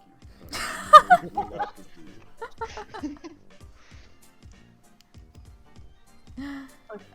Alright, we're on our way. The music has started right at the beginning of this route, which just gives us that much more time to appreciate Take Me to Clown Church as the masterpiece that it is. It's time for a motherfucking sacred journey. Let's go. Your gown flutters around you as you hop off the train. You feel like a very grimy Disney princess with no shoes, just a deranged Cinderella who left both glass slippers on the castle steps. Before you can decide in which direction to continue your merry jaunt, it's decided for you. As in, a small bluish missile slams into your midsection and sends you tumbling down the hill behind the train tracks, rolling over and over, and goddamn do you hope you don't kill anyone with your ass. Especially not yourself. R.I.P. Diamond. Poor Damon. You land with a hard thwack on your back. Hey, it's you! The concussion you've just sustained must be giving you serious friend hallucinations. Sorry I hugged you so hard I pushed you down a hill. I forgot how weak and flimsy you are. You take Amisia's offered hand a bit nervously. You kind of skipped out on her back there, waiting until she was in the ablution trap and then escaping from her murder studio. You've been... There she is. You'd been so naive back then. You didn't... I never played Amisia's route, so... You didn't know about Recuperacoons or grub cakes or hate dating, and oh god, is that a giant murder? That's a giant murder clown, isn't it? Wow! She's even bigger than the adult you saw at the bandit lair. God, why? Why, whenever you think you've met the biggest, meanest bastard in this place has to offer, it offers up another bigger, meaner one? Without thinking, you put yourself between Amisia and the purple blood. Pretty dumb considering Amisia can pick you up with one hand, but you just rolled down a hill and you aren't at peak performance.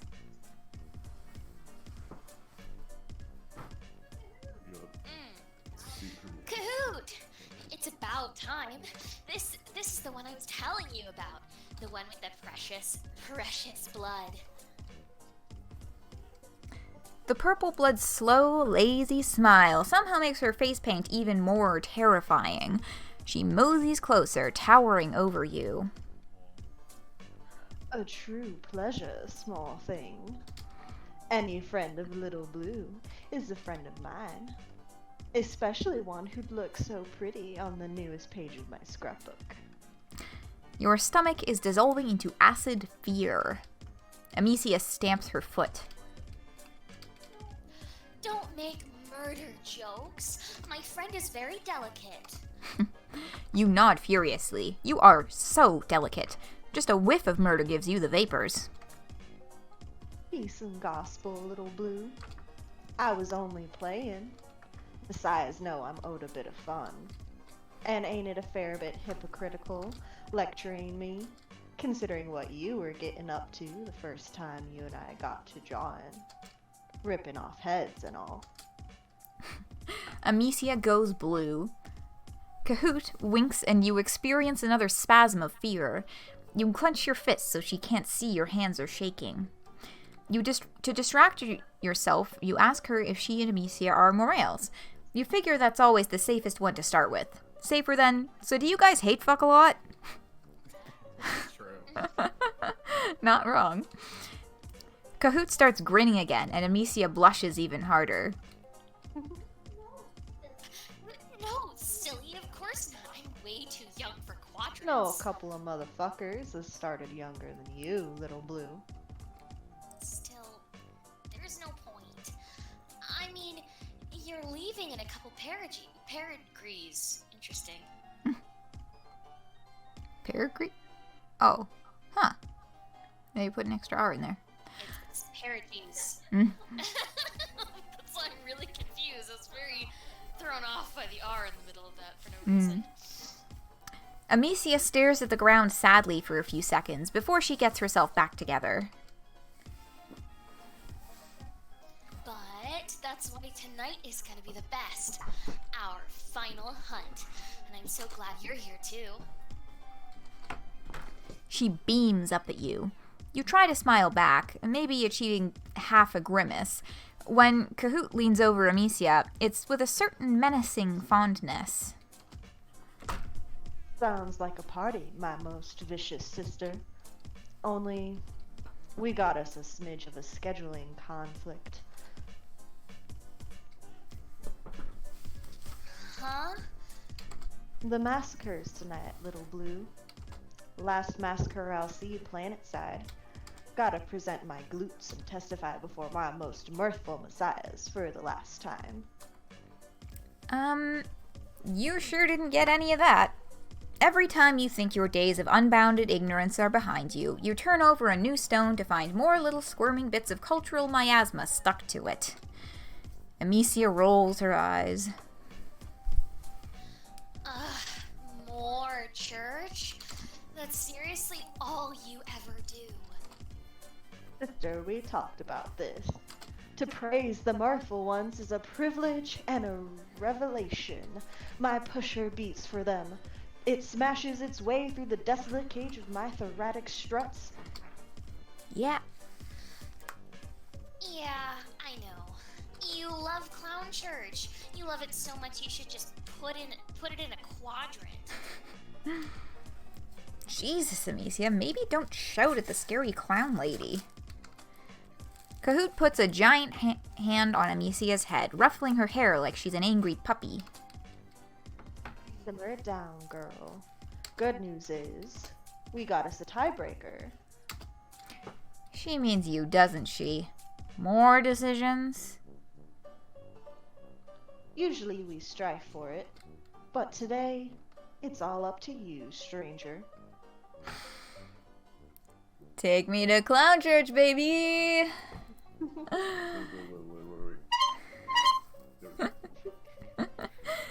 You don't know much about religion, but you have recently become pretty good at reading people. You have the slightest little suspicion that insulting this woman's religion might be unhealthy. Besides, it would be rude. This time, when Chahut turns her painted face to you and gives you another of those lazy smiles, you are filled with a sudden flush of excitement. God, what if you could become friends with her?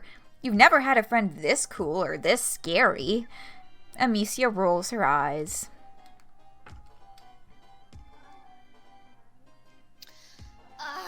Fine. Have fun, I guess.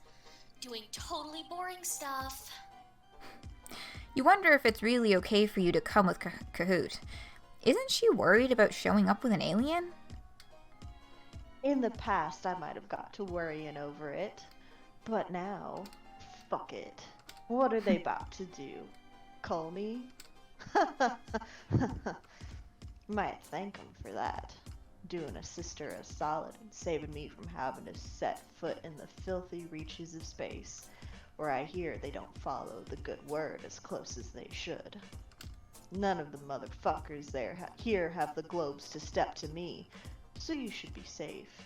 With me on your side, not even one of those slippery fishes would do shit. Slippery fishes. Does she mean sea dwellers? You've never actually seen one, which makes sense since they, dwell in the sea. But most people seem to be scared of them. You wonder how much higher in the caste they are from the clowns. You wonder what they look like. There are still so many things you don't know. You've never been in a church before, but you've seen them in movies and goth music videos, so you know what to expect. Clown church is not that. There's no pews or statues or a sad dude hanging from 2 perpendicular sticks, but there is an altar and a lot of purple candles and rows of flimsy metal fold-out chairs. The same sugary smell hangs around Chahut that hangs around Chahut fills the place. Someone took stained glass a little too seriously when they decorated, because every inch of the window is covered in multicolored... God, why even front anymore? Every inch is covered in blood. Splatters of it paint the floor and stone walls. It reminds you of that break room after Konyyl got done murdering all those kids, except this seems deliberate. Like they decided they wanted a little bit of yellow in the corner, so they walked some poor Goldblood over and gutted him. Welcome to your salvation, little one. You almost run out. But no, you can't. You need to make friends with Chahut. You hang on to that as you follow her to the front of the congregation. As you pass, various other clowns send out honks of greetings, accompanied by the occasional whoop whoop. Chahut responds to a couple with a casual, hey motherfuckers, but most she ignores. Maybe she's too cool for them? You try not to make eye contact with anyone as you go by, or if you happen to look at anyone, you try to throw out your most intense I'm with her vibes that you can. A couple trolls look as out of place as you do. Okay, not as out of place, since they are actually from this planet, but there's some non-purple guys here who look distinctly uncomfortable. A few of them appear to be chained to their chairs. Cool.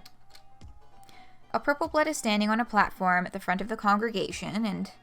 preaching? Rapping? Whatever it is, it sucks. There's a lot of uninventive swearing and weirdly syncopated honks.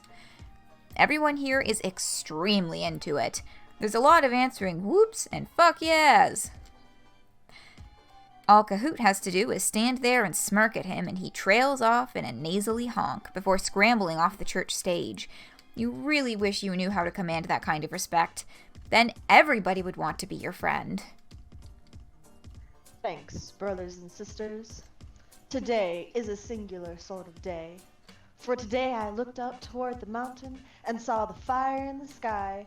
That fire is our messiahs, and our messiahs are the fire, feeding a hungry forge in the belly of hell, that sweet salvation of split bone and sulfur-colored eyes. Was it the heat of eternal damnation, or the sweet flame of revelation? All is red ruin. Woe is us, darlings. Woe. It goes on like that for a while. You zone out a little bit. Someone throws a handful of powder into the candle flames, and more of that sugary, sharp scent puffs out as a colorful smoke billows up. The purple bloods all start taking deep whiffs of the stuff. It kind of looks like the powder in pixie sticks. Newest member of our congregation. Pixie sticks. Maybe that's why it smells like sugar in here. Invite them to stand up and give glorious thanks. The whole congregation has gone silent. You realize that Chahut is looking at you, and the other clown priest is looking at you too. Actually, every single goddamn troll in here is looking at you, except for one small dude who appears to be trying to chew off his own hand to free himself from his shackle. Your turn to testify. Don't fuck this up, little one.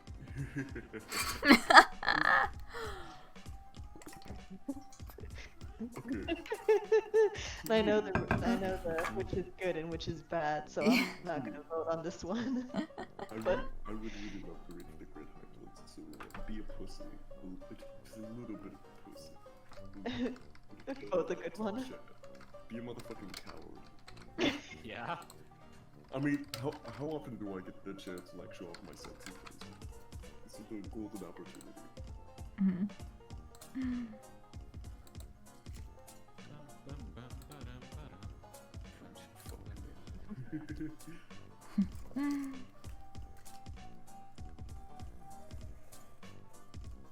My foot's being attacked by...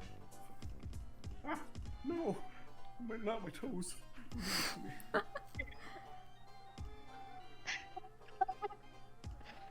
The cutest shit I ever heard get said.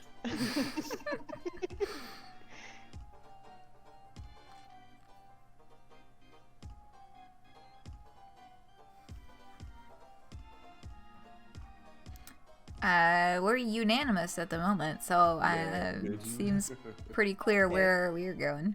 It's time to be a coward! Woo! Yeah, boy! Stage fright, social anxiety, get it. It looks like I do Yeah. like the other route. I do It is think it's good. very interesting. Mm-hmm. But my biased ass is gonna be like, no. We're not doing it. Oh, the Bronya strat, true. Wimp out. You stand there in the cacophony of honks and whoops and trying to dredge up a little spirit inside you, but you just can't. All that noise sounds so much like jeering, and you'd think you'd have gotten used to negative reinforcement, but apparently it's still enough to trip you up. You can open your mouth and all that comes out is a croak. Like you're a frog. A frog of failure. Chahut's big hand lands on your shoulder. She looks wistful through the clown paint. that's okay, hon. Sit down before you strain something. Encased in a fugue of shame, you do. God, why couldn't you have kept it together for just once in your pathetic life?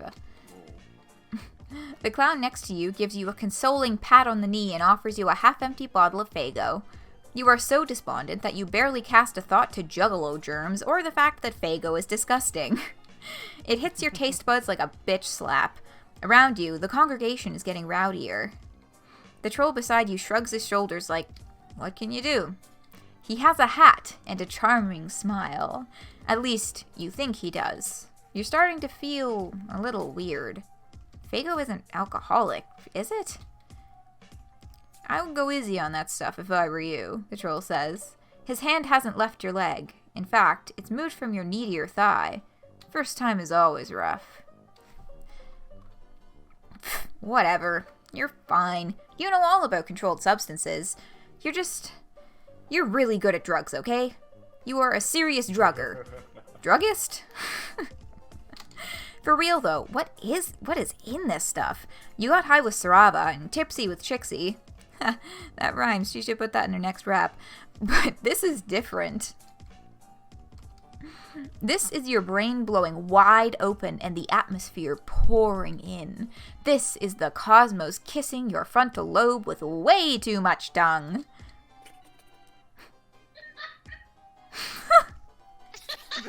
The laughter in the background. Yeah, sorry. It's Hey. like my favorite thing. Yeah. Hey, this is my supplicant. Maybe find your own.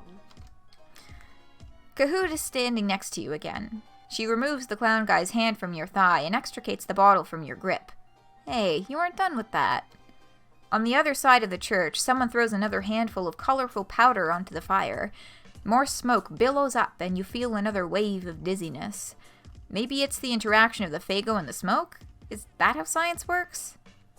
Such bad form, says the troll who's given you Faygo, bringing an alien to your last massacre. One would think you have no respect for your messiahs at all. I think, brothers and sisters, that I might agree with that. Me, bitch. Oh, that's you. Yeah, I think, brothers and sisters, that I might agree with that. A voice rings out across the church. At first you think that it's in your head, the product of whatever weird soup all the competing substances have created, but everyone else hears it too. Chahut goes rigid beside you, her big, vicious mouth stretched into an O of shock. The congregation falls to its knees in a clattering wave. Seriously, you've never heard a crowd of people go quiet so loudly. Chairs are kicked out of the way or knocked over. Kneeling down, Chahut's head comes up to your chest. She and the clown in the hat each push on one of your shoulders. Motherfucker, get down. You hit the deck. You half expect the blood splatters to seep through your dress, but it's just crust flaky and dry underneath your knees.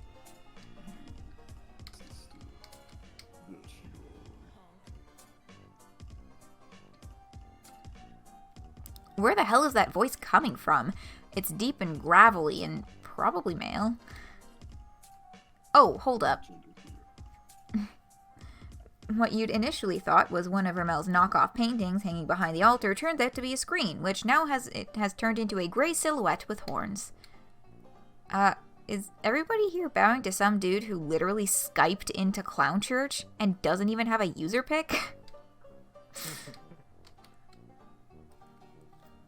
Your Excellency, I wouldn't describe him as my alien exactly. A little too pathetic to really put much bother to. There's a murmur of agreement from the surrounding trolls. Dang, tough crowd. A long snort of breath crackles into static.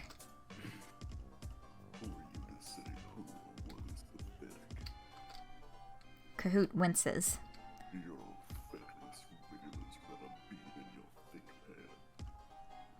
All of the lowbloods in here look absolutely terrified, which is nothing new, but for once they aren't the only ones. Everyone here is afraid, the purple guys included.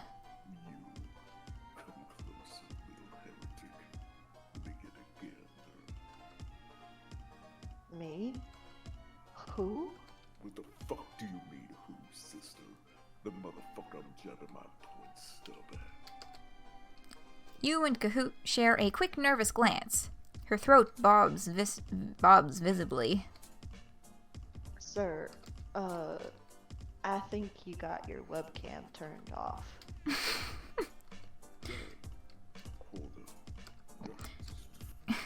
You hear a lot of rustling and swearing. All of you hang in the awkward limbo of an old person struggling with technology. The screen flickers and you can just make out a pair of hulking shoulders. Sir, you've got the light behind you. Never mind the light, motherfucker. You, the homeless one of this road, come close and shine. Oh, you. Of course it's you. Being the main character is exhausting. You move closer to the altar, although you aren't actually sure where the camera is. This guy is someone. You would be able to tell that even if everyone here wasn't bowing to him. His voice has a certain quality to it. That's close enough. I'm not trying to look up your sniff love. Child, you got any notion of who I'm fucking at? None, except that he is possibly important.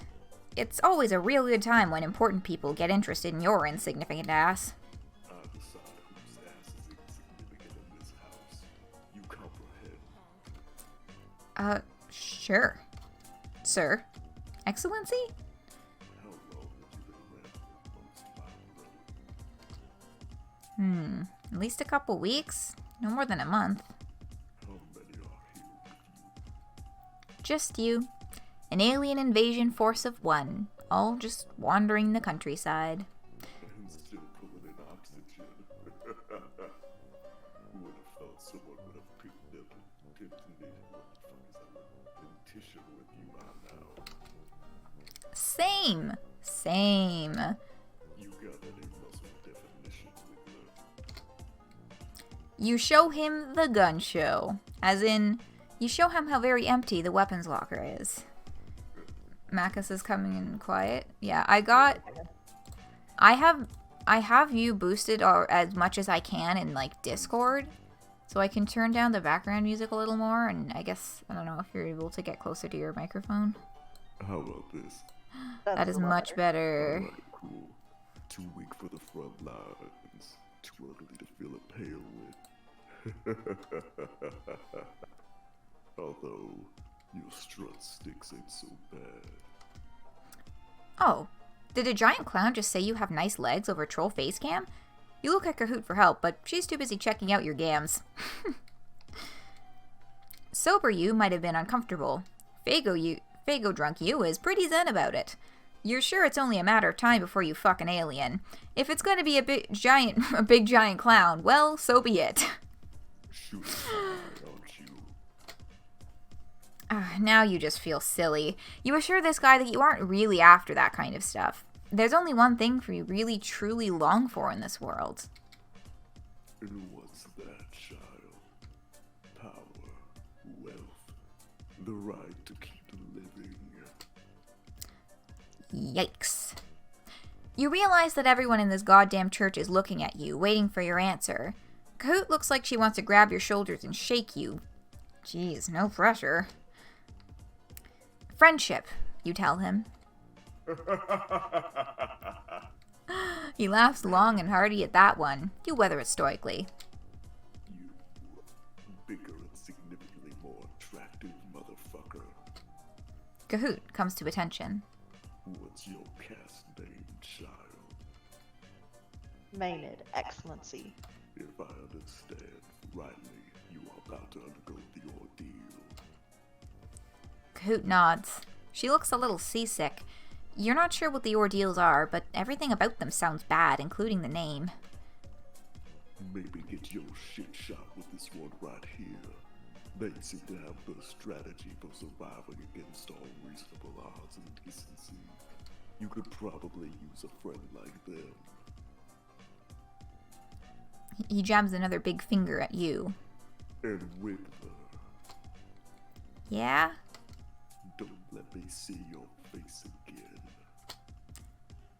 The call disconnects, and the screen goes blank. When you point yourself towards the front of the church, everyone scrambles to get out of your way. It's like the big clown's attention has conveyed some honorary status on you. Probably nobody will mess with you for, half an hour at least. You aren't really going anywhere, you just need some fresh air before you pass out. Chahut emerges soon after. She looks nearly as winded as you feel. You ask her if she's mad at you, since that could be potentially dangerous for both your life and your burgeoning friendship. Mad? Why would I be mad?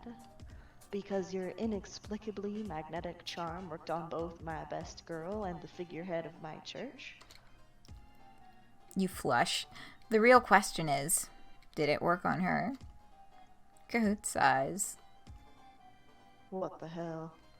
Old motherfucker told me to listen to whatever it is you can teach.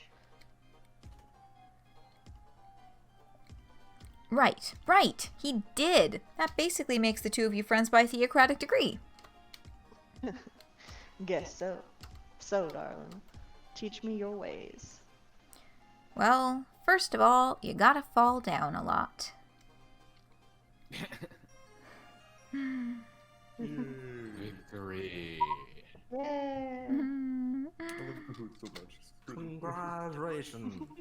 I want to kiss her. Chahut is very nice. She is quite wonderful. She's wicked. Ooh boy. Alright. Azdaja. Voices ready? Yeah. Yeah.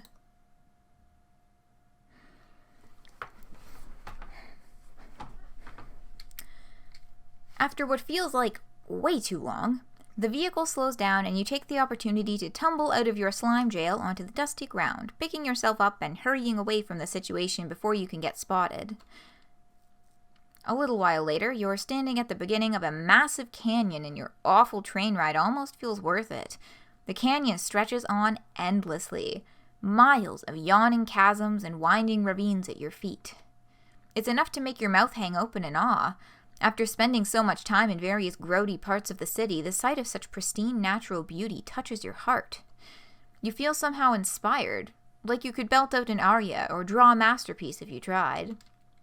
But before you can begin exploring your hidden creative depths, you're distracted by noises coming from not too far away.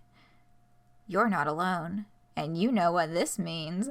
A chance to get yourself more of that sweet, sweet friendship. After so many successful companionship ventures, you are thirsty for more. You pick up your jaw and go investigate.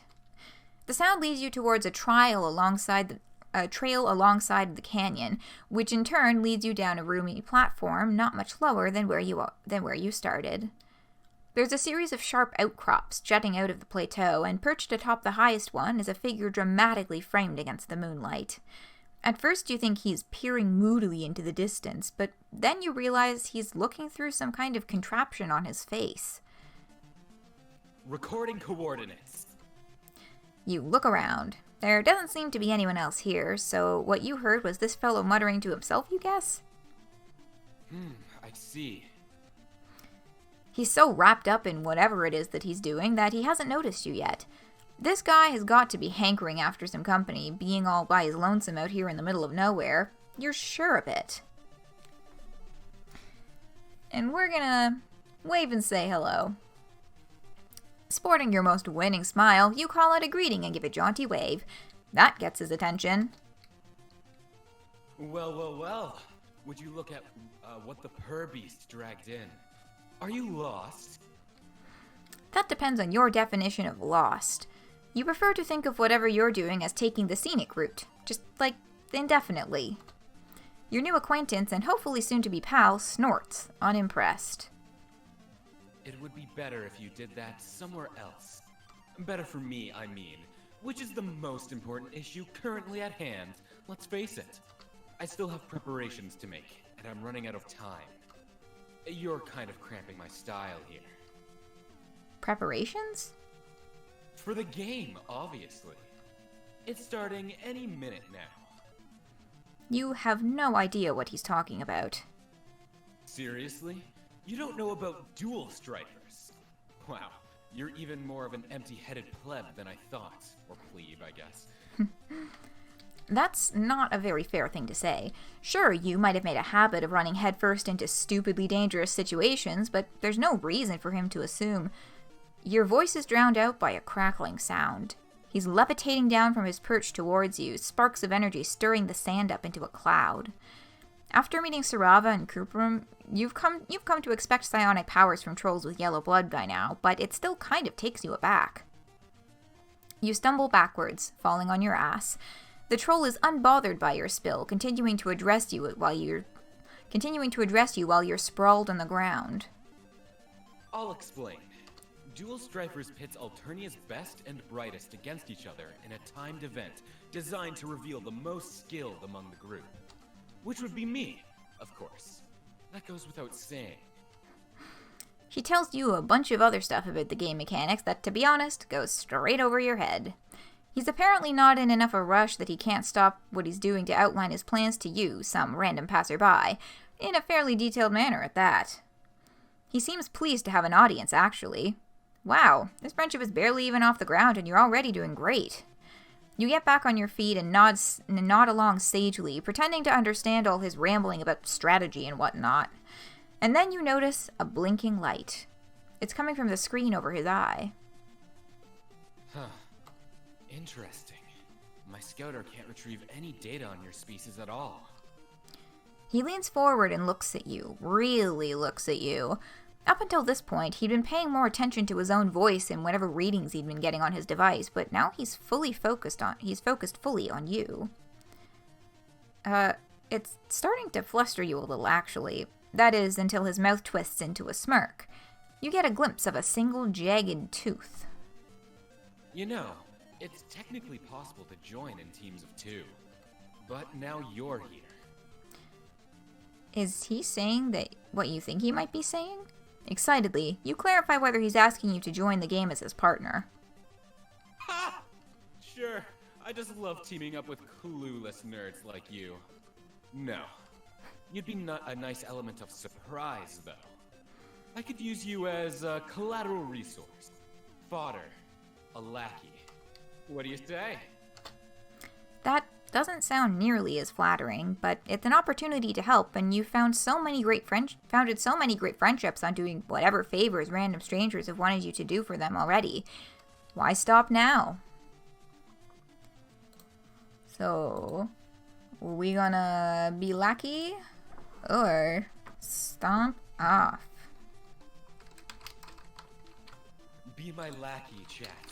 Do it.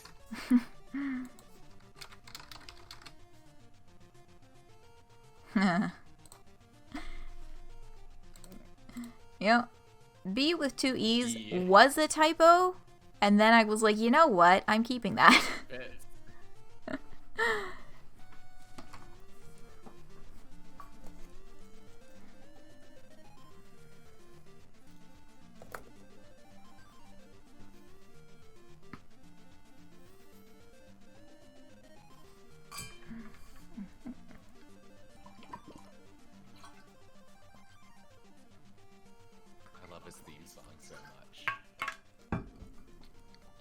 It's so good. It sounds like classic Mega Man music.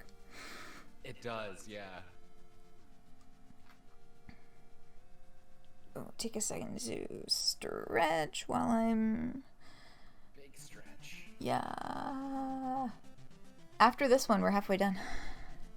Ooh. Okay. Be the lackey. We've been here since 3. Mm-hmm. It's been, Almost 10 hours. Yeah. 10 hours. Okay, damn. Well, let me keep going. Okay. You'll be the best lackey ever. The title might not be much, but that doesn't mean you can't excel at it. You tell him you accept his offer. Excellent. By the way, I'm Azdaja Knelax. But you must have known that already. You're not sure why you would. Maybe he's some kind of big shot? Come to think of it, the name does ring a bell. You've heard it before, when you were in the middle of infiltrating a bandit hideout with the mercenary. Konyyl. You met my matesprit? You must have gotten on her good side, or you wouldn't be standing here talking to me. Because you'd be minced into the ground finer than grub paste. He's grinning like he's really proud and fond about Konyyl being the sort of girl who'd make mincemeat out of someone as soon as speaking to them. If he wasn't talking about her literally murdering you, you might find this reaction endearing. Hang on. If he already has a partner, why isn't she here? Azdaja's expression sours abruptly. My partner isn't here because she didn't make our agreed rendezvous time. He says the word partner in an overdone, exasperated huff, as if he thinks she might be listening from behind a boulder somewhere and he can somehow shame her into appearing. You remember what Polypa said about mercenary duos often being quadranted pairs, i.e. romantically involved. Did his girlfriend stand him up? Yikes. Maybe it's better that you haven't been promoted to partner status if it meant getting involved in another couple's spat. You've had quite enough of that already. You hope they aren't fighting. Oh, we got a hydrate in the chat. A hydrate redemption. Which is a very good idea. Hell yeah.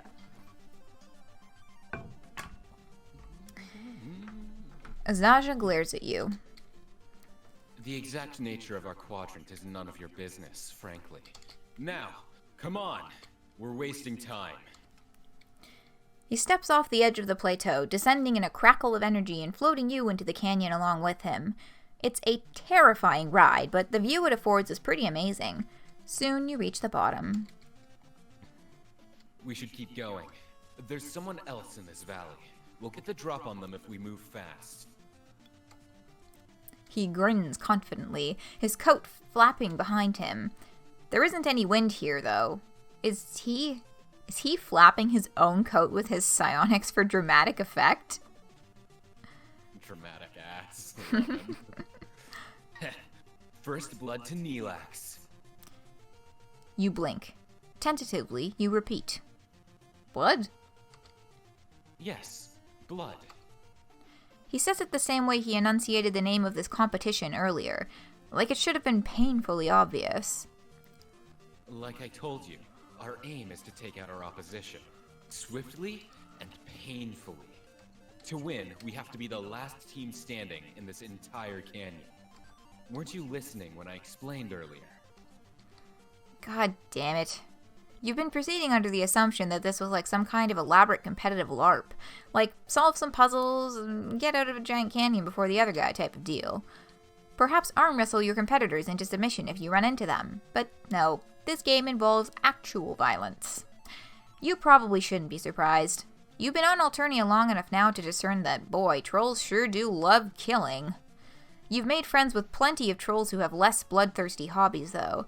You ask him whether he's ever considered getting into excessive bodily force poetry or streaming sick beats. Please, you're kidding, right? Now is no time for joking around. Don't tell me you're actually getting frosty strut pods. I can't work with someone with such a flimsy sense of conviction. You reassure him that, no, of course not. Your strut pods are toasty as all heck, but he's no longer paying attention to you. His scouter glints. There! He flashes past you before you can blink, riding the wave of his scythe to a collection of rocks sitting behind you. Target acquired. Nice try. Think you could outsmart me by laying in wait and launching an ambush. Cowardly move. And sloppy. Very sloppy. Now, prepare to get owned. Resistance is futile. Oh, fuck! Abruptly, Azdaja freezes. You hesitate, unsure as to what sort of threat you're dealing with here. But then a troll girl with a cerulean blue symbol on her shirt pops up from behind the rocks. She giggles menacingly, making Azdaja turn towards you. His expression is blank, his nifty brain powers now under your competitor's control. To echo Azdaja's sentiment, oh fuck. You need to do something fast. You have the harebrained thought that maybe you can grab Azdaja and physically wrestle him from her control. You launch yourself towards them in a mad dash, attempting to call out a chilling battle cry, but it comes out as more of a pathetically broken yell. The girl laughs again. Azdaja's eyes flash bright, brighter than you've seen so far, almost blinding. Oh hell, those are straight up eye lasers, aren't they? And they're really powerful, holy shit. You've met some strong trolls, but this kind of power is something else. If Azdaja were a character in a video game and you were to assign him a quantifiable number to measure his power, some kind of level, perhaps, that number would be... well, it would be very high, is all you're saying. Azdaja's lasers shoot at a point above you, scoring a deep gash in the rock and sending rubble toppling downwards. You reach out, grabbing at Azdaja's coat. You have to get out of here. The girl doesn't stop you, merely leaping out of the way of the certain doom that's hurtling rapidly towards you. You think you see something out of the corner of your eye, some last-ditch hope at not getting squashed as flat as grub cake. You race towards it.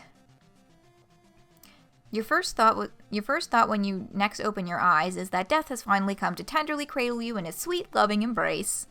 But you quickly realize that you're in a cave, not the afterlife, and that the reason you can even see anything right now is because the area around you is brightened by a light coming from Azdaja's scouter.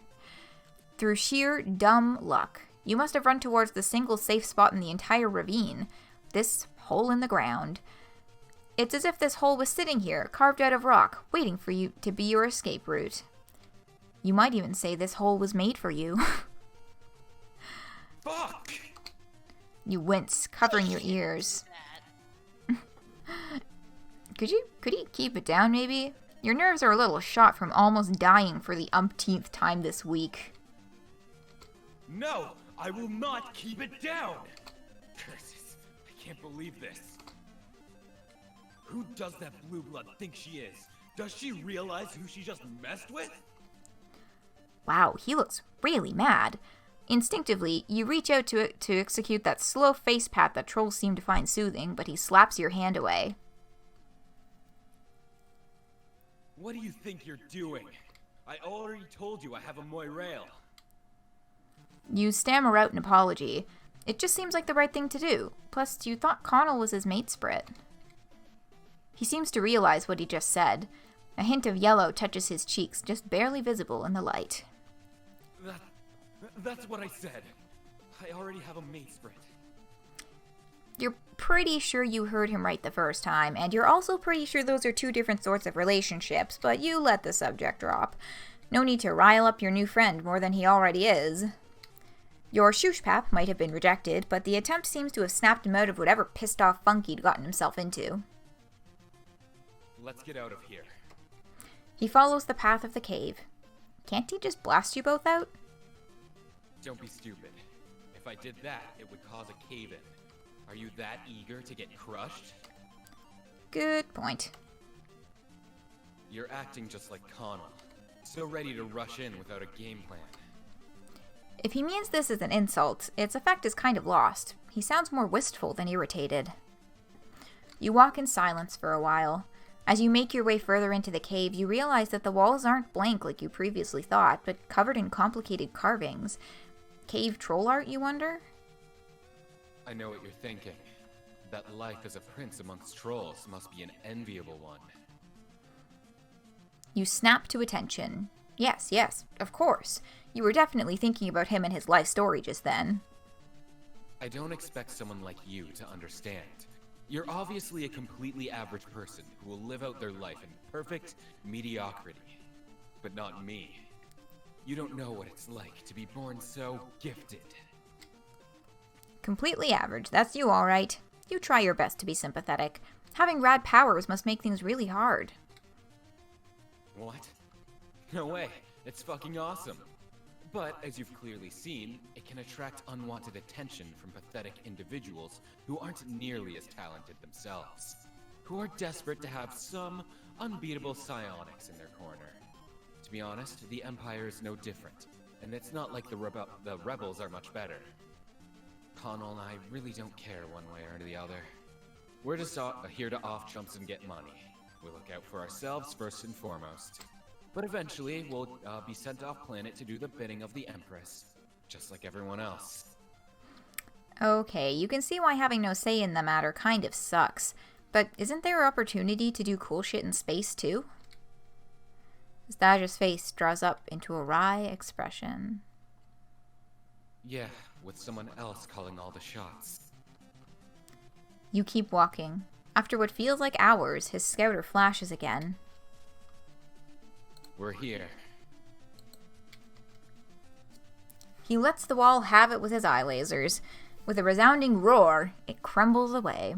Aside from the spot he destroyed, the rest of the cave is intact. Moonlight spills into the space through the impromptu exit. It's over. We were stuck down there for so long that the game has ended. Meaning? Your heart sinks. This was a disaster. He's definitely not going to want to be your friend after losing this competition he's so invested in. We're the last team standing, which makes us the winners. I knew it! That blue blood loser might have had a stroke of good luck, but she was no match for someone of my station. My victory was a foregone conclusion from the start! Bringing you along was an excellent idea. Your recklessness really came in handy back there. He's thanking you, you realize, or something close to it. Modestly, you assure him that it was no problem. A prince knows when to give credit where credit is due. Celebration is in order, I think. Once we collect our prize. There's a prize? Fuck yes. Dual Stripers offers an impressive cash reward to whoever wins. You'll get a cut of as well, of course. Whoa, money! This will be the first time you've laid your hands on the stuff since you crash-landed. Maybe you'll be able to finally purchase a warm meal, or clothing that isn't from somebody else's closet. More important than money, though, is that you've proven you aren't a complete fuck-up. You've earned Azdaja's trust, and also his friendship. Yay! Victory! Woo! And we're halfway done! Yes, and that is the halfway point at almost exactly 10 hours. Yeah. So another 10 hours, and we'll be good. Yeah! You say that like it's just an easy thing. Like, oh yeah, just another 10 hours, it's fine. Woo! It's all just so fucking Gucci. Oh, Yeah. Dang. Okay. I might have gotten I in a mean, little hey, bit crap. of trouble for neglecting my job, but it's fine. Oh. I mean, hey, I woke up at like 6 It's all p.m., good. so I am good to go. Alright.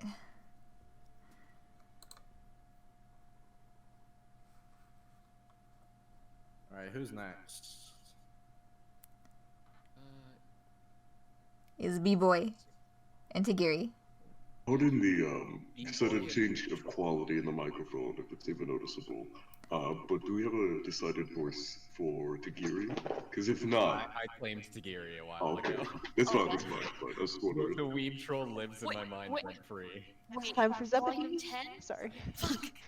We're on volume. Yep. The crab does Zebedee's voice really, really well. So. If I can remember how to fucking do It was just kind of like a high-pitched Midwestern, but like with some tusks in there. Let me see if I can find my pieces of foam to put in my mouth so that it actually sounds correct. Hold on. I have props. I have little tusk props that I stick in my face so that it actually makes the right sounds. Oh my god. Okay. Yeah, I'll be right back. I'm gonna go. Yeah, I'm just gonna pop out this intro real quick and I'll set up our vote for who to do first. Hell yeah. You've been lucky enough to acquire a bounty of friendship since you arrived on this planet. But there's still an emptiness nested right in the crook of your heart's atria. Maybe making one more friend will fix it. Maybe this next one will expand inside your chest like a sponge in the bath, pushing out all your sadness, loneliness, and insecurity. After all, number 20's the charm. Wow, that is how many characters we've done. Damn. Or like, well, 18 so far. Every time I hover over Tegiri and he does the JoJo pose, like, fucking Yeah, lose that's it. what I was literally about to say. Like, I fucking... my mouse was already, like, hovering over Tegiri's when I clicked through, and I was like... Go, go, go. JoJo? I hate him, but I love him. He's like... Back when I first played Friendsim, I did, like, one of those character rater things where like you put them in tier lists, and he was the only one where I'm like, I have no idea where to put you, so I'm giving you your own tier. Yeah, I'm interested to learn about him just because Polypa said that he like fucking rescued her after she got her legs broken. But that's it. That's all I know of Tegiri. Besides that he's like an anime bitch. Like everything that Polypa said, yeah. Oh, you have a hydrate, a posture check, and a stretch. While that vote time's out, I'm going to refill my water, so I will be back in a second. Okay. Yeah, the sheer contrast between these two, you're right. Yeah, Zebede is a soft boy. He's a little weird, but... Man, look, the thing about Zebede, before we get into it, like, I feel so bad for him. Like, he gets so much shit, and he's just a little dumb idiot kid. Pardon the cat making noise. But, like, you wasn't a little bit cringy when they were, like, fucking, I don't know, 12, 13. Yeah. Yeah, he's doing some things that, you know, are objectively, like, don't do that, but you did that shit when you were a kid. You didn't know better. You're kind of dumb, and it's in the private symptoms of, like, your own personal whatever. You'll be better. Just chill out. You're gonna fucking cancel a fucking 12-year-old. Gotta grow up a little. I love him. He's an idiot. Let him be. Yeah. God, I love that kid. Dumbass. Can you hear the jingle jangles in the background? A little bit, but it's adorable. Okay, cool. Because Honk is like tearing up my room. They get so manic at this hour. Ain't that right? That's really valid of him. She's wonderful. I love her. Come here, bitch. Fucking get you.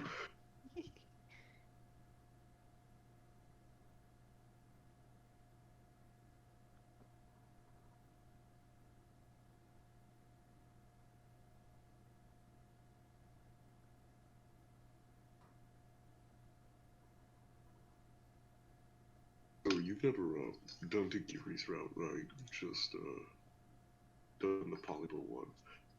Pay attention to the background. If we do, wait, shit. What did we vote? What was the vote? I don't see it anymore. It was Tegiri. Yeah, okay, cool. Yeah, the background is very important. Everything in that, all the backgrounds for Tegiri's route are golden, but there's so many like little Easter eggs. I'm just gonna be like, haha, look at that. Look at the weird stain on his body pillow. Why is it teal colored? Because he cries into it. Oh yeah, sure. Yeah. Yes, he cries. Gunter. Oh, sorry. Oh, sorry, Gunter shoves them out the way, knocks them to the floor into a rusty nail. They get tetanus. Nah, I have my shots. Okay, good. Yeah, they're sitting over there with their fucking, it's like, you know those, like, foam, makeup applicators? Little, like, thin, like, square ones? But yes, I What do. they, like, cut into to make the tusks for themselves. Oh no. That's how I recorded last time. I'm excited. I'm really excited to hear this little ZBD. I love him. I don't have like a the only voice I have associated it doesn't exactly sound like a child. It sounds like a drag queen. So oop, we're going into it.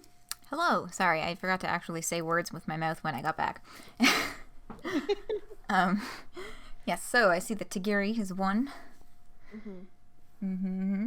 Our voice is ready and on deck. We got Polypa potentially coming in later in this one too. Oh, okay, cool. I can be Polypa. Again. Sweet. Yeah. Okay. Ready to rev? Let's go. Yeah, boy!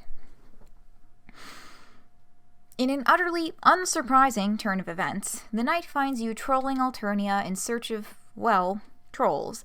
The friendly type, preferably, although you've been known to work wonders with hostile folks, too. Your current hunting grounds appears to be a primarily teal neighborhood, which suits you fine. Teals live relatively comfortable and are usually only mildly disdainful of you. This strikes you as a good place to search for companionship. You've got another pressing concern, though, with a faint glow far on the horizon which suggests that the sun will be rising soon, a couple hours from now at most.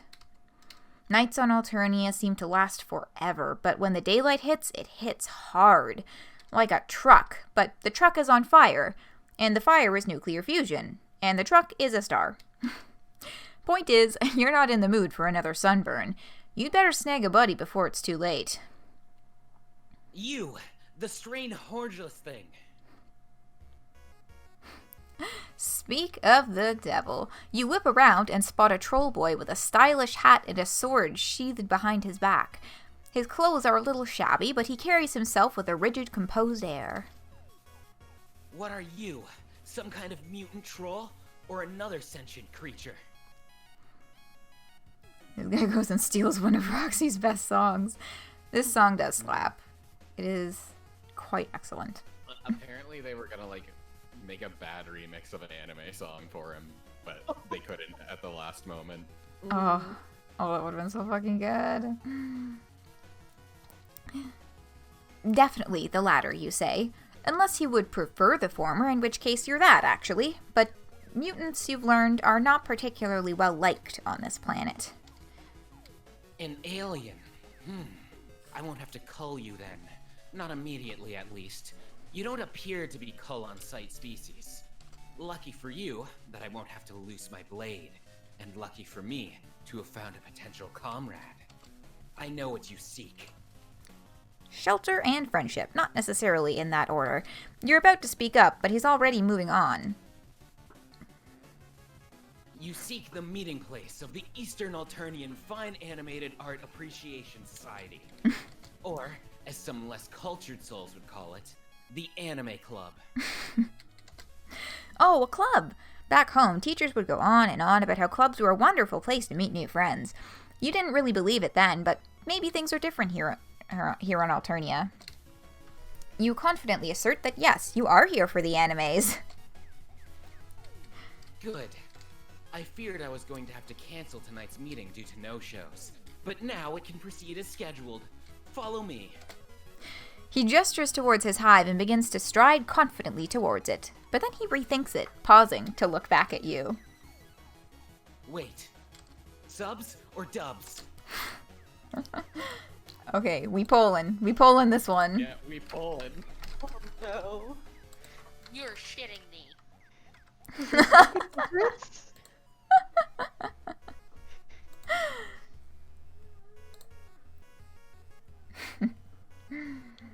love how refusing to pick a side gives you a bad ending. I know, right?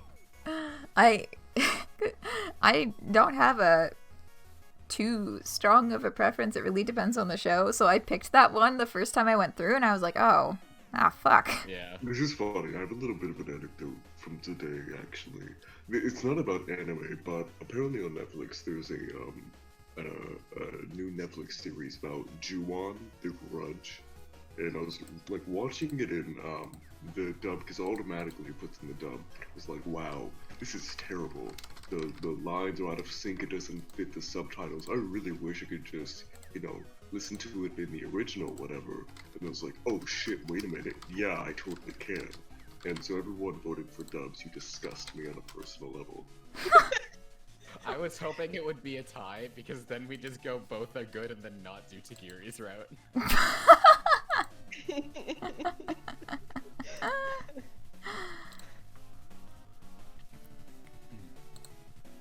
Alright, I just realized I forgot to do social media again, so I'm just, prepping that.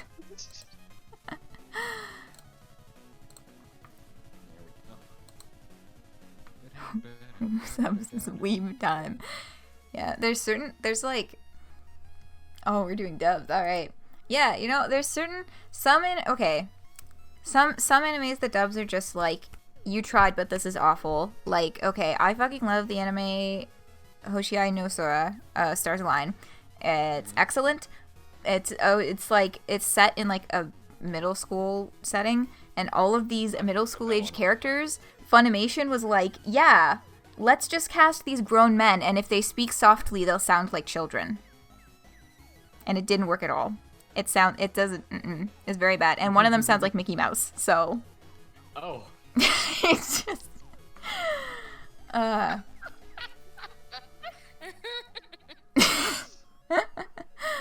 but I have never actually seen Ouran High School Host Club, for example, with the original Japanese audio, because it was one of the first anime I ever watched, and I was introduced to the dub. I watched that and the original Fruits Basket in dub. They're good dubs, I think. But I usually do watch. I thought you were gonna say you've never seen Ouran High School Host Club. That is also where I thought that was going. No, it was one of the first ones I saw, and like, even though going back and rewatching it a few times, there's like, it's like every time I go back and rewatch it, I find more things that make me say yikes, but like, it still hits. It's definitely one of those series. It still hits that tiny little nostalgia spot, but there's a lot of yikes. Yeah. Perfect. A fellow connoisseur. Let's continue.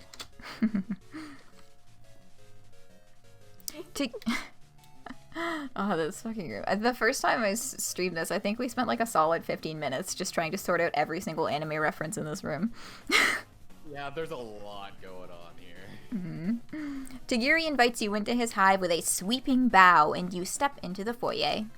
The hive looks normal from the outside, or normal by troll standards at least, but the inner decor has an entirely different vibe to it. It reminds you of Japanese architecture. Tegiri takes off his sandals before entering the next room. You'd take your shoes off too, if you had any. As you step into his living room, you are assaulted, not literally thankfully, by an absolute smorgasbord of merchandise. This place looks like someone did a Google search for otaku collection and opened the first result. Posters and scrolls adorn every inch of the wall available, and the inches of the wall that aren't available are blocked by shelves containing all sorts of DVDs, manga, and other forms of media. On a large glass shelving unit near the room's exit, you spy a veritable cornucopia of anime figurines, most of whom seem to be in varying states of undress. You would like to describe it as tasteful nudity, but you would also like to describe yourself as the most popular person on Alternia, and both would be a lie. Tegiri has arranged his merch meticulously according to blood color, from red at the bottom to fuchsia at the top. I see you are admiring my fine East Alternian collectibles. Pardon I me. polish them daily, just as I polish my blade.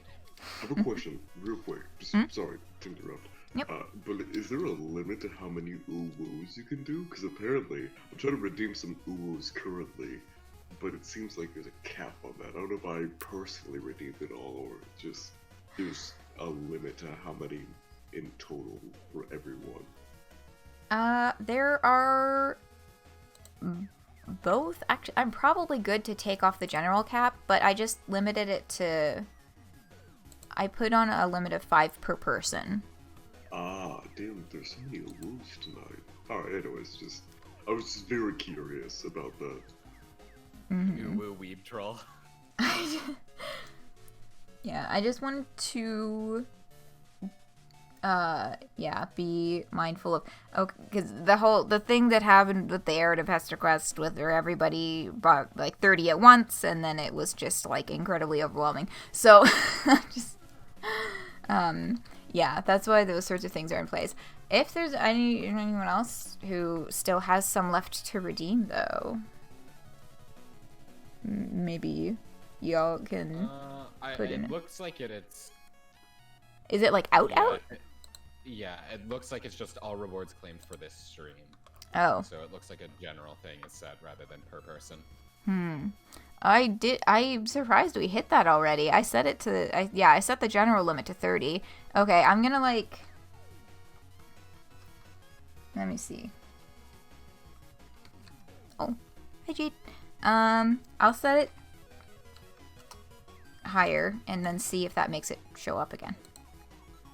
I just set the overall stream limit higher. Does that make it show up again? Yes, it does. Okay, cool.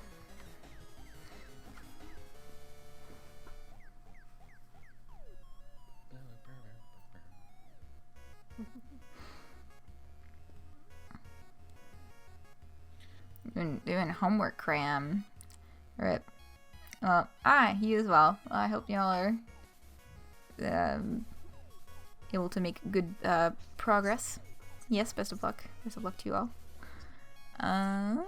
Good luck on your homework. Yes. Do well.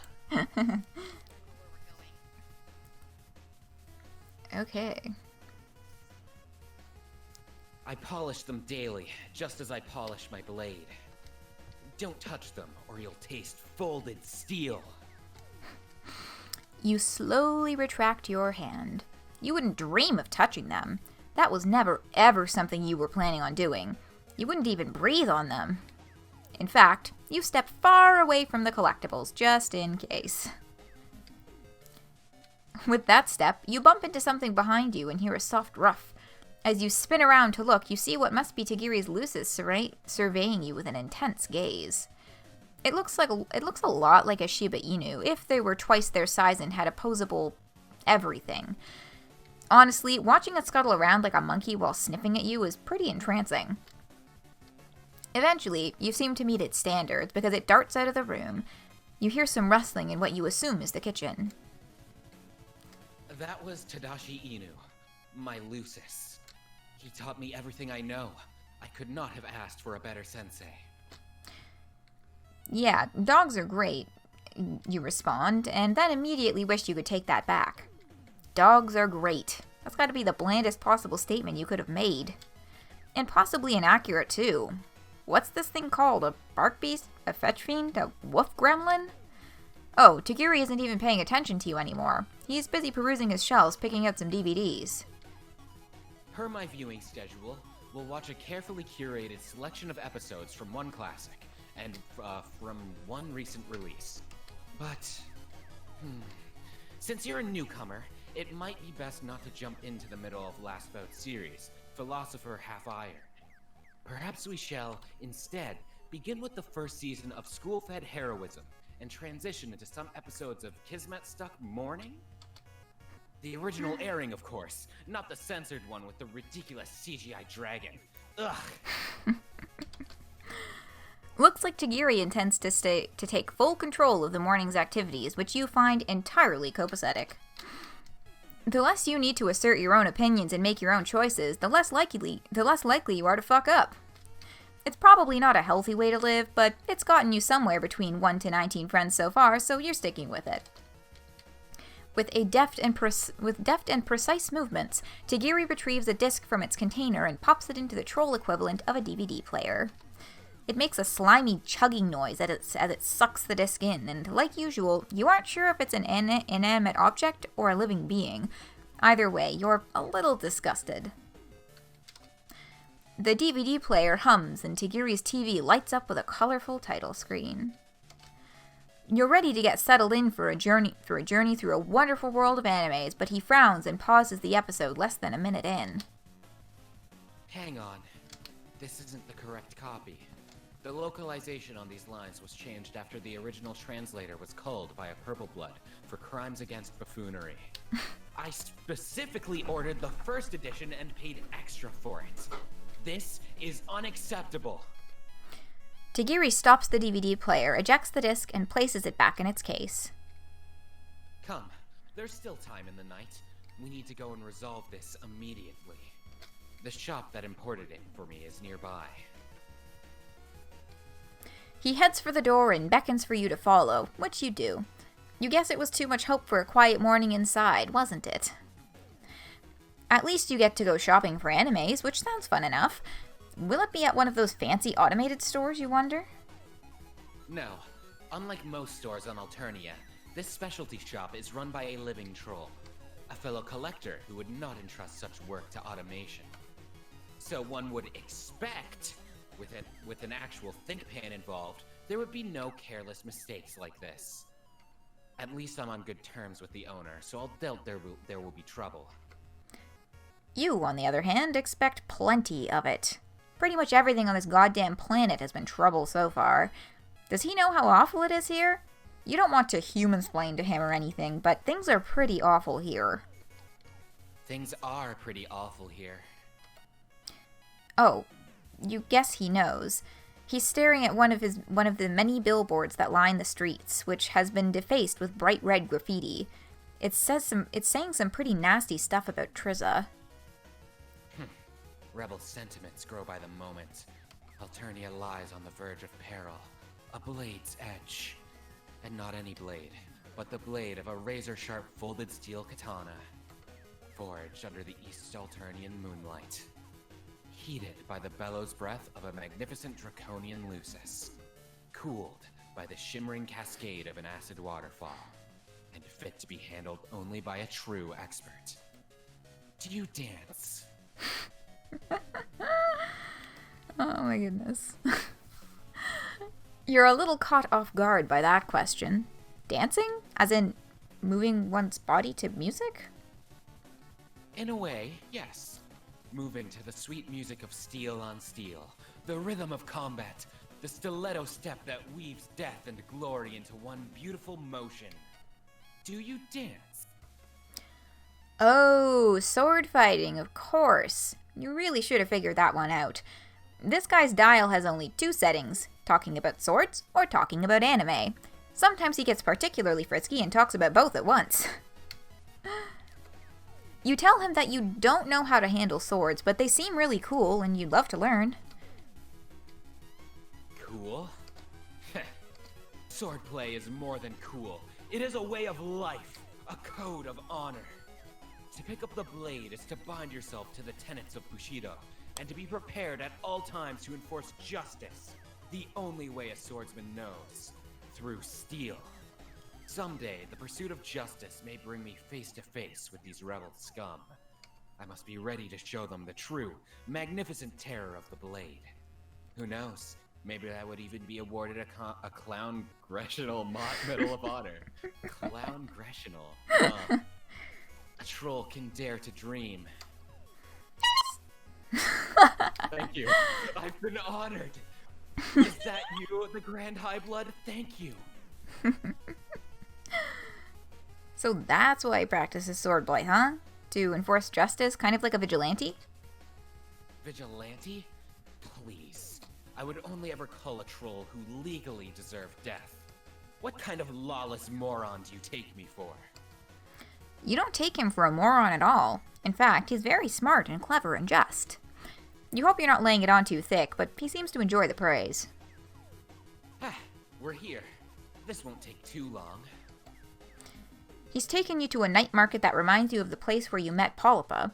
A strip mall lies to the left of many tents and stalls, and a sign above one door reads, Super Tomato Imports.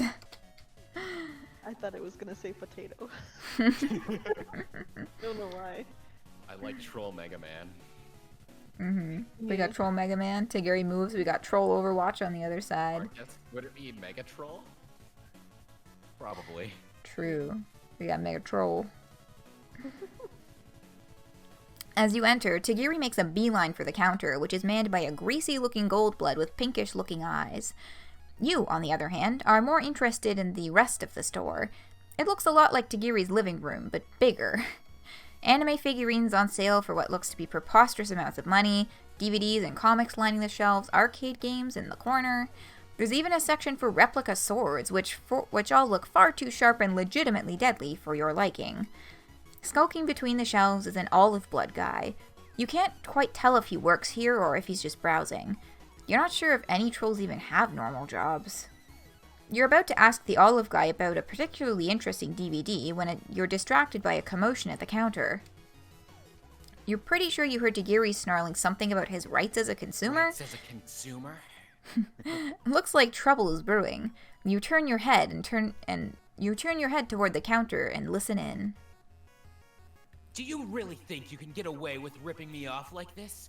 Do you know who I am? My blood caste? A teal blood like me has connections. A vast network of like-minded souls at my beck and call, ready to be unsheathed against my hapless foes. The legal force I can bring to bear against you is greater than your puerile mind can ever imagine. A fleet of legislaturators will descend upon you like shadow clones, each armed with the greatest weapon of them all, knowledge. And with our intricate understanding of the Alternian legal code, you will be mired in suits so myriad, so mind-numbing, you will wish for the swift and early death my blade can provide. Or you can offer me an exchange of equal or greater value to my original purchase. Which path will you choose to walk, scum? You walk closer to the counter, hoping you might be able to help resolve the situation, but instead you blunder right into the olive blood and send a box tumbling from his hands to the ground. A bunch of assorted products spill out as the shopkeeper gasps dramatically. You don't see what the big deal is. Looks like some more DVDs and manga. One cover features a troll with heart-shaped horns and a bright pink sign, and another features some red-blooded douchebag wearing pants way too tall for him. Tegiri picks up one of the mangas and waves it in front of the shopkeeper's face.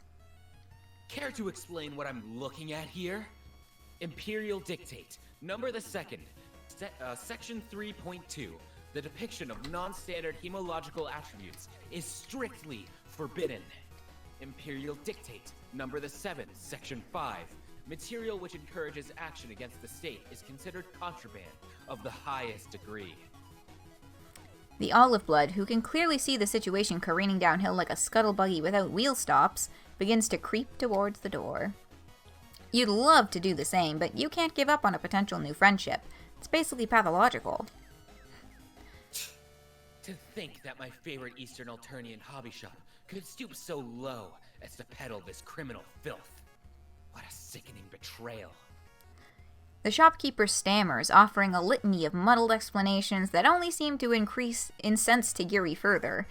He was holding it for a friend. No, wait, it's satire? Tegiri slams a palm down on the counter and his eyes shoot open, revealing dark purple irises with a strange swirl pattern. Imperial Dictate, number the 61st, section 2. Satire is especially contraband.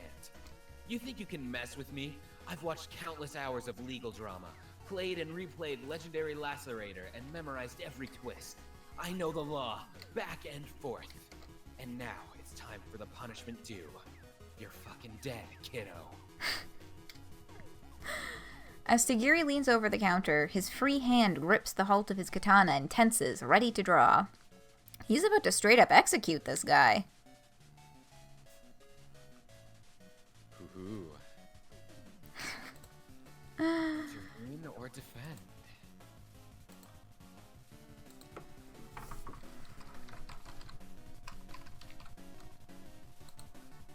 Me trying to look do have a personal preference, which I won't say.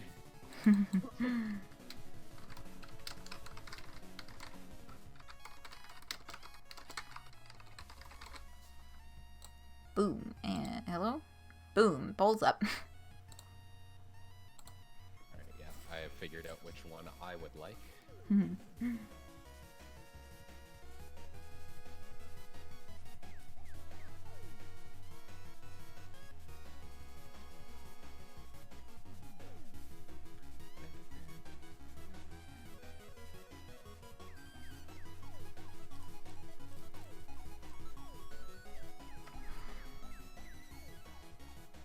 Let's see in chat. Chowdy's about to pull an inconsistent set of abilities out of his ass. This is right. I was a little iffy there for a second, but I think we're gonna defend that shopkeeper. Good choice.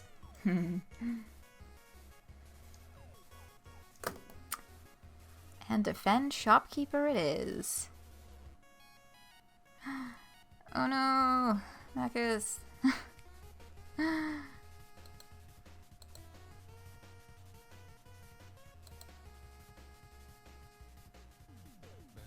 Defend the shopkeeper.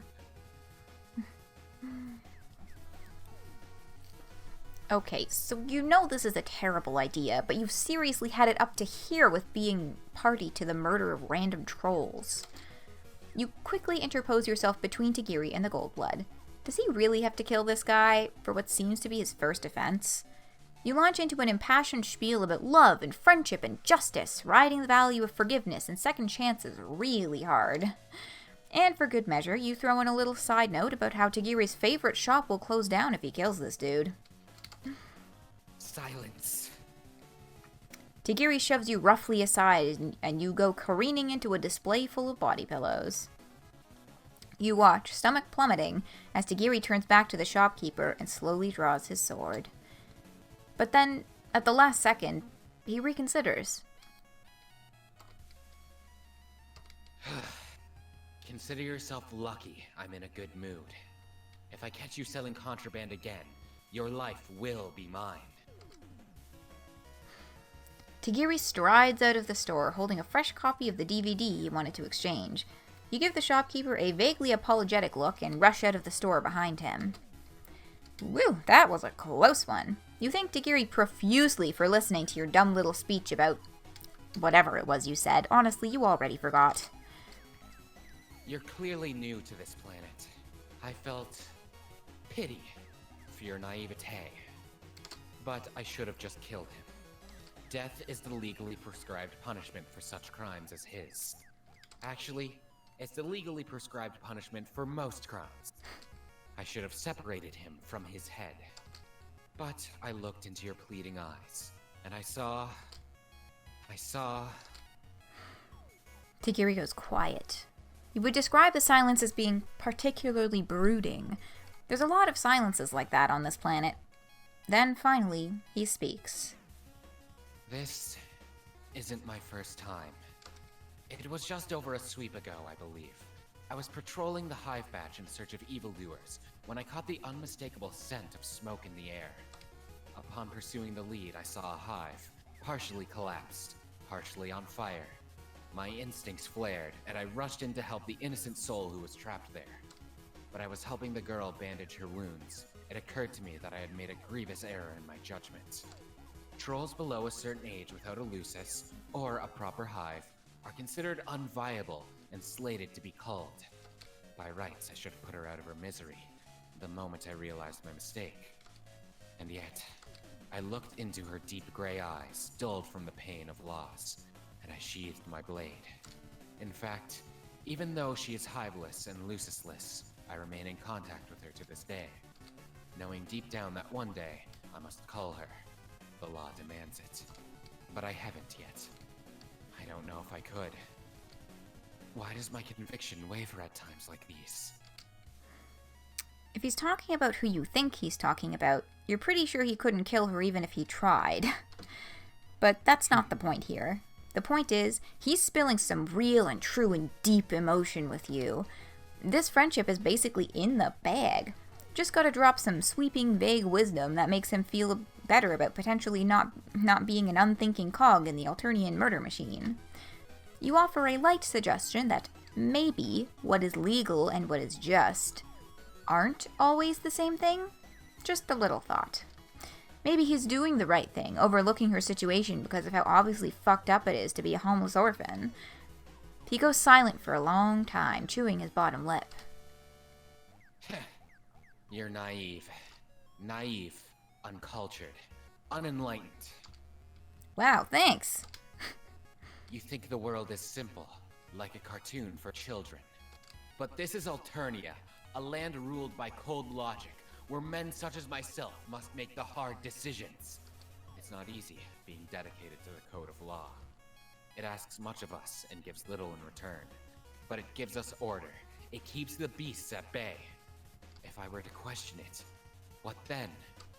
Would I begin to wonder if it is unjust for a blue blood to command his servants, for Imperial drones to call the infirm, for us to obey the ever-changing whims of Alternian royalty?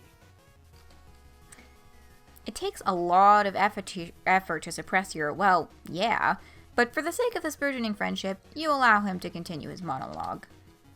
Riots in the streets, troll killing troll, even more than usual, I mean. No, I cannot waver. These hands must remain steady and true, though I feel a pull towards this scorching fangs of the light.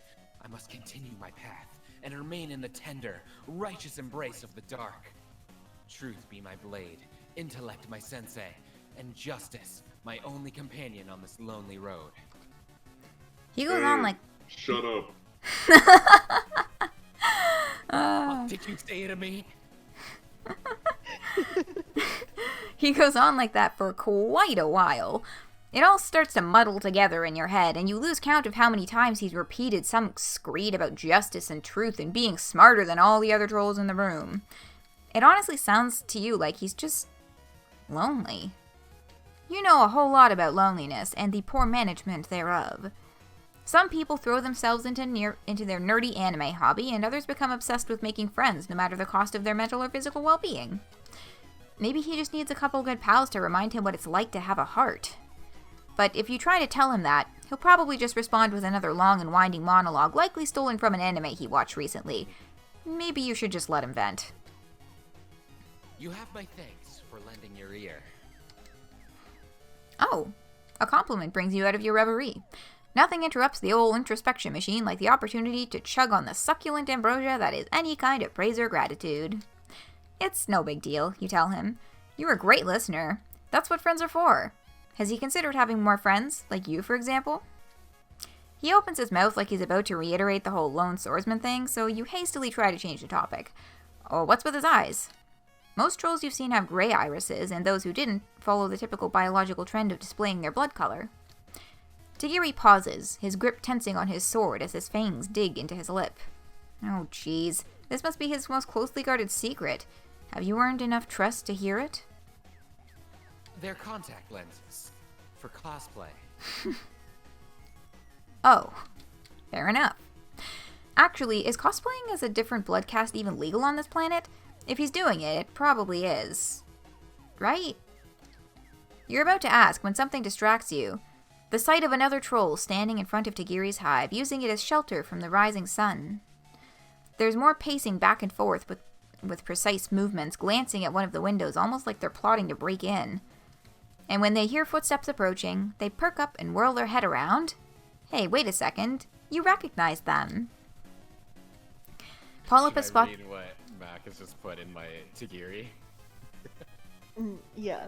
Make me say something. You know what?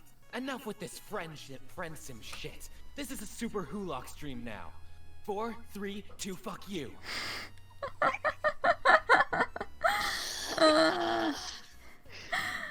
Yeah. Souls of my body. You can't. Marcus, why did you make this happen?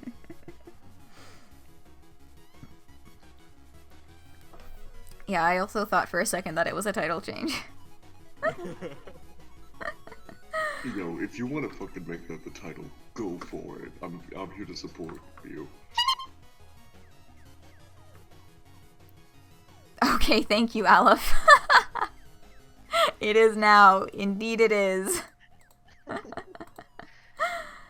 Alright.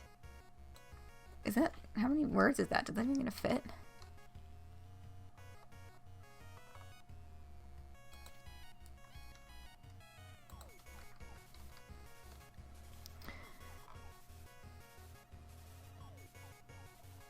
Okay, it Thank you for all the self-care checks, Rebellious Streamer. Yes, thank you so much, Rebellious Streamer. You have been very dedicated to sending us self-care checks throughout, like, this entire thing, and I greatly appreciate that. Appreciations to Rebellious Dreamer. And also appreciations to you, Caitlin, because you also have, like, the best redemption things for these points that I've seen for any streamer. They're Like, good on actually you. fantastic. Yeah, all of them are just mwah. Oh, thank you. Yeah, I'm glad that y'all are enjoying them. I gotta reload this page again. It's not letting me change the fucking stream title.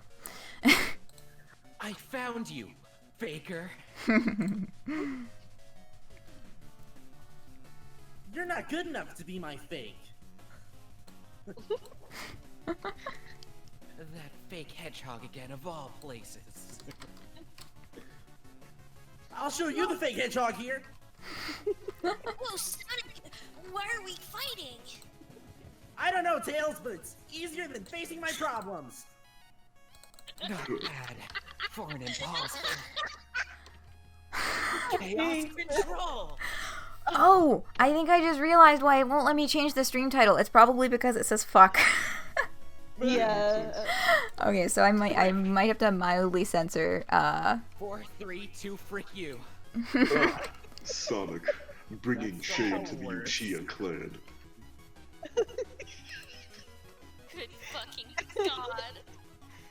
Crab, do a Where's narco that voice. Damn forced chaos emerald. I don't know how to do a Hey. Naruto voice. Just pretend like you're a small boy. That's my Tails voice. I don't know what you mean. Even smaller. Collapse them Be into a very soda loud, can. obnoxious, and say believe it. Believe it. Yeah. Perfect. Do your best Ben 10 impersonation.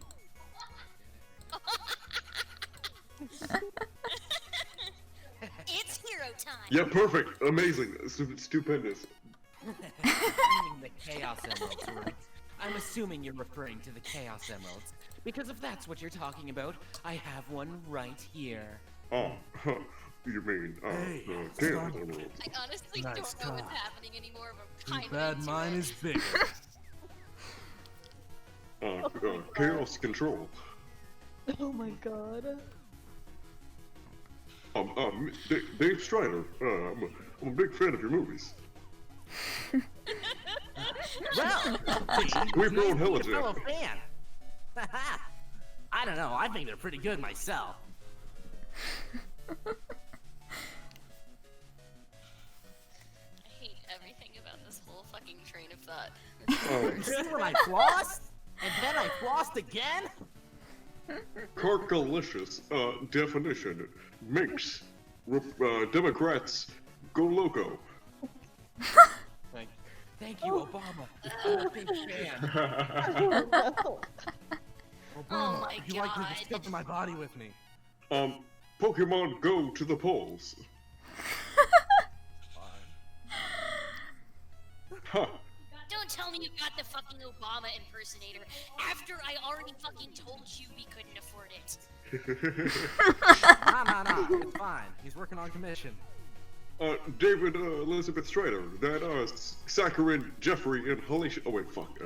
Saccharin brother and Halicious Jeffrey. Classics. Seen every one of them. Tegiri would be like, what do you mean this limited edition that belongs to the troll Dave Strider is out of stock? Also Tegiri. Oh, so you're approaching me. I wish. Tegiri, could we please just get on with the game of Dungeon Duel Monsters? Please, for the love of God. I have to get through my heartwarming soliloquy first, though. Allow me to summarize. Redeemed. I am a lone swordsman, I'm smarter than you, and I have a friend. A singular friend, because I am a lonely bitch. I do want to say, This is like taking candy from a baby, which is fine by me. I fucking Such love a that. tangent. I do love your Tegiri voice, but I just want to say my joking one that I did when I was playing for the first time was I just did the comic book guy from The Simpsons. So I'm like an anime dude, and I'm like so much better than you. Oh my god. That's a really valid take. I love Well, it. you were busy fighting Nalturnia. I was busy studying the blade. Polypa, I must slice you down. I'm bisexual. Rouge and Omega aren't a polycule with me. Shadow, I shit. did not consent to this threesome. Shadow, who's what are the, you doing? No, that is not a port that you should be accessing. Oh no. Please, Shadow, no, God, no. Boys, you can access my port. Oh my god. It's getting spicy. Okay. In front of my Meanwhile, salad? Tegiri and Polypa are just staring at us. Both like resisting the urge to murder both of us. Swords, poor company for a lonely road. I need someone to post the Rouge the Bat with tits as wide as they are tall. That little fucking thing from that post. Oh, I love that little Tumblr post. Yeah. I need to hear it. I can't ask the doctor to draw me Rouge the Bat with tits wider than she is tall now. You're a coward! Above all things, except a good drink. Oh yeah, that one. You could if you weren't a fucking coward. Redeemed just because they're so funny. Caitlin, I do apologize for absolutely derailing this fucking shit. No, you're good. You're good. It's a good time. Well, This is, If it's fun y'all. to make My people laugh, I feel like it's fine, probably. yeah. I Probably. mean, I feel like you've been doing like impressively well with not having too many tangents, especially given that this is like my fucking channel, which is tangent fucking central. If you've ever seen any of my other stuff, it's like we cannot stay on topic for more than 10 minutes at a time. So this has been like impressive. When we're inside the roots, we get the roots done. But when we're outside of the roots, we will go everywhere beside the root. Well, we're still in a root. At the dawn of the we're in the 11th hour, now is the time where the ADHD kicks in. Details. Oh yeah, that is true. As the hours go on, the attention span goes wee. Sure do. And you've been at this for 10 hours. It's commendable, really. Yeah. 11 hours You've now. been here a long time. A hot fucking set. Oh my god, shit, wait. If it's the 11th hour approaching, we've done this for I have almost enough half a time day. before this route is over. If y'all can stall, because I still want to do Zebedee, No. but I want food, you guys. Do I have enough time to like go run and get food and be back? Yeah, go for it. You should be fine. Yes.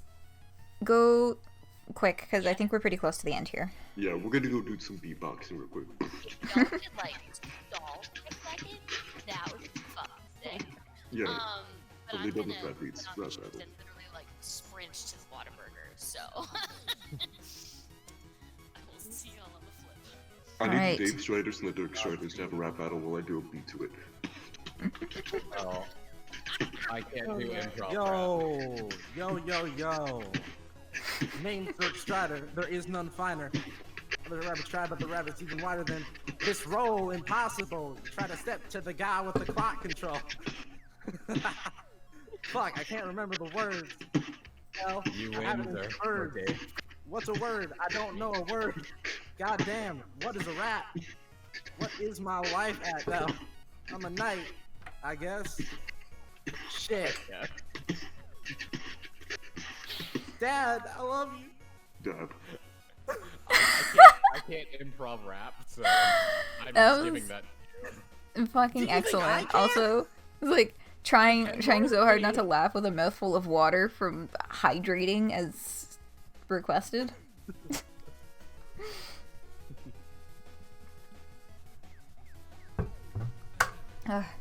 Okay. Since my birthday's over, I gotta go back to the icon I was matching with a friend with. I switched it just to Celeste with the birthday hat because she has the same birthday. And it's an annual tradition. But The 11th where the hour. hell did I say this? Where the hell Just did I totally. say? Are we? Are you set to continuing with keep? our round? Wait, is Polypa still here? I'm Polypa. Okay. Let's Yeah, do yeah. it. Yeah, let's, I believe we are set to continue. Okay. Polypa spots you before Tegiri spots her. Her expression is hard and stoic, eyes glancing between the two of you as she assesses the situation. And then, like she's throwing on a disguise, her face softens and she smiles. Hey, Tiggs. I was starting to wonder where you were, and if Anime Night was cancelled. Your Lucis is staring at me through the window. I think he thinks it's funny watching me stuck outside, roasting to death while you're chasing purr beasts around the hive batch. Classic Tadashi. Why were you late? Just busier than expected with some work. She shoots you a sharp glance. Assembling some new mecha models. You know how it is. Yes, of course. It's all too easy to get wrapped up in one's hobby. Anyway, I didn't realize we'd have a third for once. Not to mention somebody I know. Nani? You and my new kohai have already met? She pauses, her eyes darting back and forth between the two of you once more. She seems to be assessing the situation, wearing a look like an assassin trying to evade capture. You recognize that look, considering she was literally wearing it the last time you met. We're kinda Moirails. Whoa, that's absolutely not what you thought you were, but you just kind of nod your head and roll with it. It seems to be what she wants you to do. Oh, Moirails. Tegiri's face tightens almost imperceptibly, but you caught it. Nothing gets past your honed friend-making eyes. Well, actually a lot of things get past them, but not this particular thing. You're finely tuned to the nuances of social situations, as long as those nuances don't involve making a binary choice on which your social future hinges. Well, as you know, I am far too busy studying the blade to pursue quadrants of any sort. Uh-huh. A foolish waste of time. Were it not for the laws of this land, I would swear them off entirely. Are you sure it isn't that you just can't get a date? Did You that. don't have to play the mysterious loner, you know. There's other clubs you could join, instead of insisting on running your own. He huffs, looking away. You hear his Lucis barking from behind the window in a tone that sounds like laughter. Fools mock that which they cannot understand. And to think, I was going to congratulate you on finding love. Once you finished your spiel about romance being dumb. Polypa gives him a light friendly whap, which he responds to with a smile. You can tell the exchange is friendly, not only because he's smiling, but because he's still standing. Enough banter. The harsh glare of the sun begins to crest, and we have Eastern Alternian animation to indulge in. I'll allow you both to spend the day at my hive if needed. There's space. Oh shit, a slumber party? And with more than one participant even? That's got to be worth extra friend points. You are so in. Shelter from the broiling death orb in the sky barely even registers to you as an added bonus. Polypa smiles as the three of you enter Tegiri's hive.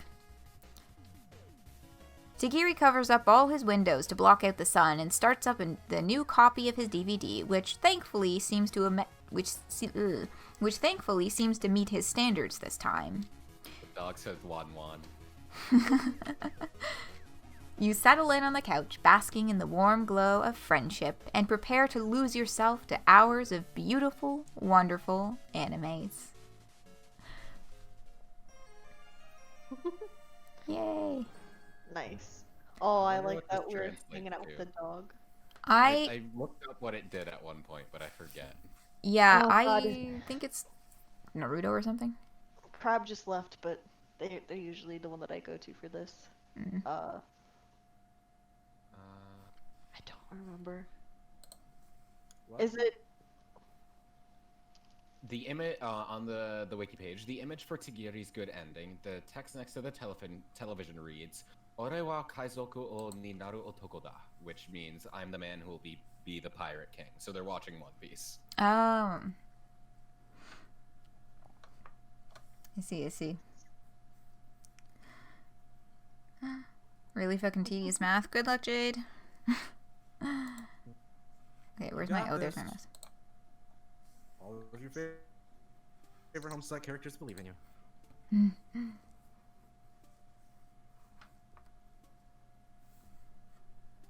Okay. Oh God, I'm being compared to... My voice is being compared to Korekio, and I hate that I can see it.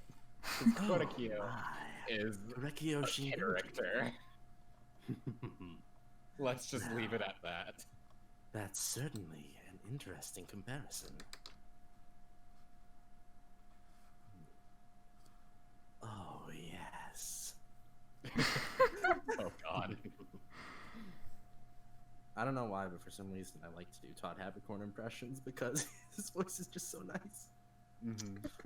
I like It's Todd like a that. lot, yeah. It's like that nice mix between like distinctive and kind of universal. I don't know how to describe it. I just can describe it as Todd Habercorn. Yeah, I know Todd him every Habercorn. time I hear him in an anime. I remember watching one of the first animes I ever saw was Ouran High School Host Club, and I watched the dub. And I remember the first time I watched the Full Metal Alchemist dub, I was like, oh, who is that? and it just fucking hit me. I was like, what? Cause Funimation only has like 9 voice actors. Ah, yes, Vic Monoghanon. I call him Vic Lasagna every time. I call him Vic Eggnog. Yeah, Vic.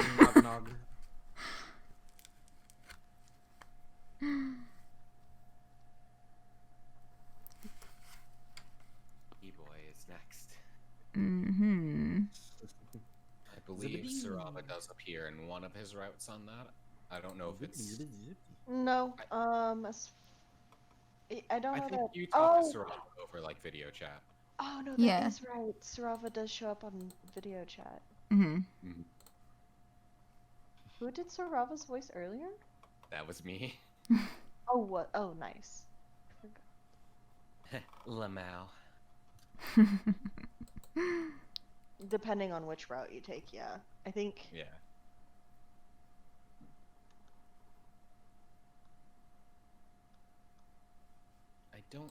I think the Cirava route is his bad ending. Yeah, the bad ending is Cirava's route, so I guess we will see. Depends what is picked.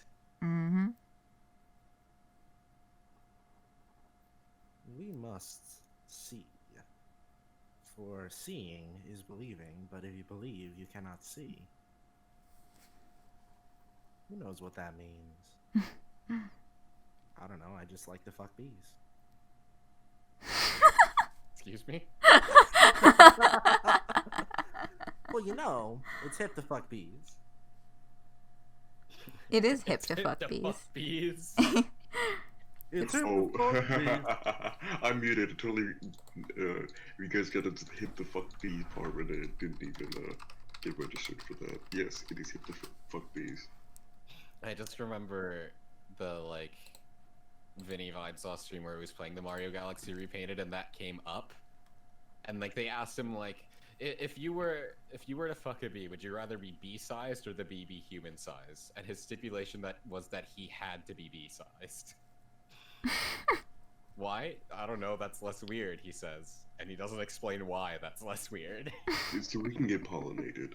I have a question. Where the fuck is the seafood at? What? Seafood? Crab. If you're asking about crab, I think crab left Oh, to get food real quick. yeah, I didn't. If I'd realized how close we were to the end, I wouldn't have told them like. No, they can go get some food. They're going to Whataburger. The Whataburger's like 2 minutes away when you're driving, though I don't know what the drive-through is gonna be like at 1 a.m. Oh, what's this? We have to band together as a group of friends and just like shoot the shit until Gunter gets back and we can continue. Wow. Oh wow. Why didn't we have that weird discussion now? Damn. What the fuck are we gonna do? Oh no. God. What, we're expected to actually talk to each other? I can't handle this. Well, sounds fake to me. I gotta go. I can't do this talking shit. Hold on, let me pull up the transcript of the what's it's called scene. The drug scene? No, the one scene between Adam Driver and the other person from that movie. Oh, Adam Driver and Scarlett Johansson. I don't remember the name of the movie. What was it called? Like Marriage Story or something? Yeah, I think it was called like a Marriage Story. Never heard of it. Wait, what about that scene? Two Sonics read a marriage story. Oh god. We've already had two Sonics read The Incredibles. Oh god.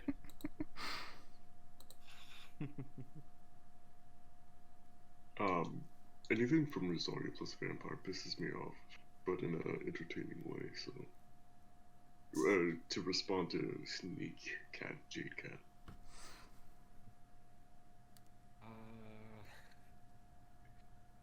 The thing that is on my mind is very much spoilers, so I will refrain. Listen, there's a lot of like fan servicey animes that you just kind of can't help but like, even though you know they're awful. Yeah. No, I've been forcing Maggie to watch it, and it's a great experience. I love torturing people. I've seen that motherfucker like 4 times. I don't even like anime, but I will watch that shit because it's so great to shit on. Every single fucking shot of any of the female characters has got like a panty shot, and it's so bad. It's so stupid. Just the amount of people I know who still say like High School DxD could have been good, just because of the lore they had behind it. It's insane. I never watched it. I stayed far away from that show. I watched like 1 episode when I was like younger and dumber. I have to say younger and dumber because I am still technically young and dumb. But like then I just randomly read like fan fictions of it, and there's like this surprising amount of talent in that community. Because it's like people just want to try to fix things, so they go out and they write stories based off of universes that they enjoy. The same story with like Ruby, RWBY. Oh yeah. There are so many problems with it. I haven't even started season 8.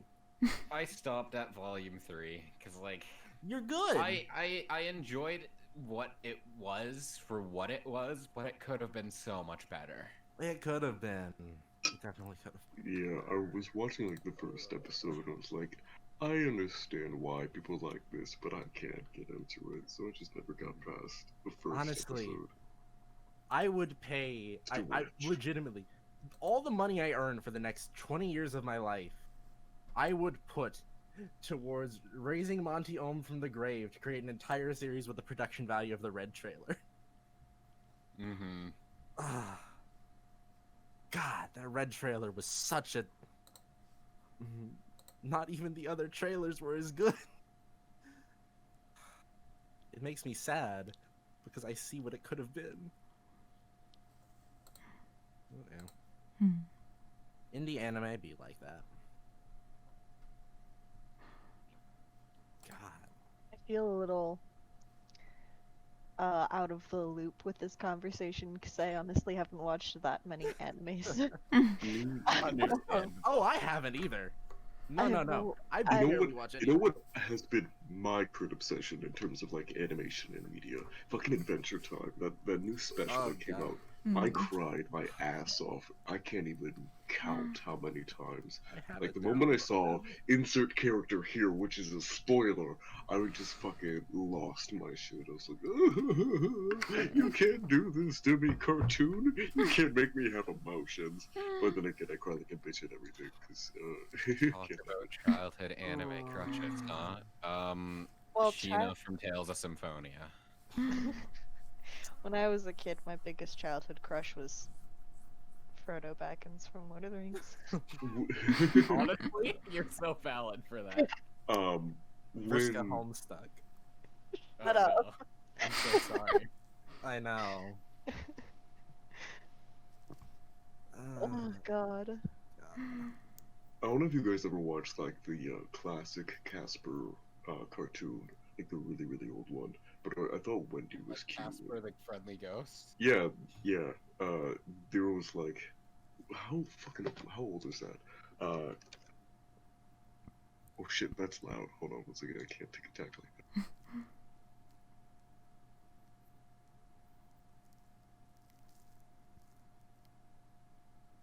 And Vikare from Princess Tutu. I can see that. A lot of people, I think, hold those two as their crushes.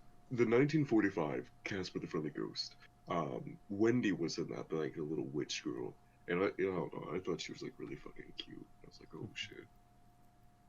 Then they made a movie about like in live action. I was like, wow, this is amazing. And I used to watch that movie like all the fucking time. I had it on VHS.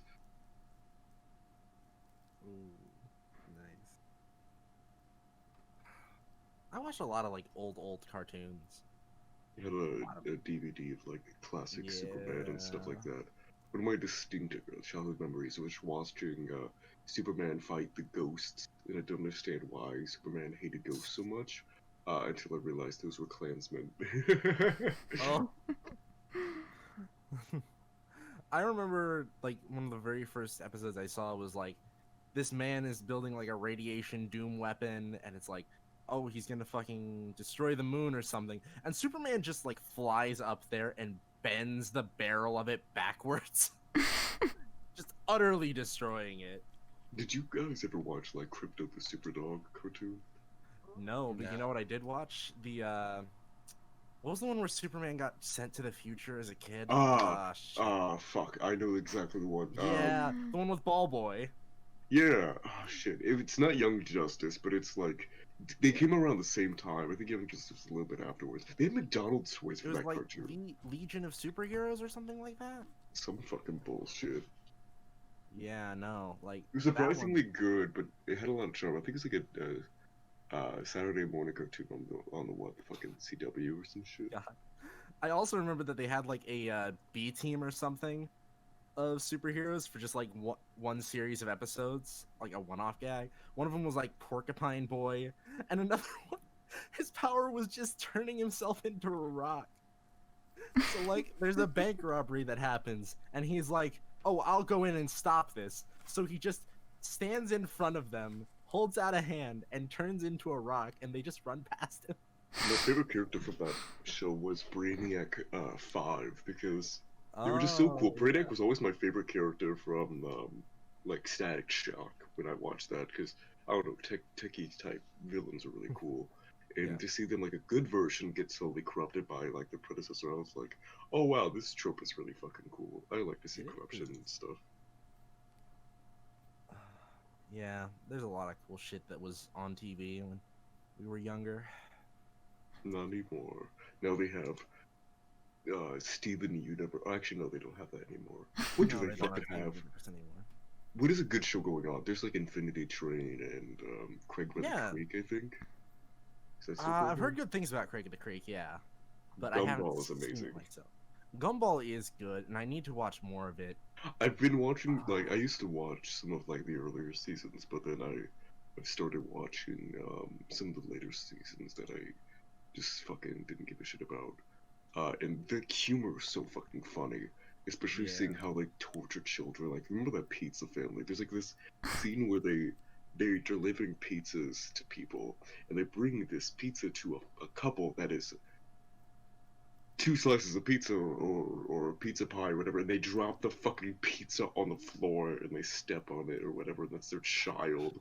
And they're just giving the most mortified faces, and they just walk away while tripping over it and spilling the fucking child's guts everywhere. It's it's so fucking funny. Remember the entire sub thing of like the fucking banana flasher boy? Yeah, that motherfucker just like peels themselves. Yeah. Or Sussy. I love Sussy. Oh shit, speaking of Sussy, I made this because I watched the episode recently. Them just being a weirdo. This is Andrew Sussy. You're welcome. Oh, What the intriguing. heck?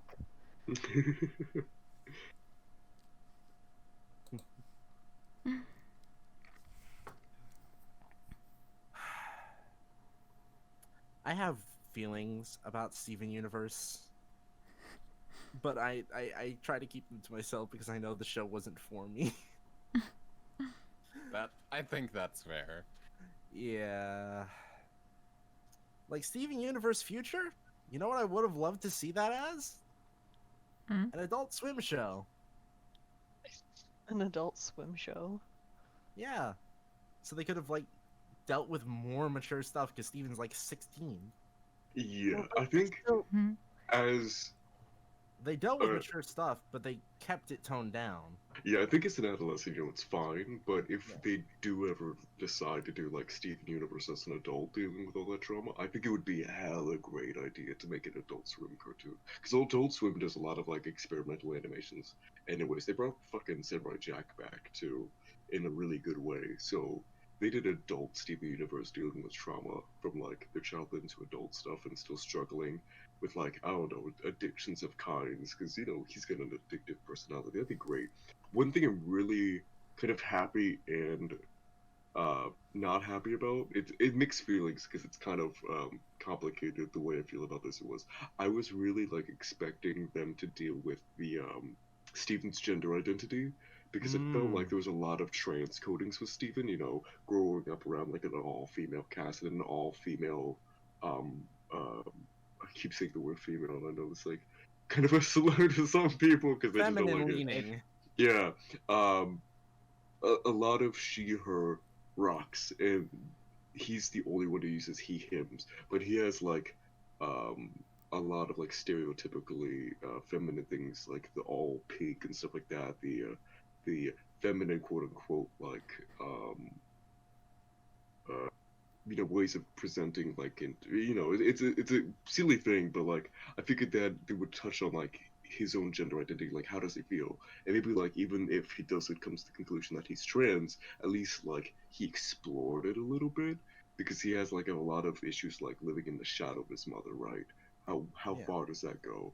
Not to invalidate like any trans, but I don't know if this is like blah blah blah. I have my own like things with gender of like I don't believe in gender being a thing that people should conform to in any way. So I don't know if I'm stepping on any toes, but I feel like there's a lot to explore and to have a lot to say about gender identity through Steven's like unique experiences with being this entity that's both non-physical, like both a projection, a hologram, and a creation of like a transformation of another being, and also his own identity and stuff like that. It's kind of like kept a small subtle coding, but if they wanted to use Adult Swim's kind of like open policy about anything at all, no worrying about child censorship or whatever the fuck, then I feel like they could have like a pretty in-depth discussion about that stuff.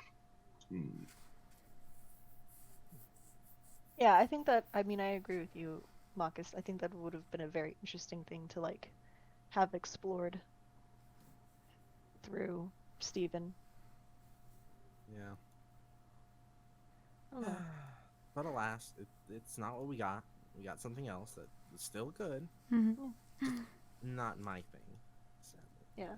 I appreciate it so much as what it is meant to be, a show for kids. It has some really great messages for kids and stuff, and it's definitely something that if I ever had kids, I would show them it because it has great lessons, and I adore it for that reason. Yeah. And then more adulty trans content, I'll just make that myself. There's a lot of great like coping mechanisms they present, and just the whole end credit theme building up slowly throughout the entire season, where they piece together this song about loving and accepting yourself. It's just so good. The whole arc of Steven and everyone else kind of learning to accept themselves as who they are and finding themselves is so good. And you don't get a lot of shows that take it seriously, where the message is just about love, unabashedly, unironically, taking sincere, and not into like this exaggerated way, like from the 80s, you know, where it's like power, friendship, blah blah blah blah blah. Like it's subtle, and it's also, you know, complex. There's feelings of like you're not good enough to be loved. You're not worthy to feel loved because you've done bad things or blah blah blah. Like it's imperfect, but your imperfections still mean that you aren't worthy of this shit. And you don't have to be perfect or pretend to be perfect, or oh, you've secretly been perfect this entire time. Your flaws don't matter at all. Your flaws do matter, and people don't have to like, you know, forgive you. People don't have to like say like this is fine. It's whatever. I don't care about these bad things you've done. Like, the people are taken and held responsibility, and characters you like, they fuck up. Their progress gets like backpedaled, but it doesn't matter because as long as you try to be better, as long as you're, you know, putting in effort personally, you will grow to be a better person, and that's what matters. It can't fix everything, and it's a good message for every person to learn. It's just be the best self you can be, even if you do fuck up. Get back on the horse, keep trying. Yeah, it's a good message to teach. Alright, so let's see. Bubbling is amazing. Bubbling is fucking. Bubbling is a wonderful dynamic, and they are living their best lives as two badass immortal bitches. Has anyone else seen the new Obsidian? I haven't downloaded. I haven't watched it yet. I still need to like actually watch Original Adventure Time. I've started watching it so many times that I'm pretty sure I've seen the first season at least 10 times at this point.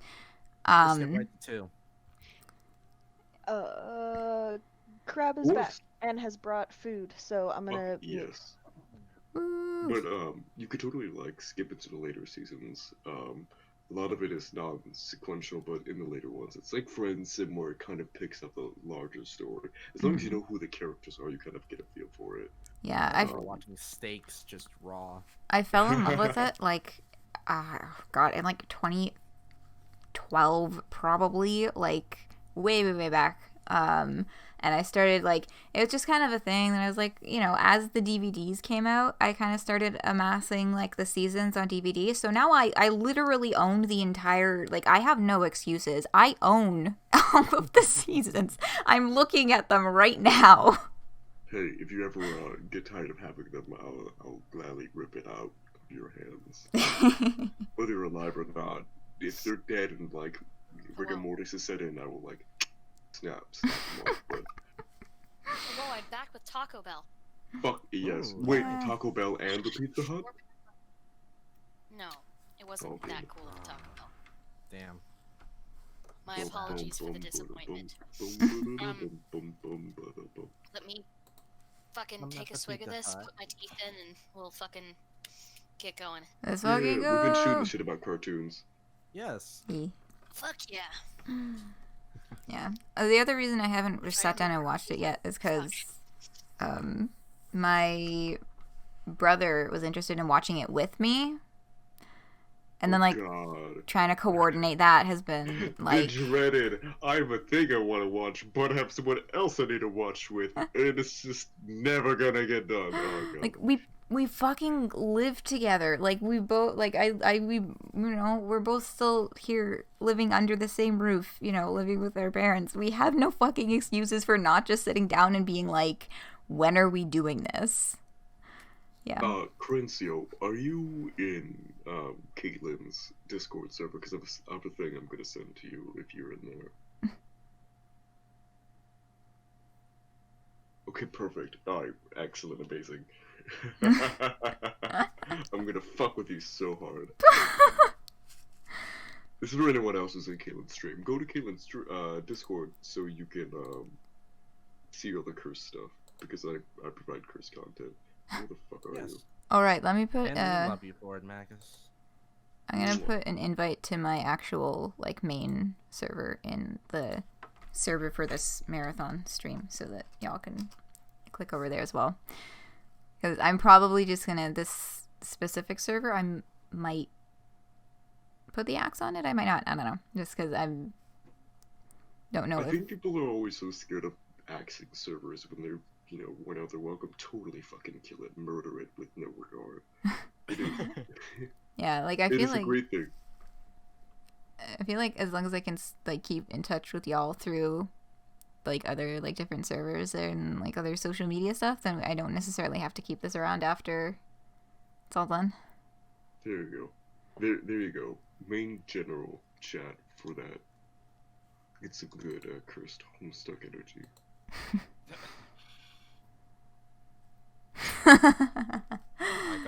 I went and grabbed some cake that was left over from earlier.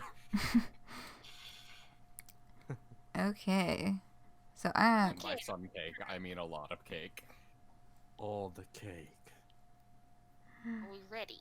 Yes. I am so fucking ready. Okay, let's go. Let's get started.